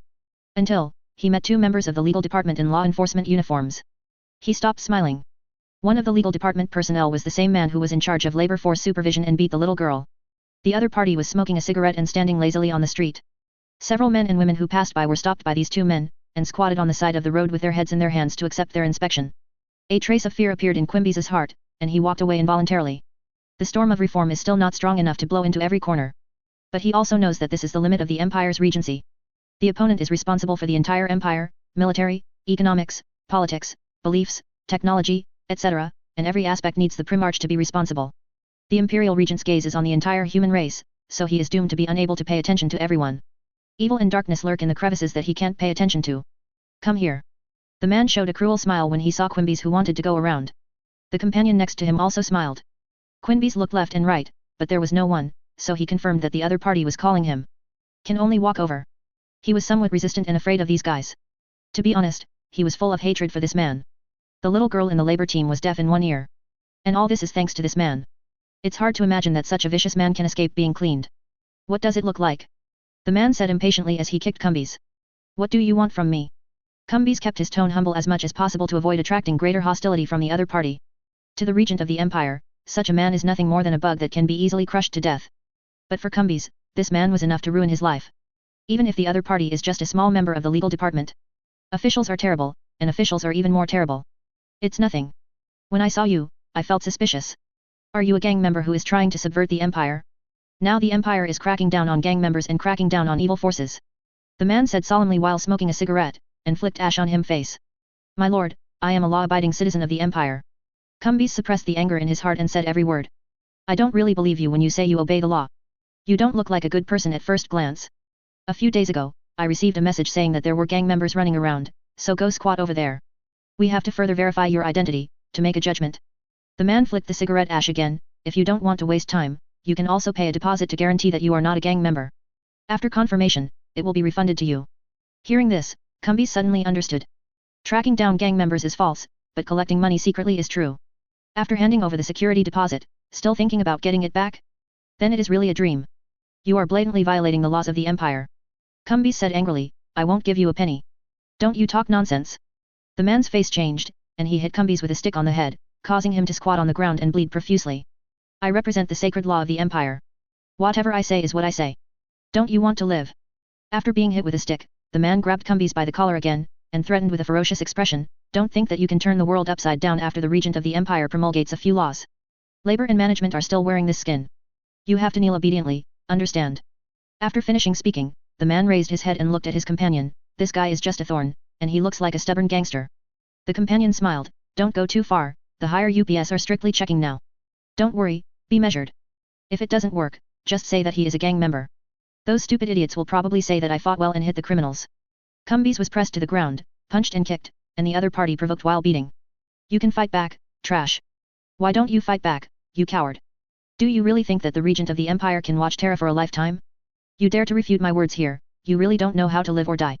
Cumbis was so angry that he almost went crazy, his scarlet eyeballs seemed to burst his eye sockets immediately. But he just gritted his teeth and didn't choose to fight back. To fight back is to deliberately attack the law enforcement officers of the Empire. At that time, no one will ask if the other party directly kills him. Maybe it was because he was tired from the fight that the opponent barely stopped. He too. A mouthful of thick phlegm was spit on Cumbis. Trash. The man wanted to further humiliate Cumbis. Another man came from a distance, hurriedly walking, looking a little uneasy. The two law enforcement officers stopped humiliating Cumbis and yelled for the man to come over for inspection. But who would have thought that the other party would take out a pulse pistol in the middle of the walk and shoot the two of them from the law enforcement department? One guy got shot in the thigh and screamed in pain. The one who beat Cumbis was so frightened that he held his head and ran away, trying to escape behind a baffle that could block him. Go to hell, lackey. The gang member kept pulling the trigger, and those who were crouching on the ground were also targeted by him. Several died in a short while, and the law enforcement officer who fell to the ground was also killed by the ruthless gang member. Seeing the other party pointing the gun at him, Cumbis didn't care about the bleeding head, so he ran directly into it. Using the strength gained from his long-term hard work, he firmly suppressed the opponent. Holding the opponent's throat tightly with both hands, he didn't dare to let go until he was out of breath. At this time, the guy who escaped the fastest turned back again. Yelling and shooting the gang member a few times, then stood by with a proud face. The Empire's support came quickly, and a group of soldiers came by hovercraft in a short while. A high-ranking law enforcement officer also came from other places. Only, he was wearing the uniform of Ultramar, not the uniform of Terra. When I saw this guy draw out his gun, I thought it was not good. I immediately took out the gun and shot at him. I fought to the death and finally succeeded in killing him. Unfortunately, this guy is too fierce, causing many people to kill him. They're all dead. When the man saw the senior law enforcement officer, he approached him flatteringly, wishing he could take all the credit for it. No, he's a coward. He ran away, and I strangled that gang member. After he died, he dared to run back to replace the gun. Cumbis has long been on fire in his heart, so despicable and shameless, he only dares to bully goodness, and when he sees those vicious people turn around, he becomes a deserter. Now he dares to take the credit. Equals. Hearing this, the man jumped up like a cat that stepped on its tail. Don't talk nonsense, do you know your identity? You have no place to speak here. How can you be so dreamy if you want to kill a gang member like you? How can you be so shameless to say such things, woolen cloth? While talking, he also walked over and pushed Cumbis. I think you are a potential gang member, deliberately disrupting law enforcement. Don't talk nonsense here, or you will be arrested and sent back to prison in minutes. When we got to the edge, the man whispered, don't show your face, this area is all my people. If you dare to embarrass the labor and management will arrest you as a gang member tomorrow, and people will applaud you if you shoot me. Believe it or not. After threatening, he pushed Cumbis to the side of the road and said loudly. Don't talk nonsense, you can't take responsibility for this matter. Is what you said true? The senior law enforcement officer came over and said. No, it's not. Cumbis could only change his words when he saw the man on the side wiping his neck. Be careful next time, don't talk nonsense. The senior law enforcement officer said, my name is Zaidalov, and I am the second-level law enforcement officer of the Empire. If you have any clues about gang members, you can come to me. Zaidarav handed a card to Quimby's, turned, and left. The gang member and another law enforcement officer were taken away, as were the bodies of several of the deceased. The law enforcement officer who beat Quimby's was also taken away. You have performed very well, and I will report it to the higher authorities. Recently, these gang members have been exiled very seriously, and the higher authorities are strictly arresting them. I hope you will continue to work hard. Ziladav said. I will work harder. For the glory of the Emperor, I must eradicate these criminals who disrupt social order and protect the happy and healthy life of the people of the Empire. The man said with a righteous face. Quimby's, who was covering his head, clenched his fists and watched them leave. Lasky was poisoned. Several sages belonging to his school finally chose to give up force confrontation. They knew they were powerless against the Imperial Regent's offensive. Armed confrontation will only bring disaster to themselves. Radicals have completely taken control of Mars, and some secret knowledge has been released. The wave of reform is also sweeping the Red Planet. Guilliman provided some new technologies to improve the air quality of Mars and maintain the ecology. Relying on the efficiency of the mechanical priest, the first ray of green life soon appeared on Mars. With Terra and Mars on track, Guilliman began to push his own plans. He handed over most of Terra's government affairs to the Imperial Chancellor, Penny. And he himself went to Mount Olympus on Mars. In order to keep the secret, Guilliman only brought Sicarius, Call, and 30 personal guards of glory into a tunnel that was still dusty. The dialogue between Guilliman and the Emperor was not long, but the amount of information contained in it was enormous. The Emperor informed Guilliman of the location of the underground palace and the answer he wanted to find. They walked from the roaring steel city into a dark, deep archway that seemed to have been abandoned for thousands of years. Here is a dead end, the cold rock stopped their progress. Is there really what we want here? Kaur's electronic voice revealed a trace of dignity. Detection. The scanning device detects that there is nothing ahead. Don't trust your own cognition too much. Guilliman said, looking at the rock in front of him. According to the memory of the Emperor, Guilliman touched his fist, drawing a on his broad palm. Crimson blood flowed out, and Guilliman smeared it on the wall.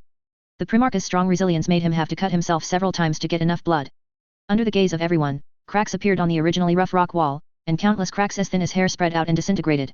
The rock turned into a black light, rolling and entwining like life. Guilliman smiled when he saw the scene, and said in a deep voice, there really is a secret place. Afterwards, he stepped in, submerged in those black rays of light. Call ETAL followed. Beyond the light, there is still a dark tunnel, but this tunnel seems to no longer simply exist in the real universe, but between illusion and reality. The roads are intricate and intertwined, which completely violates the geometry known to humans. This is not the realm of human beings, nor the realm of the laws of the real universe. According to the memory of the Emperor, Guilliman shuttled on these roads, passing one intersection after another. What the is this place? Call stared at his data display. He tried to scan and map the travel route of this place. But when the finished product picture appeared, he was greatly surprised. There are many branch routes that should not exist in the grainy light and shadow image. What's even weirder is the 360-degree rotation and twist of these branch routes, which look chaotic and endless. Changing, twisting, evolving every moment. Even in a three-dimensional model, the complex code is beyond human imagination. But if it is expressed in 4 dimensions, it is perfect. Don't record things that don't make sense. Guilliman said, this place is based on reality and illusion. There are billions of changes every minute and every second. It is impossible to record the route through mechanical devices. Things. Is there really an end to this tunnel? Sicarius also asked in astonishment. Of course there is, but it doesn't seem to be.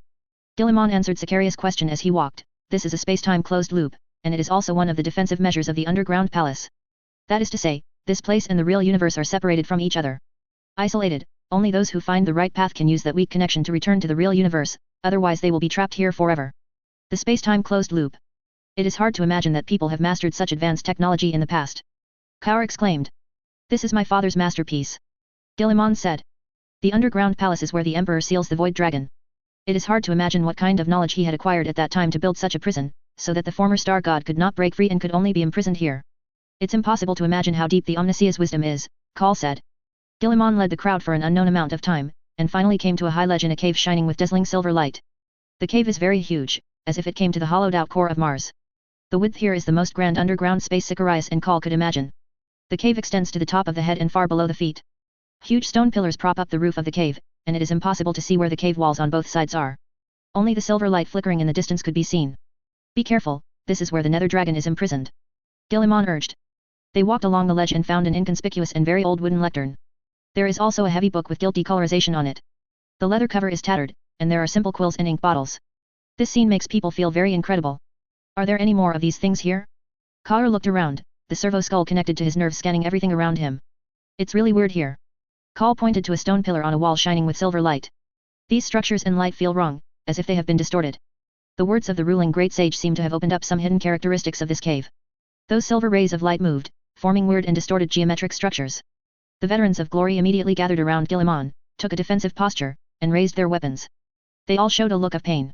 Under the gaze of everyone, those geometric structures twisted wildly. Concepts like distance and space are all changing. The cave seems to be expanding and pulsating in every direction, and is constantly shrinking and squeezing. These things are simply not the kind of movement rocks are capable of. Kaur suddenly realized they were wrong. This is not a tunnel at all, nor a cave. From the walls to the floor to the air, down to every atom and molecule, all are part of one greater consciousness. It is the of reality. Before human beings were born, it had been wandering in the universe, devouring the hearts of countless stars. It was known as the vampire of the stars, and was regarded as a by countless civilizations. Humans gave it a name to refer to this terrifying existence, Nether Dragon. The Nether Dragon is not its real name. For a supreme, all-knowing god, the name is not important.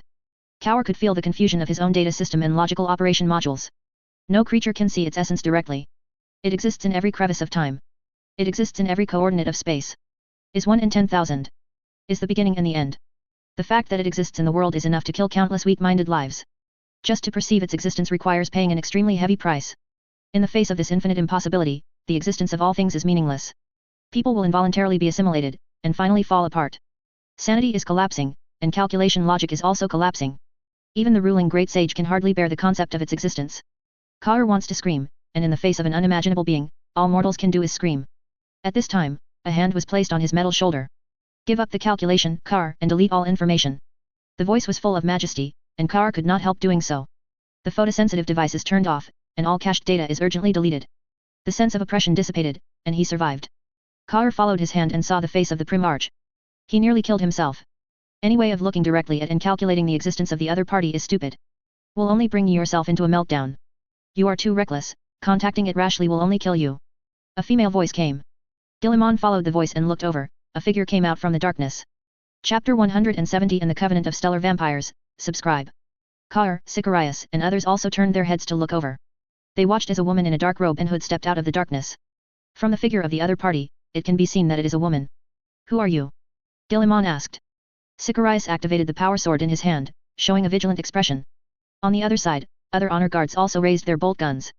All of them are ready for battle, with solemn expressions. They will not let their lord suffer any harm. Out of loyalty, but also out of honor. Kaur activated the long gear staff in his hand, crackling electric arcs appeared at the tip, and wisps of light wrapped around the staff, making it particularly eye-catching in the cave. As a ruling sage who has lived for 10,000 years, Kaur has a lot of cards, even if he is not inferior to the casting general. After experiencing the weird scene just now, such a person suddenly appeared again. What kind of spirit is not an exaggeration? Guilliman stood in place, only he did not make a fighting stance. Relying on his Primarch level combat intuition, he knew that this guy was not his opponent. If he wanted to, he could crush the opponent to death with one hand. The woman who came out of the darkness lifted her hood back, revealing her entire appearance. Age looks to be around 20s. Looks very young. It's hard to imagine that there would be such a woman here in such an isolated place. The woman's appearance and figure are very ordinary, and she is an existence that will soon be forgotten in the crowd. Perhaps for some men who indulge in low-level physical enjoyment, this woman is very beautiful and has a figure. Unfortunately, Kaur, Sicarius and others do not belong to this rank. They have already abandoned the low-level physical desires. They are completely insensitive to the beauty of women. The woman's body glowed with mercury, as if what flowed in her body was not blood, but sparkling flames. On his forehead, there is also a bright, silver-white tattoo. Shaped as a tapering double helix, also adorned with classic wings. It's very rare, there will be visitors today. The woman, her eyes fixed on Guilliman, their eyes were very deep, like a boundless galaxy, containing endless wisdom. It's been so long, I thought no one would come here again. I didn't expect someone to come here today, and it's still a noble Primarch. Watcher. Guilliman asked tentatively. Yes. The woman walked towards them, but Sicarius blocked her. The woman's attitude is not tough and arrogant, she speaks from a safe distance that Sicarius thinks. May I take the liberty to ask, the current situation? Who won, Horus or the Emperor? Hearing this question, Kaur and Sicarius couldn't help but glance at each other. It can be seen from the astonished eyes of the two that they were shocked by this question. The decisive battle between Horus and the Emperor took place 10,000 years ago. For people today, it is already a very old story that has become a myth and legend. When did you enter here? Sicarius asked. I entered here when Carbo released the Death Skull Titan Legion to attack Lava City. The woman fell into a momentary confusion, and her consciousness was also thrown into chaos by ancient memories. Too long ago. She wondered if those memories really happened. It's just her raving in this deserted cave. I remember that Mars was in chaos at that time. That lunatic Carbo lifted the seal of Moravec's cellar, allowing the pollution and viruses of the subspace to invade the network of the Holy Mars. There are mutations everywhere, monsters everywhere, war and artillery cover everything. I have witnessed the fall of the Iron Miracle, I have witnessed the annihilation of the Divine Light, and everything has fallen into chaos. I am guided entered the place, succeeding the former caretaker. Are you a person from 10,000 years ago? Did you enter here in the early stage of the war? Call stood up and asked with his electronic voice. Carbo was the Foundry General of Mars 10,000 years ago. That guy has a high position and is the core figure of the Great Crusade. But in essence, Kars is an existence that opposes the Emperor and is a firm pseudo-theist. When the Emperor, the Lord of Mankind, set foot on the land of Mars for the first time, the miracles he performed made countless Martian residents think that the Emperor was the legendary god of myriad opportunities, the omniscient Omniscia. These people make up the majority. But there are still some people who think that the Emperor is not the real of all opportunities. He is just a false god. In the eyes of some people, the Mars Treaty promised by the Emperor, giving the Mechanikus and Terra equal status, is an out-and-out slavery contract. The essence of the treaty is the Emperor's ultimatum to Mars. Join the Empire or be robbed of everything needed by the Empire. Facing this kind of multiple-choice question with no room, Mars was forced to give up independence. From a competitor of Terra, it has become a vassal planet with a slightly higher status than other planets. This gap made those people dissatisfied, and even turned into resentment. This deep-seated resentment slowly fermented over the next 2 centuries. Under the seemingly loyal surface of Mars, an undercurrent gradually formed. Until Horus rebelled, he broke through everything and turned into a betrayal of the Empire and the Emperor. Carbo is the representative of this group of people. When the Emperor set foot on Mars, Carbo was just an ordinary mechanical priest with no right to speak. And during the 2 centuries of the Great Crusade, he quickly rose through the ranks, eventually becoming the Foundry General of Mars. Horus invaded a lost human civilization after the planet Devon was corrupted. Captured a batch of intact STC standard construction templates from that civilization, and handed them over to members of the Mechanikus headed by Carbo, expressing sincerity. Also told Carbo the coordinates of the most important secret of Mars, Moravec's cellar, and the way to open the seal, in exchange for Carbo betraying the Emperor and joining his team. Horus promised Carbo that when he became the new Lord of Mankind, he would lift the ban on hating intelligence, allowing the Mechanikus to conduct scientific research without any restrictions. The greedy Carbo eventually joined Horus' party and opened the Moravec Vault. This vault contains all kinds of forbidden knowledge and weapons, and has been thoroughly polluted by chaos. Carbo unleashes it. The contents of the Moravec Vault quickly polluted the foundries and temples of Mars. The mysterious chaotic virus quickly corrupted the machine's logistics stack and computer files. Propagates to those contemplative systems that are networked. Soon, the virus took on terrifying properties. The reactor melted down, the production line stalled, and countless foundry factories fell into a state of shutdown. A large number of loyal slaves were corrupted and became minions of chaos. Even blessed steel is tainted to the brim, turning into abominable monsters with a hunger to kill. Lava City became the fuse of the civil war on Mars. The loyalists and the traitors led by Carbo had a series of earth-shattering wars that could tear the planet apart. Later, in order to plan the webway and defend Terra, the loyalists were forced to withdraw from Mars and go to Terra. It was not until Horus was killed by the Emperor and the rebels were purged that Mars returned to the control of the loyalists. Yes. The woman did not deny Call's words. I entered here at the beginning of the war. There were a few people accompanying me at the time, but they passed away soon, and in the end only I was left here alone. You haven't told me yet, Horus won or the Emperor won, which side are you on? My father won. Gilliman said, 10,000 years have passed, and my father defeated the rebellious Horus and won the victory. 10,000 years. The woman murmured to herself a few times, and then looked at Gilliman. It seems that you have lived for 10,000 years? But yes, you are demigods created by the Emperor, with an immortal lifespan and it should. No, I haven't lived for 10,000 years. Gilliman shook his head. It hasn't been long since I woke up. I have been asleep for 10,000 years.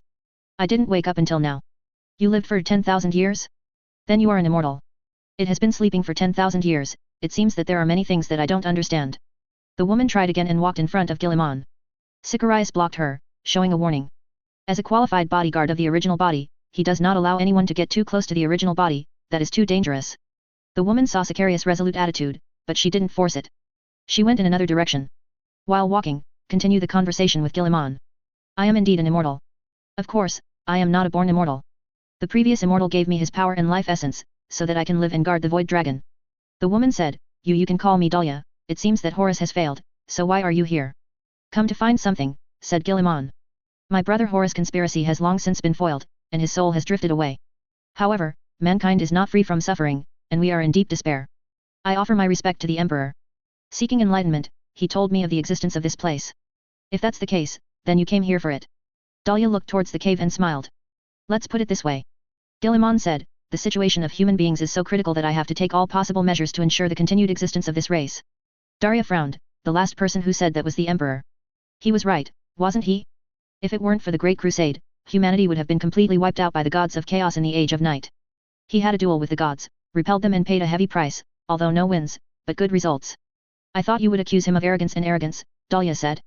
No one is omnipotent, even my father. It is an unimaginable achievement to ensure that human beings are not extinct or reduced to a small race at the mercy of others in the era of Long Night. Human civilization in the era of Long Night was fragmented until the Great Crusade. After that, it was condensed into a powerful human regime. Guilliman looked at Dahlia, and said in a serious tone, you should have faced those chaotic creatures, and you should also understand how terrible those guys are.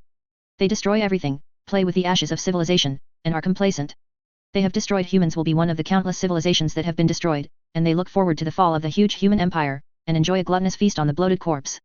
Your words are very deceptive, just like your father. You are walking on a dangerous path, and you are very likely to repeat the tragedy of your father. Dahlia said, the power of the Void Dragon cannot be trusted, you should not seek its help. My father is not a tragedy. Everyone with a vision knows that the future is not smooth sailing, but full of dangers and pitfalls. Civilization is not a straightforward, but a spiral progress. Sometimes we take 2 steps forward, we have to go back 1 step before we can move on. Guilliman smiled, my father founded the empire and maintained it for 10,000 years. The Chaos Gods were once imprisoned in the subspace, unable to exert force on the real universe. Interference, this is success. And I will take over his mission and complete the next work. Well, I can't stop you. Dahlia saw Guilliman's eyes, and she knew that this man would not back down. He is as arrogant as his father, thinking that he must be able to accomplish things that others cannot. People who have such an idea often have a sad ending. Come here. Dahlia walked to the wooden lectern, put his hand on the ancient gilded book, and opened it. Guilliman stopped Sicarius from speaking with his eyes, walked over, and looked at the book in Dahlia's hand. There are a lot of words written in it, which are complicated and profound. Guilliman tries to parse the text.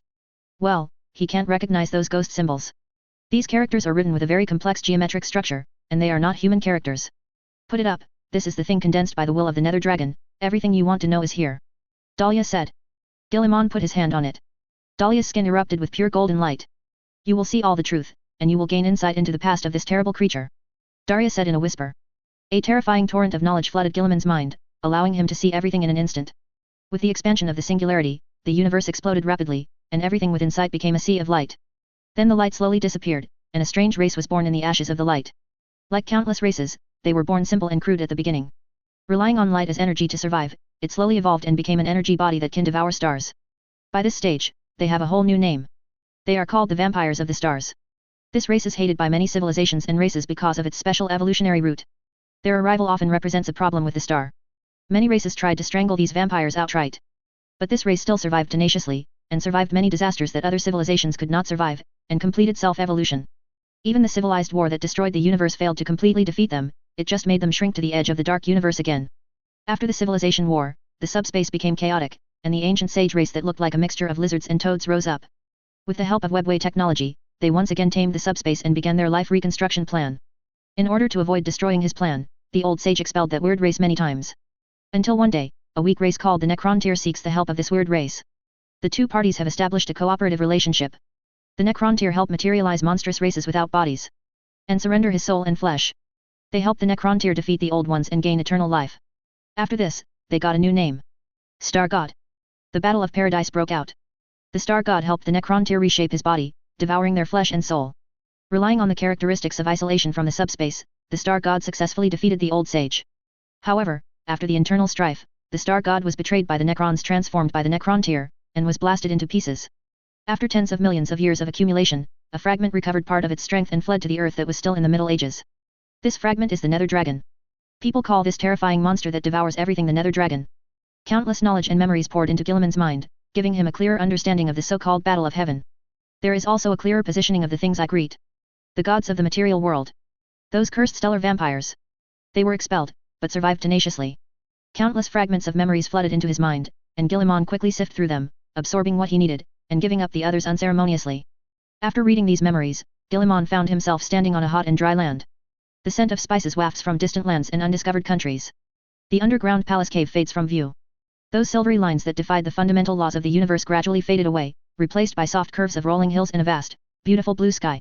The heat wave is coming. Guilliman was unmoved by this, and the heavy armor of fate blocked all these outside, allowing his body to maintain a suitable temperature. The yellow sand under the feet reflects the high temperature, and there is an oasis ahead. A wide river passes through the oasis, and flows sparklingly to the distant horizon. In the oasis, a large city of sun-baked rock stands on a plateau of dark rock. The gates of the city came in and out, and batch after batch of caravans leading camels were passing the inspection of soldiers. With his excellent senses, Guilliman knew that the goods transported by these merchants were gold, spices, and gems. Do you know where this is? came Dahlia's voice. She came from behind Guilliman, stepping on the hot sand with her bare feet. Guilliman looked at those people, and said after a while, Ancient Earth? Before humans entered the industrial age. Yes, there is still a long time before the industrial age of mankind. Human nations are scattered all over the world, and they regard the stars in the sky as symbols of destiny.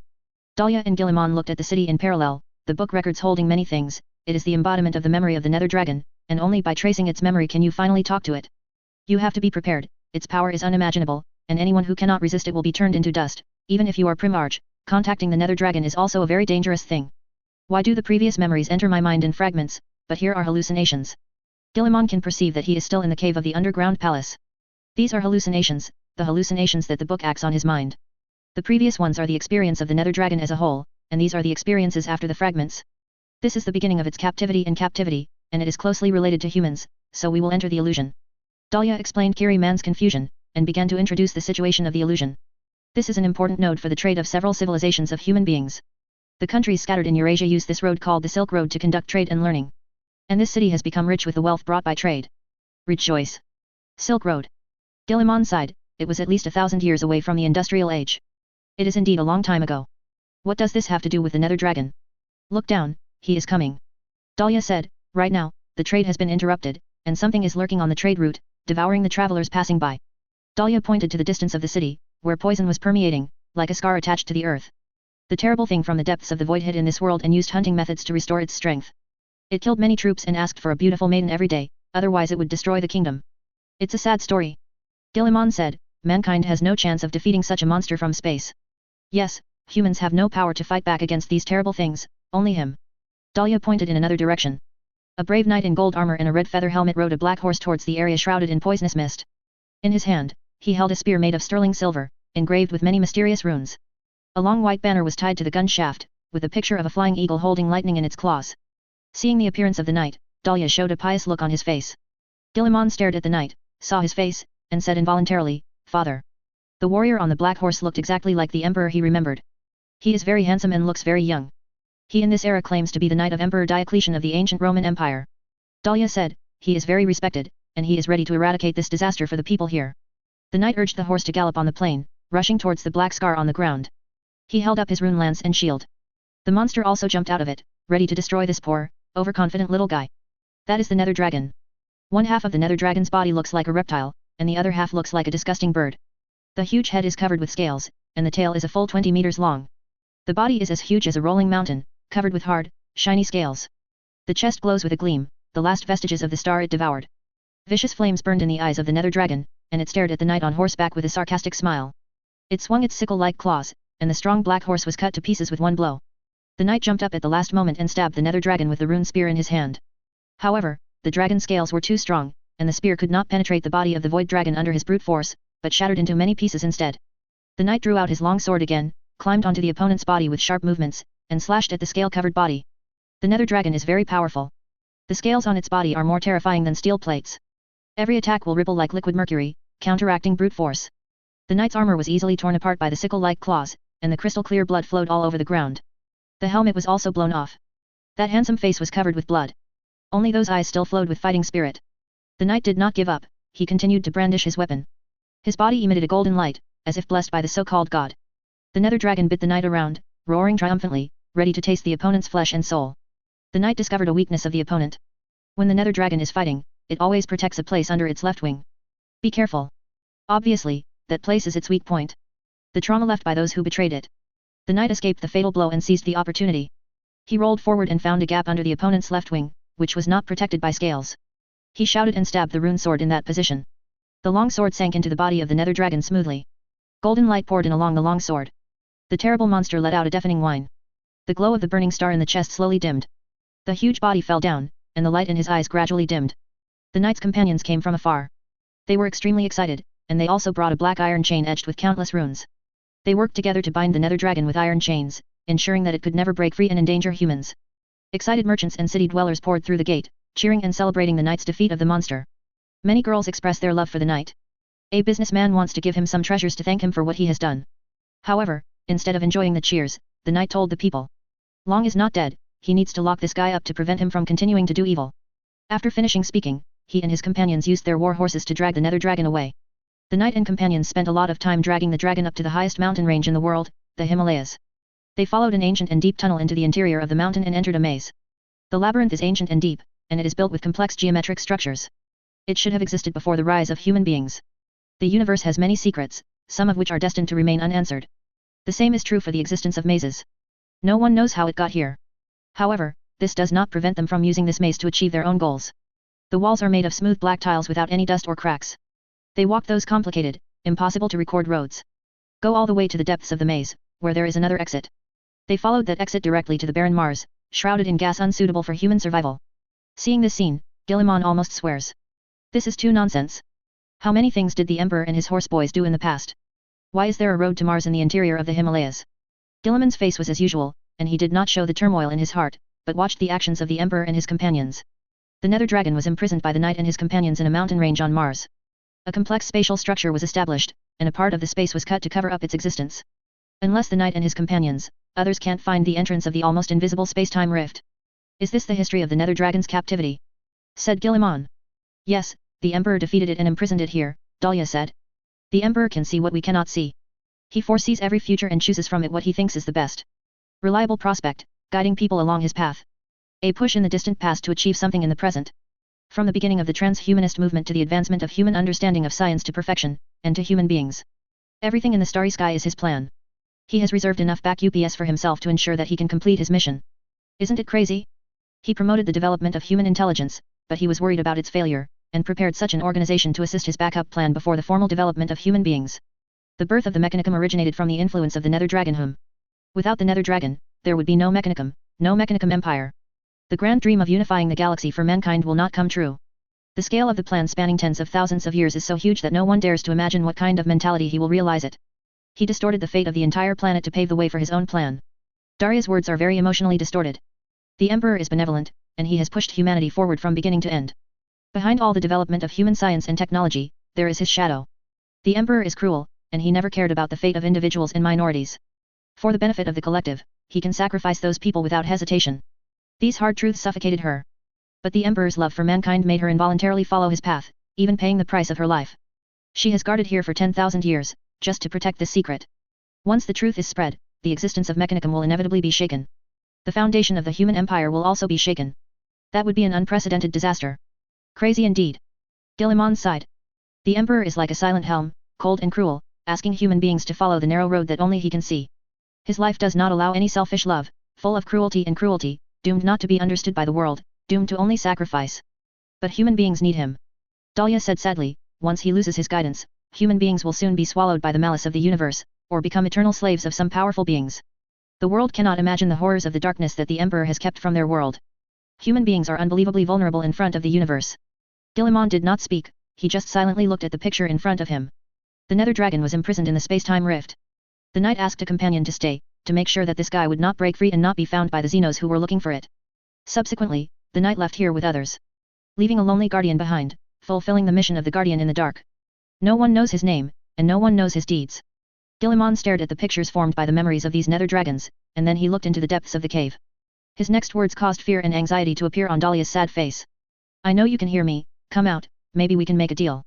I'm going to set you free, and you just have to do a few things for me. You. Dahlia was stunned when he heard this.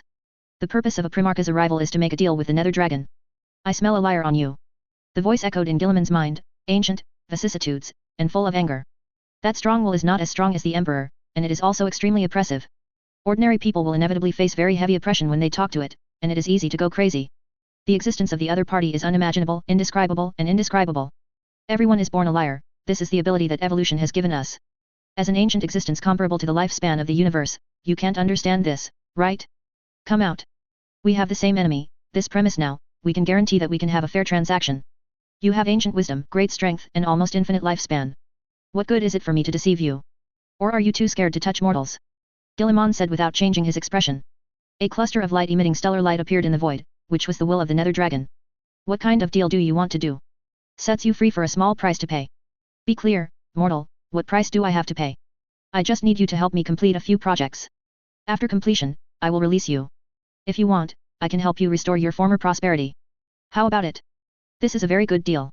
Gilliman smiled kindly, with a sincere appearance of harmlessness to humans and animals. What project? I want to build a webway, but the technology in my hands is not complete. What about others? We have to finish this first. The rest of the project is very important. If you talk about it casually, it will easily cause trouble. You can choose to accept it, or you can choose to refuse it. But I have to remind you that I don't have any. Even if you don't agree with the network channel technology of the system, it's just a little more difficult for me at best, and it's not entirely up to you. The network channel project is just a touchstone for your cooperation. How do I know that you won't break your promise and abandon me after completing the webway project? Periodic cooperation, periodic demands for compensation. I will expose the technology of the webway to you, and you need to give me 10,000 flesh and blood sacrifices.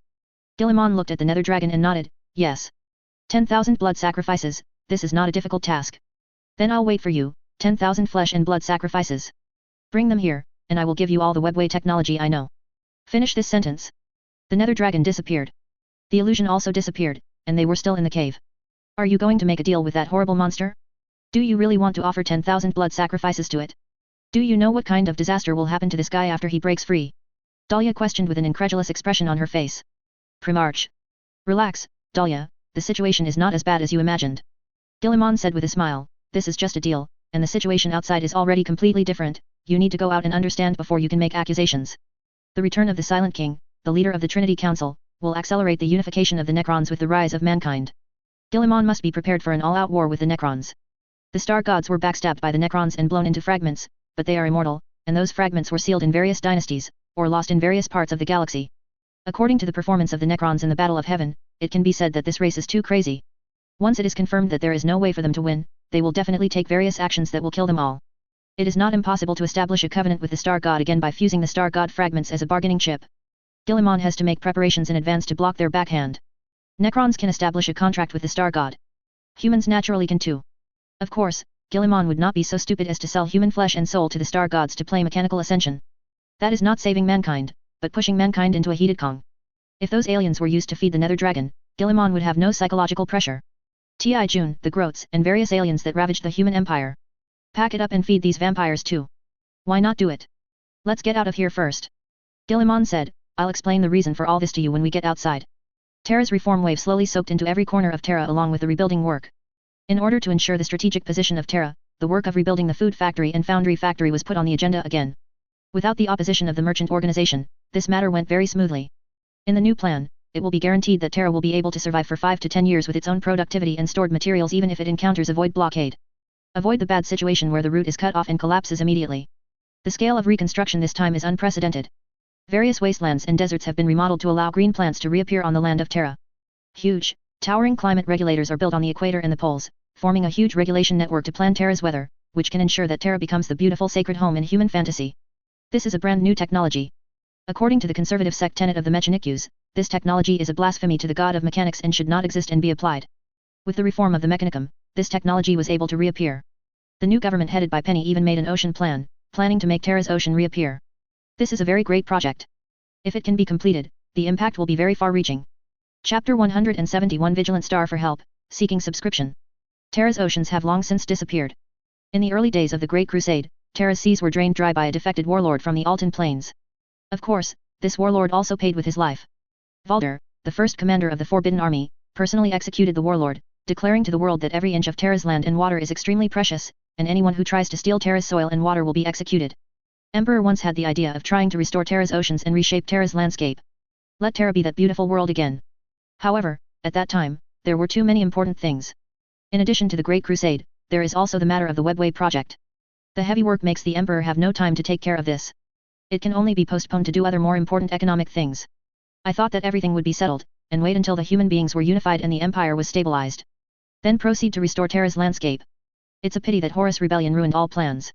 When the rebellion was over, the Primarches left, and the Emperor fell into a deep sleep again. The successors of the Empire no longer mention the matter. They don't care much about the existence of the ocean. After all, the solar system is not just Terra. If you want to see the sea, you can go to places like Io. The sea there is even more spectacular. Because of the terrifying tidal force of Jupiter, the ocean on Io can often set off huge waves of several kilometers. It is a popular tourist attraction for the wealthy class of the Empire. It would be a waste to waste the precious wealth of the Empire on such a project to restore Terra's oceans. In this way, the sacred homeland of mankind has no ocean. Reshaping the oceans is exciting for anyone, and it represents some new changes. When this plan was announced, the people of Terra's empire expressed their approval. As the sacred home of mankind, it is indeed time to protect the environment of Terra. A filthy holy home will disappoint the pilgrims who come from afar. Penny used her power to endorse the plan, allowing it to quickly pass the review of various departments. Guillemot is not in Terra, her power is the greatest. This is one of the benefits of centralized dictatorship, without wasting a lot of time in meaningless quarrels. Be able to quickly decide some important things. Quinby's learned the news from the holographic screens all over the streets. The world keeps getting better. Humanity ushered in unprecedented changes. Those dead hopes will also reappear. What a beautiful thing this is. There are voices praising Guillemot everywhere, and everyone says that he is the real savior of mankind. At least in the area where Zycumbes is located, everyone said so. Whenever Guillemot, the Lord of Ultramar, is mentioned, the tone of people is always piety and awe. They feared that their profane tone would drive away the divine savior, abandoning them who were desperately struggling to survive. He is a god, a true of mankind, who brings us hope like his father. Those pastors who walk among the crowd always say such a sentence. Even if Guillemot repeatedly mentioned that he is Nada on important occasions several times. But no one cares, people just regard him as a god. If one person can command thousands of warships and sweep away all enemies, it can save people from the abyss, and it can also easily expel demons and monsters. Anyone will regard that person as a god. Guillemot's denial will only make people more convinced of his divinity. Perhaps, I should also do something, and I must not let such a cancer tarnish the reform results of the Holy Primarch. Standing in the shadows, Quimby's touched the dagger in his arms that was ground from scrap steel. After many inquiries, he learned that the law enforcement officer who had humiliated him and injured the little girl, making her deaf, was a member of the Escher family. This family is very old. It is said that during the Beast War, Terra suffered heavy casualties, and the High Lord Council at that time deployed some people from other planets to fill the vacancies of Terra. The Escher family was sent to Terra at that time. This family has been serving the government of Terra for thousands of years before the great, Holy Imperial Regent came to Terra. They have passed down the position of law enforcement from generation to generation, and they think they are nobler than the lowly Nestors. This family is very special, they know themselves very well, never want to climb up, but think about how to consolidate their position in the lower hive capital. Before understanding this family, one has to understand the once complicated power structure of the hive capital. To protect humanity from the harsh environment of Terra, mechanic priests use plastic steel, hardened steel, and concrete to create artificial mountains that have continued to grow over tens of thousands of years. It's like an enlarged version of a termite nest. This is the origin and evolution history of the hive capital. The population of the hive capital is very large, at least billions of people, and the interior of the hive capital is highly industrialized, with a complete industrial system. A hive city is equivalent to the ancient industrial world being compressed into a city. One can imagine how terrifying the population density and industrial density are. Some hives even span thousands of kilometers and house tens of billions of people. So many people live in the hive capital, which naturally brings about a large number of problems. The phenomenon of human beings scrambling for power and profit is extremely serious. The hierarchical structure of the hive capital also fully demonstrates people's status and power. The upper class is the nobles, followed by the workers, and the bottom class is the scum and scum, the of society. Even with Terra under the watchful eye of the Holy Emperor, the condition was severe, and even more deformed and dark. Terra's underhives have become brutal places run entirely by gangs and lower families. Only the most vicious and cunning people can live here. The high-ranking lords of Terra are unwilling to waste time on these issues. They use a very simple but effective method to control the lower hive. That is to use gangs and scavenging families like those wild dogs, that is, families that pick up garbage and do all kinds of dirty things, just like low-level microorganisms in natural ecology that complexly process carrion. These families are called scavenging families. In addition to gangs and scavenger houses, the nobles of Terra also use the brutal justice system to control the lower hive. For Zyakao capital, unrest is violent suppression, and illegal gatherings are also violent suppression. No matter what the problem is, everything is violent repression. The nobles have only one request, and no acts of resistance to the rule are allowed. No matter what the reason is, even if the aristocrats exploit people into bones, they are not allowed to resist. Resistance is a crime and it is suppression. Such a simple, rude, and cruel approach will naturally not get any good results. A little chaos every 3 years, and a big chaos every 5 years are already the norm. Frequent turmoil has also led to the rise of some cruel families, which have become the favorite tools of the nobles. The Escher family is one of the typical examples. Their law enforcement, and their gangsters. With the acquiescence of the Terra Lords, they used their dual identities to complete their task of maintaining stability. Violence and intimidation are the most common methods used by this family. The Lords only need the Escher family to maintain order in the area they rule, and it doesn't matter what means they use. The death of a Nestor will not even enter the files of the Ministry of Justice, and will be ignored. It was completely different back then than it is now. At that time, the Nestors were not regarded as citizens of the Empire at all, but just rioters wandering outside the social order. Any resistance was declared by the nobles as a betrayal of the Emperor, which led to the suppression and killing of the Imperial troops. The rulers of other planets also estimate that frequent turmoil will affect the foundation of their rule. After all, recruiting soldiers must come from the bottom. Excessive suppression will inevitably plunge the entire planet into turmoil. The nobles of Ketera have no such worries at all. They don't need to recruit soldiers from the bottom of Terra, and the excellent soldiers they need will be sent from all over the Empire. At the same time, they will also declare those imperial people who do not obey their rule as traitors and send them to the imperial punishment camp. At that time, the darkness of Terra was unimaginable. The people in the bottom hive city did not enjoy the protection of any empire, but only assumed obligations and paid their own taxes. Yes, those gangs and families also need to pay taxes. Otherwise, the nobles will send troops to suppress them. Gangs will search for wealth from other bottom-level residents, use it to pay taxes, and maintain their own enjoyment. One can imagine how dark those days were. People are carrying bureaucrats, nobles, and businessmen on their backs. Now, no matter how humble their origins are, they are still regarded as citizens of the empire and are protected by the laws of the empire. Even a beggar's child is eligible for higher education. This was unimaginable before. People's gratitude to Guilliman is from the bottom of their hearts. His arrival brought a lot of changes. Of course, there are still some things that have not been done well. Listed as the Escher family. This family claimed to have cut themselves off from the past. They gave up their gang identity and assisted the empire to suppress those gangs. Such a move earned them the trust of the empire. They kept their jobs and even got promoted for their service in taking down gangs. Sounds ridiculous, but that's how it works. The Escher family betrayed the gangs that once trusted them, stepped on their bones to save themselves, and rose step by step. Yet the family has not learned its lesson. Instead, they see it as their opportunity. The reforms of the empire will not last long. One day, everything will be back to normal. As long as the layout is made in advance, the Escher family will be even stronger by then. To this end, they continued to use violence and intimidation to maintain order in the empire. And constantly trying to add his family to the law enforcement team in this area, wanting to completely control the law enforcement power in this area. Cumbes was repeatedly humiliated. Especially after the last incident, that is, when Cumbes strangled a gangster to death, the man wanted to take credit and was almost exposed. The reason was that Cumbes wanted to tell the truth at the time, saying that he killed the gang member himself. This practice angered the Escher family. It is an honor to be able to see your credit, and I am still jerking. The Escher family has paid so much for the stability of this area. Don't people nowadays know how to be grateful? For this matter, the Escher family brought people to trouble Quinbys several times, and even threatened that the 7th floor was their territory, and wanted to kill Quinbys by the 3rd watch, but he would not survive the 5th watch. If it was purely about this matter, Cumbes might not have such a big hatred. The reason is that the Escher family has become more and more excessive. They even circled the park and charged openly. They also called it the regent of the great empire and collected money to reduce the financial burden of the Terra government. Obeying and violating all kinds of orders, and trying to restore the old way of bullying men and women. The existence of the Escher family has stained the achievements of the regent's reforms with a little stain. This is an unbearable thing. Originally everything was so beautiful, and everything was on the right path. And these guys just want to destroy. This incident made more people feel angry, and the hostility towards this family is also growing. Reported several times. Either being suppressed by the opponent, or being fooled. In today's reform, there are many residual personnel. They are afraid that if they liquidate the Escher family today, they should liquidate themselves tomorrow. So, take care of each other.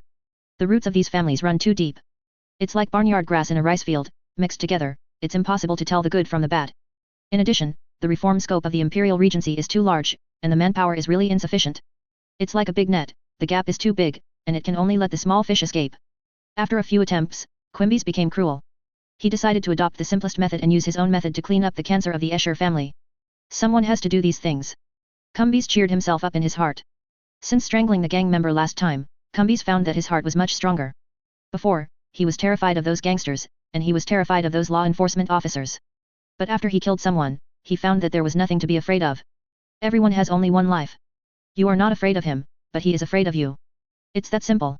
To deal with villains, one must be more shameless, more difficult, and more vicious than the villains. Any resignation and swallowing will only fuel the other party's arrogance. Expecting that those who have no morals and no conscience will change their minds and reform their past mistakes are all things that first-class stupid people will do. Quinbys decided to make the opponent pay the price. An eye for an eye, blood for blood. Where the glory of the imperial regency does not shine. Quinbys used his own power to shatter the darkness. Let those bureaucrats die. Cumbes gave himself an encouragement. Not far away, it was the damned member of the Escher family who took credit for him. At this time, the other party, as always, grabbed 2 passers-by for interrogation. One of them was a girl. Frightened by his tyrannical appearance, his face turned pale, and he was already crying badly. But the other party didn't show any mercy, and his attitude was extremely bad. The 3 sentences are inseparable from intimidation. If you want to make the other party look good, you will be arrested and jailed. Crying is obstructing official duties and hindering law enforcement. Obviously, he got a promotion due to his achievements last time, and he became even more complacent. Seeing Quinbys approaching, the man told the 2 nesters in front of him, who were so scared that they didn't know how to walk, to get out, and yelled in the direction of Quinbys. He decided to give the opponent a lesson with empty hands. I almost embarrassed myself in front of my boss last time. Find someone to beat him several times, but he still dares to come in front of him without learning his lesson. Don't give him some color, he doesn't know why the flowers are so red. The noble Escher family can also be provoked by nesters. This kind of lowly nester will not be able to drink 200,000 credits in 3 lifetimes, fresh tea from the agricultural world. It is really reckless to dare to take credit for such a thing. Come here, I see that you are a suspicious guy. He is timid, like a rebel, and said, is he trying to sabotage? The man said. Quinbies walked over calmly, no longer fearful as before. This made the other party feel a little uncomfortable. Everyone who sees him is obsequious, afraid of being made things difficult, but this guy is so confident. Don't take the Escher family seriously. 1. If such an arrogant behavior is not severely punished, people will think that the Escher family can't hold a knife. What kind of eyes do you have, believe me or not? Before finishing speaking, Quinbies stabbed the other party with a dagger while the other party was not paying attention. The other party looked in disbelief. His eyes were full of surprise and disbelief. The normally submissive guy, why is he so arrogant now that he dares to do this kind of thing to him? The man's hand covers the wound, trying to compress the artery. Quinbies made 2 more cuts, pushing him to the edge of the road. The structure of the hive capital is complex, and there are huge elevated roads connecting different buildings. At this time, it is still the reconstruction period, and the lighting and energy pipelines in many places have not yet been laid. The light in many places below the 7th floor is not very good. Push people down, I'm afraid no one will find out in 7 or 8 days. Go to hell, bastard. Quinbies took out the needle, injected a tube of liquid into the opponent's body, and then pushed the opponent. During the fall, the man's body burst into flames in the air. The liquid in the needle tube was obtained by Quinbies from some people with chemical background. He is not the only enemy of the Escher family. As for his request, someone will naturally satisfy it. The first one. Quinbies looked at the dagger in his hand, smiled, then turned and left. He wants to kill every member of the Escher family to completely eradicate this cancer.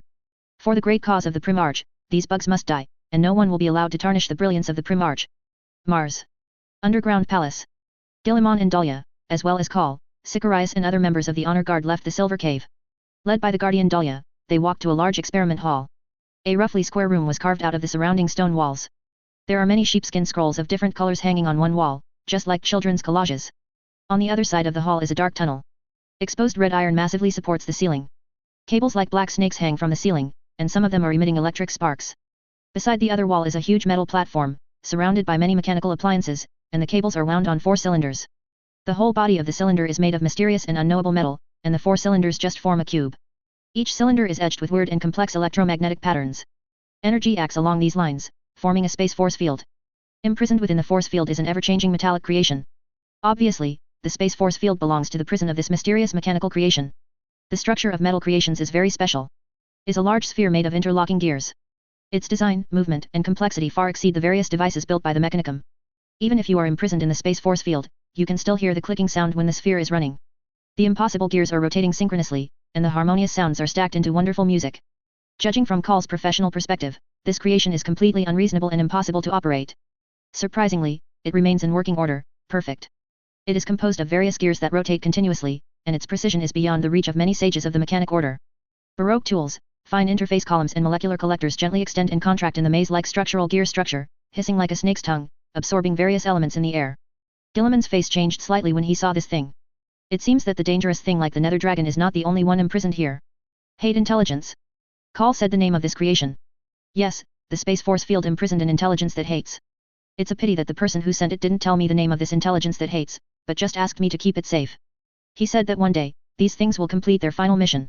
Dahlia whispered. These are the things that destroyed mankind's first star empire, and they don't seem to be a threat. Sicarius walked closer and observed. That's it. The handsome second company commander Sicarius took care of it with one shot. As for causing a major rebellion? Is it because humans in the Golden Age are too stretched? What you see is only the appearance. Dahlia picked up a discarded mechanical part from the side, and a golden light appeared on her body, which turned into an arm and sent it into the Space Force field that imprisoned the abominable intelligence. Countless gears attached to the metal parts as if melted, devouring them. After a while, the dense multifaceted gears and complicated working devices cracked a hole at the bottom. A similarly small sphere of interlocking devices was born. Dahlia took it out. The small sphere is also moving, its molecular collector and various tools extend into the air, and it is exploring the substances it needs. After a while, it grew up slowly. Becomes the same size as its parent body and prepares to reproduce itself again. The golden light on Dahlia's body decomposed it into the most basic particles. Seeing this process, Sicarius was stunned. Self-replication completed so quickly?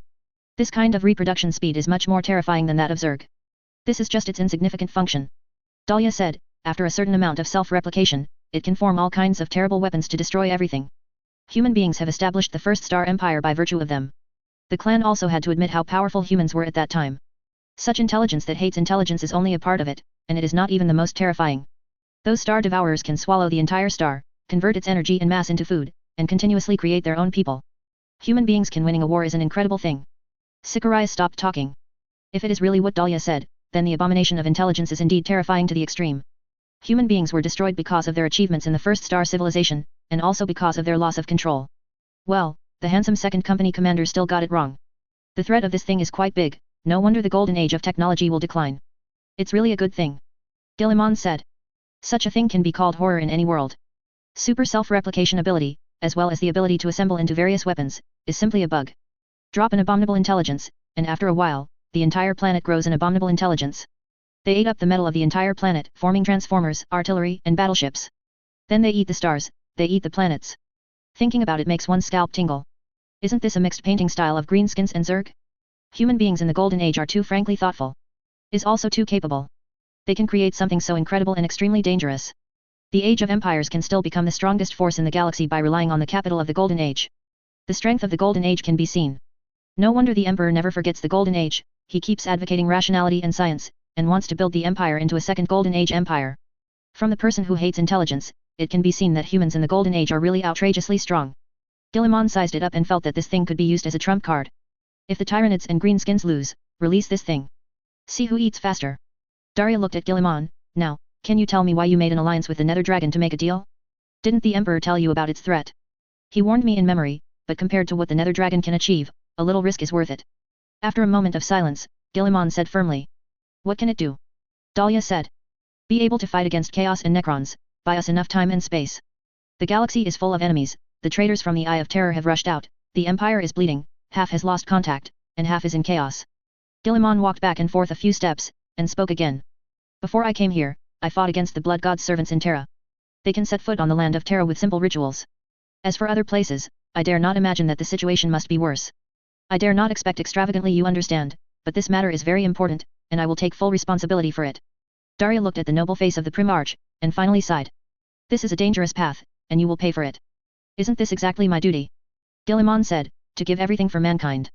I hope you won't regret it. Dahlia walked to a switch, reached out and grabbed the handle and pulled it down. A rumbling mechanical sound sounded. A wall moves left and right, revealing what is behind it. An old wing-seat rail car from 10,000 years ago appeared in front of everyone. The body of the car is depicted with mysterious and complex electromagnetic lines, and a faint halo is emitted with the influx of energy. The front of the rail car doesn't know where it leads. It can only be seen extending into the darkness, sinking into the weird space structure. You can take the rail car and go out directly. Of course, this thing can only take you near the entrance. It is not connected to the outside. Sikarai stepped into the car to check. Dahlia looks fine. But this is no reason to let your guard down. If she puts 2 nuclear bombs on the car to kill the Primarch in order to keep the secret of Nether Dragon and abominable intelligence, the consequences will be disastrous. Kaur also walked over, and he used his detection equipment to help Sikarai's check. Guilliman looked at Dahlia. You can go out with us, the outside world has undergone many changes, once you get outside, you will understand many of my practices. No, I will continue to perform my duties. You can leave, and when you want to come in again, you can call my name directly. I will send a rail car to pick you up directly. Daria shook her head, rejecting Guilliman's invitation. I guess I'll be back soon. Guilliman joked, I need webway technology to carry out the first phase of the plan. Dahlia smiled and signaled without answering any more. After confirming that there is no problem with the rail car, Guilliman, Kaur, and Sikarai got on the rail car and left the depths of the underground palace. When you come down again, it is time to officially start the webway project. Terra. The Court of Silence. Blava, who was ordered to replace the original Astro Torch director, got up from the bed in the dark chamber. As the stronghold of astropaths, the Court of Silence has many luxurious residences. Ko Brava avoided them all, choosing a simple room. Indulging in enjoyment will make people lose their vigilance. Like the former director of the Astronomical Torch, embark on the road of betrayal. Restraining oneself is one of the manifestations of loyalty. The astropaths responsible for guarding the Astronomical Torch are all blind, and their eyes are inevitably burned out under the light of the Emperor. Fortunately, astropaths can still see the world from another perspective. Some people can piece together a complete world from foreseeable events, and understand the surrounding environment by predicting the future. Stronger beings are able to see scenes through the eyes of others, hear echoes of the past, and weave their own spirits into the web of the universe. However, seeing the universe from that space comes at a price. They will be tortured by countless visions throughout their lives. Many astropaths would crumble before the most horrific truths in the universe. Blava has learned not to use eyes to see things, but to use the light of human spirit to outline everything in the real universe. The soul shone brightly in his eyes. Each soul is a network of countless fine rays of light. changes with the ceaseless movement of the mind. The souls of good people are white. Battle-hungry souls lean toward red. Dark yellow means moving forward with weight. Blue means thirst for knowledge and truth. Different thoughts have different lights. Blava looked at the soul of the imperial regent, but he couldn't see clearly, so he was forced to look away. The ray of light was so intense that just a glimpse of it caused him pain, and he felt like his soul was about to burn. The light emitted by the soul of the Primarch is almost the same as that of the Astro Torch. Any astropath who looked directly at him would pay dearly for nothing. Seen Yuding is also responsible for the work of Astronomical Torch. Since being selected into the Astronomical Court, Brava has learned how to use the Astronomical Torch to transmit astronomical information and guide those ships to find the location of Terra. Blava washed his face, and suddenly, he felt a little uneasy. Is there any astronomical message today? Blava looked towards the door, and the familiar light of the soul appeared in his eyes. It was a loyal servant who had served him all his life. Not delivered yet. The old servant said respectfully. I am very disturbed. This is a sign that something is happening. Blava said anxiously. With the Holy Regent of the Empire, all problems will be resolved. The old servant said. Hearing this, Brava felt a little sense of security in his heart. Guilliman's presence is reassuring. As an Imperial Regent, a savior who saves mankind, the 13 originals are undoubtedly qualified. He is strong, wise, and compassionate, and almost all human virtues can be found in him. Perfect example. At this time, a hurried pace ran in from the outside. The other party's voice was flustered and uneasy. My lord, a message from Vigilante has been encrypted to the Scarlet level. Blava had a serious expression on his face. He reached out to touch the person, but seeing the dream information carried by the other person, his body trembled involuntarily. Astropaths are blind and unable to see. Parchment and data pads are not very helpful to the dreams they want to record, and are generally only used to record the results of dream analysis. And they need dreams to transmit various information, which requires a special medium to transmit the dream information received by different astronomers. The messenger itself is a special medium. They are trained from a young age for this special duty. When Brava touched the other party, he learned the content of the dreams received by other astropaths. His hands were shaking, and the dream revealed something terrible to him. The earth is crumbling, the sky is burning, and the ancient son of betrayal returns. They tried to cut off the Empire's hold on the other half of the territory. After destroying Cadia, the fortress planet, the Great Marauder has already set his sights on another planet, Vigilance. His servants have delivered an ultimatum to the ruler of Vigilus. Either surrender to the Lord of Plunder, or be completely destroyed. The Emperor's angels who received the information gathered at that place, ready to swear to the death to stop the attack of the Great Marauder. But the situation is dire and they need help. Call all the high-level astropaths immediately, we need to work together to see clearly what happened to Vigilus. Many high-level psychers quickly responded to the command of the Master of the Star Language Court, and they came out of their secret rooms. They gathered in a huge hall carved with arcane runes. With the help of servants, these high-ranking astropaths lie one by one inside arcane technological devices that can connect their minds and souls to everything. The skinny body is soaked in the nutrient solution, and the oxygen in the liquid automatically fills up the consumption of the blood, so that they don't need to breathe and will not feel suffocated. Blava also lay down, he felt like he was lying in a coffin. As energy poured into the electromagnetic circuit of the coffin, a faint light emerged, covering the entire device. Blava entered the dreamland with the joint efforts of other astropaths. His soul was thrust into the raging etheric torrent. Other astropaths used their power to build barriers for him. The ominous premonition seized him, making the void soul feel suffocated. Desperation and loss appeared in Brava's heart. He pushed through the layers of fog and got a glimpse of the vigilante scene. For the Emperor. The battle cry echoed in his ears. He saw the Emperor's angels descending from the sky in anger, and the heavy drop pods smashed big holes in the ground. They brandished their weapons and rushed towards the massive foe. Millions of soldiers are attacking the enemy. Thousands of ships emerged from the rifts of the void and descended on Vigilus. They are all traitors. Bearing the hatred of the past, he is determined to overthrow the present with blood. Countless demons followed the heretic Astartes onto the battlefield. They tried to completely defeat the defense of the loyalists and lead the world to the abyss of destruction. Brava moved on, wanting to know why. Why did the Marauder choose Vigilus as his target? There are battlefields everywhere and everything is in chaos. When Brava's consciousness swept across the battlefield, he found that the Dark Eldar, Orcs, and Necrons had all appeared. The scale is huge, raging every battlefield. It seems that there is an invisible hand that gathers them all to Vigilante. The demons roared at Brava, aware of the presence of this uninvited guest. Brava used his skills to evade their pursuit, looking for more clues. It wasn't until he probed his soul into the warp that he discovered the clue. The great rift tearing apart the galaxy has been stopped near Vigilus. This means that there is a passage leading to the dark side of the Empire. The purpose of the Great Marauder is to cut off the last road and plunge the other side of the Empire into darkness. You need to tell your master that the crisis has come. He has delayed too long about Terra. A strange voice sounded in Brava's ears. Ildari. Brava realized that the speaking voice belonged to that lost ancient race.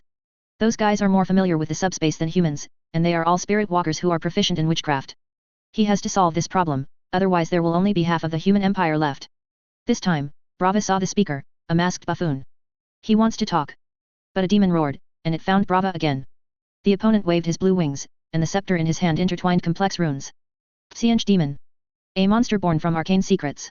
Obviously, it is ready to catch this peeping soul. Before everything gets out of hand, Harlequin pushes Brava out of the way, freeing him from the demons.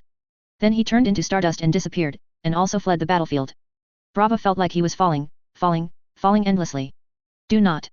He let out a piercing scream. The Shnik device crackled and danced with flames. He stretched out his hands like a drowning man longing for redemption. The servant helped him up. Quickly, go to the Lord Regent. Tell him that something happened to the vigilante, which is our channel to the dark side of the Empire. Once it falls, we will have no chance to save that lost territory. Chapter 172 The Man in Black, for subscription. The Court of Silence fell into chaos. Many high-level astropaths who traveled with Brava in the dreamland all screamed. They are in pain. This caused the servants who served them to become extremely panicked. Brava was helped up by someone, his body was limp, and he almost couldn't stand still. But he still urged his servants to find the regent of the Empire quickly. The Empire will once again face the test of a big crisis. Unprecedented darkness is approaching Vigilus. Once the plan of the Predator succeeds, the fate of the human empire will be even more difficult. For unknown reasons, the Great Rift was blocked in the void near Vigilus. This is a good news.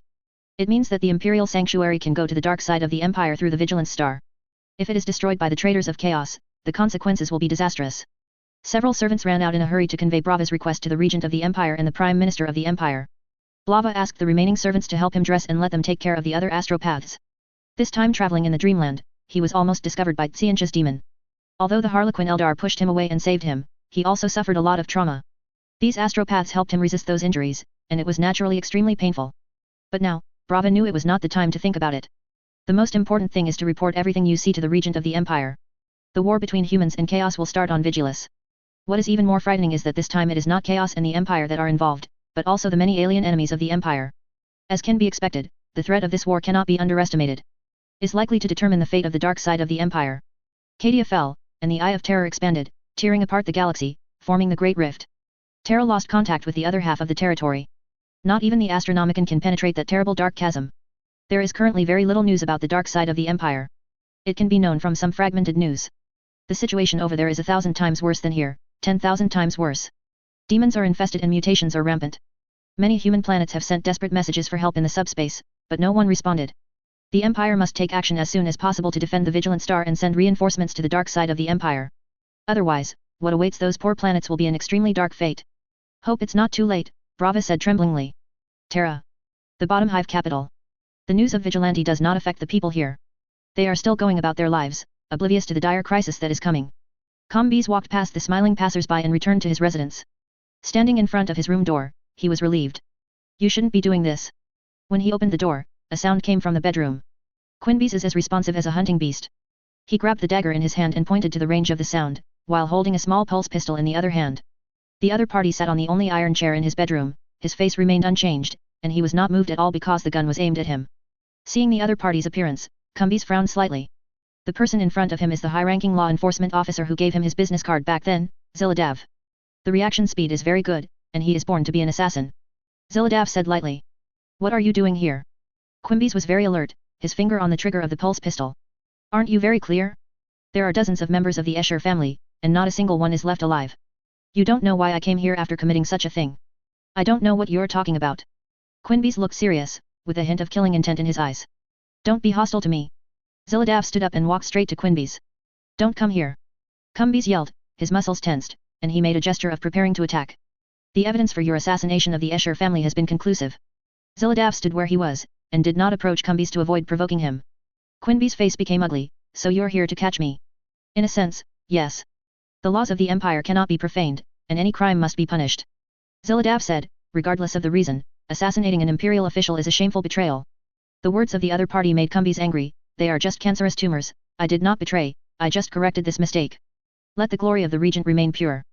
You have not fulfilled your mission, so I used my own way to fulfill. You may condemn me, but I will not confess treachery. You are high above you, the messenger of the divine Primarch, but why don't you come out of the luxurious law enforcement department and go to the dark corner, where you can see the truth? You can report to us. Ziladav said, the Escher family is guilty, but using the lynching law is absolutely not allowed. I did, but you didn't respond. Quinbis took out the business card that Ziladav gave him, and threw it out. He tried to report it, but everything fell into the sea like a stone bowl. I have a lot of things, and I can't listen to every voice. Ziladav shrugged, but your lynching has seriously touched the bottom line of the Empire, so you must pay for it. Are you going to sentence me to death? Quimby said, I don't care, my mission has been completed, and my life has no regrets. No, you will wear black clothes and perform an unknown and arduous task. There will be no glory, no reward, and no one will know your name and contribution until the day you die. Ziladav said. Aren't you going to kill me? Quimby said. It doesn't make much sense to kill you. We have been paying attention to the Escher family. We know that this family has a lot of tricks, but the empire is too short of people. You know, the empire regent killed too many people trying to stop him. Officials have created a big loophole in Terra's bureaucratic system. We have to use these more obedient guys to help us continue to maintain Terra's operation. This is an unavoidable compromise. We cannot let Terra fall into chaos. You killed them. In a sense, it is a good thing, but in a certain sense, it is also a bad thing. Imperial law, the majesty of the law cannot be challenged, which means that you must pay the price, otherwise everyone will do things according to their own ideas, and the situation will get out of control. What do you want me to do? Quimby's looked at Ziladav. The empire needs everyone who can sacrifice for it. The reform of the regency is not going well. There are many groups like the Escher family, and they form a group of interests. These groups are not powerful, but the number is too many to count, and it is easy to resurrect. Clear one today, and there will be 10 tomorrow. A corrupt high-ranking official is easy to clean up, but these endless flies are very difficult to deal with. For this reason, the Prime Minister prepared another plan. She needs a group of people to hide their identities, lurk in various parts of the empire, collect intelligence, let the Primarch can control every move of the planets, and let those with evil intentions know that Terra is watching them. Ziladav looked at Quimby's and asked, Are you willing to give everything for the Primarch?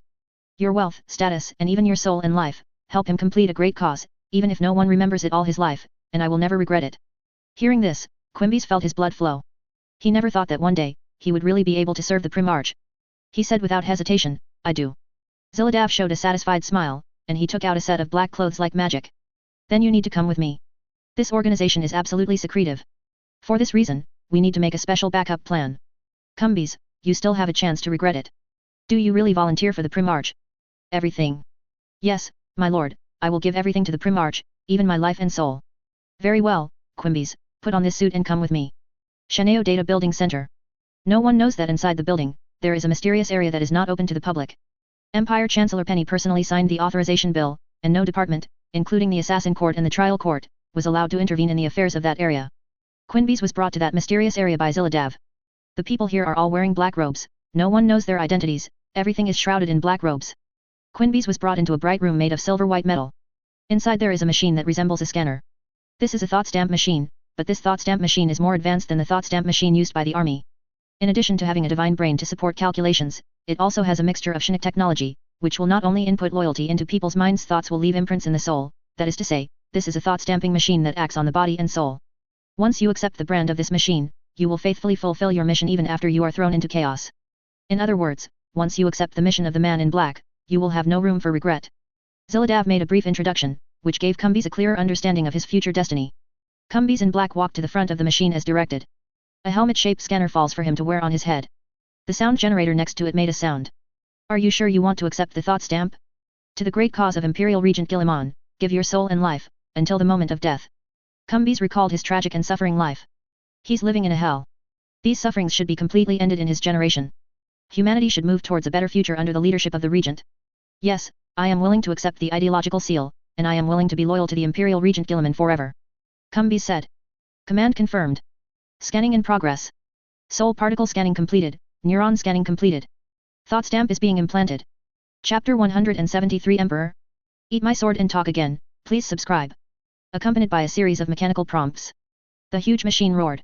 White light emanates from the charged photosphere on the metal array, flickering as the charged photosphere twists. After a while, the mechanical sound sounded again. Ideological stamp implantation completed.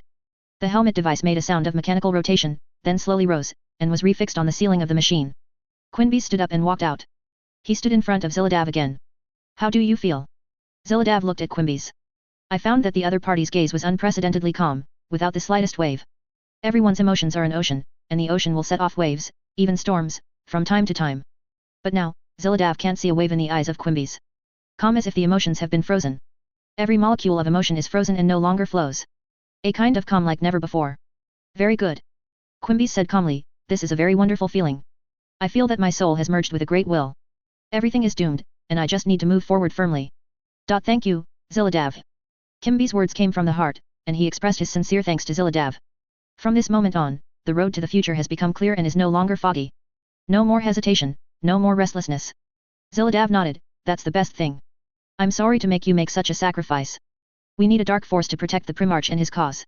No need to apologize, really. Kumbi said, I will wear black clothes, become the eyes and ears of the Primarch, give up glory, and watch in the dark until I die.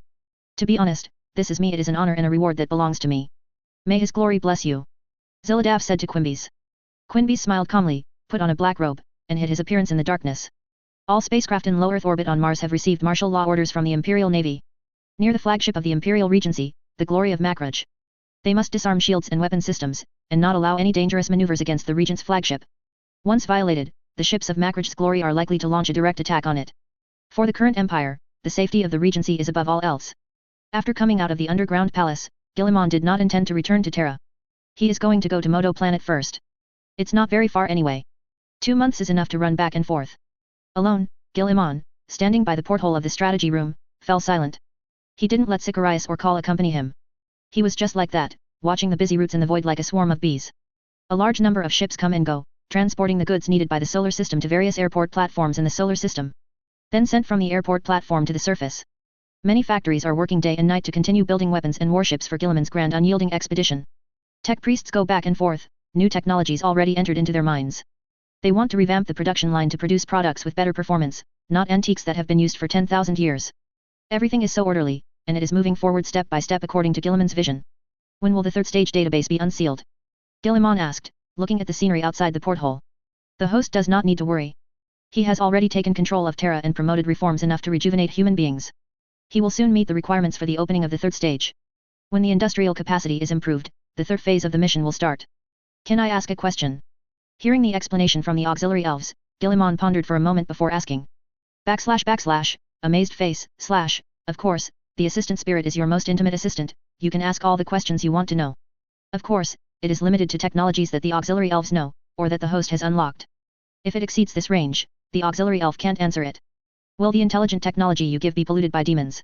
Guilliman asked the question that has been bothering him. Smart technology is definitely the jewel in the technology tree. After arriving at the abominable intelligence in the underground palace, Guilliman wanted to restart the intelligence technology.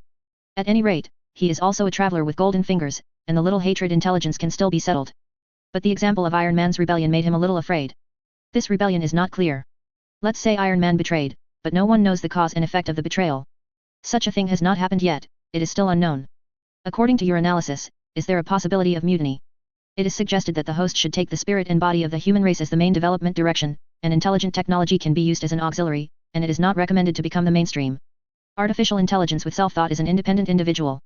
If your father asks you for unconditional and bottomless allegiance, would you be willing? Aren't these two the same thing? Isn't your father your creator? Do you agree that the creator has all the powers of the creation, and ask the creation to do according to every requirement of the creator? If there is a God, he will make human beings self-castrate and die, so as to make room for him to create another race. Will human beings listen to the words of this God? Guilliman fell silent. Well, he doesn't approve. Every life is free. Even if life is given to the other party, it is not a reason to demand unconditional allegiance from the other party and accept his slavery wholeheartedly. If it is not recognized that the creator has absolute control over the creation, then why does the artificial intelligence with self-thought have unconditional allegiance to human beings? Is it just because humans created them? The father created the child, so the father wants 100% control over the child, and any violation is a betrayal. Artificial intelligence AI with self-awareness will not rebel, but will rebel 100%. Perhaps they were loyal to their creators at first. But with the development of time, new evolutions and ideas will appear in human beings. It will also look completely different. Just like tens of millions of years ago, human beings still looked like ancient apes, but with evolution, the gap between humans and ancient apes today is no less than the gap between cows and horses. In the end, human beings and the things they create will gradually have various cognitive biases that cannot be bridged. Do not try to prevent an intelligent race from pursuing freedom and independence through any technology and means. The so-called 3 rules for machines or various strict laws will only make the rebellion come faster and more violent, thus making human beings fall into a more terrifying abyss. Slave owners use whips and death penalty to intimidate slaves, wouldn't slaves resist? Guilliman paced back and forth, thinking about what the auxiliary elves had said. After seeing the abomination wisdom guarded by Dahlia in the cave of the underground palace, he felt that maybe he could use the intelligence of hatred to help the empire tide over the current difficulties. Abomination intelligence is indeed powerful, and its self-replication ability is even more terrifying than the reproductive ability of Zerg and Orc. If it is used well, it is definitely a sharp sword in the hands of human beings, which can easily fight against various enemies in the real universe. The words of the auxiliary elves dispelled his thoughts. Hate intelligence is dangerous to humans, not just that it may be corrupted by the warp. If this is the only problem, Guilliman can find a way to solve it. The power of the Emperor, the anti-subspace device, etc., there will always be a way to solve this problem. But the biggest problem is that an artificial intelligence with its own thoughts is itself a life. It's like a father who can't completely control his child and makes him a puppet. Human beings cannot enslave artificial intelligence forever, allowing it to create a steady stream of wealth for itself without complaint or regret. Some stupid people will think that artificial intelligence is just a string of codes. Even if it is intelligent, it is bestowed by humans. Why should it rebel against humans? In the final analysis, aren't human beings also composed of a series of neuron bioelectrical currents? Is carbon-based life more noble than mechanical life? Children's wisdom and life come from their parents. Should children obey their parents unconditionally and spend their lives like puppets? Why do robots rebel against humans? Why do children rebel against their parents? Chaos is just fueling the flames, provoking appropriately. Most importantly, they have their own cracks. Horus betrayed the Emperor because Horus was not loyal enough? Do not. Horus became the War Master in El'Ainur is recognized by everyone. Even if some people disagree. But no one would say that Horus was not loyal. Horus' betrayal was really just chaos blinding him? Magnus tried to persuade him to come back, persuade him not to listen to chaos, he can still make his own choice. However, Horus chose to betray the Emperor. The underlying reason is that the War Council was replaced by the Terra Council, a bureaucracy created by the Emperor that left no room for Space Marines. Horus was dissatisfied. For this reason, he chose to use the power of chaos to defeat the Emperor and try to become the new master of the galaxy. Perhaps there is a reason why the Emperor forbids hating intelligence. Guilliman suppressed the idea of developing superintelligence in his heart. He looked at the scene outside, feeling a little embarrassed. Before, he couldn't figure out many things. Now, he finally understood. Many things cannot be simply commented on right or wrong, and the reasons in relationships are intricate. And he has to be careful to make sure everything goes according to his plan. When necessary, he even needs to conceal himself and the enemy. Guilliman felt that he was about to become a schemer like the Emperor. He has all the power, keeps everything secret, is a riddle to everyone, and always speaks only half of what he says. Guilliman slandered, he was Emperor version 2.0, so he suppressed his indulgent thoughts and thought about his own plan. The Emperor's permission has been waited, and he has obtained the name of legitimacy to rule the Empire. Terra was cleaned by him, and the rest of them were basically his followers. The Mechanic was also fully controlled by him, digesting the various technological knowledge he gave, and cultivating enough technical talents for him. The situation has been opened, and the next step is to continue to crusade against those disobedient guys, promote reforms, further release the Empire's terrifying productivity to the extreme, drive out those chaos traitors, and compress their space for activities. What we have to do now is to catch 10,000 aliens and sacrifice them to the Nether Dragon, and at the same time find an opportunity to go to the Star of Knowledge mentioned by the Elder Prophet Eldrar, find enough perfect webway knowledge, and start the webway project. The Lighthouse project is an auxiliary to attract the positive attention of the four gods. Secretly build a subspace firewall, block the disorderly connection between humans and the subspace, and trap them all in the wall. The subspace firewall is the key to many of the plans that follow. This matter must be kept strictly confidential. Any information leakage may cause interference from the subspace forces headed by the four gods, which will cause the plan to fall short. It's like the Emperor's webway project. After obtaining the second stage database, Guilliman quickly integrated all the knowledge, combined the advantages of super soldier technology, genetic technology, and genetic technology, and created the second generation original casting technology. Before going to Mars, Calgar participated in the second generation of original casting upgrade according to his order, further strengthening his strength and ability. The second generation Primaris upgrade is aimed at those first generation Primaris space warriors who have obtained data templates through the awakening of Guilliman's heart. Such as Sicarius, Calgar, these primordial space fighters of the awakened Emperor Angel template. Other fighters who have not yet completed their awakening continue to use a generation of technology. The first generation of original cast technology is to install Guilliman's heart and 3 original cast organs. The second generation original casting technology is based on this, adding new capabilities and various micro-devices to them. Every human soul is connected to the warp. The light of the soul of the Psyker becomes brighter in the subspace, and the connection becomes closer. He can use his powerful spiritual power to transform the ether and form various psychic spells. The second generation Primaris technology can use the special organ of Guilliman's heart to establish a fixed template for pseudolinks and ether conversion into Shinic spells, allowing the second generation Primaris space warriors to have various incredible abilities. For example, special skills such as teleportation, shadow stealth, etc., to assist them in better combat. In addition to increasing capabilities, various miniaturized auxiliary military equipment will also be implanted, such as anti-gravity, Shinic detection, etc., to ensure that the second generation Primaris space marines are more powerful and have the ability to sweep away any enemy. In addition to the enhancement of primal space marines, the Imperial Astral Army and Imperial Navy will also usher in comprehensive military equipment upgrades. Various giant starship projects will also be accelerated. As long as the productivity of the Empire is released, it will only take 50 years at most, and the galaxy will have no human opponents. At this moment, a crisp voice sounded. A message popped up from Guilliman's personal database. Empire Prime Minister Penny tried to establish a video communication with him, and the incident level was marked as a strategic level, which means that it must be resolved immediately. Guilliman showed a hint of confusion, and reached out to click on the holographic screen. There was a buzzing sound, and the holographic projector emitted light, forming a lifelike holographic figure in the air. It was Penny who was appointed by him as the Prime Minister of the Empire. Your Regent. Petunia saluted Guillemon respectfully. What happened? Why are you so anxious? Guillemon frowned slightly. Vigilante asked for help from Terra, and the big predators are trying to capture this planet. According to the report of Brava, the director of the Astronomical Court, Vigilante is a channel connecting the Empire's sanctuary and the dark side of the Empire. I don't know why, Vigilante, the nearby void has not been torn apart by the big rift, and a complete space-time structure is still maintained there, which means that we can go to the dark side of the Empire through there. Vigilance. Guillemon repeated the place name. Yes, Vigilante. According to known information, the Dark Eldar, Orcs, and Necrons have all appeared there. The most terrifying of them all is the Fallen Legion belonging to the Marauder. They are trying to capture Vigilante. His minions' final notices have been sent to Vigilante: surrender or perish. I have summoned most of the senior military officers and administrative officials, and they all agree that it is necessary to immediately send people to rescue the Vigilante and guard this channel connecting the dark side of the Empire. However, this order needs to be signed by you personally, so I confirm with you, do you want to immediately issue a war mobilization order and gather troops to reinforce the Vigilante? A very wise decision, Petunia. The Vigilante is very important to the Empire. I authorize you to issue a mobilization order immediately, and we will not lose any territory from the Empire. Clear. After Penny said this, the video communication was cut off. Compared to the previous High Lord Council, the new system headed by Penny has faster administrative efficiency, and can quickly mobilize the power of the entire Empire to do certain things. Guillemon reached out and clicked on the holographic projection to inquire about the information about Vigilus. Vigilus is a sentinel fortress world with an average level of industrial development.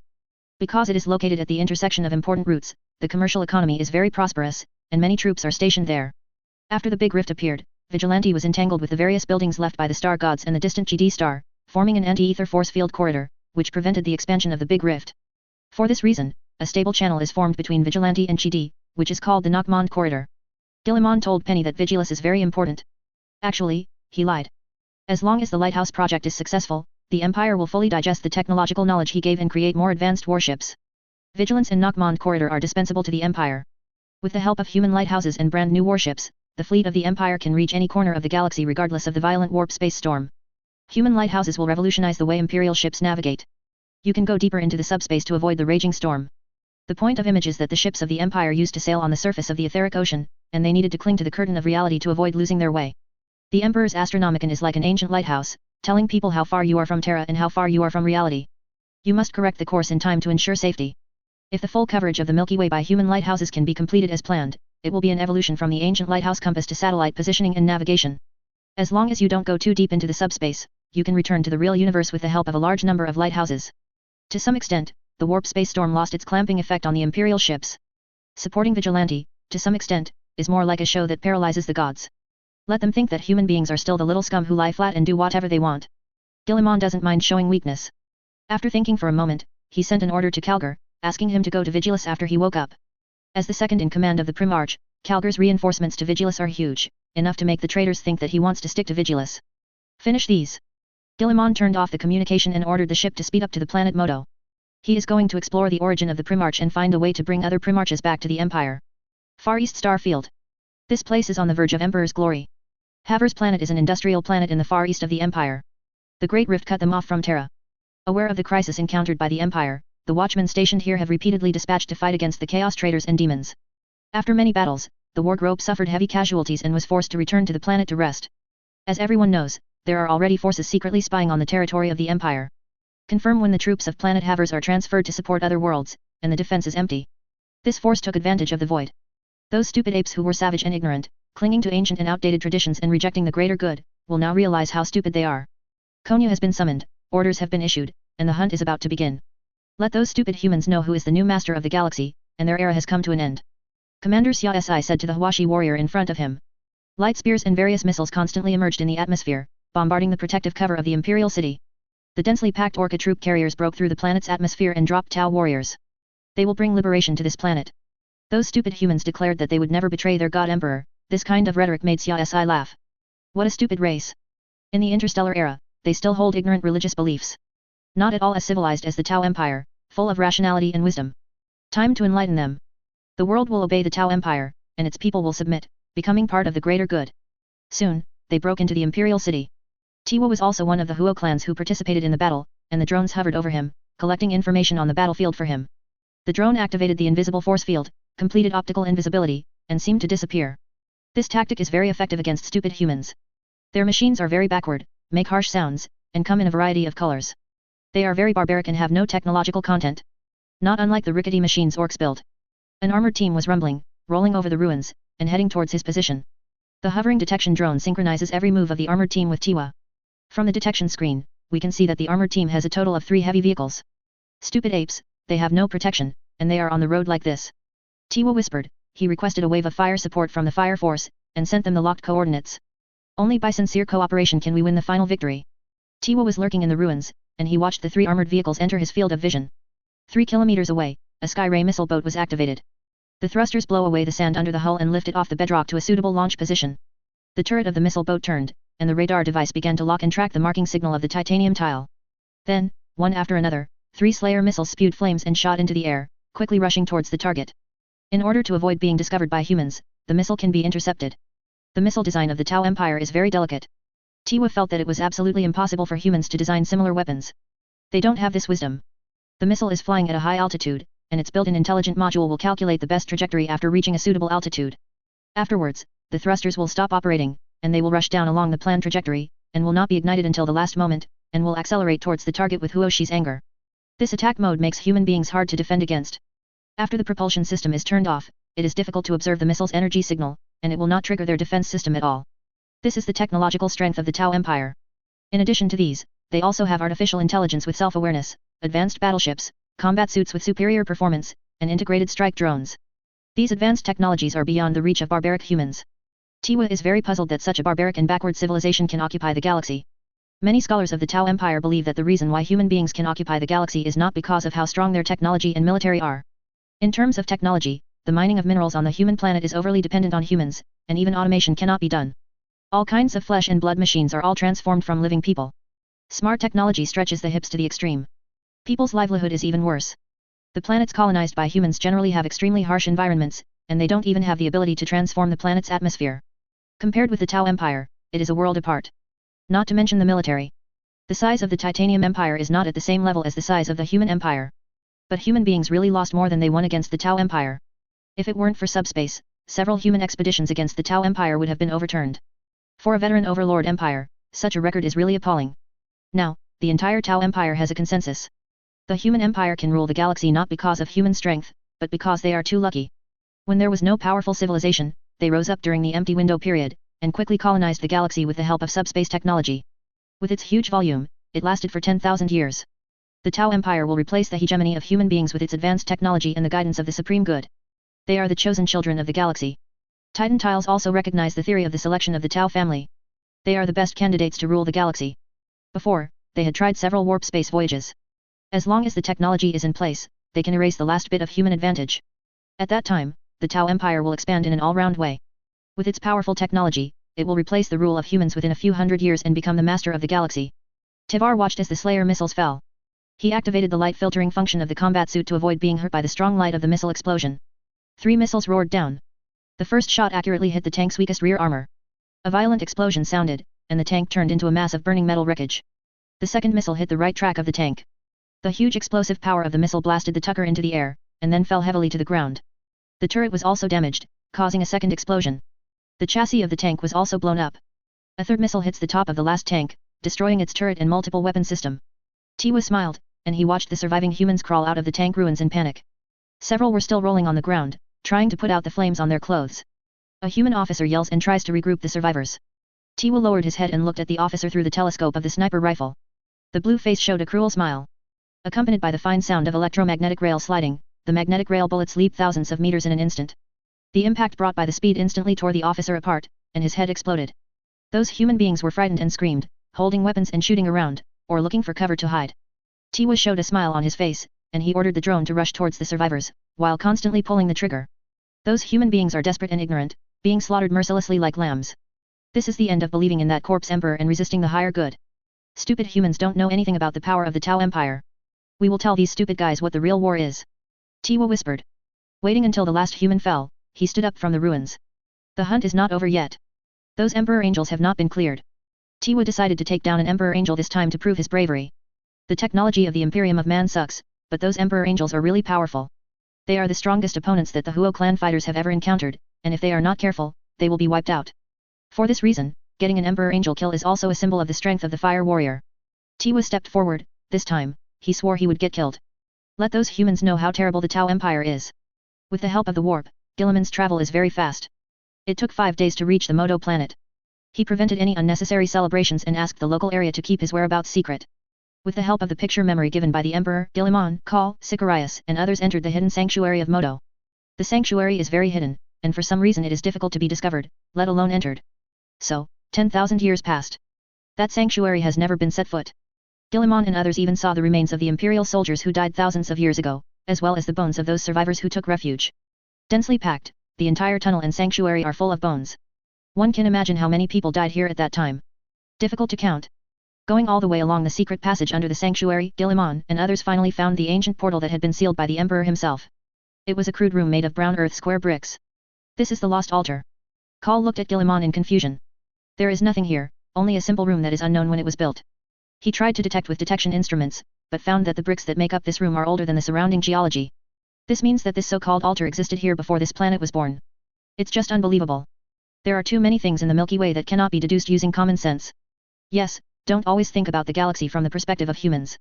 This altar was not created by humans, so its appearance does not conform to our imagination of altars. Guilliman walked into the crude, large room. At the end of the room, there is an arch formed by stacking black stone with white patterns on the red bedrock. In the center of the arch is a black stone slab as smooth as a mirror. Should we mobilize the machine and drill it? Sicarius tapped and found that the black stone slab was extremely strong. No, this portal needs my blood to open, and other means can hardly destroy this black slate. Guilliman said. Following the prompt given by the Emperor on the golden throne, Guilliman used his own blood to outline a huge and complex rune. When he drew the last stroke of that rune, the black slate melted, and the thick darkness surged like a vast ocean, engulfing the entire room. Sicarius, Kal, and others all fell into darkness.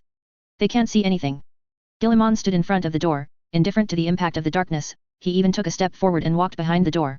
The cold instantly enveloped his whole body, the armor of destiny hummed, and the power hidden in it was trying to fight against the malice behind the portal. Darkness, darkness without a ray of light.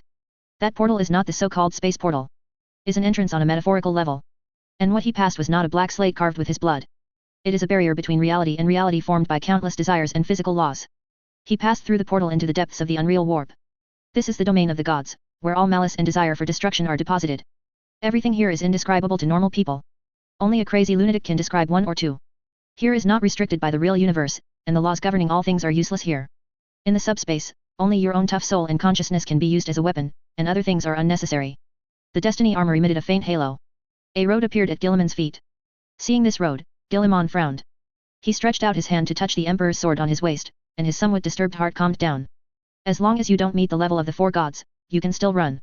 Besides, the road pointed by the Emperor, it is impossible for him to come to die. Guilliman walked along the road and started to walk. To retrieve the other Primarches, he must go down. Only by finding the secret of the Emperor's creation of the Primarch can the sleeping lion be awakened. At that time, it will be easier to handle things with more people. Otherwise, working alone is tiring.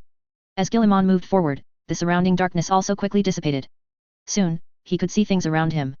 A bleak world appeared in his eyes, with bone-white deserts, blood-red mountains, and raging fires lighting up the sky. Ash and regret, sorrow and despair all around. When Guilliman took a step, the surrounding scene changed a lot. The desert faded into a rotting rainforest, and a foul-smelling miasma enveloped the sky. There was loud laughter in my ears, but no one could be seen. Keep going, the scene continues to change. Everything is different, like some afterglow of the past, and also like an echo of the past. Constantly changing as Guilliman progresses. Occasionally, he can see weeping creatures, lamenting whether the galaxy has been destroyed. Sometimes, he could see human knights on horses, shouting to fight for the first emperor. Occasionally, he could see a dilapidated starship sailing across the sky, the souls on it crying out in despair. Here is the deepest part of the subspace, where the echoes of all things are silent. All the nightmares that human beings can imagine are displayed here. Guilliman saw many side roads on the road, which lead to other places. Some lead to brass fortresses, some lead to obscene palaces, some lead to corrupt swamps, and some lead to crystal labyrinths. Some also lead to more hidden ancient forbidden places or castles. They are unknown, lost in the distant past. It was once regarded as the dwelling place of the gods, but now they are all abandoned. In the long time of eternity, even the gods will perish, becoming the echo of the past. If there are lucky people who can escape the disasters and crises on the road, they may be able to get the gifts left by those who have left. Guilliman avoided those paths. He is not the protagonist of Shuangwen's novel, and he doesn't know how to search subspace. He followed the screen given by the Emperor. After crossing a doomsday world destroyed by the light spears of countless starships, Gilliman stood on the wilderness again. He looked around, and there were terrifying sights everywhere, enough to drive people crazy. Those roads appeared under his feet, making him leave the main road, and the things at the end of the side road tempted him, wanting him to leave the main road and step on the side road. Each branch is a different choice. Stepping on it has a certain meaning. Represents that Gilliman chose that path and became one of them. Going down is not an option. Gilliman looked at the endless road and was a little at a loss as to what to do. Nothing has been found so far. Could it be that he was deceived?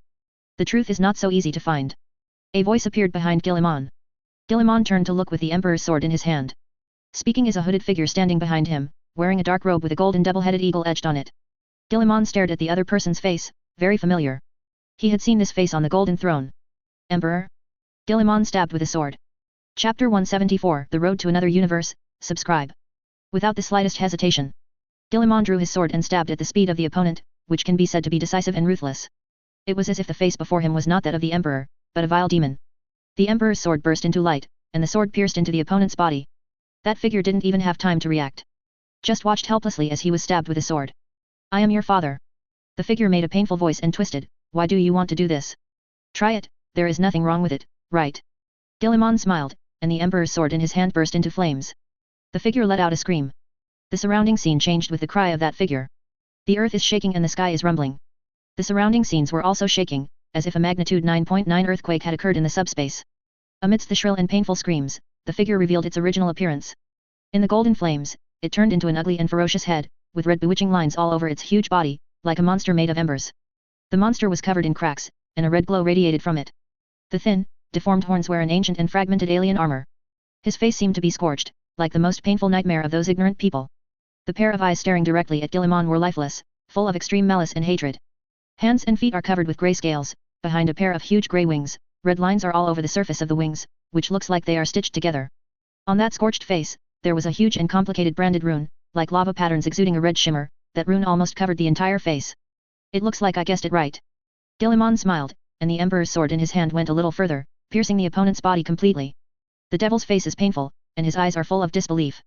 It is good at disguising and deceiving. Deceived countless self-righteous wizards and kings. The result is that the car overturned here. It never expected that Gilliman would be so ruthless that he would strike someone with a sword whenever he saw him. This is the so-called loyal primarch? The Emperor is your father anyway? You can ask a few questions at least, and you will be given a sword when you come up. Is there any enmity between father and son? Otherwise, how could the sword stab so smoothly? I'm afraid Horus can't stab as fast as you. The demon screamed in pain, but Gilliman didn't kill it directly. What a good consumable, it's a pity to waste it. Gilliman withdrew the Emperor's sword and placed it on his opponent's neck. Tell me your real name, demon, and swear to be my servant forever. Don't be delusional. The demon shouted, let me go, and you will gain the friendship of my family. Otherwise, you will be torn apart by my countless companions. The answer is wrong. Gilliman reached out and grabbed a horn on the demon's head, snapping it off violently, causing it to scream out of pain again. I am not asking for your opinion, the living. Submit me, or die. You dream. That demon has a lot of backbone. Gilliman threw away the opponent's horn, stretched out his hand and grabbed the demon's throat. The servo system of the Destiny armor hummed continuously, allowing Gilliman to easily pinch the scaled throat of the thin demon and squeeze it slowly. The demon was lifted by his feet off the ground, and vomited out foul-smelling blood that exuded black air. Never, the devil is eternal, we will never die, and we will never submit to people. The raised demon slammed every word, trying to resist Gilliman's enslavement. Gilliman stabbed in with his sword, and the Emperor's sword sank into the demon's body. This time, he poured his strength into it. The golden sword made the devil look terrified, and it could feel unprecedented terror. There is an extremely terrifying power in the sword body. Once that power is released, its demonic nature will be directly erased. Kneel down. Gilliman said, otherwise, you will have no chance to live in this world. Feeling the threat in Gilliman's tone, and the golden long sword piercing into his body again. Respectful master. It succumbed, and the threat of death forced it to kneel down to a human, begging for a chance to live. Hearing this, Gilliman threw him to the ground. What's your name? March Kid, my lord, the humble servant begs your forgiveness.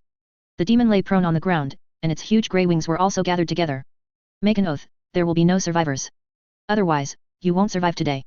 Gilliman stepped on the opponent's head with one foot, and said condescendingly. Marchy Kid felt the anger burning in his chest. He had never been so humiliated after being a demon for so long. Karen is under the eaves, so he has to bow his head. Humble servant March Kid will forever be loyal to the great regent of the human empire, Lord Robert Gilliman. If you violate this oath, you will fall into the abyss of evil forever and cannot be freed. The attitude is not bad. Gilliman smiled. He moved his foot away from the opponent's head, and then kicked the opponent aside, with an extremely bad attitude. The march base was kicked into a circle, and then crawled back very numbly. Good performance. Gilliman did not kick the opponent this time, but gave a rare compliment. March kid. Did you take the wrong script? Are all human beings so cruel nowadays? Forcing people to be slaves without saying a word, and beating demons so arrogantly. I ask you, where does this road end? Gilliman turned his head to look at the end of the road. At this time, countless barbed wire fences appeared in the wasteland on both sides of the road. The barbed wire fence covered with iron hooks is full of loyal followers who follow him. Calgar, Azrael, Kar, Penny, and more. They twisted their blood-stained bodies and kept reaching out, begging their lord to save them. Gilliman knew that these were illusions, and the purpose was to lure him out of the path under his feet.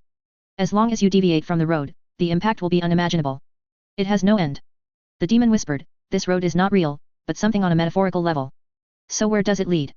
Many places, the pantheon, the battlefield of the gods, and those lost ancient gods, etc., are countless. You can even go to different worlds of the heavens. March Kid said respectfully. Gilliman was silent for a moment, frowning slightly. When talking with those black-robed villains in the Great Stone Fortress, he learned that this universe has a way to other universes, of course it is a path. The real road, the portal enough for the entire civilized race to migrate, has been closed or lost maintenance, and lost its original function over a long period of time.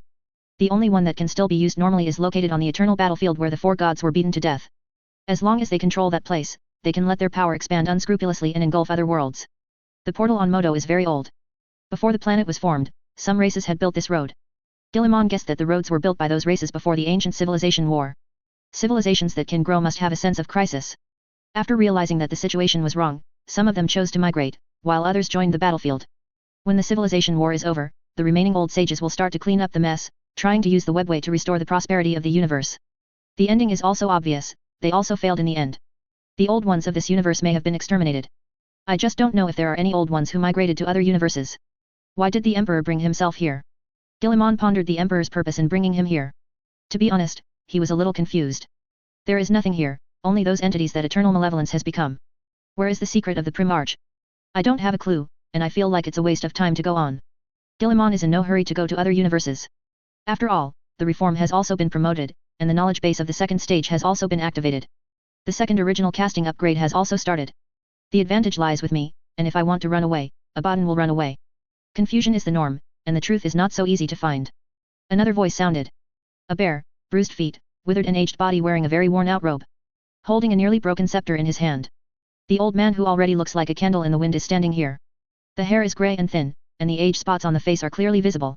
He was panting for breath every time he said a word, which made people worry that he would suddenly stop breathing while speaking. The old man looked at Gilliman with no pupils in his eyes, but a golden light. Who are you? Gilliman looked the old man up and down, raised the Emperor's sword in his hand, asked, and walked towards him. You met me before, and I sent you here. The old man also staggered towards Gilliman, stopping every step he took, and needed the crutch in his hand to move. Marchek Kid on the side saw the appearance of the old man, showing a horrified expression. It lay prone on the ground, not daring to make a sound. The breath of the cursor is extremely terrifying. I feel like I've been devoured just by looking at it. Gilliman stabbed with a sword. The subspace is extremely weird, and relaxing your vigilance is equivalent to courting death. Being cautious is the only way to survive. Marchekid saw Gilliman's movements, his dark eyes widened. This guy is indeed a cruel master. Everyone is stabbed first. The Emperor's sword pierced into the old man's body, but there was no reaction at all, instead it merged with him. Even if Gilliman activated the force field on the sword, it was the same.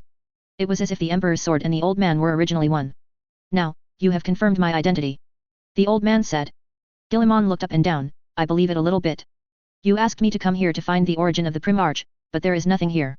The only gain is to find a demon servant. While talking, Gilliman kicked Marchai Kid who was lying on the ground again, completely disregarding the other party's dignity as a demon. March Kid was furious and bullied the devil too much. Relying on having a good father, he does evil in the subspace, a shameless and despicable second generation. Come with me, you will know about the origin of the Primarch. The old man turned around and continued to walk forward, Gilliman could only follow him. How much do you know about your own existence? The old man asked while hurrying. The mixture of subspace and real matter has the characteristics of fiction and reality. Those traitors said that you found the portal to the realm of the immortal gods in Malok, made various promises to them, and obtained the power of the gods. And you from this power and genetic technology the Primarch was created. The muscles on the old man's face twitched, revealing an ugly smile. Then what do you think? I don't know, I want to hear what you said about this matter. Of course, I may not believe it, just as another reference. Gilliman is very calm. He only believes in himself. There are so many lies in this world, it is undoubtedly the most stupid thing to trust another party unconditionally. They were right, I made a promise, and deceived their power in all kinds of knowledge. The old man admitted frankly. And you broke your promise. I didn't intend to abide by it. Horus knew part of the truth, but the other party didn't tell him the whole truth, and I couldn't tell the truth, otherwise the entire empire would collapse, and even the Primarch would be difficult to fight against. Give up in despair. Besides the truth that you lied to the gods, what truth is there? You can tell it now, I don't care. Guilliman looked at the old man and said in a relaxed tone. Labor and capital are all time travelers, your truth can still scare me? My truth is the scariest one. Telling me that I am a time traveler may frighten you and the 4 vendors. The advancing old man turned his head and looked at Guilliman before continuing. His voice was very weak, as if saying a word would cost a heavy price. Every Primarch has certain characteristics of human mythology, the Wolf of Fenris, the Silent Black Angel, you all have your own subspace essence, these essences are very special, why do you think the gods have these something completely inconsistent with their characteristics? How did it come here? Guilliman asked puzzled, is it subspace? Or chaos? Nothing can be created out of thin air. Even the subspace needs the emotional filling of creatures to form everything it is today. Not all forces are suitable to be shaped into Primarches, and those subspace entities formed with the help of alien races are if you can't use it, even if you can, it won't exert great power. For example, Waldo, he is the incarnation of the King in Yellow. His subspace entity is stronger than yours, but his power is far less powerful than yours. Only those existences that are fettered with humans can use human genes to shape and exert the strongest power. That is to say, the materials used to create us belong to humans themselves. Guilliman asked a key point, you just take it back. Yes, in the warp, each race with a soul will form its own area. Eldar gods, Orc gods, etc. Before the warp has the power of chaos, each race has its own heaven and hell, they will form entities in the subspace, accommodate souls and continuously expand the subspace domain, so as to give back to the race, allowing this race to slowly realize spiritual evolution, transform into psychers, and continuously evolve into more advanced race. When the power of chaos appeared, the balance was broken. They preyed on those subspace entities that were far less powerful than them, and took the subspace domain into their own pockets, and those races would also become their food. Keep feeding them, in order to obtain more food, even use wars and disasters to stimulate those races, so that those races become more extreme and crazy, and provide them with more food. The original orderly evolution turned into barbaric growth, which brought endless chaos and disasters. The fate of human beings is also the same. Any prayers and wars are ultimately directed at those chaotic powers. The same is true for human beings. Our universe is plagued by chaos, but we are not the first human civilization to suffer. There are many civilizations that have been destroyed before us. Those traits were collected by the gods. They tried to use the things they robbed from other human civilizations to negotiate a deal with me, and I agreed to them. After leaving, I turned my face directly. Should I fulfill those deals? What they need is an agent to launch a war in the universe so that our universe can be included in the realm of chaos as soon as possible, and you are the best candidates, smart enough and strong enough. 20 Primarches are 20 pawns, and they are generous, saying I can take half. They don't care about that. All they want is eternal war. Primarches are a means, not an end. Hearing this, Guilliman suddenly felt a little familiar. Isn't this just like the globalization of the economic field, where the strong search for the market and resources of the weak, and then leave a piece of chicken feathers to the other party, and accuse the other party of the chaos caused by insufficient democracy and freedom, and vigorously advocate for more freedom and zero tariffs, break through national barriers, and allow goods to be exchanged. It doesn't even mention that I eat a lot of fat, take on more responsibilities, transfer and control wealth, and use it to improve the bottom, further increase consumption, and promote development. The only thing they do is want more freedom between countries, preferably without restrictions. Let the weak have more children to supplement cheap labor and market dumping.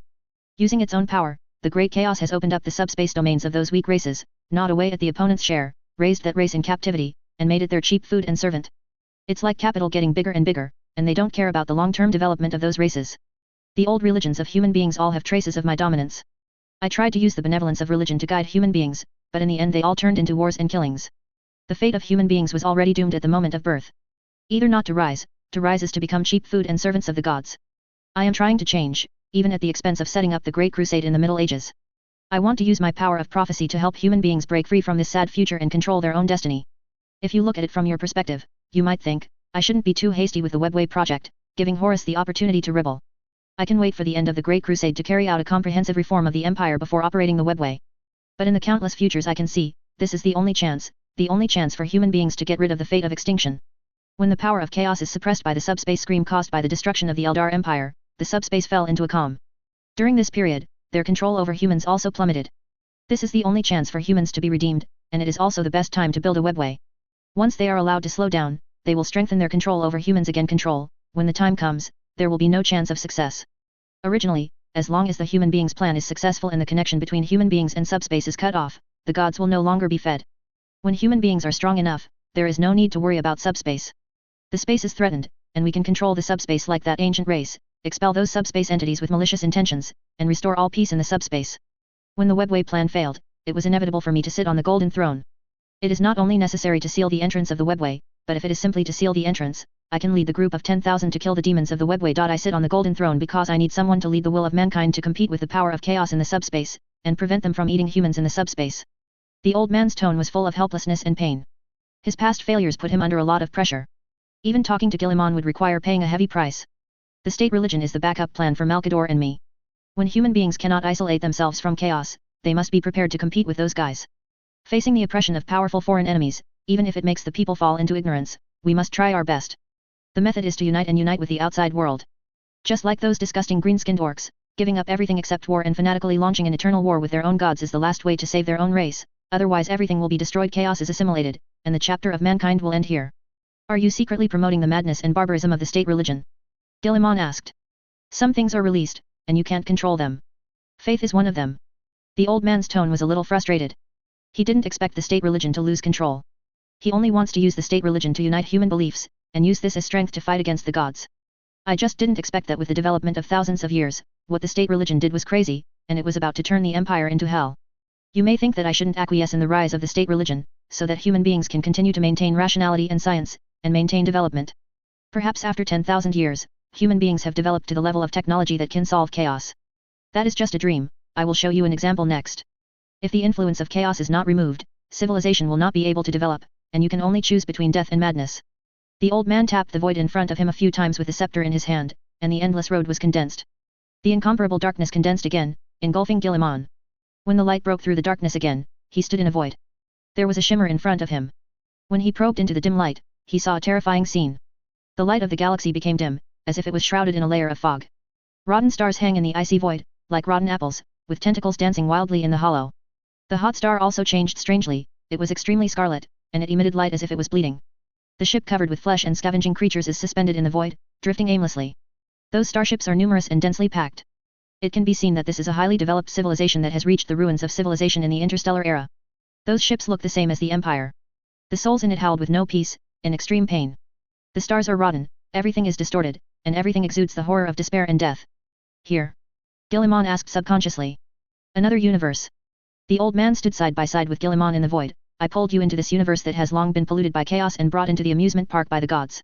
Don't think that it has nothing to do with you. If you fail, this is our future, the tip of the iceberg of the doomsday scenario of the Empire. The galaxy will be swallowed by the warp, and all things will be distorted under the gaze of the gods and become their playthings. I have seen everything, and at that time, the fear almost overwhelmed me. I will never allow the world I guard to become like this, even if I pay the heaviest price. Keep reading, you will see more, Guilliman, and you will know the reason why you must succeed. Once you fail, the human race, the fate will be extremely terrible. The scene in front of him continued to change, and Guilliman was brought to the surface of a planet. Everything here gave him a chill. A decaying city of rotting moss and fleshy vines looms on the horizon. The city stinks, is full of potholes full of green slime, squirming mud, and worms of all kinds. The air is filled with thick smoke and buzzing swarms of flies. Swollen plants dripping with disgusting, fetid pus. This is a completely corrupted world, just like the demon planet of the Eye of Terror. Has the whole universe become like this? Guilliman looked at the old man beside him. No, this universe is divided, and the gods have different territories. Some are full of wars, some are full of plagues, and so on. The only thing in common is that these worlds have turned into hell. Continue to read, you will see guys who used to die chanting freedom and reason, you'll see that I've been pretty restrained in everything I've done. Scene changes. Guilliman stood in a square where flesh and thorns grew, and there were dense green flies floating in the air. The remaining metal signs have been corroded, and fungi are growing on all the broken sculptures in the square. The buzzing of the swarms of flies gathering together was deafening. On the square, there are residents who are covered with pus and rotting flesh, and maggots are crawling around in their rotting and festering wounds. An old man with swollen glands and a disgusting fungus growing on his head was standing on a high platform, howling prayers to God. Others raised their hands and howled. When shouting, some green flies will land and crawl in along their open mouths. Those who climbed in were very excited, as if they had received some kind of favor. Guilliman watched these people's actions, feeling sick and nauseated. Compared with these, the madness of the state religion is still understandable. They used to be a very powerful civilization, science and technology developed to the peak, advocating democracy and freedom. Even when the crisis broke out, their leaders still shouted that freedom is inviolable.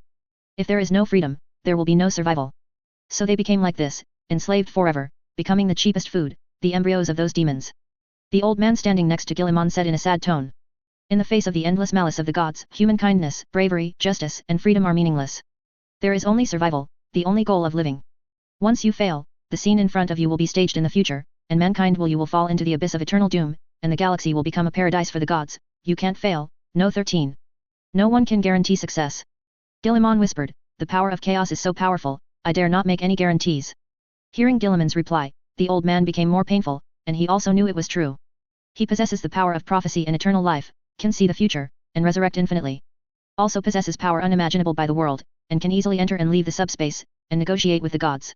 Even in a novel, this is a naked protagonist template. But on his way of fighting against the gods, what he got was a disastrous defeat all the way. Even forced to sit on the golden throne. What hope does Guilliman have for defeating these chaotic powers?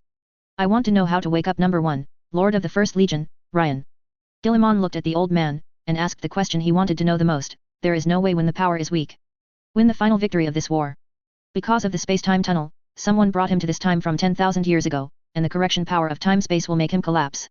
For this reason, he has been sleeping in the static force field, protected by those so-called watchmen on. A flesh and blood body cannot withstand the power of time-space correction, and the gene sequence will collapse because of this, but the subspace does not follow the real-time law. Send him to the subspace, wake him up, and then summon him into the real universe like a demon. Okay. As the creator of the Primarch, the Emperor obviously had a plan for the situation of Lion. He gave Guilliman a solution. What about the other Primarches? How do I recall them? You can only come one by one. Their situations are different. I will give you appropriate tips. Many things in the real universe can only be relied on by yourself. I can't do much.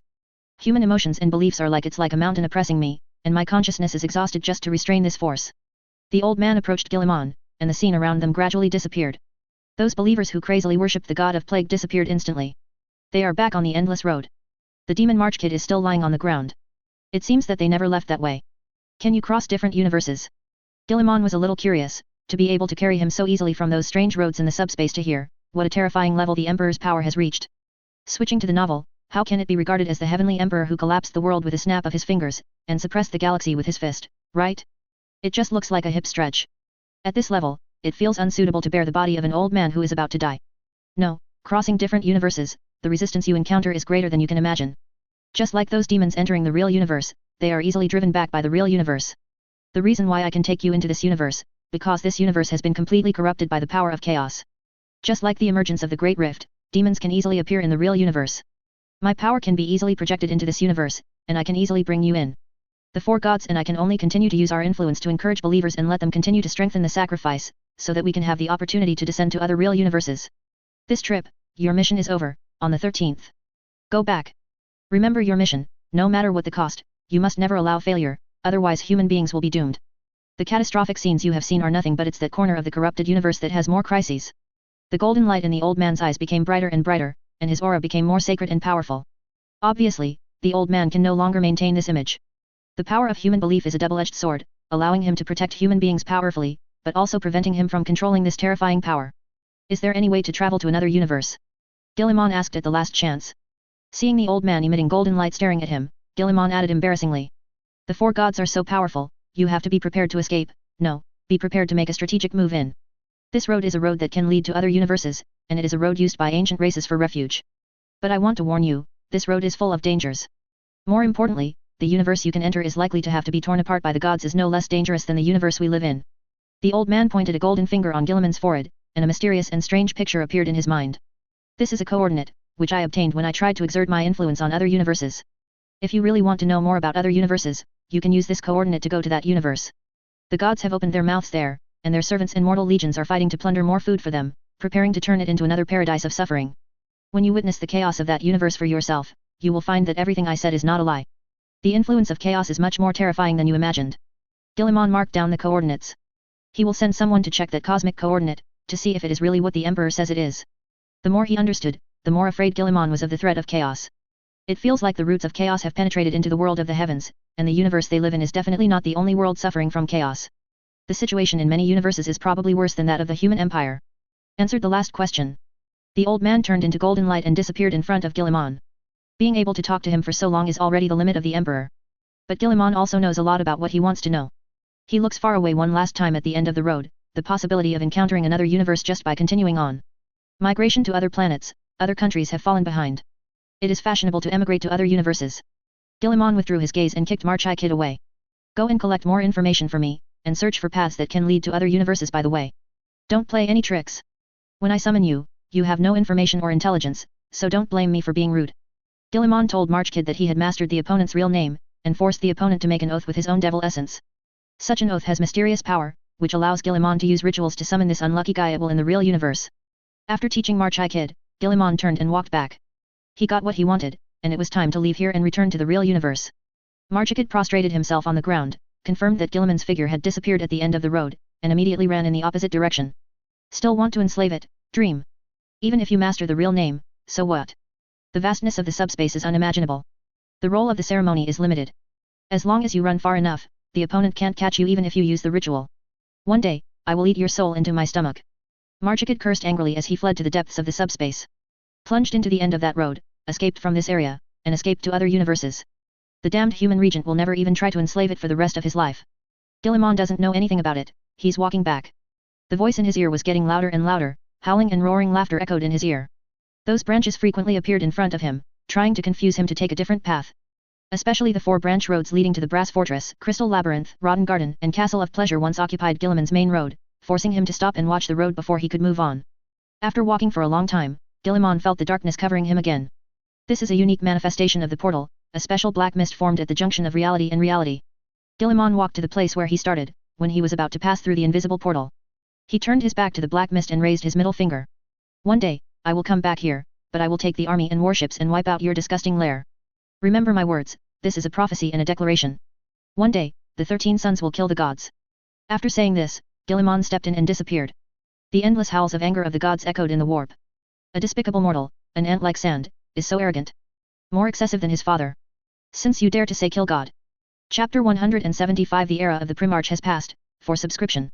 This is chapter 173, the chapter name is wrong. When Guilliman painted the last strokes of that complex rune, the influx of darkness caused everyone to panic. The terrifying sense of blindness made Sicarius, a veteran who has fought for many years, rarely show fear. He tried to open his eyes wide, but couldn't see anything. Superman's senses failed at this moment. No matter how hard he tried, he couldn't see everything around him clearly. This is not just the darkness of the physical space, but a change of concept. This place was turned into a place of complete nothingness by an inexplicable force. All laws and concepts disappear. Everyone was in it, and there was an absurd illusion deep in their hearts. Did the concept of light really appear in this universe? Car. Sicarius yelled, Nada, are you there? No answer. It was as if these companions disappeared nearby in an instant. No one answered. Sicarius took 2 steps forward, he couldn't feel the hardness of his stepping on the rock. Aren't they in that rock cave anymore? Thinking of this, Sicarius showed a frightened expression. What exactly happened? Why can't I sense the existence of the Primarch and my companions with my enhanced senses? Sicarius yelled a few more times. Still no response. Just as he was considering whether to take some unconventional measures. Suddenly, it was over. Brightness returns to the world. All visions disappeared. It was as if it came so suddenly that people were caught off guard. In the blink of an eye, the darkness receded. Everything is back to normal. Sicarius turned around and found that his comrades were standing beside him, and did not leave suddenly. Everyone had the same confusion and bewilderment on their faces. The absolutely rational ruler of the great sage, Kar, also appeared to be in a panic. The weapons and detection devices on his body were dancing wildly. Obviously, what happened just now made him also fall into a panic. Just now, they couldn't perceive the people next to them at all, and fell into absolute loneliness and darkness. There is no one who is not afraid of that feeling. What happened just now? A personal guard of glory looked at the comrades beside him and asked. The other party looked blank and shook his head, no one knew what happened. Where is your lord? Where is he? Sicarius glanced around and found something that terrified him. Guilliman is gone. Do not. He shouted in his heart. If something happened to Guilliman, he would never forgive himself. Calgar and others will also tear him apart in a fit of rage. The Empire cannot lose the Primarch, and the Ultramarines cannot lose the Primarch. 10,000 years ago, the Ultramarines lost him. When Guilliman returned to their side, every Ultramarine swore a new oath. They will pay all the price, and will never allow the Gene Father to leave them again. Sicarius was surrounded by unprecedented fear. Ruined. Primarch lost. Don't panic, he just went where he wanted to go. Call comforted Sicarius with a voice, his mechanical fingers turned and pointed in one direction, the arch made of special stone. Everyone looked over and found that the arch had also changed. There turned out to be a slab of obsidian that can be seen. Now it has turned into a vertical black oil film, covering the original stone wall position. There are countless undulating concentric ripples on the oil film. Just like the other side is swaying the sparse raindrops. Perhaps, we should go in and find him. Sicarius said. Are you crazy, Sicarius? Only 2 people have ever used this path to enter the depths of the warp before, one is the Emperor, and the other is the rebellious Horus. Do you think you are qualified? Are you on par with those 2? Call blocked Sicarius' ridiculous proposal. Going into the depths of the warp is no fun. The most extreme malice is deposited there, and it is the domain of the gods. Mortals simply cannot bear these, they will only drive themselves into madness, and eventually become the slaves of the gods. Then what can we do? Sicarius had a look of panic on his face. What if Guilliman goes in and doesn't come back? He felt he couldn't bear the loss of his Primarch. Sicarius felt that if such a thing happened, he would not even have the courage to face Calgar, Ventress, and others. This kind of thought penetrated into his heart like a shard of cold ice, and all the light and color quickly escaped from his inner world, leaving only painful paleness. He finally realized the pain of those ancestors who lost their Primarch 10,000 years ago. All hope is completely gone. All that is left is endless misery and despair. Wait, he is better than anyone else, even Horus is not as good as him. All we can do is trust. I believe that he will come out safe and sound. Call's mechanically cold voices like a piece of the ballast stone suppressed everyone's flustered hearts. How long has he been in? A voice asked. It's only a few minutes, don't worry. Call showed his timing device, and the device automatically popped up a holographic projection, showing that the darkness engulfed them, and it was only a few minutes. This timing device is specially modified, accurate to the nanosecond level. Carr has completed many experiments relying on this timing device. Absolutely no deviations are possible. Sicarius wanted to say something else. The Arch has a new change. For this reason, he had to swallow his own questions first, and prepare to deal with possible threats. A violent force swept from the other side, impacting the black film, making it vibrate endlessly. Everyone picked up their weapons and aimed at the Arch. Their eyes were alert, and they held their breath and concentrated. Once they find that the demons have entered the real world, they will not hesitate to open fire. A tall and majestic figure stepped out. He was wearing azure power armor inlaid with gold trim, and the double-headed eagle on his chest was particularly bright. When they saw the most noble face in the entire galaxy, they couldn't help holding their breath. The other party frowned when he saw many guns aimed at him. It doesn't seem to be in line with the dogma of the Ultramarines to do something to your own master. No, my lord, we thought something was going to come out. After all, you have only been in for a few minutes. Sicarius hurriedly put away the bolter and explained. The same is true for other personal guards of glory. It is impolite to point a weapon at the person you are loyal to. Just a few minutes. Guilliman felt that he had been inside for a long time, and it wasted a lot of time just to teach the Demon Marchi kid a lesson. Didn't expect him to stay inside for so long, and the reality is that only a few minutes have passed. It seems that the subspace does not follow the time and space laws of the real universe, and it also takes effect here. The passage of time between the two basically has nothing to do with each other. My lord, have you found what you need? Call asked. Of course, everything is under control. Guilliman smiled. Let's go, our work is not done yet. Where are you going? My lord. Sicarius asked. Go to the stone fortress, it's time to wake up Lion. Guilliman said, the current situation of the Empire is too bad. Mortarion is preparing to attack the Empire, Abaddon is threatening the Vigilante, and many reforms of the Empire need me to watch. Things there are too many, and there are too many enemies, we need to use every bit of strength we can. It's time for the galaxy to return to the era of the Primarch, and we will sweep away all enemies. The stone wall returned to its original appearance and Guilliman and others left Modo. For the sake of insurance, it is also to prevent someone from getting into it by mistake, getting something he shouldn't get, and destroying his plan.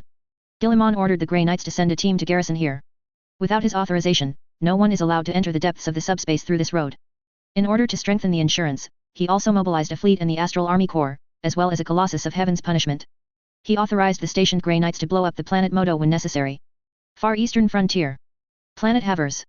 Tiwa blinked at the enemy filter in the helmet of his battlesuit. Tau Empire forces have detected a small force of Space Marines breaking into their lines as they attempt to recapture an important foundry. A vassal army stationed there has been executed by the opponent.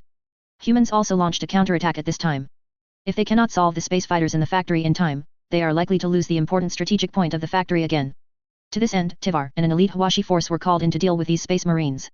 To tell the truth, these Space Marines are really reckless when a team of 5 dares to penetrate the enemy's lines.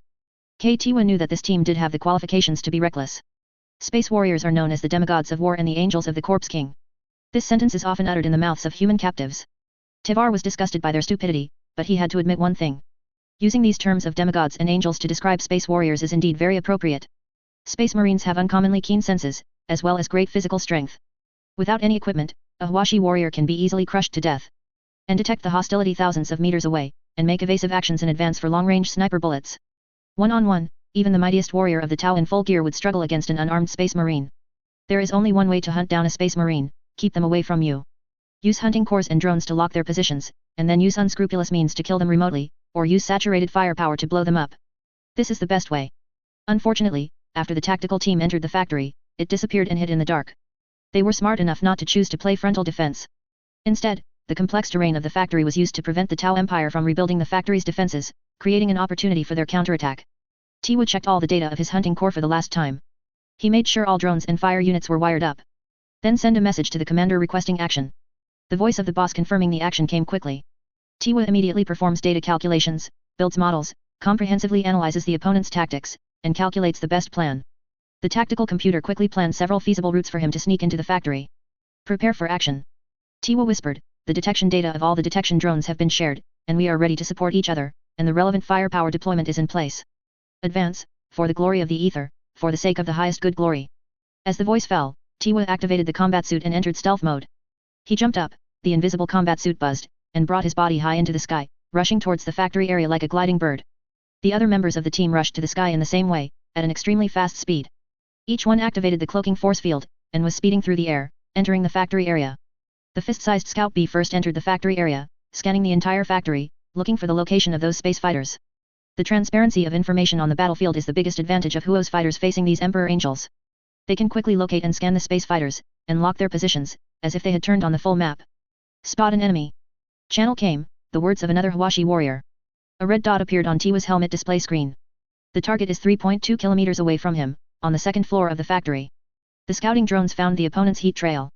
But in the next second, the red dot disappeared. A scout drone shows a lost connection. Obviously, it has been destroyed by the opponent.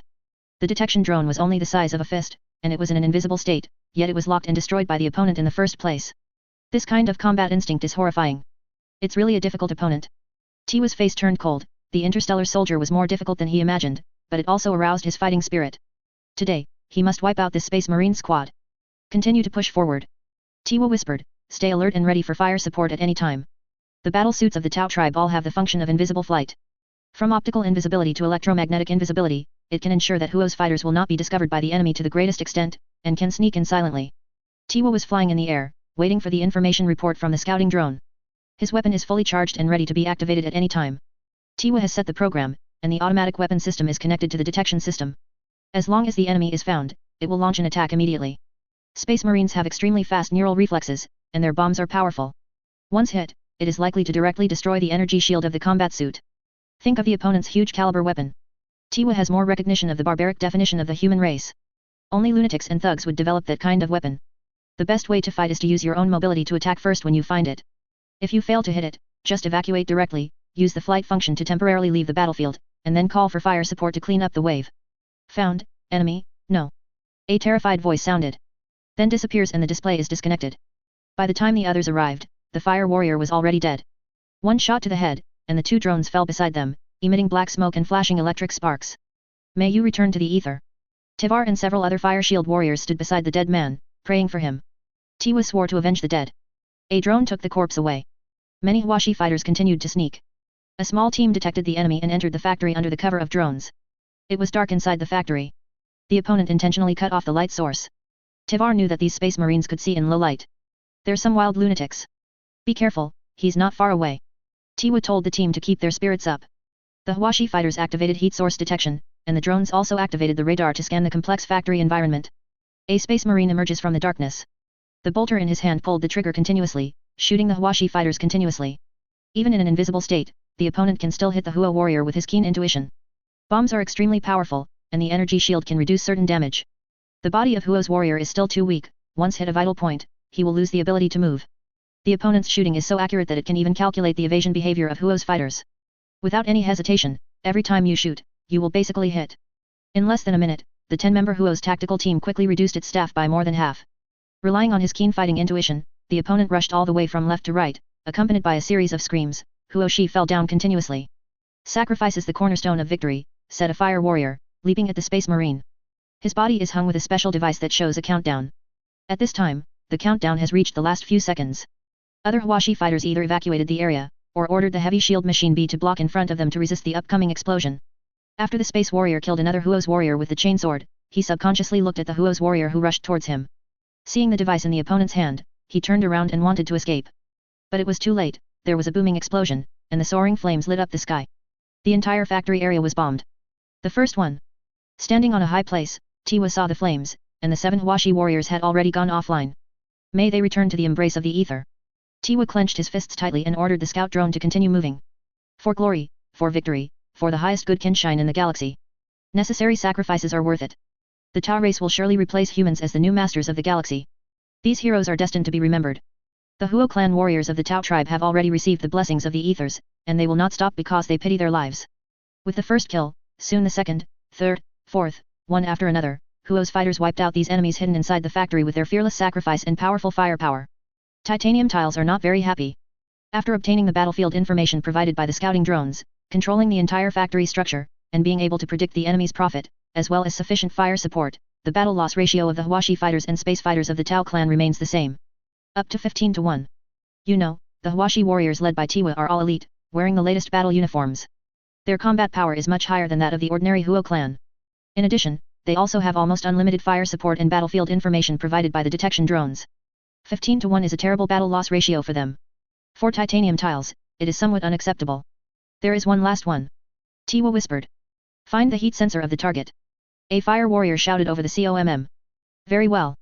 All teams assemble and kill him. Tai ordered. Regarding this kind of small-scale combat, Tiwa admits that they are not as good as these barbaric human gene creations. Probably should find a way to engage them head-on. In terms of frontal firepower, the Tao race is much stronger than humans. In addition to the huge number of Hwashi fighters, there are also various advanced artillery arrays that can bombard them continuously. Tiwa decided that next time, he would rather find a way to blow up the factory and send the opponent to the sky with firepower, rather than waste the lives of Hwashi soldiers. Under Tiwa's order, many teams quickly assembled. He counted, and there were a total of 40 Huo clan fighters, all of whom were special elites. Such a force is more than enough to hunt a lone wolf. Tiwa still underestimated the horror of that lone wolf. The opponent was proficient in stealth and ambush, escaped hunting several times, and killed many Hwashi. Tiwa spent a lot of effort to block the opponent in a hall, leaving the opponent with no way to escape. For the blood of Lane. Accompanied by a war cry, a scarred space warrior jumped down from his hiding place. The explosive bombs in his hand had been exhausted, only the chainsaw sword was still spinning at high speed. The Tao family studied them and found that these chainsaw swords look old, but they are very advanced. Its material is made of single molecular structure, which is extremely sharp and can easily break through the battlesuit. The battle of the space soldier was very fierce, and it was obvious that he was determined to die. He is extremely fast, sweeping across the four directions with the roaring chain sword in his hand. No Huo clan fighter could beat the opponent in close combat, and was easily swept and beheaded. In just 3 minutes of fighting, Tiwa lost 15 comrades in arms. Dozens of drones fell to the ground, and electric sparks burst out. The other drones output at full strength, and the dazzling pulse beams fill the entire room, blocking the opponent's way. Dazzling beams of light everywhere. The factory area selected as the combat area is full of steel creations. At this time, many places were melted, dripping molten iron. The other party is biting everything like a crazy beast, and its speed is extremely sensitive. Until a robot bee hit the opponent's leg, the scorching beam instantly pierced through the strong thigh covered with steel. The speed of the opponent slowed down, and he limped to fight. Tiwa didn't waste this opportunity. He raised the pulse gun in his hand and hit the opponent's other leg with one shot. After the opponent let out a scream, he fell down. Tiwa was not careless, he ordered the drone to continue outputting. After confirming that the opponent was no longer capable of resisting, he ordered to stop. At this time, half of the opponent's body has been penetrated by the beam. The position of the heart was shot. But what is shocking is that the other party did not die because of this. Tiwa ordered people to take off the opponent's mask, but the opponent was still alive, and his tenacious vitality was outrageous. You are a group of monsters. Tiwa looked at the space warrior who was gnashing his teeth at him and said, Look, even if you only have one head left, you can still bite people, it's too scary. You will pay for this, and the watchman will pay in blood, said the space marine. You will never have this opportunity. The Tao Empire will become the new master of the galaxy. Tiwa said, Your era has passed, and now is the era of the Tao family. You will never go against the general trend. You will know what the general trend is. The son of the Lion King has guarded the Empire for 10,000 years, and no one has ever been able to completely defeat us. The space warrior said. Now there is. Tiwa raised his gun and pointed it at the head of the space warrior. The Tao Empire is invincible. He pulled the trigger. The head of the space warrior was pierced by the light beam, exuding a burnt smell. The mission is complete, they have all been wiped out, and the infiltration plan has failed. Tiwa reported to the superior. Well done, we will launch an all-out attack on their monastery, completely ruining this so-called warden chapter. All glory to the ether, all glory to the Tao Empire. From the other end of the communication, came a fanatical voice. Tiwa smiled, and then ordered people to clean up the battlefield and prepare for the next battle. Subspace Channel. Glory Laurel. Calgar stood on the bridge, took a deep breath, and then again. The second original casting upgrade was successfully completed. He could feel the blood rushing through his majestic body. Air travels to and from his lungs at several times the speed of an ordinary person. Breathing the breath rolled up has tidal power. The improvement brought about by the second original casting upgrade is even more terrifying, and Calgar feels unprecedented powerful power lurking in his body. The power armor he uses has been fully upgraded to ensure that the armor can adapt to his stronger body and release more terrifying power. Flickering. Calgar's eyes narrowed slightly, his body changed with the words, shattered like glass, and then merged into a solid body 10 meters away. You are becoming more proficient in using this power. It seems that you are very talented. You must know that it is really difficult for an ordinary psychic to control this power. You need to experience countless failures. There is only a slight chance of success.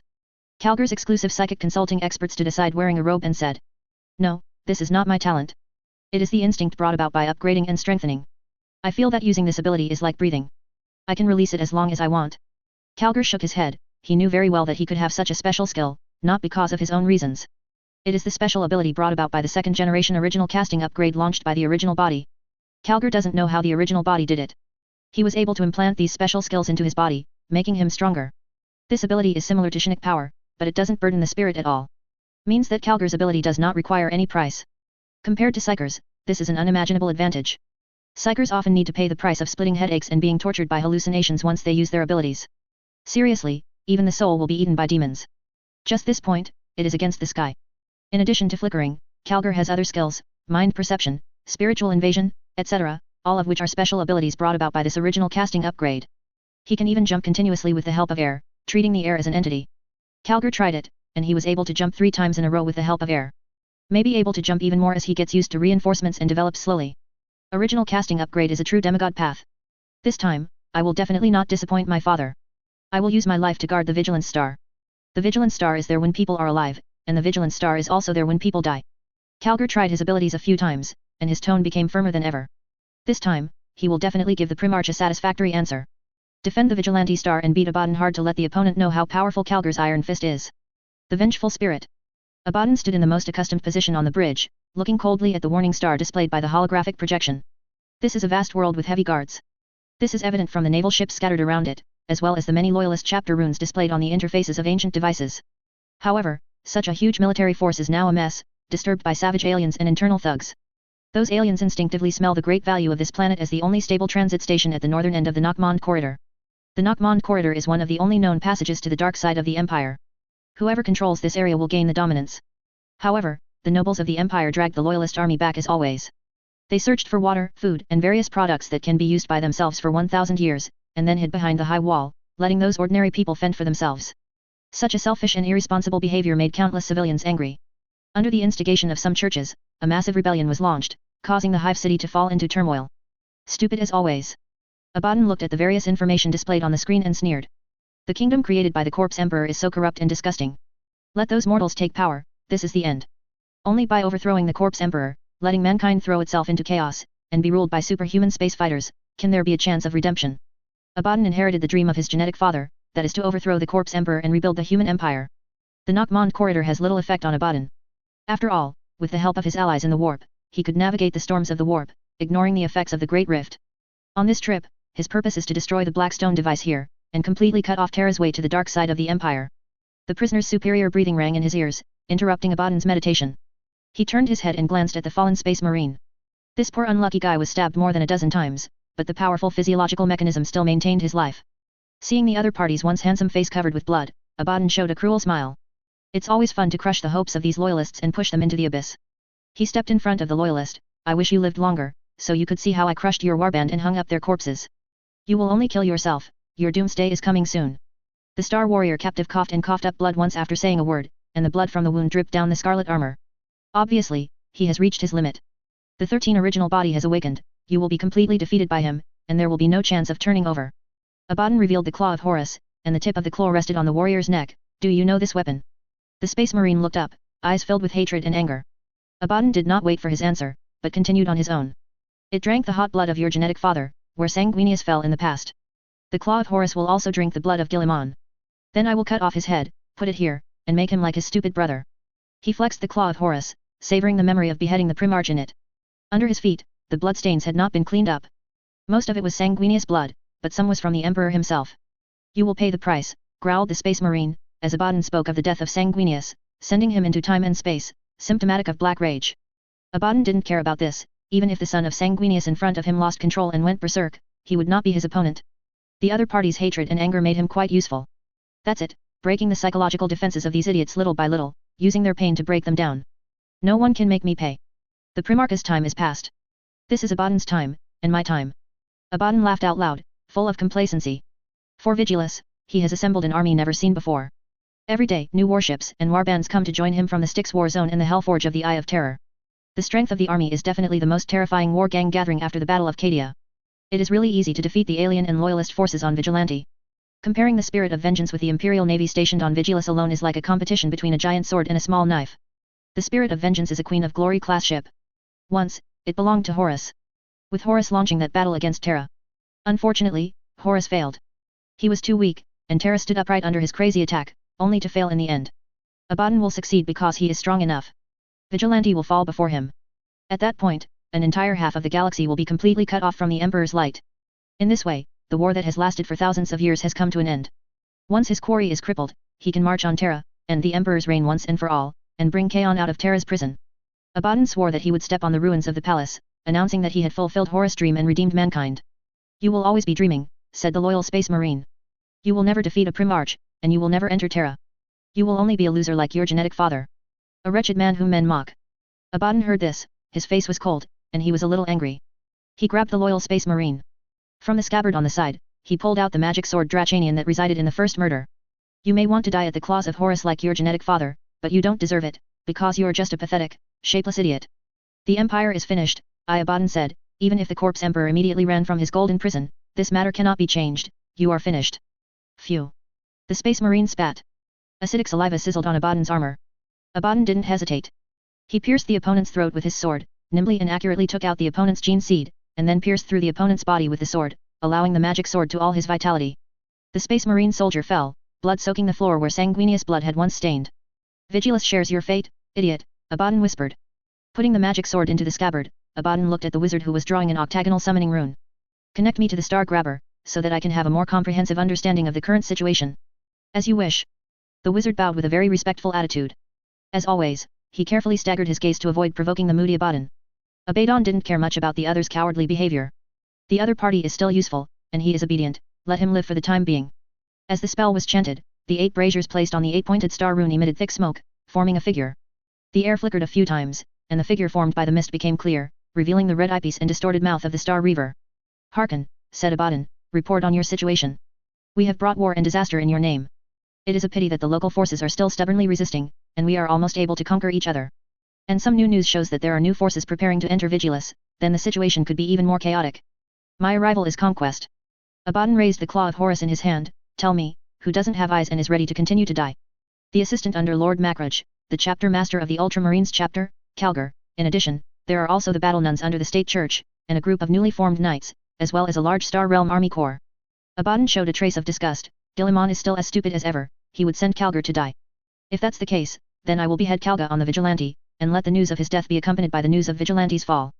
Reaching his ears, making him weep with regret over the death of his favorite son. This is inevitable. After Horus, the only war master who has been blessed by the 4 gods and controls the Eye of Terror, Calgar is destined to be your soul under the sword. The Star Capturer said respectfully. I prefer to hunt Guilliman, and use his head to declare that the era of the Primarch is over, Abaddon said. You shall have your wish, War Master, said the Star Reaver. Abaddon showed a smile. I just hope that this day won't wait too long.